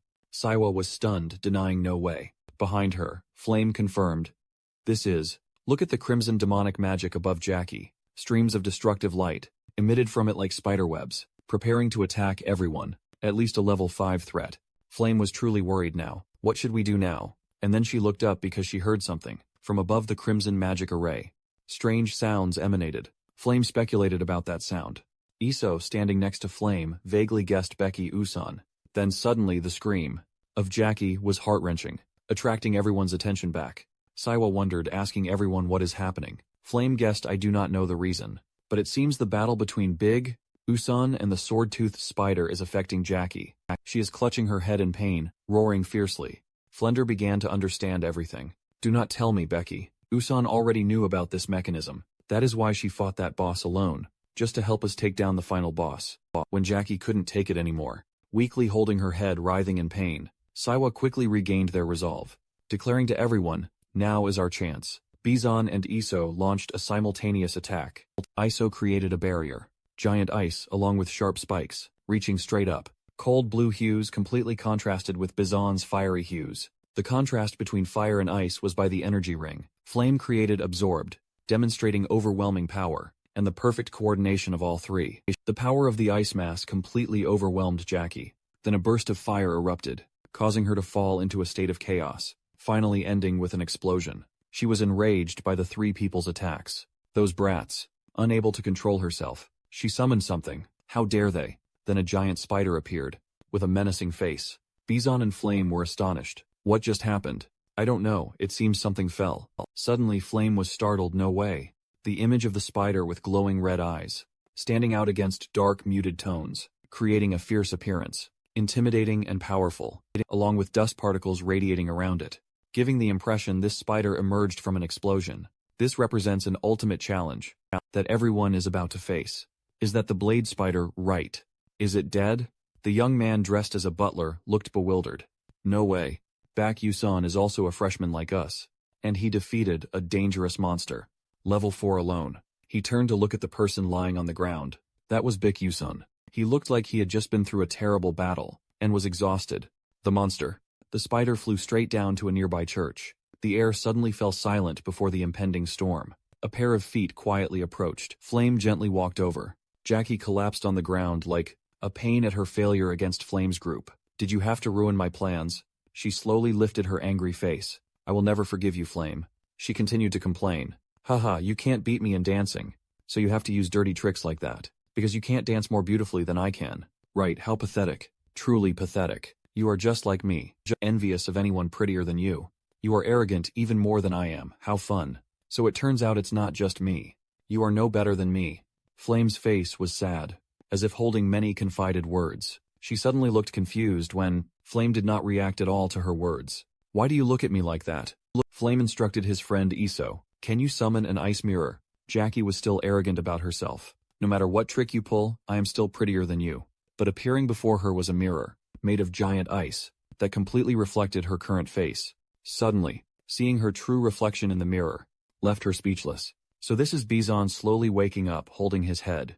Is this me? No way, oh my head. This isn't a real mirror, is it? The butler concerned, are you all right? He reflected on what had just happened. You are tricking me with some illusion, aren't you? Jackie completely lost control, screaming wildly in despair. Disgusting. Disgusting. Truly disgusting. Truly disgusting. She could not accept the truth. Screaming like a lament. Please take this mirror away. And imagined the gazes and whispers and gossip of others. The Duchess is no longer beautiful. Bizon and Flame just sadly watched her screaming in despair. No, no, no, no, this isn't me. Trembling hands raised in a plea, as if wanting to be saved from suffering. Flame, please, you all can do anything. She continued to plead, please, help me, save me. Suddenly, she betrayed her words again. You think I would say that? It was all your fault from the beginning. She raised the sharp blade, preparing to lunge at Flame. An accusing voice screamed, die, Flame. The blade plunged straight towards him, but suddenly, it was stopped by something.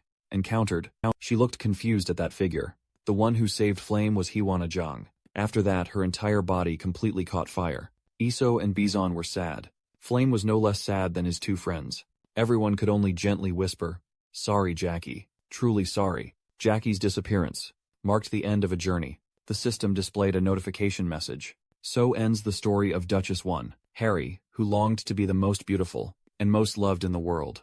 You have passed the ball of temptation. Congratulations after the storm. The sky is clear and blue. Everything returned to its inherent peace. At a building on campus, the professor announced Team A6 has completed the simulation. The cadets have left the field. Team B3's simulation has also ended. Professor Lee Hanwon ordered an immediate evacuation.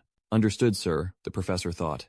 Only Team C7 hasn't come out yet. A gigantic energy vortex, with a deep, dark space, surrounded by brilliant red flames and rays of light. White, creating a feeling of pressure, terrible, and an extremely vast space gate. Professor turned to instruct his students. Energy waves are fluctuating, preparing to summon. Understood, sir.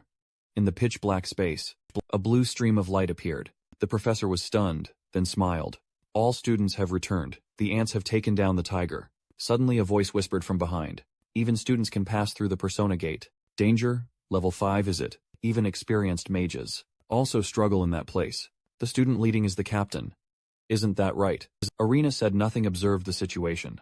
Then he turned his back and walked towards his horse, and said to his subordinate, proceed with troop withdrawal. Then Baek-Yusan presented to the professor. Report on Persona Gate mission completion. Professor Han 1 thought to himself, total of 16 people. 1 casualty, 15 people returned safely. So after all, one person sacrificed. The professor said you all did very well. I will send a healing mage right away. Rest now, yes. Sir, a strange voice spoke up from afar. What happened while I was away? A mysterious young man gradually approached. It seems something interesting happened when I wasn't here. Becky Usun looked confused. The young man smiled and greeted. Tell me everything at the main tower. Stella Becky Usun followed Sir Elwyn into the tower. He walked while feeling nervous, as he didn't know what to say to him. A private meeting with Sir Elwyn. I am so nervous. His heart was full of confusion. Me, that is why I don't want to be captain. In his memory, it reappeared. Before leaving the persona gate, Bizon analyzed the problem. Shouldn't we choose a captain? To write the report right. At that time he had just woken up, so he didn't understand what was happening and said, about that, how about letting Ariel do it? Then he pointed to the girl standing next to him. But Bizon objected. This commoner is still very much awake, you know. Why do you let others take credit so easily? Flame also agreed, hey buddy, that's not okay, you know. Ariel again thought, I know I did well, but this time, it's not like that. Her words made him confused. Even you say that. His face became helpless when he had to recall the story while still at the persona gate. So in the end, I was forced to be captain. What really happened when I was unconscious, while still deep in thought. But maybe this is... Sir Elwyn spoke up, interrupting his train of thought. This is our third meeting. Isn't it? Sir, still cheerfully, softly, you have grown up a lot. Before you were so small. Becky Usun was astonished by his words. He thought to himself, what does he mean? The scene that appeared was a hazy white sky, freezing air in the middle of a harsh winter. There was a boy walking with difficulty on the thick snow, as if struggling against the harshness of the weather. Flash, flash, flash. While he was in distress, a strange voice rang out. You are interesting. A person in a black cloak appeared opposite. Becky Usun, you have a pretty fun ability. That person was Mr. Eldwin. He said, I will write a letter of recommendation for you. Please take the entrance exam for our academy later. You will get bonus points. The image from when he was little suddenly dissolved into the night, and the sound of reality rang out, pushing him back to reality. Anyway, the reason I called you here is Bick. Yusun was startled remembering the time he was meeting Mr. Elton. The two were comfortably settled in his room. Elton, the room was decorated extremely lavishly and splendidly, in a royal style. Classic with a desk, a sofa set for receiving guests, along with cabinets arranged close together, creating an antique and nostalgic feeling. The two began to discuss matters. On behalf of everyone, to thank you for preventing a UID, a major accident that could have happened. They have no intention of making this public. Bick Yusun still had not spoken, startling me. He continued to speak. Of course, if the students were seriously injured, then things might have been different. Thank you. It was all thanks to you. Bick Yusun was surprised when he heard Mr. Eldwin make a request. And there is one thing I want to confirm. His face became mysterious when he mentioned a matter. In that gate, are there any errors? He still secretly assessed his expression. No wonder they call him the Dark Mage Killer. He looks truly scary. Well, I am not even a Dark Mage anymore. It was then that Yusun finally spoke up. That is right. One student did not make it, Jackie. Showed signs of being corrupted by dark magic. He just said briefly. So that is how it is. What a pity. He still did not see any change in his expression. Still cheerfully talking. His expression did not look regretful at all. His next remark made him realize as if he had figured something out. Oh, what am I thinking? I almost forgot to offer you a drink. Mr. Elwyn still said gently. Coffee or tea? What do kids like these days? They like soda now, right? Yusun hesitated to make a choice. I want. Then he decided, I want to drink tea. Do you have iced tea? He was puzzled. Iced tea, he said with a smile. Of course I do. Wait a moment. He sighed in relief as if a burden had been lifted. That is great. He brought out a glass of tea with a color as beautiful as autumn. This lead tea, hardly anyone knows about this type. Even fewer people like it. How surprising. Wow. Yusun took the teacup and savored every drop of its essence. Thank you, sir. But the more he drank, he realized its taste was not as he imagined. But he had predicted its taste wouldn't be very good. He was immersed in his own musings about the flavor of the tea. If compared to food on Earth, it would be like durian or fermented stingray. Those who like it get very hooked. As for those who don't like it, can't stand the smell. They don't even want to touch it. He thought about the reason he chose lead tea, which reminded him of the reason. Actually meeting Sir Elmond privately was a turning point and an opportunity. Yusun remembered Flame, who once chose coffee and was taught magic. As for Azel, who chose soft drinks and awakened to magic. But when he thought of Sir Eldwin, it was lead tea. Then he realized that was his favorite tea. He was startled when he heard Sir Eldwin mention lead tea. You know, there is just one problem. Sir Eldwin recounted. The story was linked to the image of the teacup. It was once an exclusive possession of the tribe. lead living on the Western continent many decades ago. They should have kept it to themselves, but they shared it with humans and met with disaster. Images of shadows appeared in the teacup, as a reminder of a tragic past. Along with the demise of the lead tribe, the recipe for lead tea was also believed to have disappeared. He recounted the past story. As a past regret, this must be one of the very few amounts of tea, lead remaining in the world. If humans were not so greedy, now, we might still be able to drink this tea. What a pity indeed. But when Yusan said that, how strange indeed. I am still drinking this tea. He placed the teacup back on the tray. What? So it still exists? No, his face was sad. I know that too. Then he said again, but I know it. His eyes suddenly lit up when he heard. Yusan confirm. The brewing recipe. Lead tea. So, Sir Eldwin panicked and hastily asked what? Is that true? How do you know that recipe? He just went, ah. A sound but couldn't explain in words. His mind was filled with very difficult to explain thoughts. I can't say that I learned it from a game. Then he stammered. Actually, he had to just find a random reason mentioning a relative. A departed one taught me, so I am very familiar with that recipe. He had completely won over his sympathy. I apologize, I shouldn't have asked that question. It's all right, you don't need to apologize about that. But in Yusan's mind, soon felt relieved. Smooth as silk. Eldwin found a way to ask for the formula from you. So, do you want to sell that formula to me? I will pay you a generous amount. Sir Bak Yusan spoke up. Actually, I want something even more valuable than money, Dean. In his heart he had another thought. Finally, the moment I've been waiting for has arrived. What is your answer? Yusan now comfortably expressed his desire. Your magic reinforcement technique. He happily expressed, I want your help with it. Just once, but what did Sir Eldwin think? Don't you want to reconsider? The lead tea formula is extinct. Now it has extremely high value. Compared to it, my magic has no practical application. Do you understand what I mean? Deep down, he truly understood Bic very well. Yusan secretly thought again. With Elman's magic power reinforcement technique, combined with Anthonisa's magic power alchemy, and finally, by using the power flask, collected from a sorcerer, who summons corpses, I can create a basic inventory, an auxiliary storage space.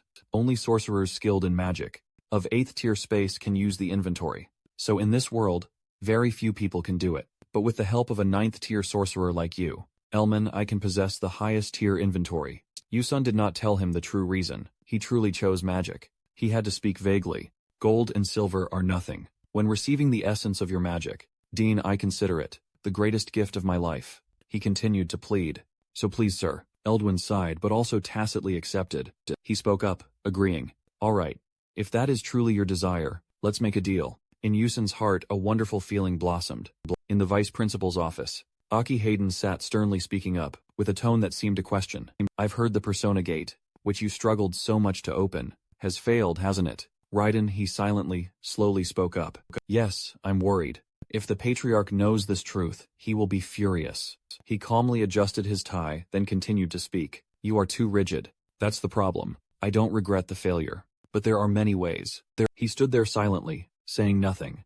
Seeing that he continued to criticize, are you planning to let Professor Majin lose control? After receiving all the criticism, Raven asked to leave. If there's nothing else to report, then I'll excuse myself. He walked slowly down the hallway. As he walked, he thought about the reason for opening the Persona Gate. This time there was only one, that was to deal with highly capable students. We'll attend the Aslan seminar. Soon the images of students, full of talent, appeared one after another in his head. Then he continued to think. Even after activating level 5, the risks far exceeded their abilities. Yet Flame, Iseo, Morph, and Princess, Adolf Veit and Beck Useo, are all safe and sound. Raiden was deep in thought. Nothing was going as planned. He was immersed in thought when he was suddenly called. Professor, long time no see. Raiden was a little startled and turned around. Yuseong casually continued speaking from behind. When I was little, you were like a wild beast. Now you look like a human, so I almost did not recognize you. Really, some of my friends almost got hurt recently. Was that also the plan of that sluggish old man? Hearing this, his face darkened. He unhappily mentioned, even if you are a young master, please do not be disrespectful to the Patriarch. And friend, huh? Hearing that he was unhappy, Ku angrily spoke up. Are you too immersed in the role-playing game of students? So it turns out not only your appearance has changed, huh? After speaking, Raiden held himself back and was a little afraid of something. Then he furiously yelled, how dare you utter such insolent words in front of me? After Cu finished speaking, Raiden was tense, feeling a bit pressured when he saw Yuseong's smile with a sinister look in his eyes. Warning, you had better be careful. You people are truly an eyesore. He left his last words. Well, see you later, Professor. Those warnings made Raiden tremble with fear. He fell to his knees, hugged his chest, and mumbled softly, see you. Then he gritted his teeth, breathing heavily with difficulty. Ha ha ha ha. Then he told himself, if it is for the Moon Shadow sect, this is nothing. In a corner of the hallway, some female students gathered to discuss something. Princess, it is truly fortunate that you are safe and sound. We heard that the Persona Gate was wrongly created due to a school error. Is that true? What kind of work are they doing, I wonder? That is why I say, hearing everyone whispering about the Persona Gate, Bison glumly mused. It is indeed true that other students do not know. If viewed from the school's perspective, it must be so. She was deep in thought when someone suddenly called. Bison, she immediately came to her senses, turned her head, and saw Edmund, so she was a little surprised, and immediately exclaimed 2 words. Senior, he happily smiled and said, you do not need to call me so formally. But I find talking without honorifics a bit strange, actually. She replied, in school, there must be a hierarchy and order, right? They happily chatted. Haha, I am so glad to see you are safe. I was so worried, wondering how you were doing. Bison calmly replied to him, I am fine. Senior, you do not need to worry. But in her mind she felt a little disgusted. The name wily old fox. What he worries about is not himself, but his own livelihood is what is right. She knows he belongs to one of 2 powers, leading of the kingdom. Adolf, VT, ducal family OC, can, is. Assisting Princess Hongzi Hoa, and ducal family Ato, can rival OC can. Among them Edmund, as the sole heir of the ducal house Atel. Bizon guesses he approached her. Perhaps his aim is to marry her, after supporting her to become queen. Suddenly Edmund proposed, truly let us play a game of soul chess. There is also an upcoming competition in school which she accepted. Yes, let us do that, dear. Mon smiled, a little sinisterly, placed his hand on her shoulder, said, very good today. I will teach you a trick. Observe carefully. After hearing she was a little tense, holding her lips tight, he went first, casually greeting everyone. Haha, hello you. While she walked behind silently, thinking to herself, the tragic reality is, if without the help of this guy, then I cannot become a worthy queen. I have enough power. At least if someone possesses power, on par with the ducal house, Adelex stands on my side. Thinking about this, she accidentally saw Beck Usio downstairs. Seeing her lost in thought, Edmund turned back, called her, Beyoncé. What are you doing? Come on now. He had not finished his sentence. She quickly replied, yes. Senior then walked towards him. Under the schoolyard, a petal fell right onto Yusion's hand. He stood there saying to himself, let's see, this level should be enough now. He was a little surprised because, after absorbing the petal of the enchanting tree, it increased the mental power stat, magic resistance against charming magic types, permanently. Beck Yuseo's stats, muscle 2 to 73%, agility 2 to 42%, endurance 0 to 99%, sensation 2 to 57%, stamina 2 to 19%, mental power 2 to 24%. Seeing that, he thought, this is not bad. Furthermore, thanks to completing training, you have received a special reward. Yuson was a little pensive anyway. What should I receive this time? Should I use it to increase development stats? Suddenly he thought of something. Oh, would Marican's pendant be all right? The system replied possible. He immediately accepted, then take it. As he finished speaking, the system announced item granted. Marican's pendant. Information: Marican's pendant superior grade. Description: pendant by Marican. Alchemist. Future mechanic manufactured to protect his own life. Feature: he has refined the barrier layer to its maximum. Special skill: Marican shield defense. Unconditional against attacks. Below class level 6. Can be used once. He put on the necklace and continued to ponder. Though it is a bit regrettable that it can only be used once. But this is a rare item, not bad. Because episode 8 is coming soon.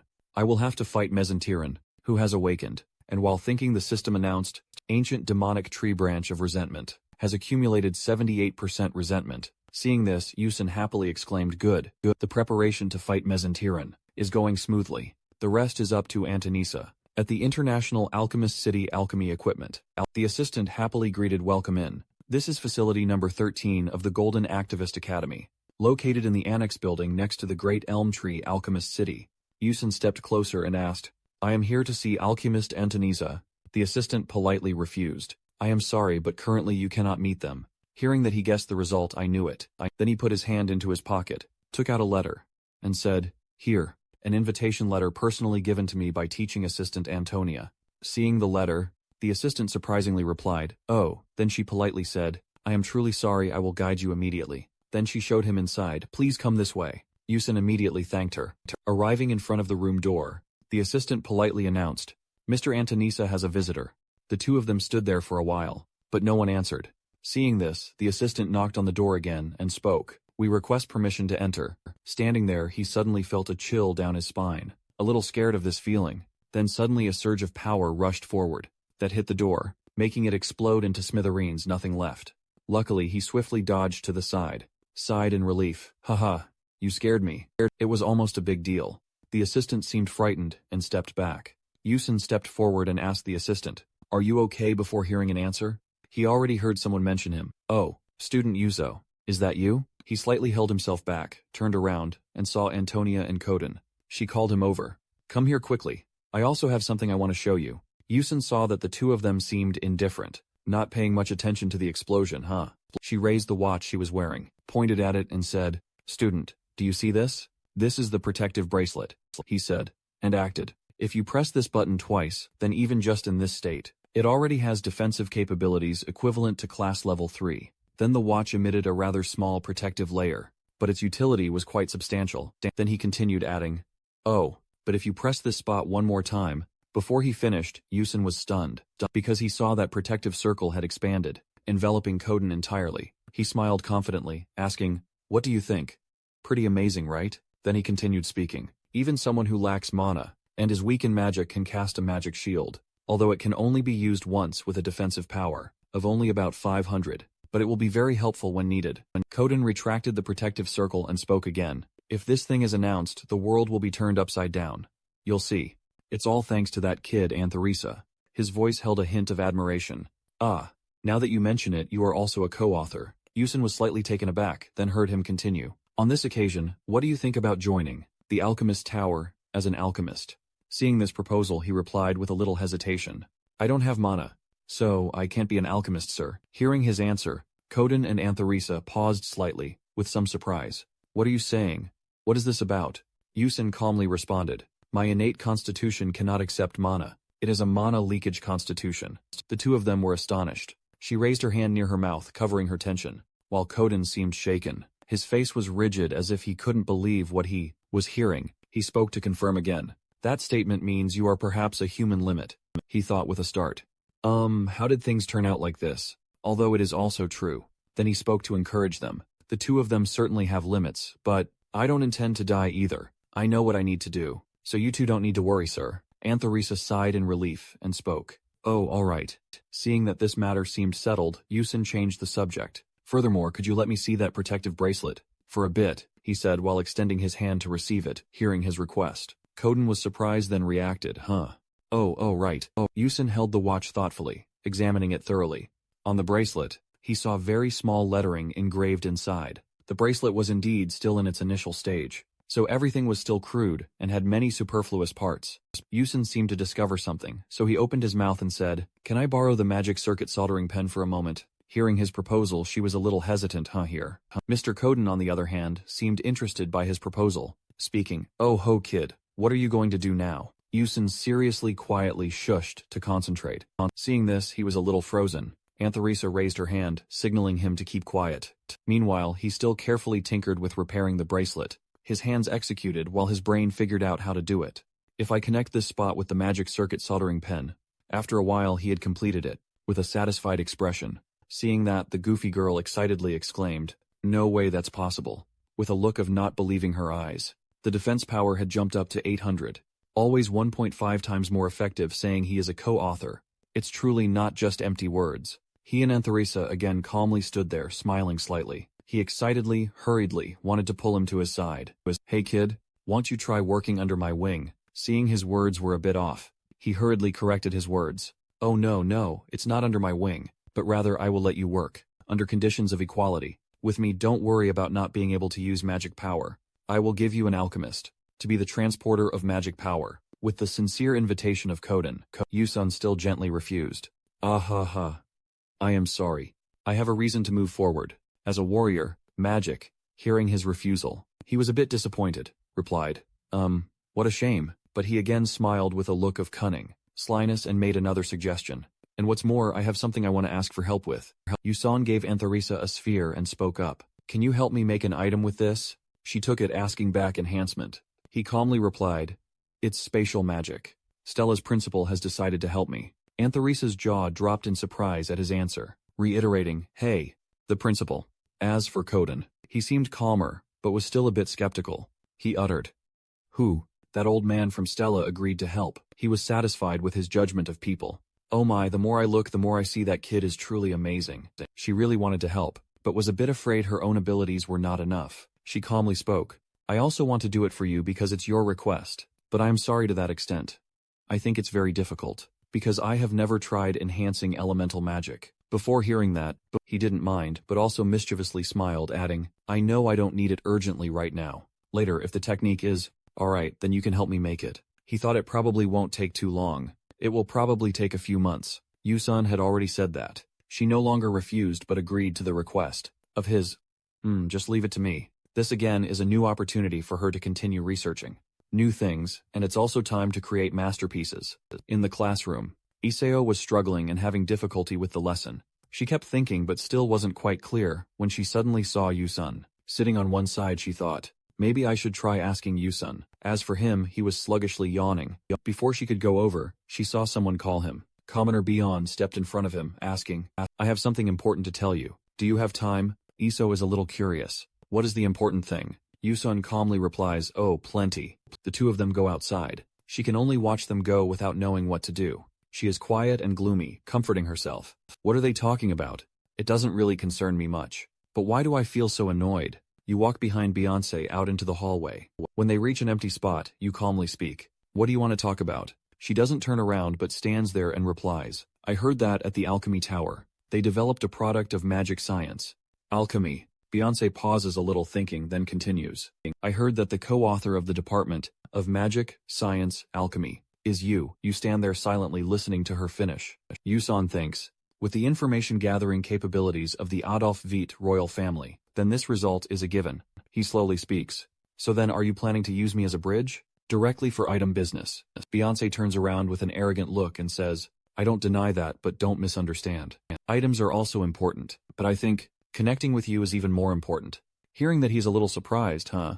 Then he sinks into his own thoughts. That truly is unexpected. I didn't think she liked me that much. This is truly different from the appearance I saw in the original work. Thinking this far, he suddenly realizes, then perhaps, Hong's death. Beyonce this time can also be prevented. While lost in thought, Beyonce shyly speaks up. So I plan to invite you to have a meal together. As the two of them are standing and chatting from a distance, someone recognizes him and greets them. Oh hey, isn't that Beyonce? Hearing that both of them turn their heads and see, Edmund walks over coldly, talking as he walks with an accusing tone. You refuse to have lunch with me, so I thought there must be something important. I didn't expect you'd be with this commoner. How sad. All three look at each other in silence. The atmosphere is incredibly awkward. Yusun looks at Edmund, thinks for a moment. That person. I have seen him in the game. He is one of those with a death flag, who will drag Hongbizon down to the abyss of Asmon Italics. Based on his attitude, it seems he doesn't know I am the co-author of the thesis formula. Interference. Randomly, Bizon quickly warns, he is not an ordinary commoner. I intend to use this commoner to connect with the alchemist. Atizia, so please senior do not interfere. Edmund laughs in the tense atmosphere. Beyonce, do you really think so? What can an ordinary person like him do for you? Wouldn't I be better? He silently cursed him internally, calling him ridiculous. He was already used to it, being looked down on for being a commoner that they deemed you. In a displeased tone, he asked Senior, what do you mean by that? Looking at the current situation, Yusun suddenly said, fine, then cancel the item trade. Right away. Let's make a video. What are you surprised about? Edmund, meanwhile, crossed his arms smugly. That's a smart move. At least now you know your place. As Yusun slowly walked closer, his expression unchanged, he said, about that item trade. I will inform them that Duke Adalex flatly refused to provide to the Adelavid kingdom. The smile on his face turned into a grimace. This guy is getting really arrogant now. Do you know what will happen? If a freshman dares to defy a third-year senior, he asked coldly. Who knows, I don't care. She standing behind him was extremely worried. Commoner, huh? You must know. Stella has a very strict hierarchy. Not to mention, Edmund is one of the most influential third years. What was he thinking, saying such things? Yusun spoke again. In that case, I will take my leave first. He walked away. leaving Edmund with a dark expression. And Beyonce, looking flustered. Watching Yusan's retreating figure, he smiled with interest. A freshman who isn't afraid of his seniors. It seems I will have to make your academic life a little more interesting now. Yusan walked silently down the academy hallway. As he walked, he thought, sorry hun Beyonce, but if I can't bring that guy down, Han Beyonce will never have a happy ending. Whether she ascends the throne, or Duke Adalex falls, death is still inevitable. But at least, I won't let her bow down to that guy. Other parts of the academy proceeded as usual. Beyonce stood in a corner, dejectedly putting her hand to her forehead as if to discard the label of princess, always for no reason. Asmal Adalex always interfered with her very clearly. He didn't want her to be able to stand on her own 2 feet. Normally she had done nothing to reveal anything, but she was provoked by him, let alone that night at home. Yusan cheerfully said, good, it has been delivered safely. Inside the box was a small jewelry set, the first sample of the item. Atasia sent it earlier than expected. Let me see, what is this for? The item's information panel appeared. Defensive necklace, mid-low quality description. When worn activates a protective armor layer covering the body. Effect agility, plus 11% health. Minus 14% mana. Plus 1% special skill. Level 1, shield ready. Damage absorption rate, 3%. He was a little surprised. Oh, better than I thought. That other item information appears. Mysterious blade game ring. Quality, medium description. When used, the ring transforms into a knife hilt and creates a blade. Magic power, effect agility, plus 14%. Perception plus 9%. Special skill, level 3, magic blade. Duration, 5 minutes. A defensive shield armband. Quality, medium-low description. When activated, transforms into a forearm guard plate. Effect strength plus 7%. Stamina plus 9% mana, plus 2%. Special skill level, 1, spirit shield armor. He looked at the ring in the box and exclaimed, that's a Tesua all right. It's only been a short while, and they've already made a mid-grade item. I definitely need to test it right away in real combat. To send feedback to a Tesua, I already notified Dr. Hans Gordon. Now that preparations are complete, it's time to slowly crush Duke Adalex. Then a few days later, the second exam was approaching. The second exam consisted of 2 parts, practical combat and theory. In the practical combat part, the test, combat magic was graded differently depending on the type of magic. Magic, for example, lightning magic, was graded by maximum voltage and number of connections. Wind magic was graded by the explosive force generated. Ice magic was graded by maximum coldness and range of coverage. There was also healing magic, light magic, and other special attributes. Extremely diverse. But the most prominent, as always, was the fire attribute. Yusan looked truly like a main character. They were on a completely different level. The examiner turned to him. Beck Yusan, it's your turn. Get ready to start. The examiners looked at Yusan's speed and exclaimed, every time I see it, it's truly impressive. There was no delay whatsoever. After teleporting, he still aimed precisely. Immediately, it was impressively quick. The examiner shouted, Beck Yusan's test ends. He stopped his movements. He thought the practical combat part was partially complete. He cannot use magic, so the rest will definitely be a bust. But with direct vision glasses, maybe the theory part can be salvaged. Suddenly someone called out as he passed by. So you are Beck Yusan. A group of students, with scornful eyes, took turns mocking Yusan. I heard a freshman. Like you dared to argue with a third-year senior. Beyond help. Oh my god. Back when I was a freshman, I couldn't even imagine such a thing. He said nothing, just silently watched them, secretly guessing in his mind. So it's starting those Asm people right. Catalum aggressively stepped forward, looking menacing. Look at this kid. You dare stare at us. Seeing him say nothing, he continued to provoke. Are you going to lower your eyes, or not? Yusan slowly raised his head. He secretly sighed, thinking I knew it. But even so, having to take a beating from those useless kids, it was quite unpleasant. Yusan and that guy silently stared at each other. Catalum suddenly let out a snort of laughter. He growled, look at this kid. I told you to lower your face. He continued to stay silent, so he became even bolder, and stepped forward. This bastard is even ruder than what I heard. A commoner, huh? I heard you don't even have parents, right? If you don't want to die, then kneel down, bastard. The loud noise on this side had attracted the attention of Bandy Zion. What is it? A fight. Those people belong to Senior Asmal. Isn't that the freshman we met at the cemetery? Matavis, I heard his name is Big Yusan. She suddenly spoke up, causing both Yusan and Catalum to freeze. What are you all doing over there? He softened his voice, explaining, don't you see? We are disciplining our juniors. Don't interfere, Bandy Zion. This kid dares to talk back to a senior. Third years acting as seniors. Disciplining juniors is our duty.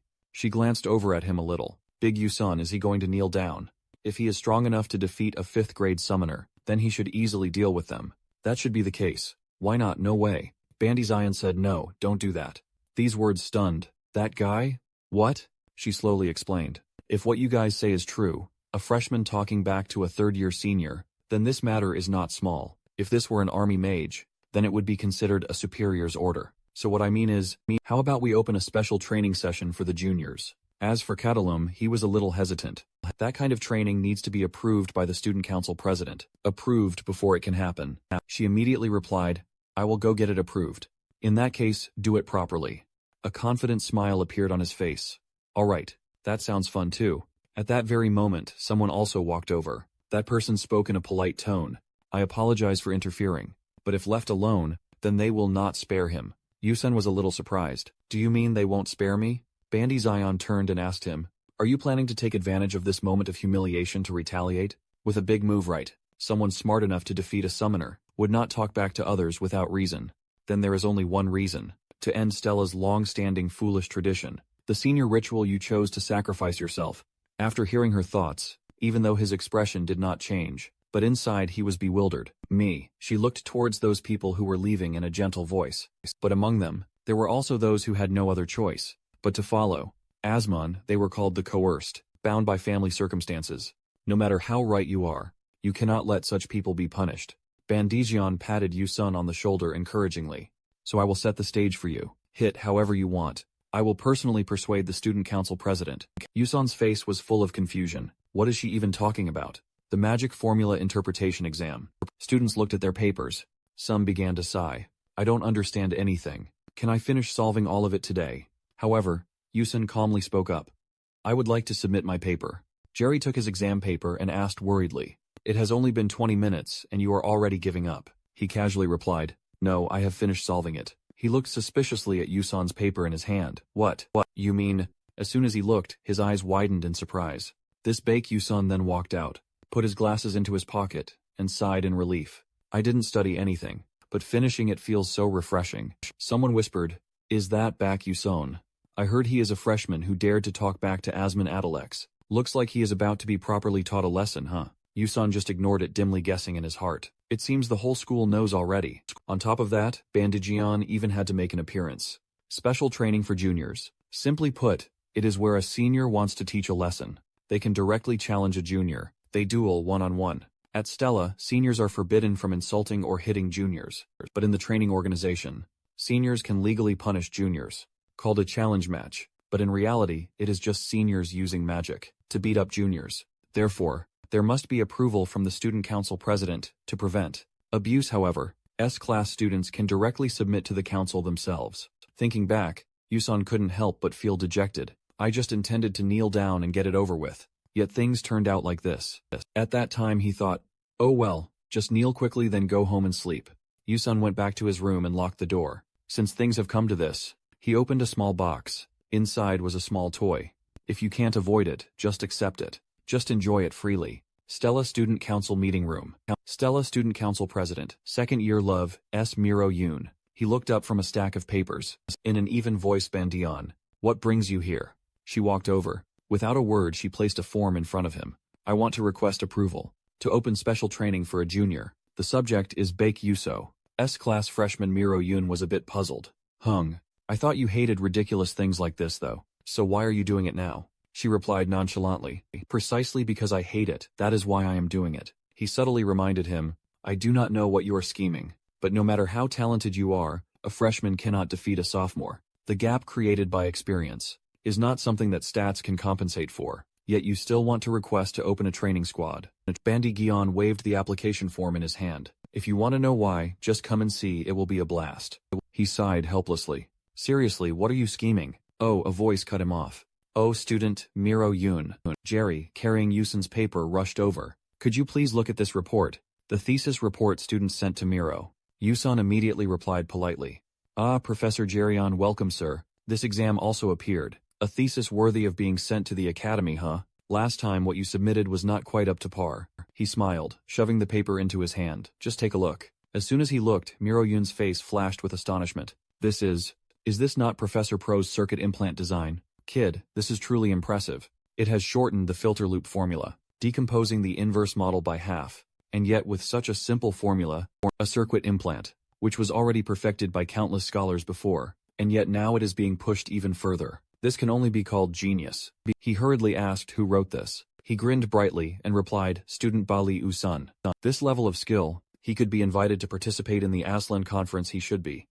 Now is not the time. I must report to the vice principal right away. Jerry immediately left, leaving him with Becky Usun's paper. More interesting than I thought by far. A dubious voice rang out. What was that? Haydn leaned his hands on the table. Asked again, Professor wants to nominate student Becky Usun to participate in the conference. Aslan. Yes, Jerry quickly confirmed, that is correct. The vice principal will also review it, but this is truly a surprise. He sighed, saying, that will be very troublesome, Professor Jerry. He asked bewildered. Hibden explained. Currently at Stella, there are many other candidates to participate, especially this year's freshmen. To excel anywhere, the maximum number of participants for Aslan's conference, from one school, not including lineages with fixed representation, is only 2 people. So you want to nominate Becky Usun for that position, a magic warrior, who does not even use magic, will only embarrass the mages.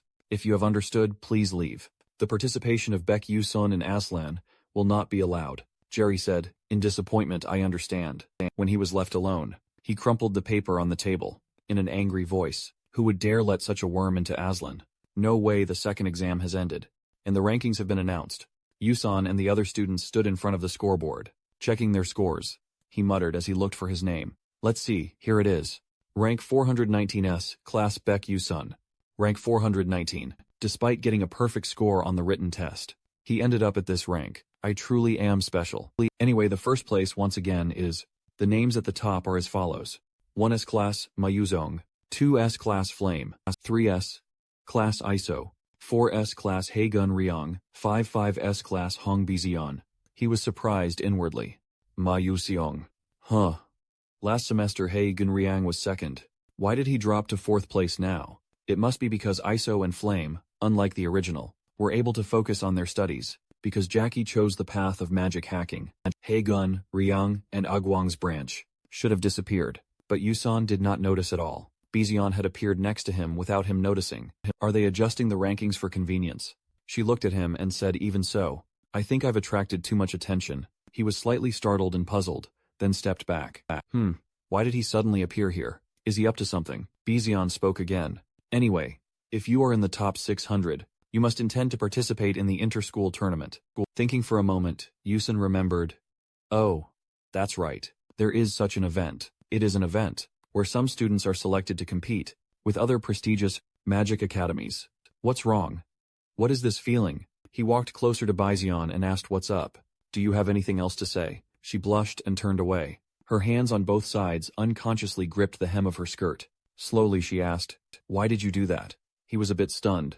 Bizion pressed on. I asked why you did that to Senior Asman. He holds grudges for a long time. For sure, he will bother you until you graduate. Can you handle it? Yusun stared at her silently for a moment. Then, Yusun replied, no, I don't think so. I'd rather teach those brats a lesson and get expelled than let them bother me. She clenched her hands, her tone utterly confused. Then why did you do that? What do you gain from it? Yusun looked at Bizion for a moment, then looked away. That is because I also really value our relationship. And furthermore, my help is not free, you know. When everything is over, you will sign an item contract with me. Bizion slightly bowed his head. Although you will not have any problems when signing a supply contract with other clans besides.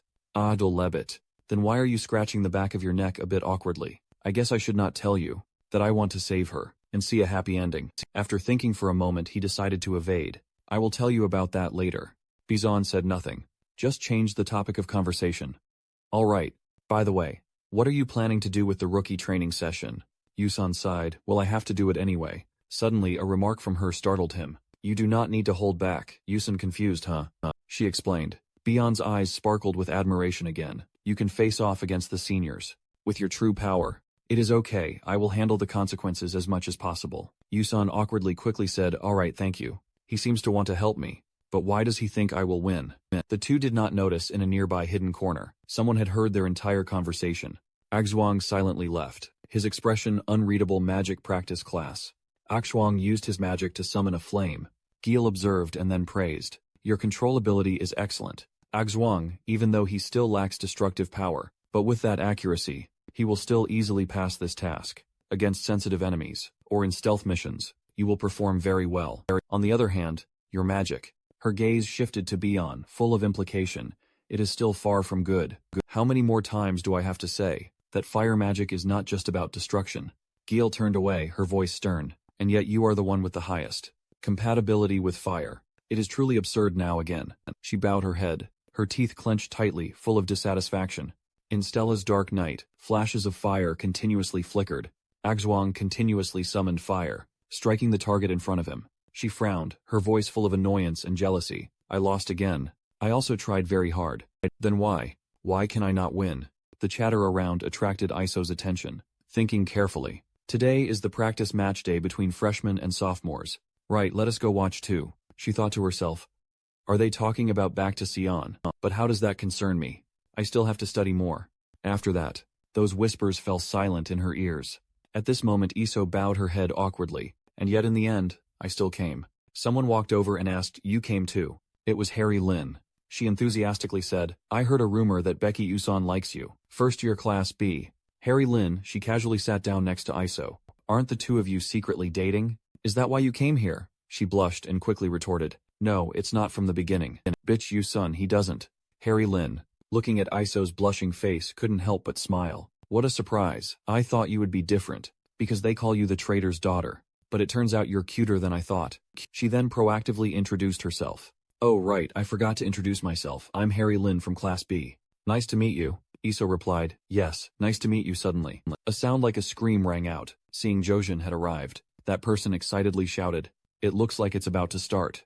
He saw the crowd around him, and was confused. Why are so many people gathered? Kwangdok shouted loudly, cheering, hey, you brave little brother. I don't know the details, but please go easy on them. Seeing Kwangdok's expectant look, he became even more puzzled. Wait a minute, isn't it true that the one who's going to get beaten by an upperclassman is me? Why are they telling me to go easy? Bandijin just silently sat in the stands. Looking down, some other students were gloating and taunting. Finally that jerk Becky Uson is about to be taught a lesson. A commoner acting like he's the center of the universe. Serves him right. Once an upperclassman notices him, it's over for him. Just then, Bizon's murderous glare made the two of them freeze. She stared at them with eyes that could be called bullet-like. They got the hint, immediately fell silent, and moved aside. Bizon turned back looking down at the arena. A commoner, huh? Jojin at this moment was still very relaxed. There was no sign of panic or worry.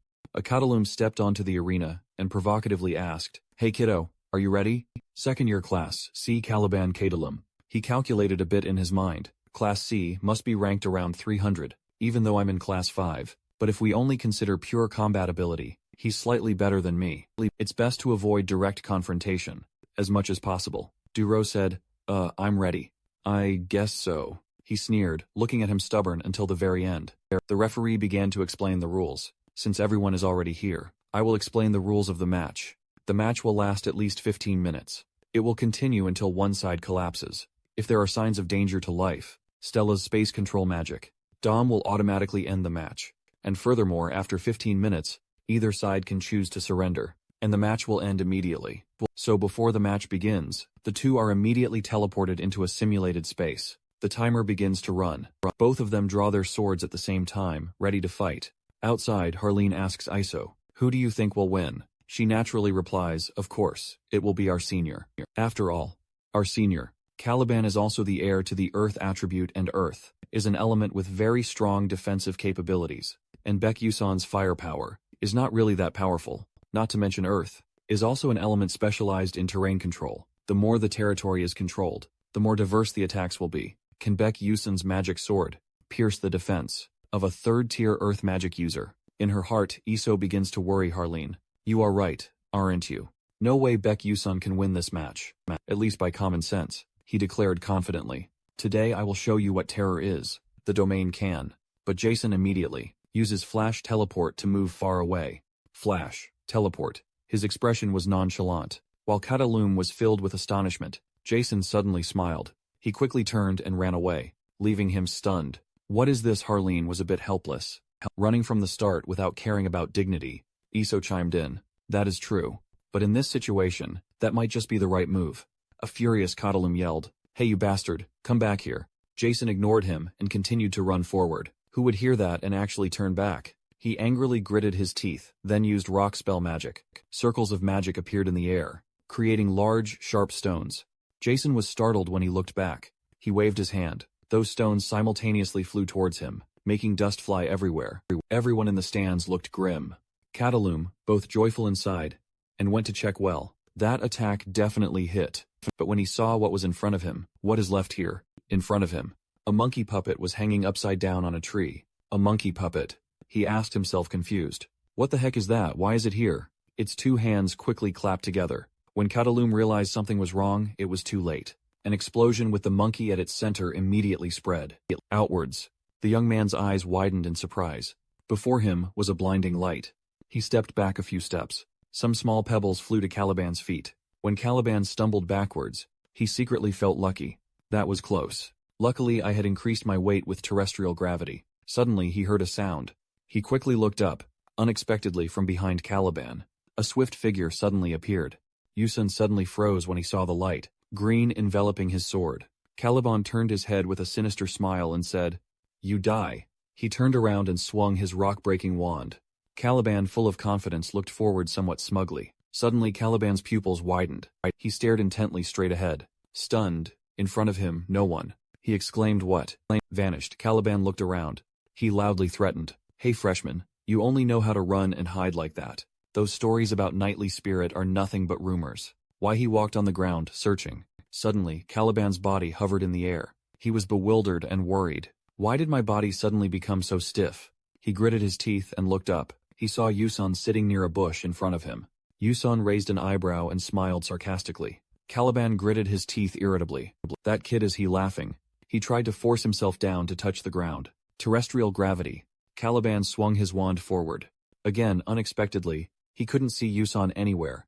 He yelled angrily, "This scoundrel really wants to play this game. Come out now." Caliban swung his wand wildly while shouting loudly, "Don't pull these cheap petty tricks." He slashed into something. A burst of gas unexpectedly burst out. Caliban yelled loudly. Caliban's vision by then was blurry, full of black smoke. Caliban choked violently. He covered his mouth, thinking in surprise. That was a CS gas grenade. He noticed a bell sound ringing on the ground.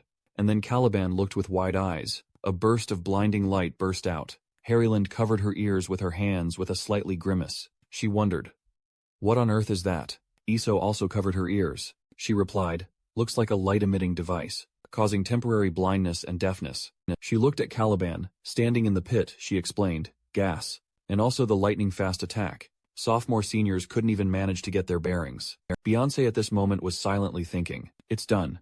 Just need to approach slowly and deliver the finishing blow. Then the winner will be named that commoner." Suddenly her face showed a hint of surprise. She looked at Yusun throwing strange balls. She asked doubtfully, "What is this now?" A ball thrown directly at Caliban's face. Yusun continuously threw small balls. He mumbled repeatedly. Two words, flash. Kwang Dok and Bandy Jian chatted lively. He spoke first again. "It's a CS gas grenade again." She, while watching intently, while replying, "This time only a little smoke accompanied it, I guess." Bandy Jian looked at Caliban standing in the black smoke. She added, "How should I put it? Becky Usun's attack was not exactly fatal, but he did slightly injure the opponent." Caliban at this moment was extremely angry and shouted, "Beck Usun, you scumbag." Caliban did not say much. He erected a small mountain right in front of Yusun. His face was full of anger. Looking down at him, he yelled, "Damn this training game, I don't need it anymore. I will fight you seriously now." Yusun did not care about his threats, but only looked up with admiration. Looking at the towering small mountain in front of him, he exclaimed, "But after all, you're a freshman using rock manipulation. Isn't that a bit much?" Caliban heard Usun say those words, then gritted his teeth and spoke. "Are you out of your mind? Out of everyone, you are the last one allowed to say that." The two people, Kwang Dok and Bandi Jian, nodded in agreement. "That's true, isn't it?" Then thousands of sharp spikes fell from the matrix. Time passed. 11.47 minute by minute. 14.49. One Caliban shouted loudly, waving his magic staff downwards. Die again. A few seconds passed. 14.55. Usun just stood there, looking up silently, watching thousands of sharp spikes rush towards him. Some time passed, until minute 14.57, and Usan remained calm despite the passing of time. 14.58, 14.59, exactly at minute 15.00. He let out a slight smile. He lightly raised his hand and uttered a sentence. I give up, everyone. There was surprised. Avon Caliban froze. He was astonished, huh? A notification sound rang out. The match is over. Everything returned to its original state. Caliban paused, hearing the announcement. Freshman Class 5 Beck Yusin has given up. He asked himself, is that it?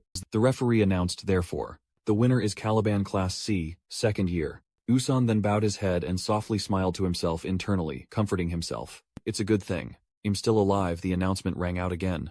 So the special training match has ended. Caliban's entire body suddenly trembled. His cry echoed throughout the school grounds. The first match of Usan was hotly discussed by everyone across the school. Did you see the second-year guy's expression? He was furiously angry. If it were me, I would have punched him before the match ended. I think so too. They also expressed curiosity. What was that thing Beck Usan used? Could it be some newly researched type of artifact? No, Becky Usan did very well too. But what caught my attention were those tools. That was also what Bandy Gion was curious about. Could it be that those artifacts were too powerful? Most alchemists rely on terrain for their strategies. But Becky Usan had planned out mages from start to finish. He used high mobility to set up props within his own range, creating a favorable terrain. Truly an extraordinary fanatic. She kindly asked her, Miroyun, said that you were the one who proposed this training group, so have you achieved the desired results yet? Bandi Jian turned to look forward. He was deeply satisfied with the results he wanted. Now, the sophomores will not dare easily bully the freshmen anymore, even for sophomores. Now there is also a possibility of being defeated by freshmen. The upperclassmen are still salty about what happened earlier. What a bummer that we did not see the freshmen, that arrogant guy, get defeated. Exactly. Bandy Jian's voice cheerfully continued. I think these results are not bad at all. The situation has become quite interesting now. The fanatic laughed heartily. That is good. At that time in the Red Hawk Club room, Emin was furiously cursing loudly at that idiot Caliban. In the distance, Beyoncé only focused on the newspaper in her hand. She carefully turned each page, slowly studying the news. Beyoncé had already seen through Usan's intentions. So he let that guy win, huh?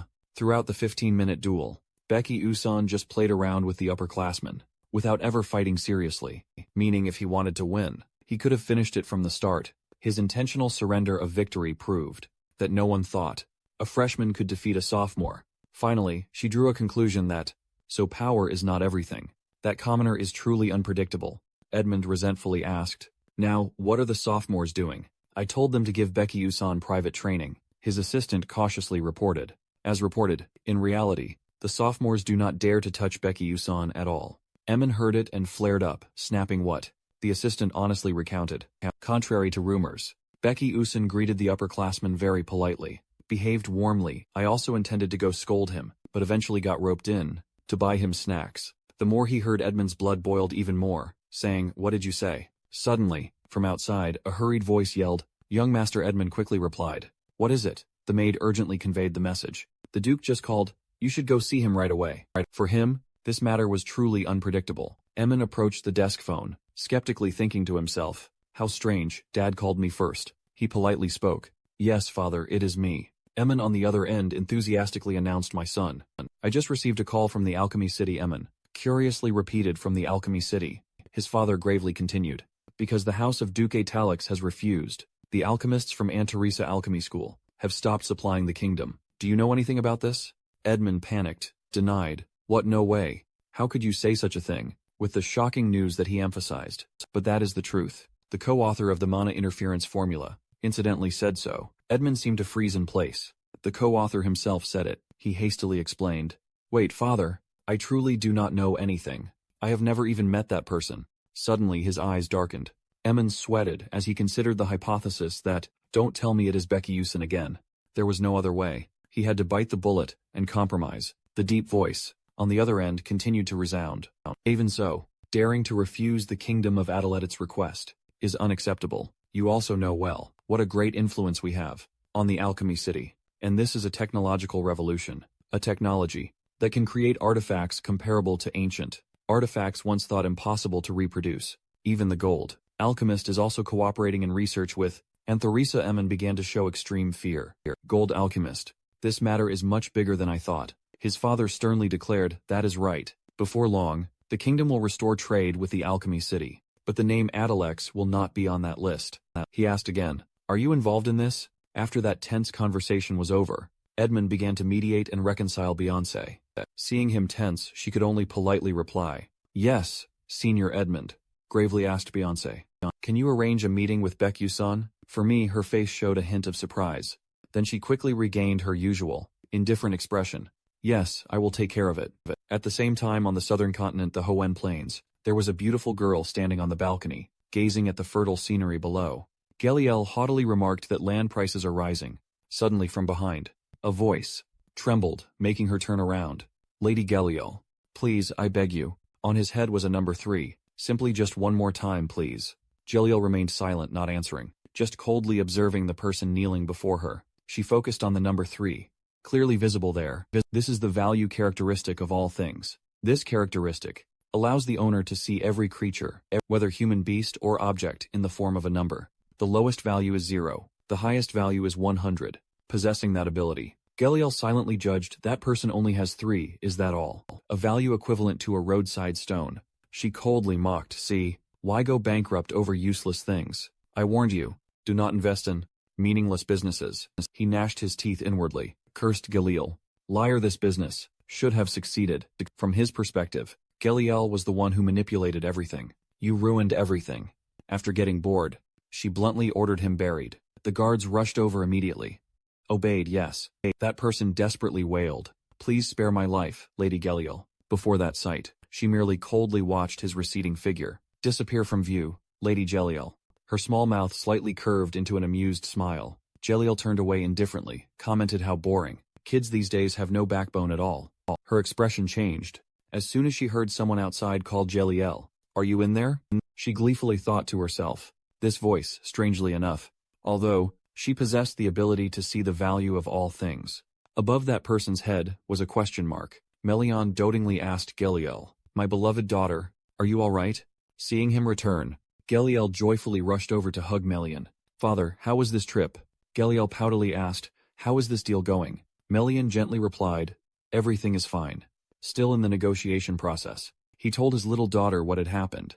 Anthonisa, part of the alchemical fortress, has developed something called an item. By combining alchemy and magic techniques, there is a video showing a field. The author of the alchemy technique, magic using red items in actual combat. "Do you want to see it?" Melian immediately made the offer. Geliel happily agreed, but it also sounds quite interesting. However, she secretly thought to herself, "Honestly speaking, I prefer spending time talking with father. I cannot bear to refuse my father." He excitedly said, "Then let's go to my room." She obediently complied. Yes, in Melian's room. Both looked at the glowing magic orb. He looked at the projection screen in front of him, then explained. He is a first-year student at Stella and had fought a senior using items. Not only a co-author of the technique of alchemy, magic, but also a first-year student. Seeing her father introduce that person so well, she was also curious who exactly he was. Geliel looked at the screen. She was stunned, her eyes wide open. On the screen was Yusun, practicing swordsmanship. But what she noticed most was the stats above his head. "What? How can I not see his value? This has never happened before," Geliel recalled. "Even the Emperor of the Scanvan Empire and the King of the Adalebit Kingdom I could see. But there are only 2 cases when the value of all things cannot be measured." Geliel glanced subtly towards Melian, who was still very happy. "One is when the target is someone the user loves." She again subtly glanced at the screen, showing Yusun. "And 2 is when the target possesses an immeasurable value." After thinking for a while, Geliel spoke up. "Dad, what is his name?" Melian answered, "His name is Yusun." He reminded, "Remember that name well.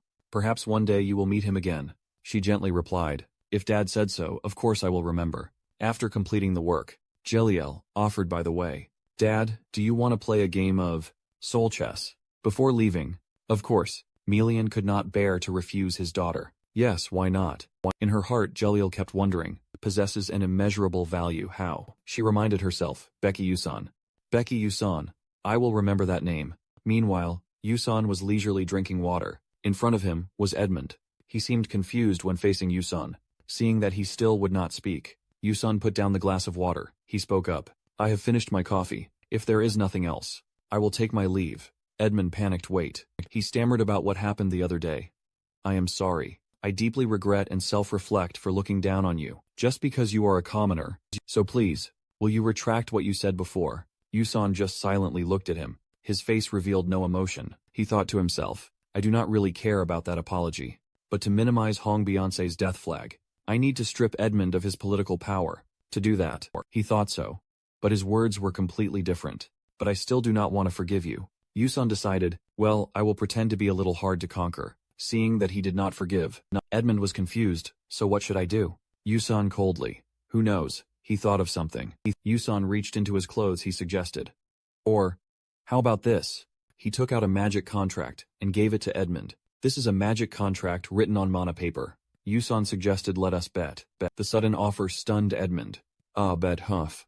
Yusan explained his offer in more detail. The game will be spirit chess if I lose. I will retract what I said, and only provide items to the kingdom. A Adulabit through House Adalex. Seeing the game Yusan proposed, Edmund seemed uncertain. He asked again, spirit chess.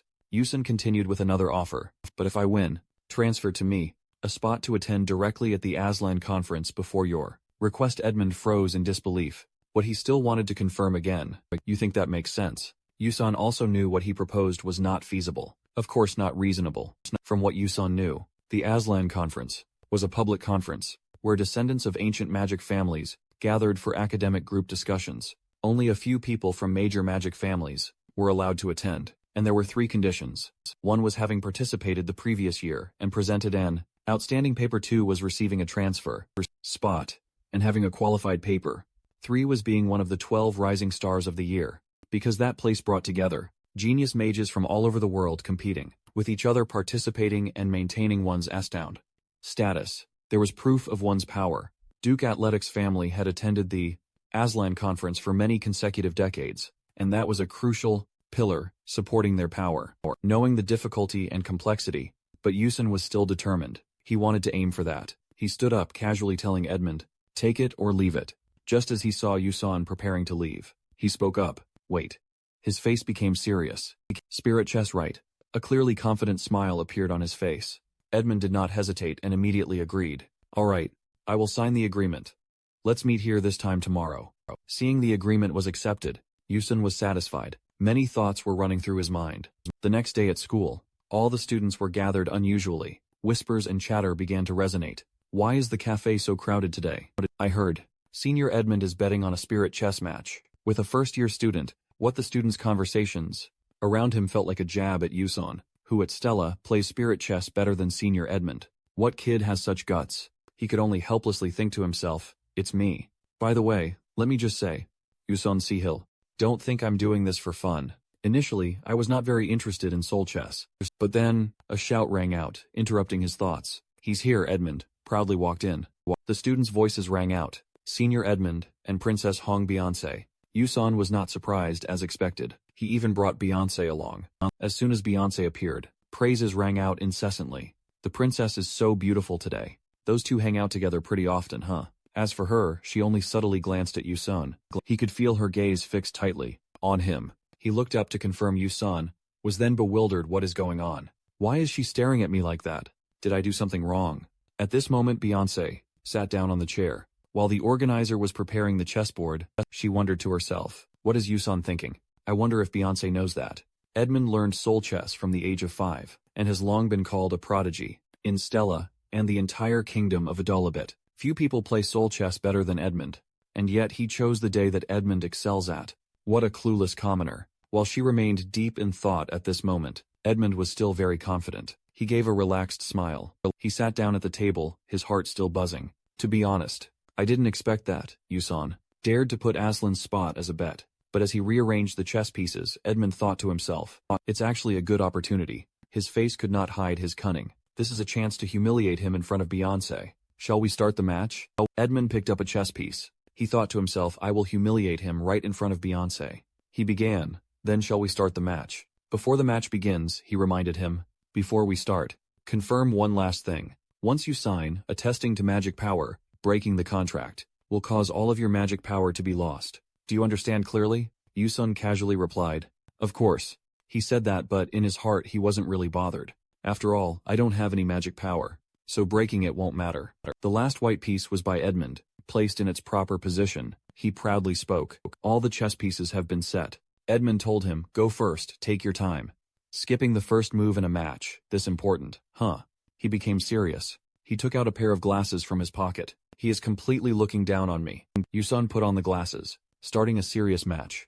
That's even better. To briefly explain the rules of Soul Chess. In Soul Chess, players choose 20 pieces, out of 200 different types, and place them on the board. Octagonal, each turn a piece is moved differently from regular chess. Each square and each chess piece has its own attributes and skills. Combine tactics to capture the opponent's king and win. For him, a person with 10 years of experience in Soul Chess, a true Ager player, this game is not easy at all, but PvP is still much more fun than this game. He silently looked at the black chess piece in his hand. After some thought, he looked towards his opponent. Moreover, Edmund is one of the top Soul Chess players, not only in Stella, but also in the entire Ager world. Edmund crossed his arms, casting a glance at the person opposite him. Arrogant. I was surprised he dared to bet his spot in Aslan, but to challenge me in Soul Chess. What an arrogant commoner. He does not take his opponent seriously at all. I will crush him, so he will never dare to defy me again. Yusun, after arranging all the pieces, he decided. Then let's begin. As soon as the start of the match was declared, both were transported to another dimension. Edmund looked at the chessboard in front of him. He noticed something unusual. He looked at the strange arrangement of Yusun's pieces. Yusun's arrangement, what is this? It feels like his pieces are secretly disrupting his strategy. He reassured himself. It must just be a coincidence, right? After all, he is not some commoner. With a lot of experience in Soul Chess, Yusun did not care what Edmund thought. He played the first piece since you let me go first. I will go now. Seeing the queen moved first, Edmund was bewildered. He saw the opponent's strange move, and immediately understood. Not only did he play the queen from the start, but also charged straight into his territory like that. He simultaneously picked up the knight in his hand. Thinking confirmed, Edmund moved the next piece confidently. This guy is truly an idiot. He did not hesitate to place the knight down. The knight, as soon as it touched the board, immediately came to life. It immediately attacked the queen, which was within attack range, with a move that seized a huge advantage from the start. Edmund scorned. Foolish to move the queen into danger right from the start. That knight is the teleport knight. It can move across the entire board with absolute mobility. Although he had lost a main piece, Yusun still showed no sign of panic. Edmund, with a very advantageous position, also did not hesitate to attack. His knights constantly swept through Yusun's other pieces. Seeing his opponent play so foolishly, Edmund could not help but laugh. He began to let his guard down. Unbelievable. I can't believe he is this careless. This match will end before he even reaches the next phase. In this match, Edmund Adalek brought one of his most favored tactics, blazing haste. The core of the strategy lies in the synchronized coordination of 3 haste knights. The first step is to use the mobility of the haste knights to disrupt the enemy. Step 2 is to use 5 flame pawns to secure map control, creating blazing terrain. Blazing terrain is a special map, reducing the defense of units weak to fire, and increasing damage for fire-type units. If it reaches this phase, Yusun stands no chance. However, Yusun was unfazed by his movements. He continued his offensive. That is exactly right. Yusun's last move surprised Edmund. On the board, a pawn that only now appeared made him. Surprise is that a cloaked pawn, 7 piercing irons, creates a prison within a designated range. Any unit caught will be unable to move. For 5 turns, Edmund's knights were chained down. He was furious. Damn his haste knights. The stealth effect should have ended after 3 turns. Why? How could this be? Just after he asked himself. He then saw the answer himself. Stealth pawn. The pawn remains invisible in the match. The stealth effect ends after 3 turns. However, if the queen dies before the effect ends, the effect will be extended by 7 turns. Edmund realized too late. That scoundrel intentionally sacrificed his queen early to activate this effect. However, the match advantage still favored Edmund. He did not have to worry too much. Edmund continued to move his next piece. As he told himself, it's fine. That effect will only last for 5 more turns. Furthermore, this turn I will. Just as a new piece was placed on S-Mon, he decided to proceed to step 2. Activating Blazing Terrain.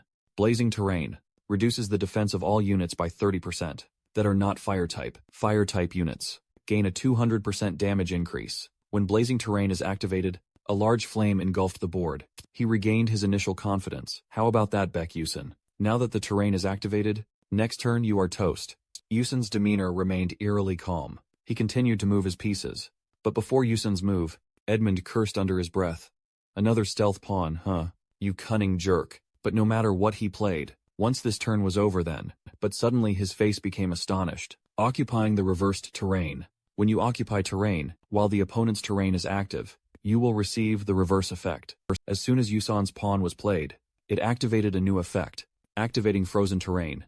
With the reverse effect, elemental damage increases by 200%. The hidden condition for reversal has been met. Gain an additional attack turn. Edmund had now completely lost his initial smile. He kept staring at the board layout. But Edmund could not believe what the heck. He had seen through all of my tactics. From surprise, he became despondent. No way. It must be a coincidence. Before Edmund's eyes, his opponent was no longer the commoner. He had Disdained. Yusan wielded an overwhelming, breathtaking power. He kept denying himself a coincidence, right? Looking at the frozen knight on the board, he reminded himself, wake up. Edmund was so stressed he dug his nails into his thigh.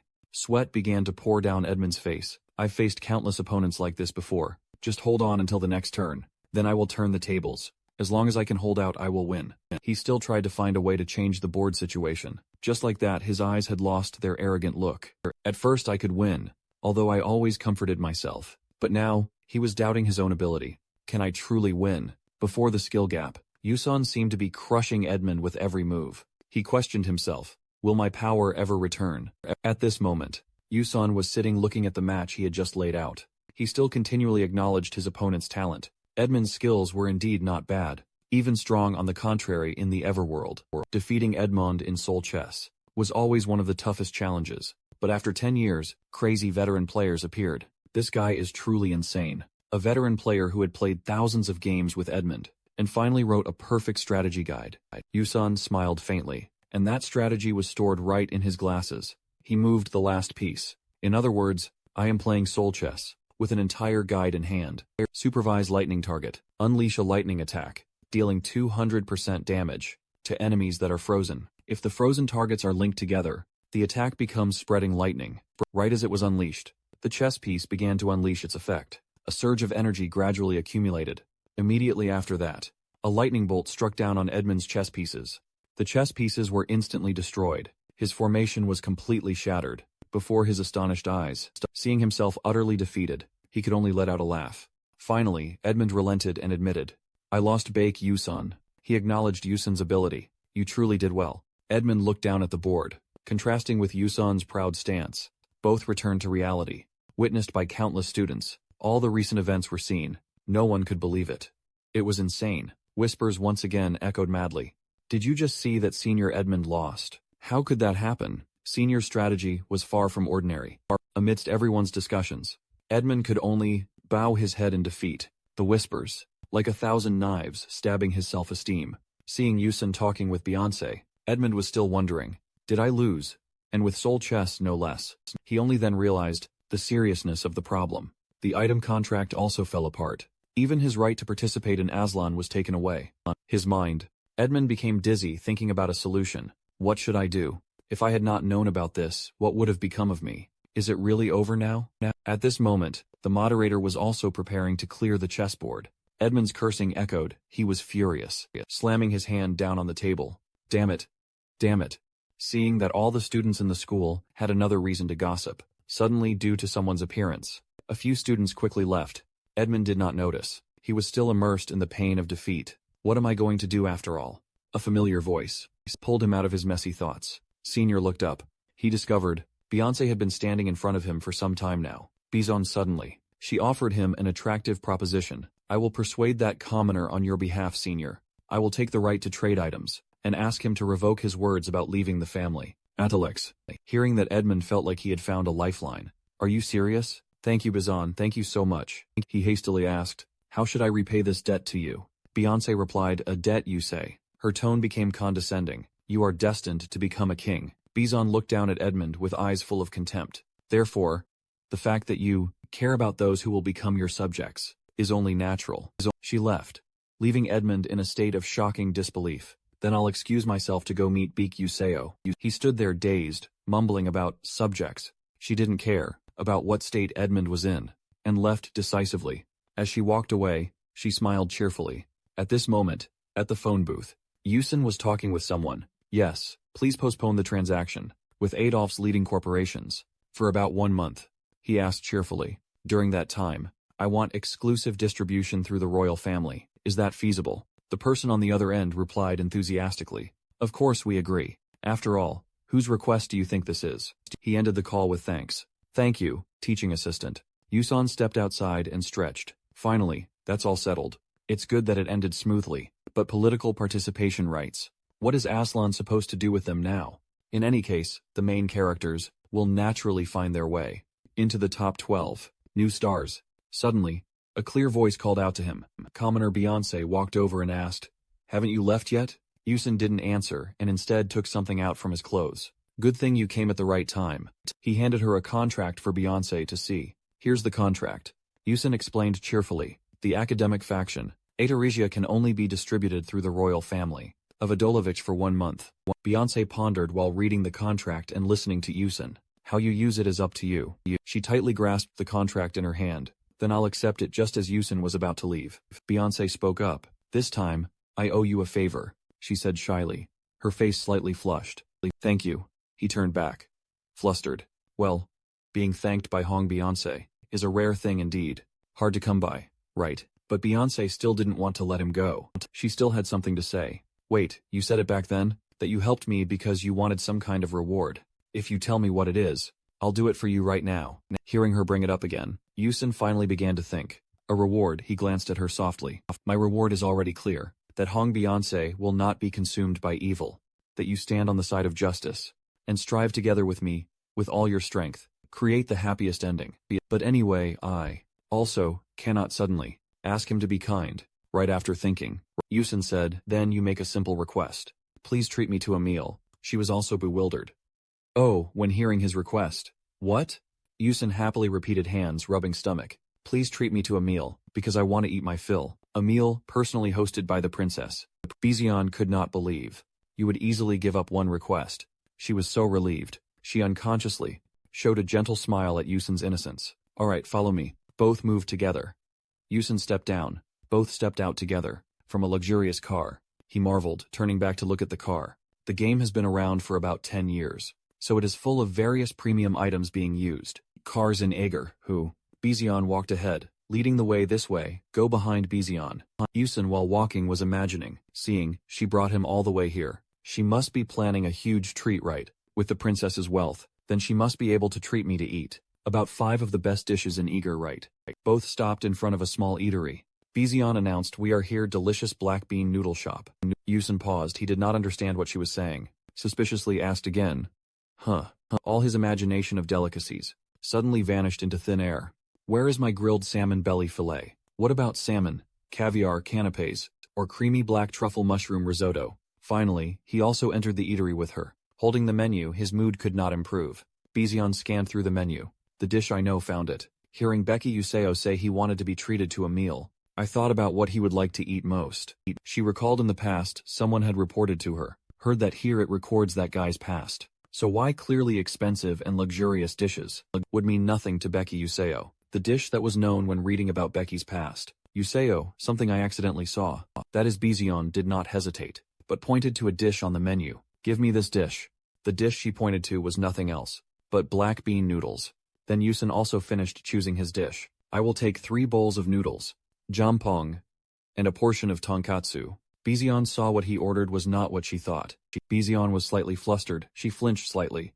Yusan wondered, what is wrong, not 3 bowls? She quickly replied, no, that is not it. She was continuously asking herself, why did he not order black bean noodles? Was not that the nostalgic dish with his mother? Suddenly she seemed to realize something. Could it be? Bizion started to overthink. Yes, why that commoner would purposefully write about his mother and black bean noodles in his homework. What's he doing? Hasn't he moved past the past? And is still regretting it, she affirmed to herself. Because now, he cannot repay his mother's kindness, something he couldn't do when he was young. While she was thinking the food was served, the food is here. Yusan received the food politely, saying thank you. The more she thought, her thoughts became excessive. For that commoner, black bean noodles are not a commemorative dish, but a symbol of regret. And I didn't know that, and thought so, Bion said sadly. I apologize for inviting you to eat at a place like this. Yusan quickly comforted her.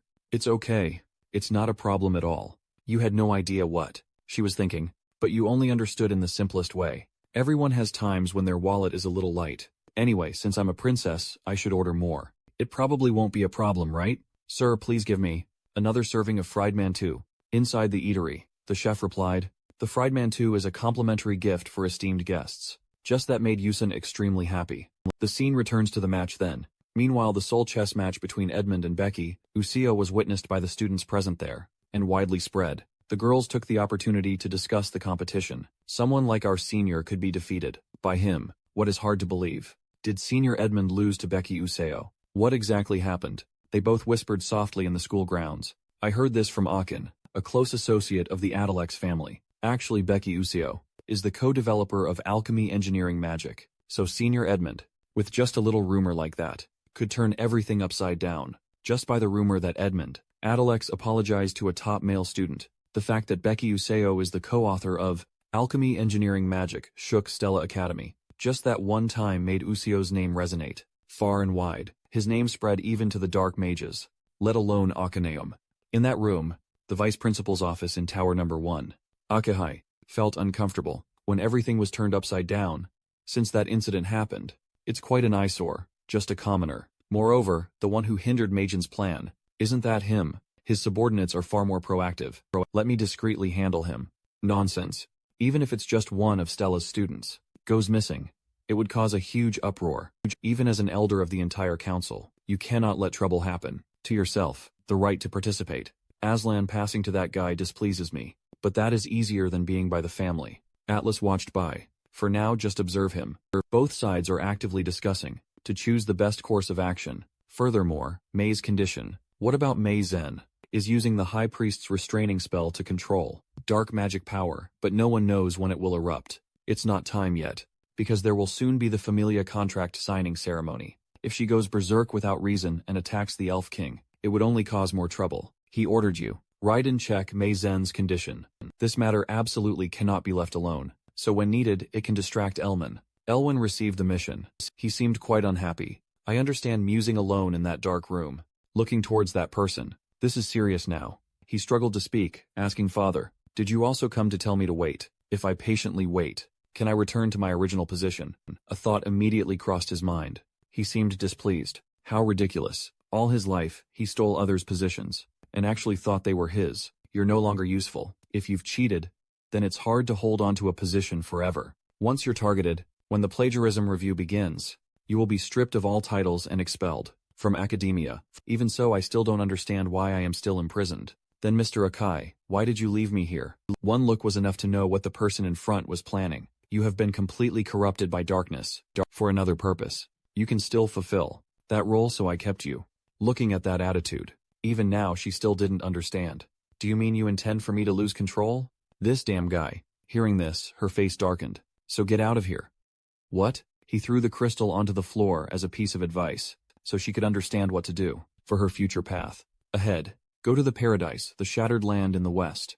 Our kin are there, if you can survive until you find them. Break this crystal. It will undo the spell restraining the power of the dark magic within you. Even though instructed very clearly, she still wondered why you spared my life. Just a simple sentence, also enough to make her ponder, as she looked back at everything in the room, the dark room that had trapped her for so long. I just don't want to see my compatriots sacrifice themselves that way. That's all. I can't believe they can treat themselves like that. How dare you? You think after turning me into this state, that I will just let it go? No, I can't take it anymore.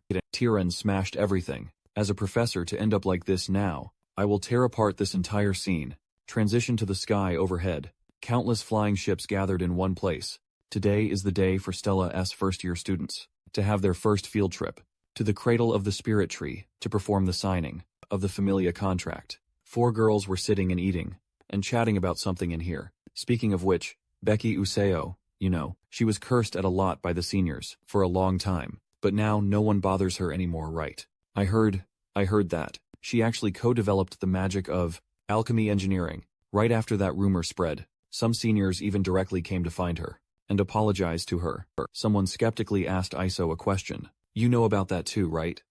No. The story about her is still not over. Anyway, so that's why Becky Useo really. Is it because of her mood, I wonder? For some reason, I feel like Eames slowly drifting away from her. Becky Useo thought to herself, perhaps there's something not quite genuine here. It seems a bit lonely too. I thought Becky Useo and Iso were dating. That comment made her almost choke on her idol cake. Are you okay here? Some water? Thank you. She's been close with Princess Hong Beyonce. Lately, right? Anyway, would a princess really be charmed by a commoner? Pondering as she listened to her friend's stories. It was hard for her to stay calm. But lately, the princess's gaze when looking at Becky Useo isn't very normal, making Daejeon also suspicious. Walking alone amidst a jumble of thoughts. Iso, it seems she's quite harmonious with her friends. If it were normal by now, she would be here alone, arguing with Hongbejun, then recalling the book. She once read something isn't right here. Is something changing again? Somewhere I don't know. Are all these things also due to the influence of Becky Useo? While she was lost in thought, her friend came to find her, making her heart skip a beat. I've been looking for you, hey. Can I ask you for a favor? Seeing that she had no choice but to respond to her friend amicably. You startled me. Who knew he would appear so suddenly? What's up? Split the pretty box open, wanting her help with something, making her so annoyed she could not speak. Pick a flower for me from here. Hanbaram flower. A gust of wind flower Hanbaram. The kind of flower that always faces one direction, huh? Do you think I am a flower vending machine or something? Without waiting for her agreement, he happily opened the box, saying thank you. Where exactly is this going to be used? Not hearing his friend accept. Let alone you are going down to the 4th floor, right? She did not reply but just gave a few instructions. Of course I have to go. Otherwise why would I take it? Be careful with yourself. Otherwise this time you also look puzzled. She immediately denied it vehemently. No, nothing. Glancing sideways. What about you? Are you okay? Just because of the morning class, instead of you coming to ask, you asked her to do something. What do you mean, asking if I am okay? I just thought you seemed down after the portal practice. Persona. That is not it. Really, what a busybody, saying sarcastic things. Even if you are worried about me, I will not thank you. While the two of them happily talked, another person quietly observed from behind. You look like you are thanking me. I already said it is not.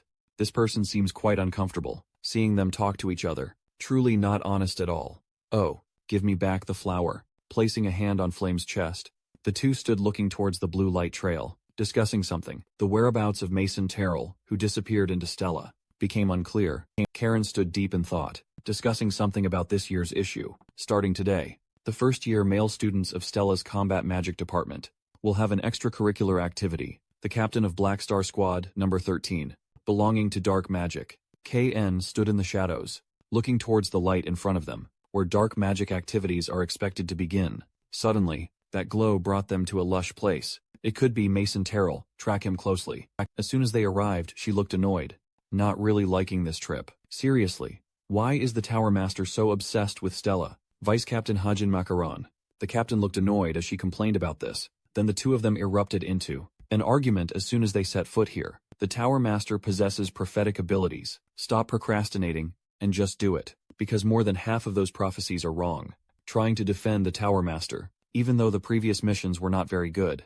Most cases are because we dealt with the disaster before it happened, or before we took action. The situation was prevented by other variables. Still refused to leave it alone, trying to provoke him. Anyway, our captain trusted Thapchu's words too much. That is the problem.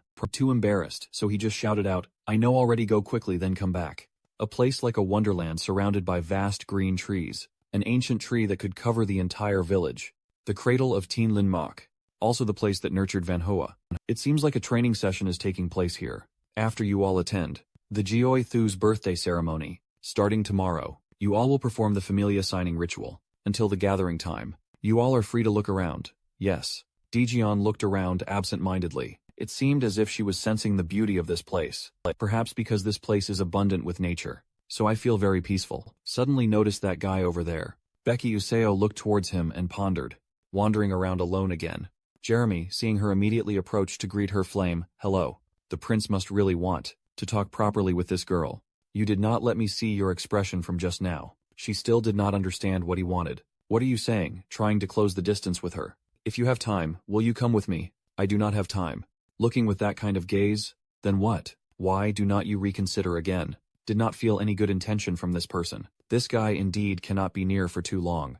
Very dangerous. When it reached the climax, then the future Thapchu intervened. Crown Prince, that is enough. Without any compromise. He spoke directly without any hesitation. Are you aware that your actions are extremely rude and oppressive? But with this demeanor, it is not enough to scare Jeremy. I do not know. The two of them confronted fiercely to the point that she found it inconvenient to say anything at this moment. Oh my gosh, what on earth is this situation? Seeing Gunryong did not intend to lead, so the prince also did not intend to stay any longer. He had to leave first. It seems like your friend has misunderstood something. See you next time. Having settled the prince's matter, then he turned back to deal with the girl, thinking that she did not yield to him.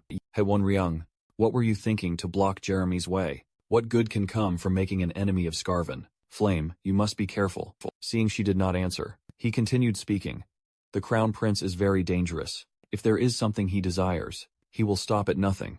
And now you have become an object that the crown prince covets the most. She leaned her face in, with an annoyed expression. Or is it a helpless question? You trust that guy. Still don't understand what you are trying to tell her.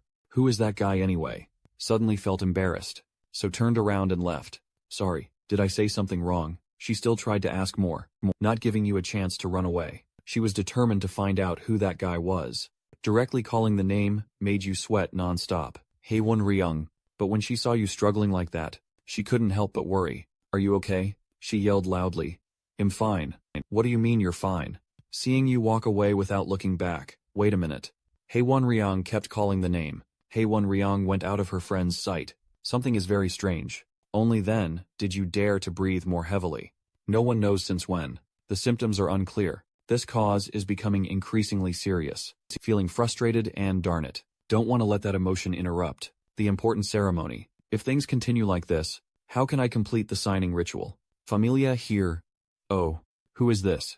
A person quietly walked towards you, Professor Ma-sun, who emanated a rather murky dark aura. I was wondering where my seed went. Turns out there is a seed here. Don't understand what she is saying, but it seems mysterious, making others scared too. How opportune unexpectedly. The level of encroachment has progressed to this extent. What are you saying, Professor? Suddenly she swung her hand towards you.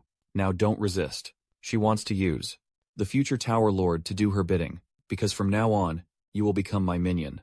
No attempt to stop, but it seems it's no use. Don't come any closer. Images of her friend gradually disappeared, and then, Flame Orenha approached the magnificent room, respectfully knocked on the door. Your Majesty, if your Majesty does not appear at this birthday celebration, the Elder Council will use it as an excuse to cause trouble. The Elf King's aide Arena stood in the dark room, hugging that item tightly, lost in desperate thoughts. Their intention is to usurp the right to manage the gate, leading to the garden of the divine tree. Why would such a noble person remain so sorrowful? Spirit King Kasierin, seeing his aide standing and calling continuously, had no choice but to speak up and answer. I know I will come out right away. You may withdraw. Yes, your Majesty, after the subordinate left. She kept questioning herself. The last time I was truly comfortable, enjoying freedom was when, slowly took the hat to cover her beautiful face. Even if I cover my body like this, I can only hold out for 1 hour. Walking under the canopy of fresh green trees, please. This time everything has to go smoothly. After a few hours sitting praying under the pretty flower garden, standing turning back towards the waterfall, hoping everything can be peaceful. Now it is almost done. Already finished praying. Now just need to go back the old way and, suddenly in this quiet place there is an appearance of something unclean. This aura is strangely discreet, but definitely dark magic. An uncommon dark sorcerer has snuck into this sacred land. Even with protection accompanying her, she still has to face it alone. No one can know the existence of this thing. Looking at the knight's reactions, it seems only I can feel the dark magic. There is no information about the appearance of that force. While conducting the World Tree's birth celebration, the Spirit King was not conveyed any will, but cannot just let a dark sorcerer dare to trespass into the cradle of Tianhua Island. Can do clenching her fists no other way. Cannot rely on anyone else. She has to confront it herself. The only way is for me to personally confront it. At this moment Dijian, who followed to find his friend, lost track. Seeing Hae-1 Ryang's strange condition, so I chased after him, just a moment ago, but now cannot find him anymore. Where did he go? That voice is too familiar. Flame sees you look a bit uneasy, huh? Hae-1 Ryang. I feel something around you. This ominous aura. Could it be nothing else but this dark magic? Even though seeming scared, but still tried to reassure that everything was not complete. Damn, I don't know what is happening. Luckily, the dark magic invasion process of Hae-1 Ryang is not yet complete. Right now I can bring Hae-1 Ryang back to normal, trying to make his friend comfortable. Calm down. Hae-1 Ryang. Calm down. That's right. All the sensations and emotions that you are feeling are not yours. Looking into those lifeless eyes, You hate to lose, don't lose to dark magic. Suddenly, he screamed loudly. Why are you avoiding me? What is that? Constantly yelling at his friend, do you hate me? Am I not trustworthy? Trying to explain. No, please don't think that. Someone appeared big sail, hastily concerned, and asked, are you okay? Luckily, thanks to the help of his friend, the black lightning just now. Sorry, please forget it. Please, though she escaped danger. But he was still quite curious about why she didn't choose to hurt Gun Riang. Hey, why didn't you fight? You almost died. After all, we are friends. Cannot use force against each other. I tried to solve it by talking. Talking? You can't believe it? Yeah. Talking? She recalled that time. In principle, Iso had once purified countless dark demonkin using only dialogue. A girl who tried her best to resolve it using her own feelings, and was once nicknamed the Confessor Saint. So she thought that maybe she could also bring Haewon Ryung back. That thought plunged her into deep reflection. In the end, with her own abilities, was she really unable to save anyone? Suddenly, he raised his voice and cut off her thoughts. I don't know what your plan is, but first, you have to fight. She tried to steady herself. I can do this. Right. Gripping her weapon, she struggled to stand firm. Yes, I can do this. Determined not to let another teammate fall again. This time, I will never let him die like Jackie did. I will definitely save you. Haewon Ryung. The battle finally began. The two of them fought together against Gun Ryung, the whip of the earth. It seemed Seo had no advantage against those attacks. Her companion had no choice but to join in, binding him with light. He cried out in pain. Seizing the moment, he let his guard down. Seo struck again from behind, sending him crashing backward. At that moment, her heart wavered. Now was the time. Let's talk again. This isn't over yet. But unexpectedly, he had become even harder to deal with. Haewon Ryung, empowered by that surge of energy, began to grotesquely warp his personality. The corruption was spreading. Becky Yuseo. It's dangerous. Fall back. She kept calling his name, but it felt like everything was slipping out of control. Becky Yuseo froze for a full 5 seconds. Haewon could no longer clearly pronounce words, nor call his friend's name anymore. Ryung, you've become someone else. Before that blow could land, even the timer couldn't stop. That overwhelming combat power, he still charged straight in head-on. However, things did not go smoothly. He was grabbed by the throat and lifted off the ground. In a battle like this, Becky Yuseo couldn't join the fight at all, but if she didn't rush in now, it would be too late. At this rate, Haewon Ryung would kill Becky Yuseo. But with her current strength, she couldn't stop him. And Haewon Ryung's grip was tightening even more. What should I do? Becky Yuseo. A faint hope of victory remained, even if it was fragile. She still had to fight to win. Becky Yuseo, forcing herself to voice her doubts. In the end, Becky Yuseo spoke. Something feels off. In that instant, the one before her froze. Noticing every detail. Haewon Ryung has revealed an opening. Right. Maybe she should charge in right now. But before she could, she was stopped. Becky Yuseo, they were falling into endless darkness. I once thought that only you lived in a world like mine. In the end, is that all you've got? Showing dissatisfaction with their friend. How disappointing. Haewon Ryung, and then succeeded, getting him to open up ever since he turned dark right. A remark that brought hope to all of them. I compel Ma Yuseong to win the first year of high school spring. Hae Guojung stood there calmly, waiting for the answer from Yuson, but it seemed he was a bit distracted, did not hear what Guojung just said, so he asked again.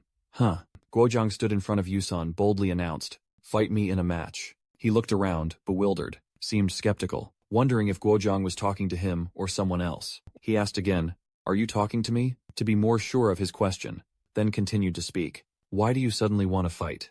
Guojung spoke up in response with a look of resentment. I don't accept that you rank above me, so we must clearly determine our ranks. Yuson heard that and was a bit stunned by Guojung's suggestion. He thought, determine ranks, huh? Then he smiled calmly and replied, all right, let's try. After saying that, both went to the arena.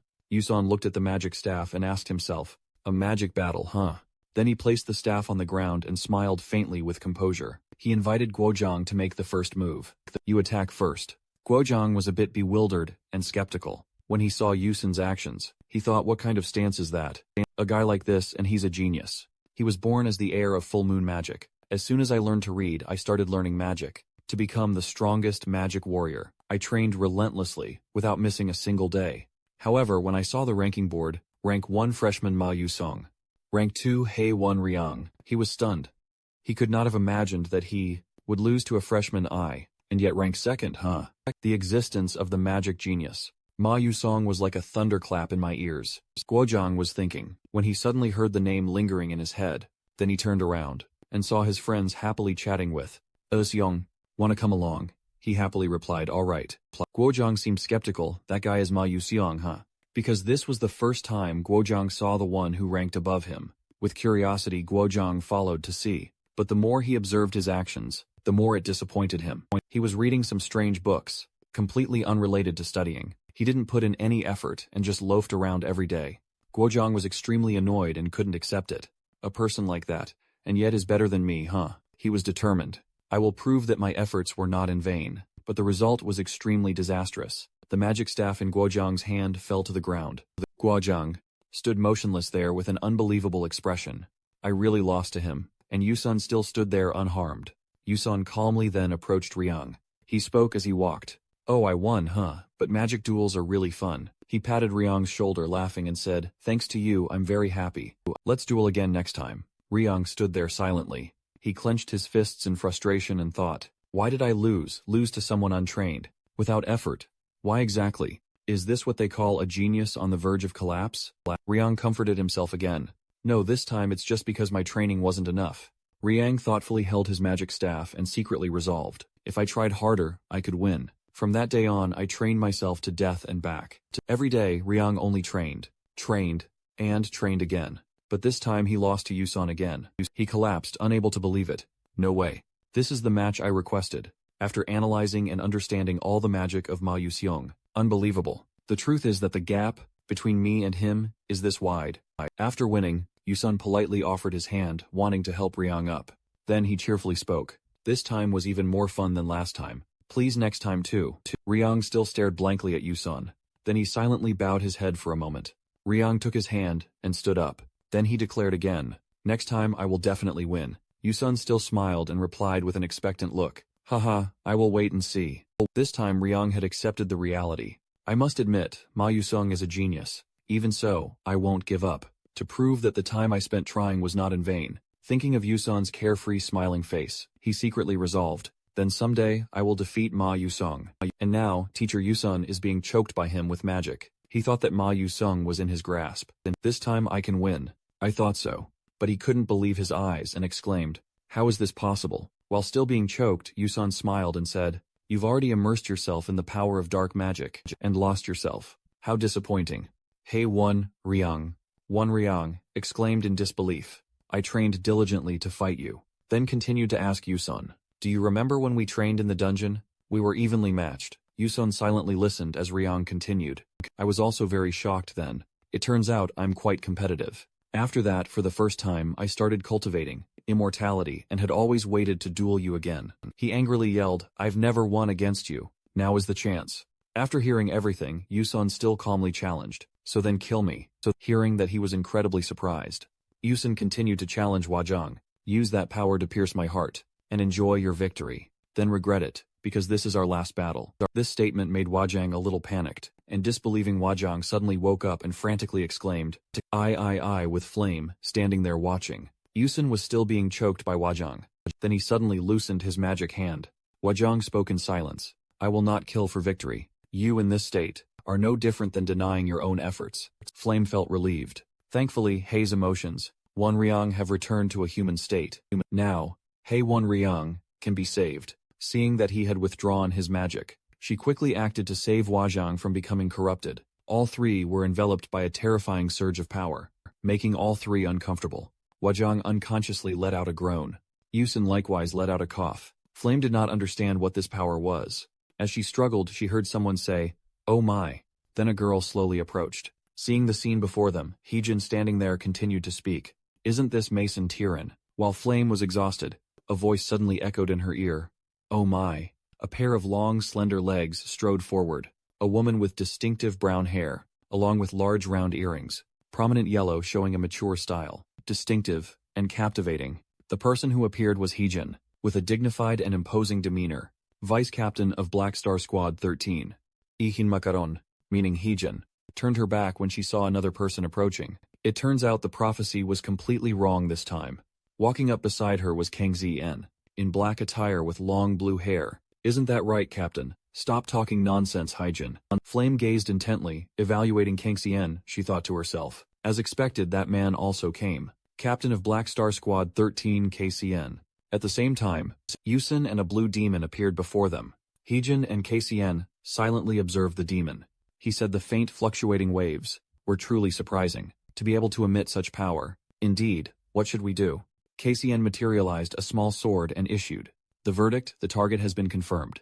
He directly stabbed the sword into the demon's chest, proceeding with on-the-spot execution. His action caused the demon, along with Flame and Yusun, to be surprised. Hyjin did not understand his decision to execute immediately. It's still in the early stages, so observing a bit more would be good. But he believed, if at this level it can emit such power, then later if it escapes it will become a disaster. That demon trembled as he received his sword strike. So dealing with him right now is the right thing to do. A voice rang out, "Stop." Hyjin turned around in surprise to look. Oh my. A young man who looked like Yun-sun appeared. His entire body was covered in wounds, making it difficult for him to stand up. You endured this. Hyjin praised him appreciatively. Kid, are you Stella's demon, Yun-sun? Indeed, the top freshman is truly formidable. After that, she stared mysteriously, but his complexion immediately changed, as if in pain to his very core. Next, he collapsed in front of Hyjin, and she still secretly smiled, as if she knew something beforehand. She thought, stay still a little longer.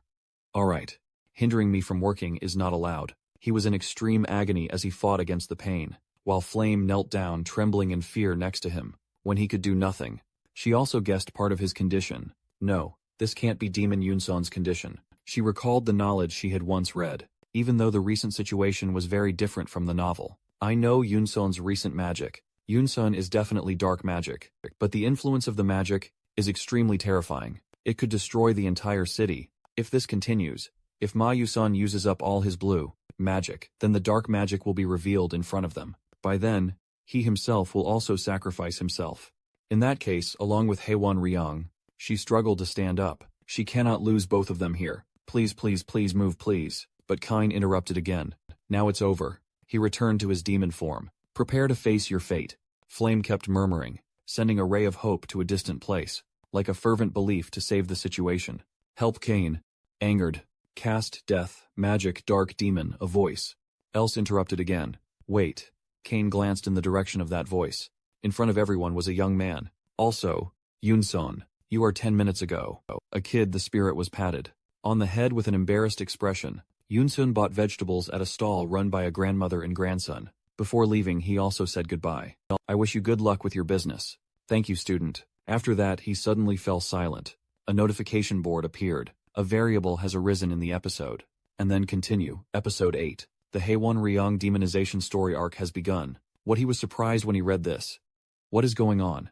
Wasn't it the demonization episode had ended after completing the story arc? Jackie had demonized already. He remembered the storyline in the original game.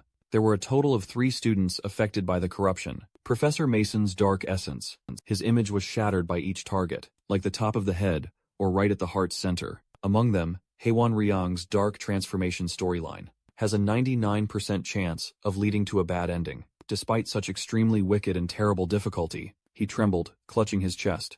Because this is an omen of events. Horrible events about to happen. He then gave the item from earlier, bought for another girl on the street. Hey, this is so good. So eat it. He immediately rushed away. Even so, he cannot just watch the bad ending happen. The scene shifts to the present. And so in the present, the demon and the young man were both affected by the power of magic causing pain. Flame's body also gradually lost strength when unable to resist. Karen and Hyjin simultaneously called Yusun. He arrived just in time and sighed in relief, still breathing. Thank goodness, Karen called Hyjin. She replied, I know, just leave that kid to me. She grabbed her axe, went to Yusun, flashing a bright smile. I will also show you a beautiful illusion. She smiled through gritted teeth. The timeline immediately flashed. That power gradually overwhelmed Yusun. He still used a resolute gaze looking towards it, without any worry at all. The atmosphere between the two suddenly went eerily silent. Hyjin was surprised when the power her own could not affect. Yusun. Oh, look. She continuously cast magic from the axe, but in vain. He still stood, rooted to the spot without moving an inch. Frowning, looking at her, Karen impatiently urged, stop messing around. Do it properly, Hyjin. She helplessly explained. Leader, he is not caught in the illusion. It's not that I'm not being serious. After that, she then carefully observed again. She thought of a phenomenon. The children must find a way to escape from the demon, standing in front of them. Illusion magic basically is disrupting mana of the opponent. These kids are merely having their mana stirred by me, and making them have illusions as if being affected by gravity, pressed down. But only Yusan is not affected at all. But for some reason, I feel in the body. That kid does not have even a single speck of magic power. How should I put it? It feels like using a joint lock on a slime. So she started getting tense and speculating. My magic is at least class 5, but it became useless against him. What kind of ability is that kid possessing after all?